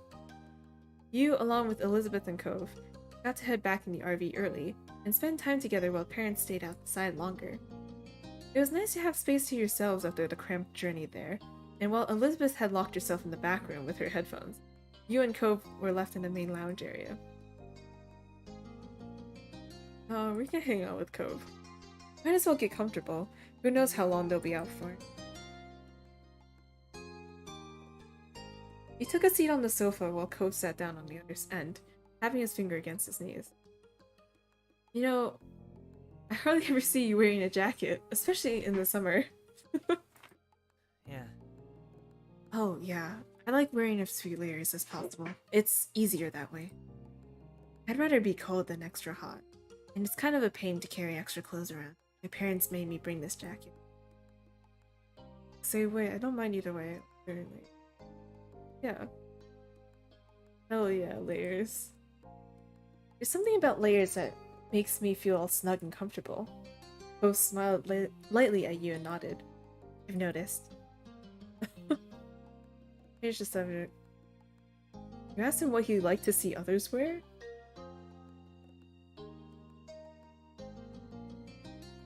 That conversation everyone is. Instead, you asked Cove about what else he would like to do. You asked Cove about what else he would have liked to do in the park if he had more time there.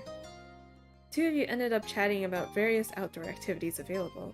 Kayaking, rock climbing, hiking, horseback riding, wildlife walks. There are so many things to potentially choose from. You made an agreement that if one of you ever had the chance to come back, you'd bring the other two. That way you could try it all together again. The parents all arrived soon after, each of them climbing into the RV and finding some place to sit down and rest their legs. Elizabeth, having heard the commotion, came out from the room for the first time since arriving and joined you all. You spent the evening chatting and playing a few games, enjoying the last evening of the trip together. Bedtime arrived within the blink of an eye. As the group hunkered down for the night, your mom did a final round to make sure nothing had happened. She explained that Cliff was going to start driving early in the morning, like on the first day, but would be letting everyone else in the group sleep. There wouldn't be a need for all of them to get up. Now was the time to check you hadn't left anything outside. You, as well as everyone else, was confident that you had packed it all up inside the RV, which meant it was time to get some sleep before the journey home tomorrow. Your moms and Elizabeth said goodnight, heading to the back room, while you climbed up to the loft. Cove and his family got situated below in a previously set arrangement. You tried to get comfortable as a million thoughts were running through. It was hard to believe that the trip was practically over, and before you knew it, you'd be back in your own bed at home. That's always a weird feeling. Like, you know when, like, you know you're gonna go on a trip, or, like, move, or, I don't know. Just basically, yeah, right? And, like, the night before you do so, you just, like, lay in your bed and think, you know, like, tomorrow night I won't be lying in this bed. And it's, like, that kind of weird feeling. Yeah. I don't know what you can make of that, but it's definitely a feeling. You enjoyed mini adventure, you thought the trip was always okay. Yeah, it was good. It was short, that was for sure, but you got to see and do so much during your time here. All in all, it was a nice break away from home. You know, a lot of this there's always like options for literally every mood that you could possibly be feeling, right? It's like, did you like the trip, you didn't like the trip, you felt nothing about the trip, right? Like, you like coal, you don't like coal, you feel nothing about coal, Cove. Right?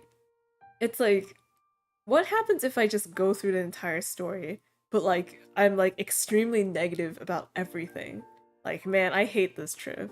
I don't like my parents, even though they've been nothing but nice. You know, I don't like spending time with my cousin. I don't like Derek. I don't know. Like, you just like go through the entire story just being like, nah, I don't like anyone. I don't like anything. Like, what would happen? It's like morbidly curious. Playing the game as Jeremy.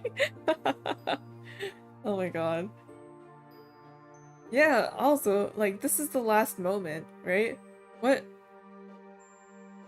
Where's Jeremy? We haven't seen him since the first thing. Right? The same with Derek, too. Or is it just DLC? You have to buy DLC to see Jeremy and Derek. I don't know.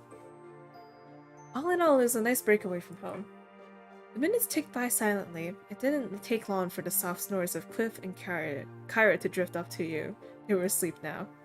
You wonder if Cove was still awake, and decided to poke your head out from the loft to find out. You blinked through the dark. Looking down the hall, you noticed Cove laying on his back, his eyes staring straight up at the ceiling. His seafoam hair was spread out on the sleeping bag. He must have felt you watching him, because his eyes locked on yours. It was different to see him see much. It was difficult to see much in the dim light, but you can make out the crooked smile on his face well enough.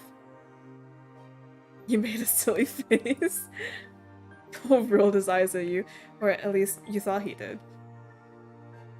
You just returned for him to come over? Back to trying to see.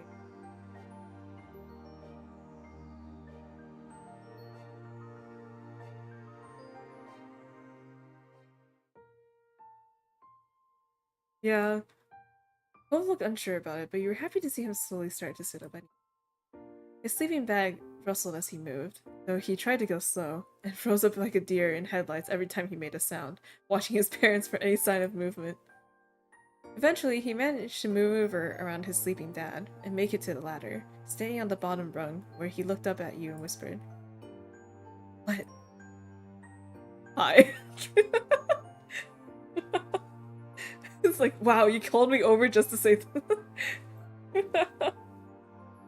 Oh, it was nothing.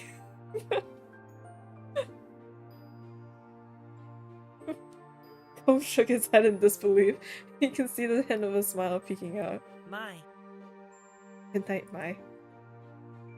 He turned around and crept back to his spot on the floor. You laid down, shuffling onto your back and looking up at the rivets set in the roof of the RV through the dark. At some point, your eyes grew heavy, and you gently drifted off into a deep sleep. Okay, roll back. I want to see what happens if I say climb up. You want to come up? His eyes widened just so. You can only tell because he had come to where you were. Clove glanced behind him quickly at his sleeping parents before turning back to you. Okay. He broke out in a grin and scooched back as far as he could, making space for Cove to crawl in. He was very tall, so it wasn't a great fit for him, but he managed to squeeze himself in. He understood how that felt. With the two of you in the loft together, there was barely any room to move. Oh, we're gonna CG! Oh, I'm so glad I chose this option. You laid down next to each other on your sides, face to face. He got under the blanket a bit. One of his arms was nestled under his head for comfort. The other had nowhere to go and was rested alongside his chest on the floor of the loft. Cove spoke to you softly. Yo. So, what am I doing here? I don't know. I thought we could hang out. You can sleep here in some... I thought we could hang out. Oh, he probably thought you could... Well, I mean, what was the other option? I don't know. What was the eyebrows dip? Probably thought you had something more important than that going on. It isn't a big deal for us to both be in the loft, right? Yeah, it's not some huge thing. We've shared a million times by now. Usually they're the ones encouraging it. Cove gestured in the direction of the parents, and you nodded in agreement. They had always tried to put you and Cove together ever since you were little. I wonder how much trouble we'll be in if we're not. It wouldn't be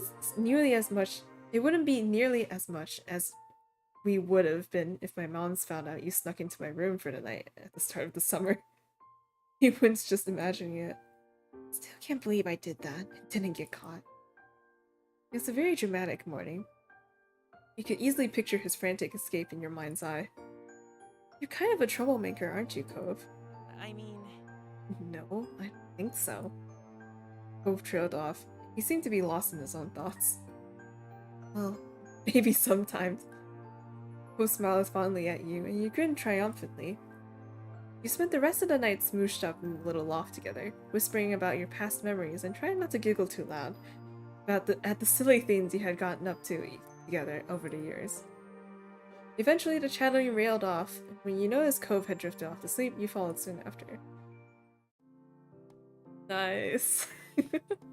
When you woke up the next morning, it was to the rumble of the RV as it traveled the long journey home. You noticed quickly that you weren't as warm as you had been during the night, and when you checked next to you, Cove was gone. Blinking sleepily, you peeked over the edge of the loft to find out where he had gone. Maybe he snuck back to the spot on the floor during the night? However, you soon noticed him sitting on the couch, talking quietly with his mom, his head hung in embarrassment. Oh no, did Kyra wake up and sleep? Your movement gave you away, and Kyra suddenly looked up and caught your eye. She simply smiled amusedly at you, and it was obvious what happened. Cove hadn't gotten away with it. They found him in the loft, and then you woke up while he was trying to explain. You knew it was gonna be a long, long time before you lived this one down, if you ever did. Soon your moms and Elizabeth emerged from their room, dressed and ready for a day of travel. You spent most of the day hanging out together in your RV, savoring the last few hours of vacation. Kyra suggested a few different travel games she used to play with Cove when he was younger, and you all had a great time competing against each other. A little later in the day, you tried to talk to Cove about what happened in the loft, but he simply apologized and changed the subject. It was a bit too much for him to try speaking on, especially right now. You understood. When the RV finally pulled onto your street, it was well into the night, and you were looking forward to crawling into your own bed after the last few days away. Everyone else must have been feeling the same, because it was mutually agreed that unpacking and cleaning the RV would wait until morning. Once home again, you went straight up to your room and dropped into your bed, shoes and all. You feel good to be alone. You sound. Are you gonna get scolded or shipped? Which one is the worst? Oh god. Now that you mention it, they're like equally bad. I guess different kinds of bad though. You stretched out with a smile on your face, enjoying having the space to yourself. With those last few thoughts drifting through your mind, it wasn't long before you dozed off to sleep. Tomorrow, life will go on like normal. What? Summer is over! Summer ended! All the moments... What's this? Is this... Holy shit, that's a lot of fucking DLC.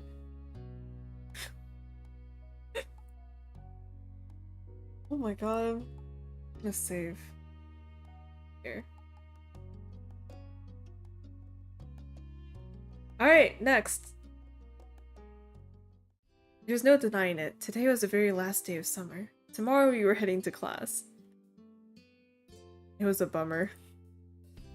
So ends the 13th. Yeah. Summer had been so much fun. When you thought about going back to school, it was a sense of loss. Specifically for Dare. Oh, okay. Gotcha. I did see that on the game page, so... Okay. Soon you wouldn't be able to choose how your days were spent without the school bell telling you where to be and when. It was a heavy heart that you chose your outfit with the final day of freedom. Life was going to be difficult. Oh, life was going to be different. You had come to think of the summer vacation as the norm, but school sucked up the majority of the year, whereas the summer vacation was just a respite in the middle. Alright. Good night. I'm probably gonna... I just want to get through, like, maybe the beginning part of the next part, maybe? I don't know. Because I won't... Man, I'm curious, and I want to know. So...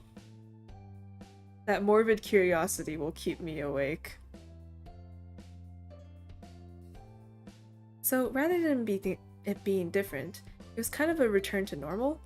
What did your normal life really mean? You consider how fondly your moms talked about their summer vacations as kids. Good night.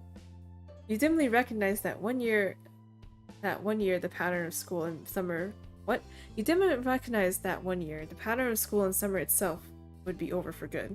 It was hard to imagine. Oh, like when you graduate. I don't know. It's college, you still have to go to class and have summer. So what, like, when you graduate college, 23, you'd gotten distracted, one arm still out of a sleeve. You pulled it through and put your mind back to the present. The season had brought on about plenty of changes in its own, like Kyra's visit, though that too was coming to an end today. You're happy you finally got a chance to know her. Yeah. She was interesting to be around. You liked how easy it was to talk to her. You finished dressing, which was good. Hope would be there any moment. You agreed you'd see his mom off together. Officially, the plan was that he'd come over and bring you round to his house when she was ready to set off, but you both knew that you'd be hanging out for at least a little bit beforehand. Kyra's visit had troubled Cove when it first happened. It had been a sudden change, thanks to Mr. Holden's infamous tendency to surprise people, but once he was able to adjust, he'd been in pretty good spirits with her around. It was a relief for everyone. The next thought that crossed your mind was... It would only be polite to get the door for Cove. You went downstairs to wait. You couldn't wait to see you, so you went downstairs to meet him when you arrived. Yeah, what? Okay. Go to the door and wait. You strolled down the stairs. Someone else might have been able to answer it, but he was your guest. It was only a few minutes later when the doorbell rang. As you'd chosen to stand beside it and wait for Cove, there was no delay in pulling it open. Cove was there just as you expected. Seeing you as he flashed a bright grin. Hey. Hi, Mai. Hi, Cove, come on in. Once he stepped inside, you beckoned for him to follow you upstairs. Back up in your room, you sat down on your bed and waited for Cove to settle in, as you knew you would. With other guests, you might have offered them a seat, but you and Cove were long past those tentative stages of friendship. Your room was as familiar to him as his own. You watched as Cove sat down in your desk chair, his preferred spot. You rolled it closer to the bed to make it easier to chat, tweaking the angle so that he was facing you fully. Once happy with the position, he leaned in towards you, hands held in his lap. His actions weren't the ones of someone who planned on moving from his spot anytime soon, even though you had an appointment to keep together that day. When is your mom leaving? Don't worry about it. We still got time. She's got to shower and stuff before she goes. She didn't want me to keep hanging around while she was doing that. He lifted his head, his gaze drifting out the window, and chuckled. Can't believe she's already leaving. Just when I'm getting used to her being there every day. He leaned back in his chair, a wry smile tickling his cheeks. Odd. I'm going by so fast. Cocked his head thoughtfully before shrugging. He ran a hand through his hair before shaking his head, as if shaking off the topic like a dog wiping off water following a dip in the sea. Cove perched an elbow on the chair's arm and propped his jaw up against his curled hand. There was a natural ease to his movements, a familiarity from the echoes of all the times before when he sat in the same position. This is a really nice summer.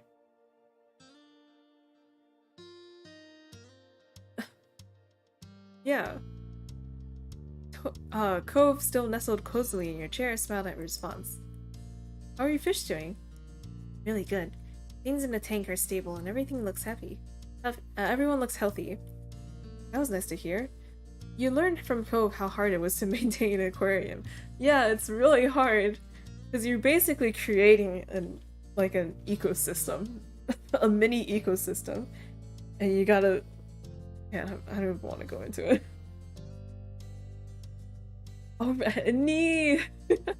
Nee has been busy. Keeps darting between plants out Between the plants and out again when I walk by, like a game of peekaboo. Or hide and seek. Yeah. Cove idly glanced out the window. He gave a resigned sigh. It's gonna be harder to surf. You know, with school, it's getting colder out. I'd store my board away. I like surfing, but I wish it liked me. My favorite game fish.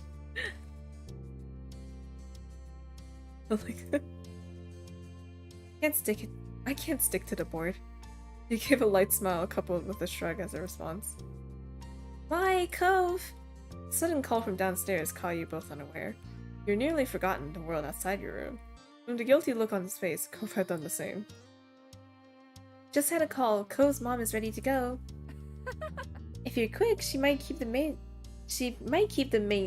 mandated motherly smothering to a minimum. I can't talk.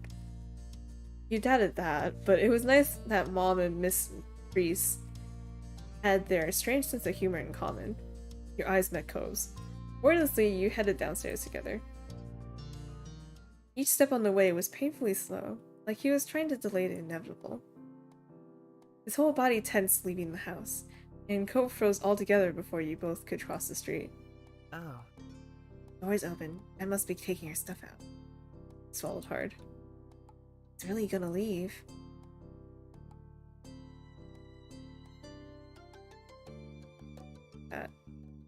Your motion was soft. You weren't sure if you noticed at first. It'll be okay. Cove's bottom lip quivered. He turned away. You gave his back a couple more reassuring pats.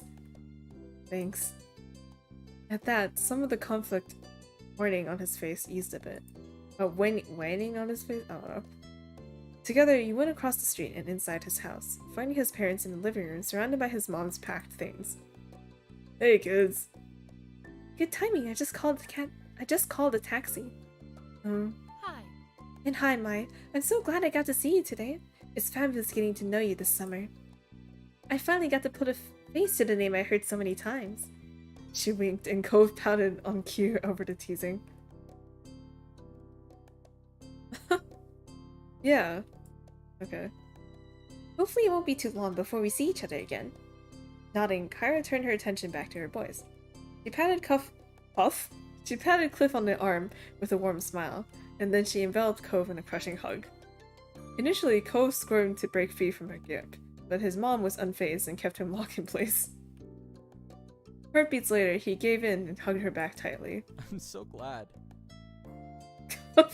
Shh, shh, shh. I'm so happy this trip was a success. Cliff looked like he was bristling with pride. Well, not 100% success, but still a passing grade, I think. Thinking back on everything that happened this summer, he started to look sheepish. Cliff scratched the side of his head, and an awkward chuckle escaped Cove. There were ways it could have been smoother. Still keeping that in mind for the future. All right. Good for you, Cliff. I'll be trying harder to stay more in the loop. You watched as Cove smiled softly at both his parents, and you felt relieved seeing how much the whole family had come together since you first met them. Despite any underlying troubles, love was still there. After that, it wasn't long before the taxi arrived, rolling up in front of the house and in a clear view of the open door. Kyra stood up, smiling sadly. Well, that's my ride. Yeah. The matching reply got a chuckle out of Kyra as you all filed out of the house. Father and son went with Kyra's bags in hand. Once outside, you spotted your family waiting by the street. And to your surprise, Derek was also with them. Oh, hey, Derek! Derek! He stood uncomfortably and he waved as soon as you noticed him. What's up? Derek, where have you been? Derek! Hey, Maya. Hi, Cove. When did you get here?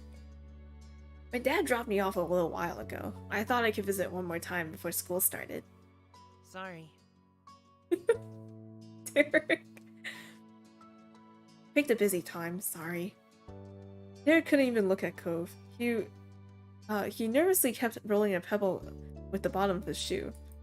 Sorry. Wasn't even thinking your mom would be leaving today. I'm sorry, dude. What? You're not interrupting anything. You're always... Oh, no, that's Cove's dad. What? What? You're not interrupting anything. You're always welcome here. It would have been sad if I didn't get to say goodbye before leaving. Derek came to hang out often, so it was inevitable that the two had met at some point this season. I think so too. It was apparent Derek would have preferred to have gotten there at a more opportune moment. He never liked seeming impolite, but their reassuring words soothed his worries. The tension he was holding in his body lessened, and he looked like he was feeling much more like himself. Hi, Derek. It was fun getting to know you. Bye, ma'am. Is there anything I can do to help? Nah. Nah, don't you worry yourself over that. We're just about set. In that short amount of time, Cliff had gathered and packed the bags into the trunk. Kyra took one last look at everyone inside. Alright, I don't want to keep the driver waiting. It's time to head out. The little crowd that had formed around started their chorus of farewells and well wishes traveling, but Kyra still made no move to get in a taxi. She placed her attention on Cove. I'll call when I get to the airport, and when I make it to Nevada. Also, call the moment you walk in the door at home, otherwise we'll all be wondering all night if you got in trouble on the way there. Can do. I can do that. And you call tomorrow too, so I can tell you how school went. Of course! I want to hear all about it. Kyra put a hand on Cove's head and affectionately ruffled his hair one last time. She then let go, only to move on to squeezing his cheeks in her hands instead. Mom. Cove.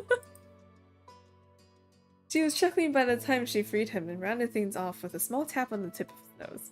Cove rubbed his face with a grin. Finally, she walked to the car while waving, and took her seat in the taxi. Cliff hooked an arm around Cove's shoulder, and kept him close as it began to pull away. For a moment, Cove looked up at his dad, and then wrapped an arm around his back. Bye. Bye, Mom. Bye, travel safe. Kyra rolled down the window and stuck her head out of it. She waved again while blowing kisses at Cove and Cliff. See you again! Before she was out of sight, you decided to wave goodbye. As the taxi headed down the road, you stuck your hand out in the air to send her off. Bye, Kyra. The cab turned down another road and completely disappeared from view. Cove let go of his dad and took a few steps out into the empty street, still looking in the direction his mom went. He smiled quietly, deep in thought. You got the impression Cove was feeling better than he was before. He was finally content with the way things were. You jumped a bit when your mom put a hand on your shoulder, pulling you away from your thoughts. She smiled when you looked at her. This is a great vacation, huh? Yeah.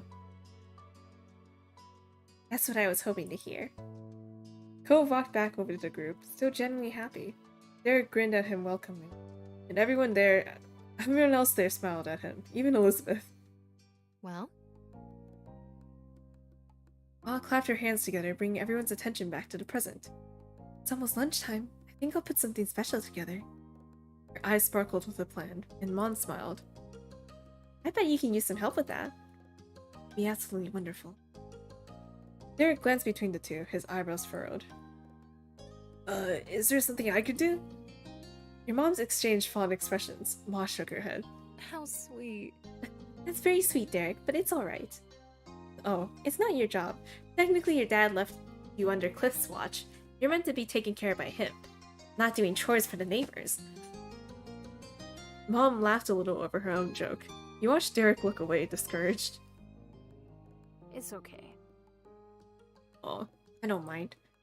He was a little bashful about it. You wonder if Mom's joke had just reminded him that he wasn't initially meant to be invited to lunch. It was getting a little awkward. Mom grinned sympathetically. Her comment was meant to lighten the mood, not bring it down. Ma tried again to get things moving forward. Why don't you kids go have fun? You can all come back in an hour. We'll make enough for everyone. Mom nodded in agreement. Sounds good. Another stunning idea, Lady. Thanks. Oh, that's Cove. What? Thanks. Thank you. Yeah, thank you. That sounds like a plan then. Oh, I want to clamp his style. I've got some stuff to work on, so I'll be out of your hair until this afternoon. You should come by later too. No reason you should be the odd man out. Mom seemed amused as Cliff rubbed his neck nervously. He grinned a wavering but pleased smile. Thanks very much. I appreciate the invite. He looked over to the assembled crowd with knowing glances. I can help too. With as many people as you're feeding, that's gonna be a lot of food. You hear what we told him.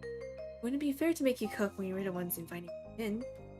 Ma raised an eyebrow when Cliff waved it off. Come on. I insist! They're gonna be missing me with his pals. This would be a break for me. I'm quite the chef. Ma and Mom exchanged further glances before Mom shrugged. True. An airtight argument. You're sure we'll be happy to have you, Chef Cliff. Cliff's grin widened and seemed more hyped than you'd expect him to be about helping with lunch. Cove shook his head, a fond smile on his face. Then all of us grown-up people will be heading inside. I assume the rest of you kiddos are staying out? Maybe not all of them. Ma tilted her head, a silent question for Elizabeth. Your sister thought for a moment. Alright. I'll stay with the kids. That's fantastic. That's great. Both your moms smiled at her, while Derek and Cove didn't seem to appreciate her phrasing. But with the plan decided, all three parents waved and headed for your healths. It was just you teenagers now. Elizabeth looked at you and the others, a curious expression on her face. So? What now? You silently wondered if Elizabeth only stayed out with you to avoid getting roped into work. Then again, she could just genuinely want to hang out. You couldn't tell with your sister. Cove spoke up after no one else did to answer Elizabeth's question. I go down to the shopping street? It's been a while. I don't think there's a lot of other things we can do. Yeah, sure. Awesome. Sounds awesome to me. Unlike you guys, I haven't been there 1,001 times. It's new to me. Okay. We strolled across the road as a group, down to the beach and then to the left. It took less than 15 minutes to arrive, one of the conveniences of Sunset Bird. The four of you looked around at the familiar shops, trying to see if anything caught your attention this time. Derek was the most enthusiastic. He checked out every stall with his eyes wide with wonder. Elizabeth and Cove were in good spirits as well.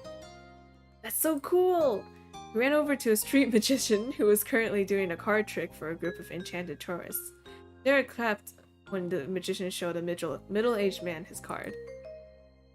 Derek turned back to the group with a curious gleam on his face.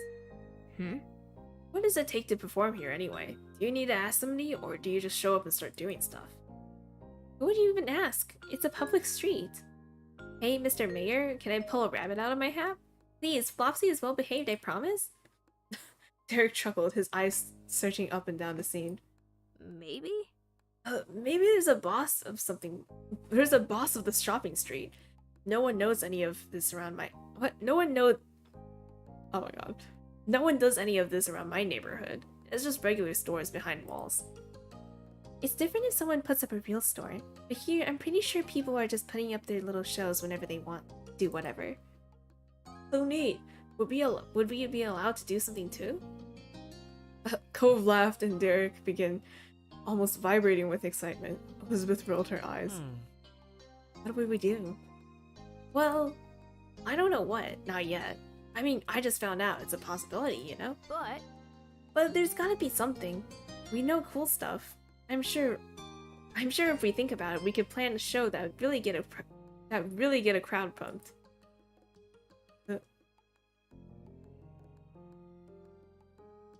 I thought it was a great idea. You felt you could try. How dare you? Yes, let's do it. I'm in. It's definitely not legal because you need a permit usually, but hey, whatever. We're kids. Woo! Nice! I knew I could count on you. Now we just need the act. They'll come to us. Right. With some amusement, the gang continued to peruse the stalls. Elizabeth found some earrings with a dangling, bad, misprinted globe that everyone laughed at. Cove picked out a blob. What? Cove picked out a blob as Iceland. Oh, because on the globe earrings. Okay, but Derek thought it had to be Greenland. You know, this is a word This is a world with what it looks like 9 continents? I think you're both wrong. Oh, it's Australia. Suddenly, Cove froze. He stared at him and tried to see what caught his attention. When he saw a familiar face down the way, it all made sense. Oh shit, it's Jeremy! Oh no! Between the crowds, his bright hair stood out like a neon green bowl in a kitchen sink. It was Jeremy. Jeremy slowly drifted his eyes down the street, and his eyes widened in mutual recognition. He definitely noticed you. Derek frowned and Code sighed. Neither of them were happy to see him again. So they're shocked. Looked away. Yeah, you didn't want to even start with Jeremy's shenanigans today. Elizabeth raised an eyebrow. Her gaze swept over Jeremy without a hint of a clue. Jeremy simply scoffed to himself and waded deeper into the crowd of people. Derek relaxed and exhaled loudly. And he's not gonna start anything. He peeked over at Elizabeth with a tiny smirk. See, that was the mean kid. What? Huh? She still didn't get it. That first summer day hadn't made nearly as much of an impression on her as it did for Derek. But he smiled and waved it off. Just forget about him. I already have. He laughed and Cove smiled lightly. He seemed to be in a better mood now that Jeremy was gone. Eyes wandered over to where Jeremy disappeared. He hadn't forgotten the day you met him either. He was only going to be in town for a vacation with the parents he hated. A glimpse was probably the last time you would ever see him.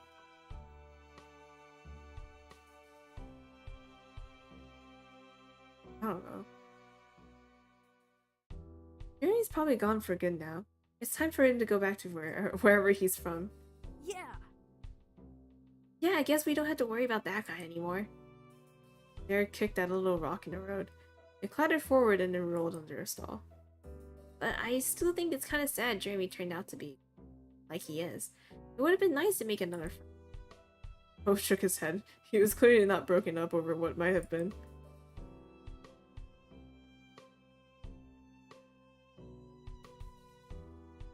Maybe he'll become nicer in the future. Elizabeth rolled her eyes at the strange farewell to the odd boy, not interested in the slightest. She clearly didn't understand his impact, and at this point she didn't want to understand. You couldn't help but wonder, though. What would have happened if you would have interacted with Jeremy more? Jeremy was unlike anyone you had ever met before.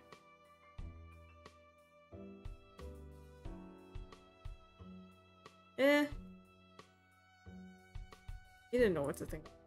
You and the group moved on from the stall and from Jeremy. Bye, Jeremy. Bye, Jeremy. See you never, Jeremy. It didn't take long for everyone to return to joking. You all enjoyed what little time you had left as Elizabeth mentioned the hour was almost up. The little trip had flown by, and lunch must have been waiting for you now. Derek bounced on the balls of his feet. Okay. Come on, guys, let's get going so we can eat. I'm starving. Okay. Yeah. Poe stretched one of his arms lazily. Let's go then. He looked at him appraisingly. What? What is this? What is this option? Why is this here? This is so out of nowhere. Oh my god, I'm like... It's okay, it's not me, it's mine. It's not me, it's mine, it's not.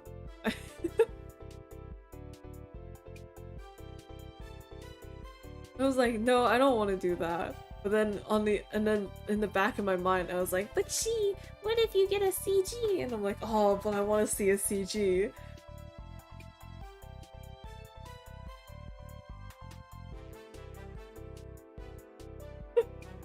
Hey, Cove. Yeah? Would you carry me back home? What? Wow, that what? Yeah, I feel the same. Code's smile said he was amused, while the tilt of his eyebrow was full of disbelief. You explained you wanted a piggyback ride.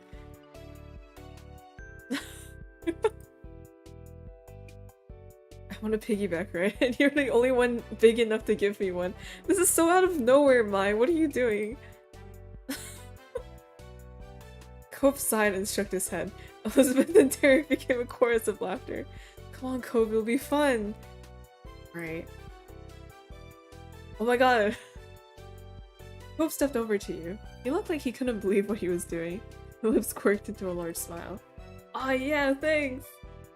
He carefully crouched down in front of you so that you could climb on. It wasn't hard to hop on. He slipped his arms under your legs and did his best to lift you.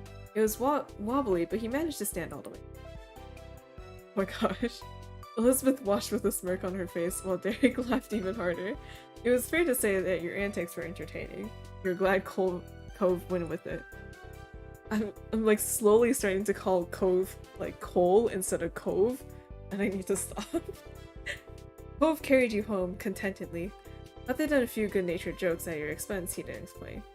He made it all the way back to your house without putting you down. Oh wait. Okay, no, there wouldn't be a CG though, because MC doesn't really have an actual canon appearance, so there's no way it would have drawn that. But cool, we did it anyway. It was a pleasant walk home, and in no time you had made it back. Derek got to the front door and held it open for everyone as you each moseyed inside. Your parents were still in the kitchen. They looked up and waved. Welcome back, everyone. You made it just in time. Hey! Hope you're hungry. When Cove had brought you inside, the parents wait, we were still piggybacking while walking inside? I thought we stopped at the door. Your parents couldn't help but notice the odd conveyance. Your moms were unsure, and Mr. Holden raised an eyebrow. Everything okay? Oh god, I'm so embarrassed. Did you pull something, Mai? I'm okay.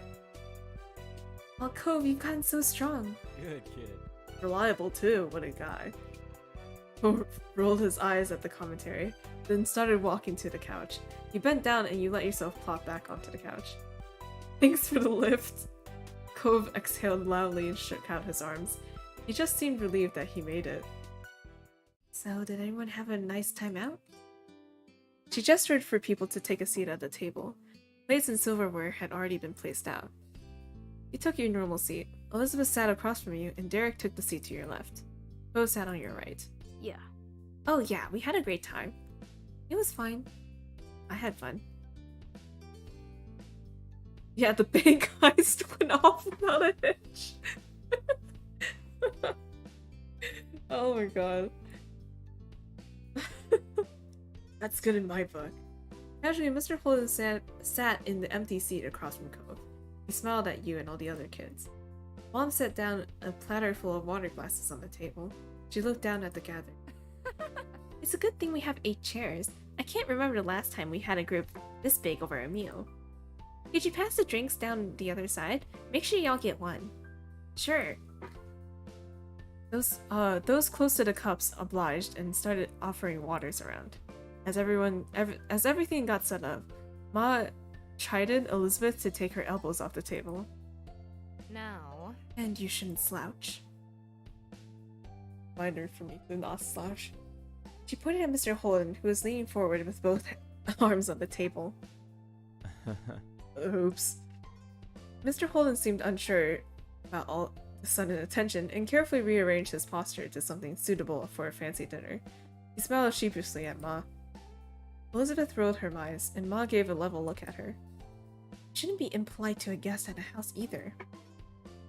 Elizabeth groaned, long and long-suffering. Ma giggled and Mr. Holden chuckled. Not bad. A lot of you can learn a thing or two from Derek. He's had the best manners here. Derek blushed, but it was true. His posture was upright and formal. Sorry. He even held his fork gracefully. His table manners, on top of all his attempts to aid your parents, made him the model of meal attendee behavior. Aw. It's nothing. It's true though, you have been a lovely guest. I've noticed that too. It's always nice when you stay over, Derek. Derek smiled and sat a little taller in his chair. And do you have anything good to say about our other guest? She looked deliberately at Cove with a teasing smirk. Or is there just nothing to say? Well, Cove's my number one, but he does still clean his hands by wiping them on his pants. Cove frowned at that and absent-mindedly brushed his hand on his pant legs. Your mom laughed lightly. There. Elizabeth, you should know, after all these years, Cove's hardly a guest anymore. Cove smiled awkwardly. Thanks. Manners. I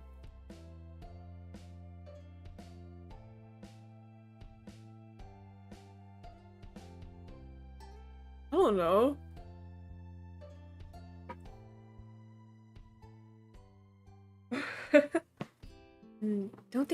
I'm not seeing your elbows where they shouldn't be. I never understood the elbows on the table or off the table situation. Like, but is it just a thing to get, like, you not slouching over your food? Because, like, if you have your elbows on, you, like, kind of subconsciously lean forward over your food, right? But, like,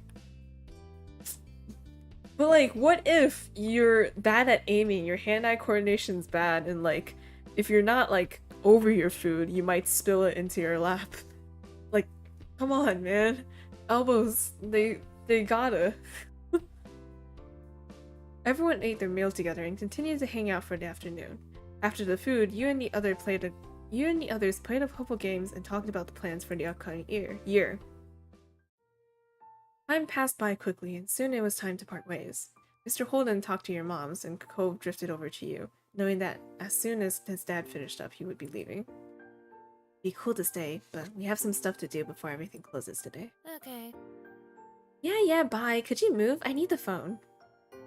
Cove raised an eyebrow, and Elizabeth impatiently gestured behind him. Cove realized he was standing in front of where the receiver was placed. He sidestepped out of the way and shook his head, clearly thinking Elizabeth was rushing too much. Your sister made a beeline for the phone and started dialing the number of what you figured was one of her friends. Knowing Elizabeth, she was going to be on there for a while. You, Cove, and Derek shuffled closer to the door. It seemed like Mr. Holden was wrapping up his conversation, so everyone started saying their various farewells. Talk to you later. See you later, Cove. We gotta do this again sometime. Yeah, see you. Cove turned to you and smiled slightly. Am I?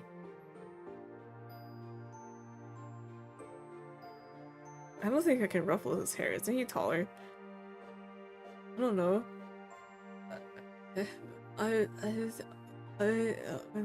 Wave.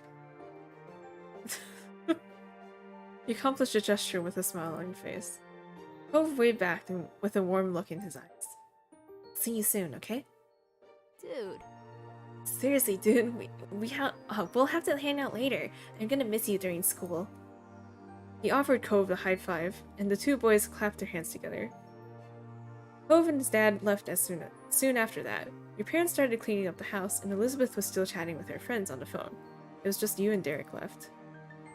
He elected to stay outside in front of the house to wait for his dad to pick him up. You decided to keep your guest company, although he was originally Cove's visitor. A light summer breeze blew through your hair, and Derek shifted his weight from foot. Thanks for waiting with me. He kicked at the ground distractedly. Well, It's still gonna be a while, so you wanna go for a walk? Sure, I don't mind. Two of you walked down the street again, just walking without a destination planned. It was a quiet stroll, too quiet for Derek being the company. You turned to him when you had noticed that he wasn't saying a word. That was unusual. Derek always had something that he could chat about. You weren't sure if you should ask about it. Somehow, you ended up at the old park near the beach. You glanced over to Derek once more, still expecting him to say something any second now. However, nothing came from him. In fact, now you noticed a frown creeping on his face. Derek smiled when he realized you were watching. At least his mouth was turned up. There wasn't anything that really felt happy in the expression. He turned away and the smile fell off his face. His eyes stared intently at the ground. He raised an eyebrow. You want to talk about something here? Everything okay? I'm a little sad. It's just, with school starting back up again, it's gonna be harder to visit. I'm gonna have homework and clubs and practices and everything else. This sucks. Really sucks that we go to different schools. His face screwed up, and his fists were closed tightly together. This was really concerning him. What if we don't have time? This sucks.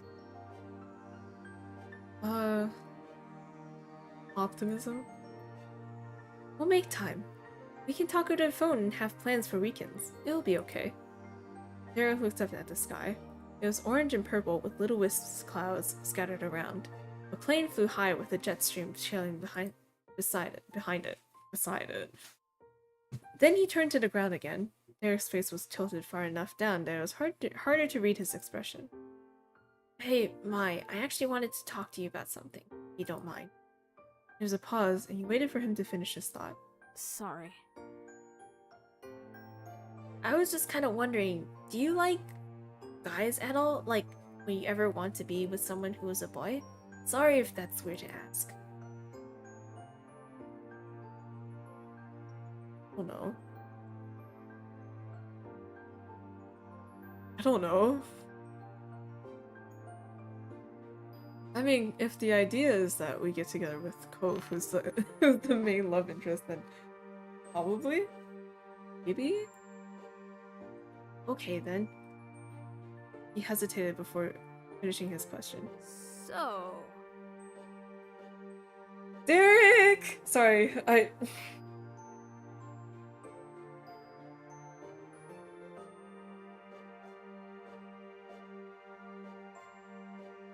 Derek!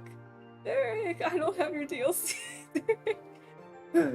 So, what I mean is, is there any guy you think of as kind of cool that you like on here? Not at school or anything.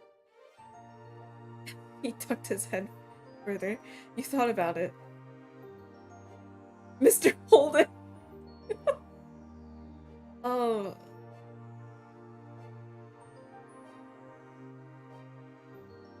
Fuck. Not right now. Okay. Okay, I get that. So... Derek pulled himself together. Somewhat meekly, he looked at you while he tried to project confidence. His posture was too light for you to believe it. He was nervous. Alright. You know, thinking ahead and everything is important. You gotta get yourself a game plan. It's good to make plans, especially backup plans. He babbled, all full of energy and forced gusto. Well, anyways, I heard about this thing where people make pacts with their good friends and that. If they don't find anyone else, then they get together. Together, like they get married and stuff. So I was thinking, since it was good to have plans, it might be cool if we did something like that. God. His eyes... wait, His eyes widened and he started to make frantic hand gestures. Just, you know, then we never have to worry about the future or finding someone. We can set it like a whole decade in the future, forever from now. We'd have graduated high school and probably college too. We'd have jobs and be really grown up. I mean, we'd probably have our own places and maybe our own pets and student loans and cars. Student loans. Derek babbled on for a while more. It was as if all the words he held in silence during your walk had burst out now, all at once. So, yeah, what do you think?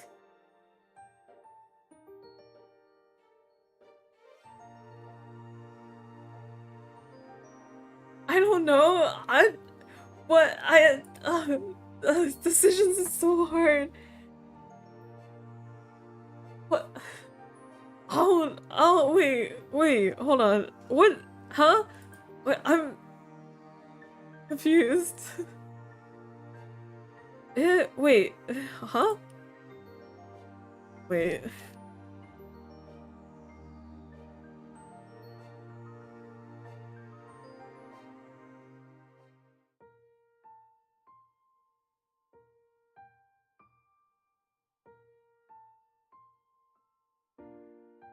I don't know. I don't. Okay. Nice emoji.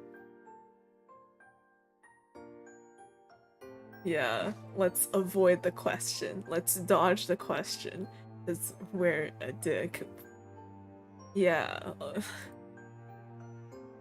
have a big decision for just being put on the spot.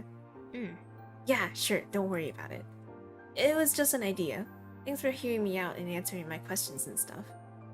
I got a little worried that Derek wasn't happy. When he saw your face, he smiled encouragingly. It's okay. I promise I'm not mad. I was just wondering. I'm sure things will be okay in the future, no matter what. He just nodded. Oh, God. Oh. Man, choice is hard. That's why I don't make them. You didn't spend much longer at the park after that. Derek didn't want to miss his dad, so you both made your way back to the street. After Derek went home, you decided to settle in for the night, stretching your arms above over your head. You noticed that the living room and phone were free. We can call Lee! You picked up the receiver and quickly punched in the familiar number while going to take a seat on the couch. Soon enough, after explaining the situation to the housekeeper, Lee answered. Hey! Lee! Hi Lee, can you talk? Definitely. We practically have to. Oh my gosh, can you believe it's almost time for school to start? What happened to our summer? School starts first thing tomorrow for me. Boo! Ew, and I thought starting next week was bad enough. Enjoy your last week. Oh, I will. I hope you'll survive your first day. Me too. I need a good year. Ditto. And at least summer was nice while it lasted, right? We were busy. Yeah. Only you thought about all the best memories you made this summer. Lee was there for some, but there are many you still haven't filtered in on yet.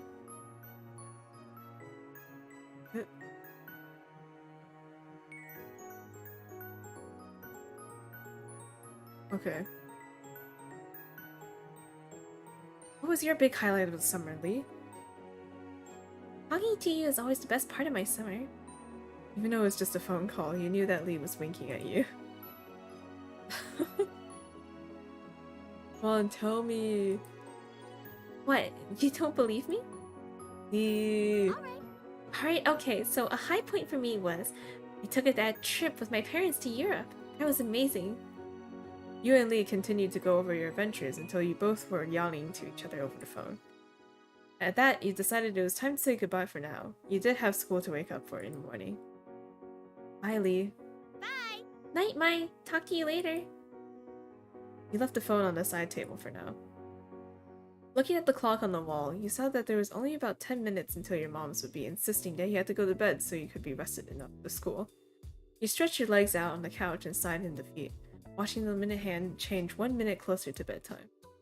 You rearranged yourself, feeling restless, and looked out the window. Startled initially, you spotted a figure out in the hills. It was Cove. With the surprise faded, you realized it really wasn't that much of a shock at all. It was exactly something Cove would do. Smack the window to get his attention. Hey, Cove! Hey! Grinning, you sneakily crept up to the window, and you're right in front of the glass. You slapped both your hands hard against it. Cove's body visibly jumped where he stood, and his head his head whipped around, trying to find the source of the noise. When he noticed the clattering in the window behind him, a window from your house, he tried to stake his head in disapproval, but even from the distance, you knew he was smiling. It just break the window. Amused with your own antics, you waved at Cove. And then you went outside to talk. Strolling casually, you went over to the front door. When you arrived, you noticed how many fireflies were out there. They drifted around lazily, barely minding your presence as you waded through the top of the hill. Cove turned towards you as you approached. You noticed right away that Cove was still a little sour about the scare. Hi. He grinned in response to Cove's look, and he shook his head in defeat. Sighing dramatically, he seemed to finally let it go. Hey, what What are you doing out here? Nothing. Nothing really. He shrugged, seeming unhappy with his own answer. You stared at him, waiting for him to continue. Well, I guess I was feeling kind of weird about stuff, so I'm getting some fresh air before bed.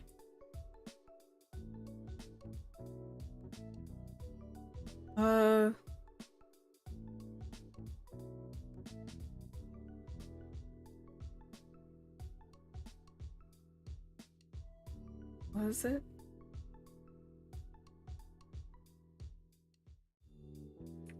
Nod. His mouth pulled into a bent smile. Cove let himself fall back onto his butt, and all the way down, so he was laying on his back. He looked up at the sky. You sat on his chest! Oh my god. We're just a bully at this point. We're just bullying Cove. Okay. He made himself a pretty available seat with the way he was laid out. He plopped himself square into the middle of his torso. Ugh. Why? He jolted up in surprise, though couldn't get far with you on top of him. He plopped right back into the grass. With a huff, he just gave up on being shocked. What are besties if not bullies? Yeah, right? I snickered in a self-satisfied way. He had been lost in thought, or was possibly waiting for you to situate yourself, but he started speaking unprompted again. Thanks for telling me about my dad, and the money he offered you to be my friend. This is probably the last thing you were expecting out of him. Cove seemed to pick up on that, and stretched his arms out wide in front of him. I mean... This is where we met, remember? It happened that day. You could recall the sad little boy with the pink cast, who you found in this very spot. Felt like a lifetime ago. I kind of had a strange feeling looking at you. Not in a bad way. Just thinking about you, and then really seeing you now. It's something. It was almost unbelievable how much of an impact he had made on your life just by moving in next door. You couldn't even imagine what your days might have looked like in a world where you hadn't met him. Cove glanced back at you, waiting for a response. You had no idea what to say. Then, without a word from you, Cove shook his head strongly. What? It's you. Huh? He snickered before answering. He looked thoroughly amused with your reaction. That's what you do all the time, so I'm being you. What?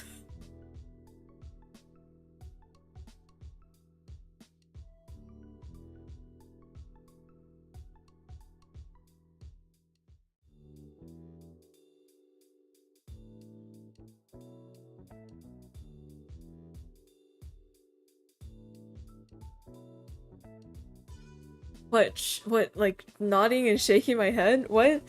What? What is he talking about?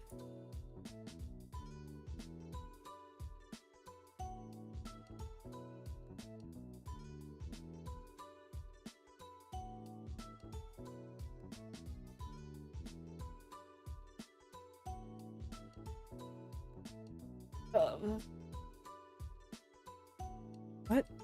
Don't do what? Cove burst into deep laughter. When it slowed, he continued to grin. Honestly, there weren't many people you can think of who could tease you about something like that. Returning his smile, you realized there was no denying that you two have been around each other for a long time. Cove broke the quiet before it could fully settle. See you tomorrow. Hey, I'll see you tomorrow. Yeah, see you then. With the final wave, Cove— oh my god, my alarm. This card that scared the shit out of me. Okay. With the final wave, Cove headed home, but you stayed there for a few minutes longer. Your mind kept going back to a simple statement. See you tomorrow. What? No matter how much was changing around you, there were some things in your life that always seemed to remain true. The hills felt warm to you that night. Before you knew it, you were getting comfortable under the covers in your room. Your mind couldn't help but still be buzzing with thoughts about the future. I'm not done! You felt I don't know, excited? There was little doubt in your mind that things were moving forward. You couldn't wait to find out what changes were waiting for you on the horizon. Slowly, your eyes grew heavy as you drifted off to sleep, your mind spinning with wishful thoughts. No matter what happened next, you can only hope that you would make the most of it. You were ensnared in a dream when a noise from the outside world jostled you. Snap. Noises happen, you try to forget it. What? The light clattered continued. Now that you were more alert, you could distinguish it as a tapping sound. Quiet, slow, but persistent. Is he there again? Each beat was like being poked. You couldn't ignore it. You lifted your head from the pillow and looked for the source.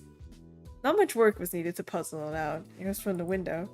With that, you knew exactly what it was. From the color of the light filtering into your room, it was too early for anyone to be awake, including the sun, but had barely hauled itself over the horizon. That didn't stop some people, it seemed.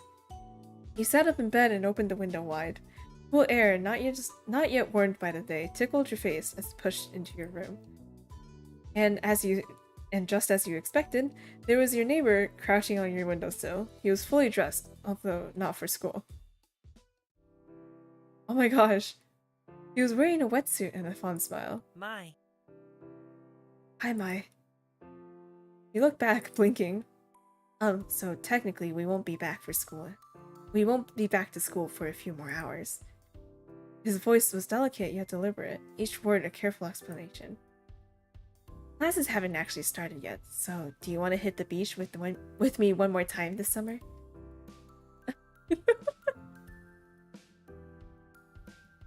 Yeah, nod. Cove chuckled conspiratorially, and returned the nod. You rushed to get changed into something suitable, while Cove climbed back down to ground level. Your limbs, still half asleep, struggled somewhat as you attempted to coordinate them into a swimsuit, but you got there in the end. Soon you were tiptoeing out of your front door, clutching a towel. Cove was already there to greet you. Your eyes met. Cove's gaze darted to your destination, back to you. You checked the door was closed, gave him a thumbs up, and the two of you leapt into action. Wordlessly, you began to run down the familiar path ahead, Cove beside you. The thrill of your illicit outing made you want to laugh. Not that you dared. If anyone in your family looked out and saw you, then your summer would be back to being over. One glance at Cove told you that he was exactly the same, holding back snickers for fear of being heard and caught. The towel streamed out from under your arm like a cape. You were running so fast downhill that simply keeping your balance and not tumbling down was a real threat. It just wasn't enough of one to make you slow your pace. For every step you took, the beach was a little closer and the day a little brighter. What lay ahead for you would arrive. You were happy to meet it.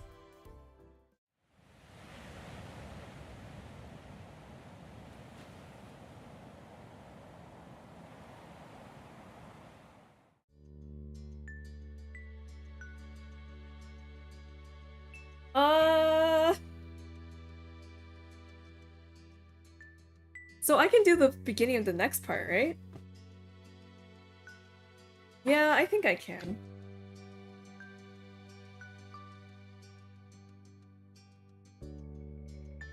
Okay, wait. I'll go through this. I'll go through this so that I can save. Okay?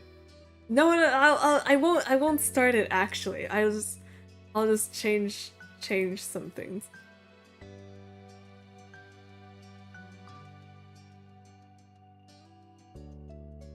I did more hairstyles than I thought.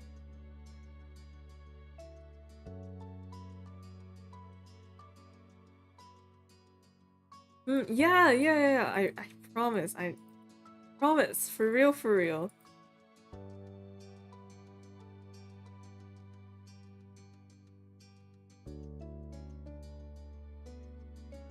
I wanted to cut the hair short, but I don't know how it would.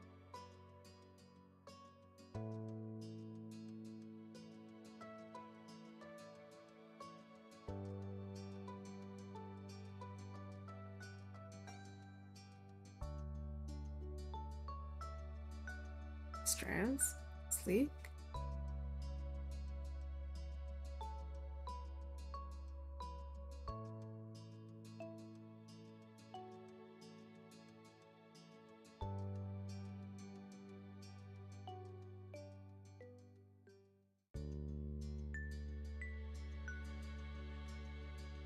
Oh my god.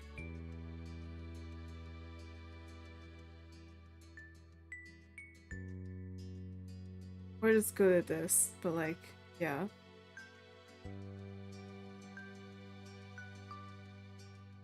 Oh, we have more pages now. Oh boy. And this is okay, wait, hold on. I'm gonna roll a dice and see if Mai keeps their acne or not. One, or flip a coin really. Heads is that they keep it, tails is that they don't. Oh! No more acne! Let's go.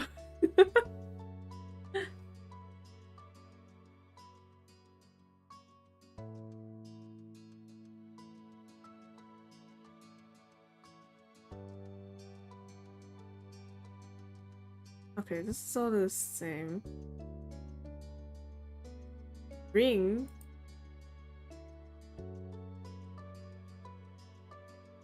What's his skincare routine? Plain? Ring? Rings are cool. Plain rings, pattern ring, headscarf.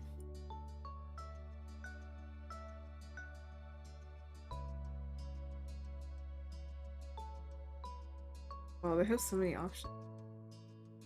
Oh wow, they have so many options. Nail length. Or nail color. Ooh! Oh, we can have black nails! Yes, let's go. Nose ring. Alright. Black nails, we're entering our emo phase. Let's go, Mai. Yeah. Okay. So, alright. So, do I move more up? Yeah, right? I move up one more. Okay. Let me save. There's no nose ring. I don't like piercings. I don't like piercings. Yeah, makes me not. Yeah. Relaxed crush. What? Nervous crush. Direct crush. Yeah, no, we're chill. Yeah. Should I change for Cove? I kind of want to see the options though, right? Like, wait, no, no, you misunderstand me. I need to see the options.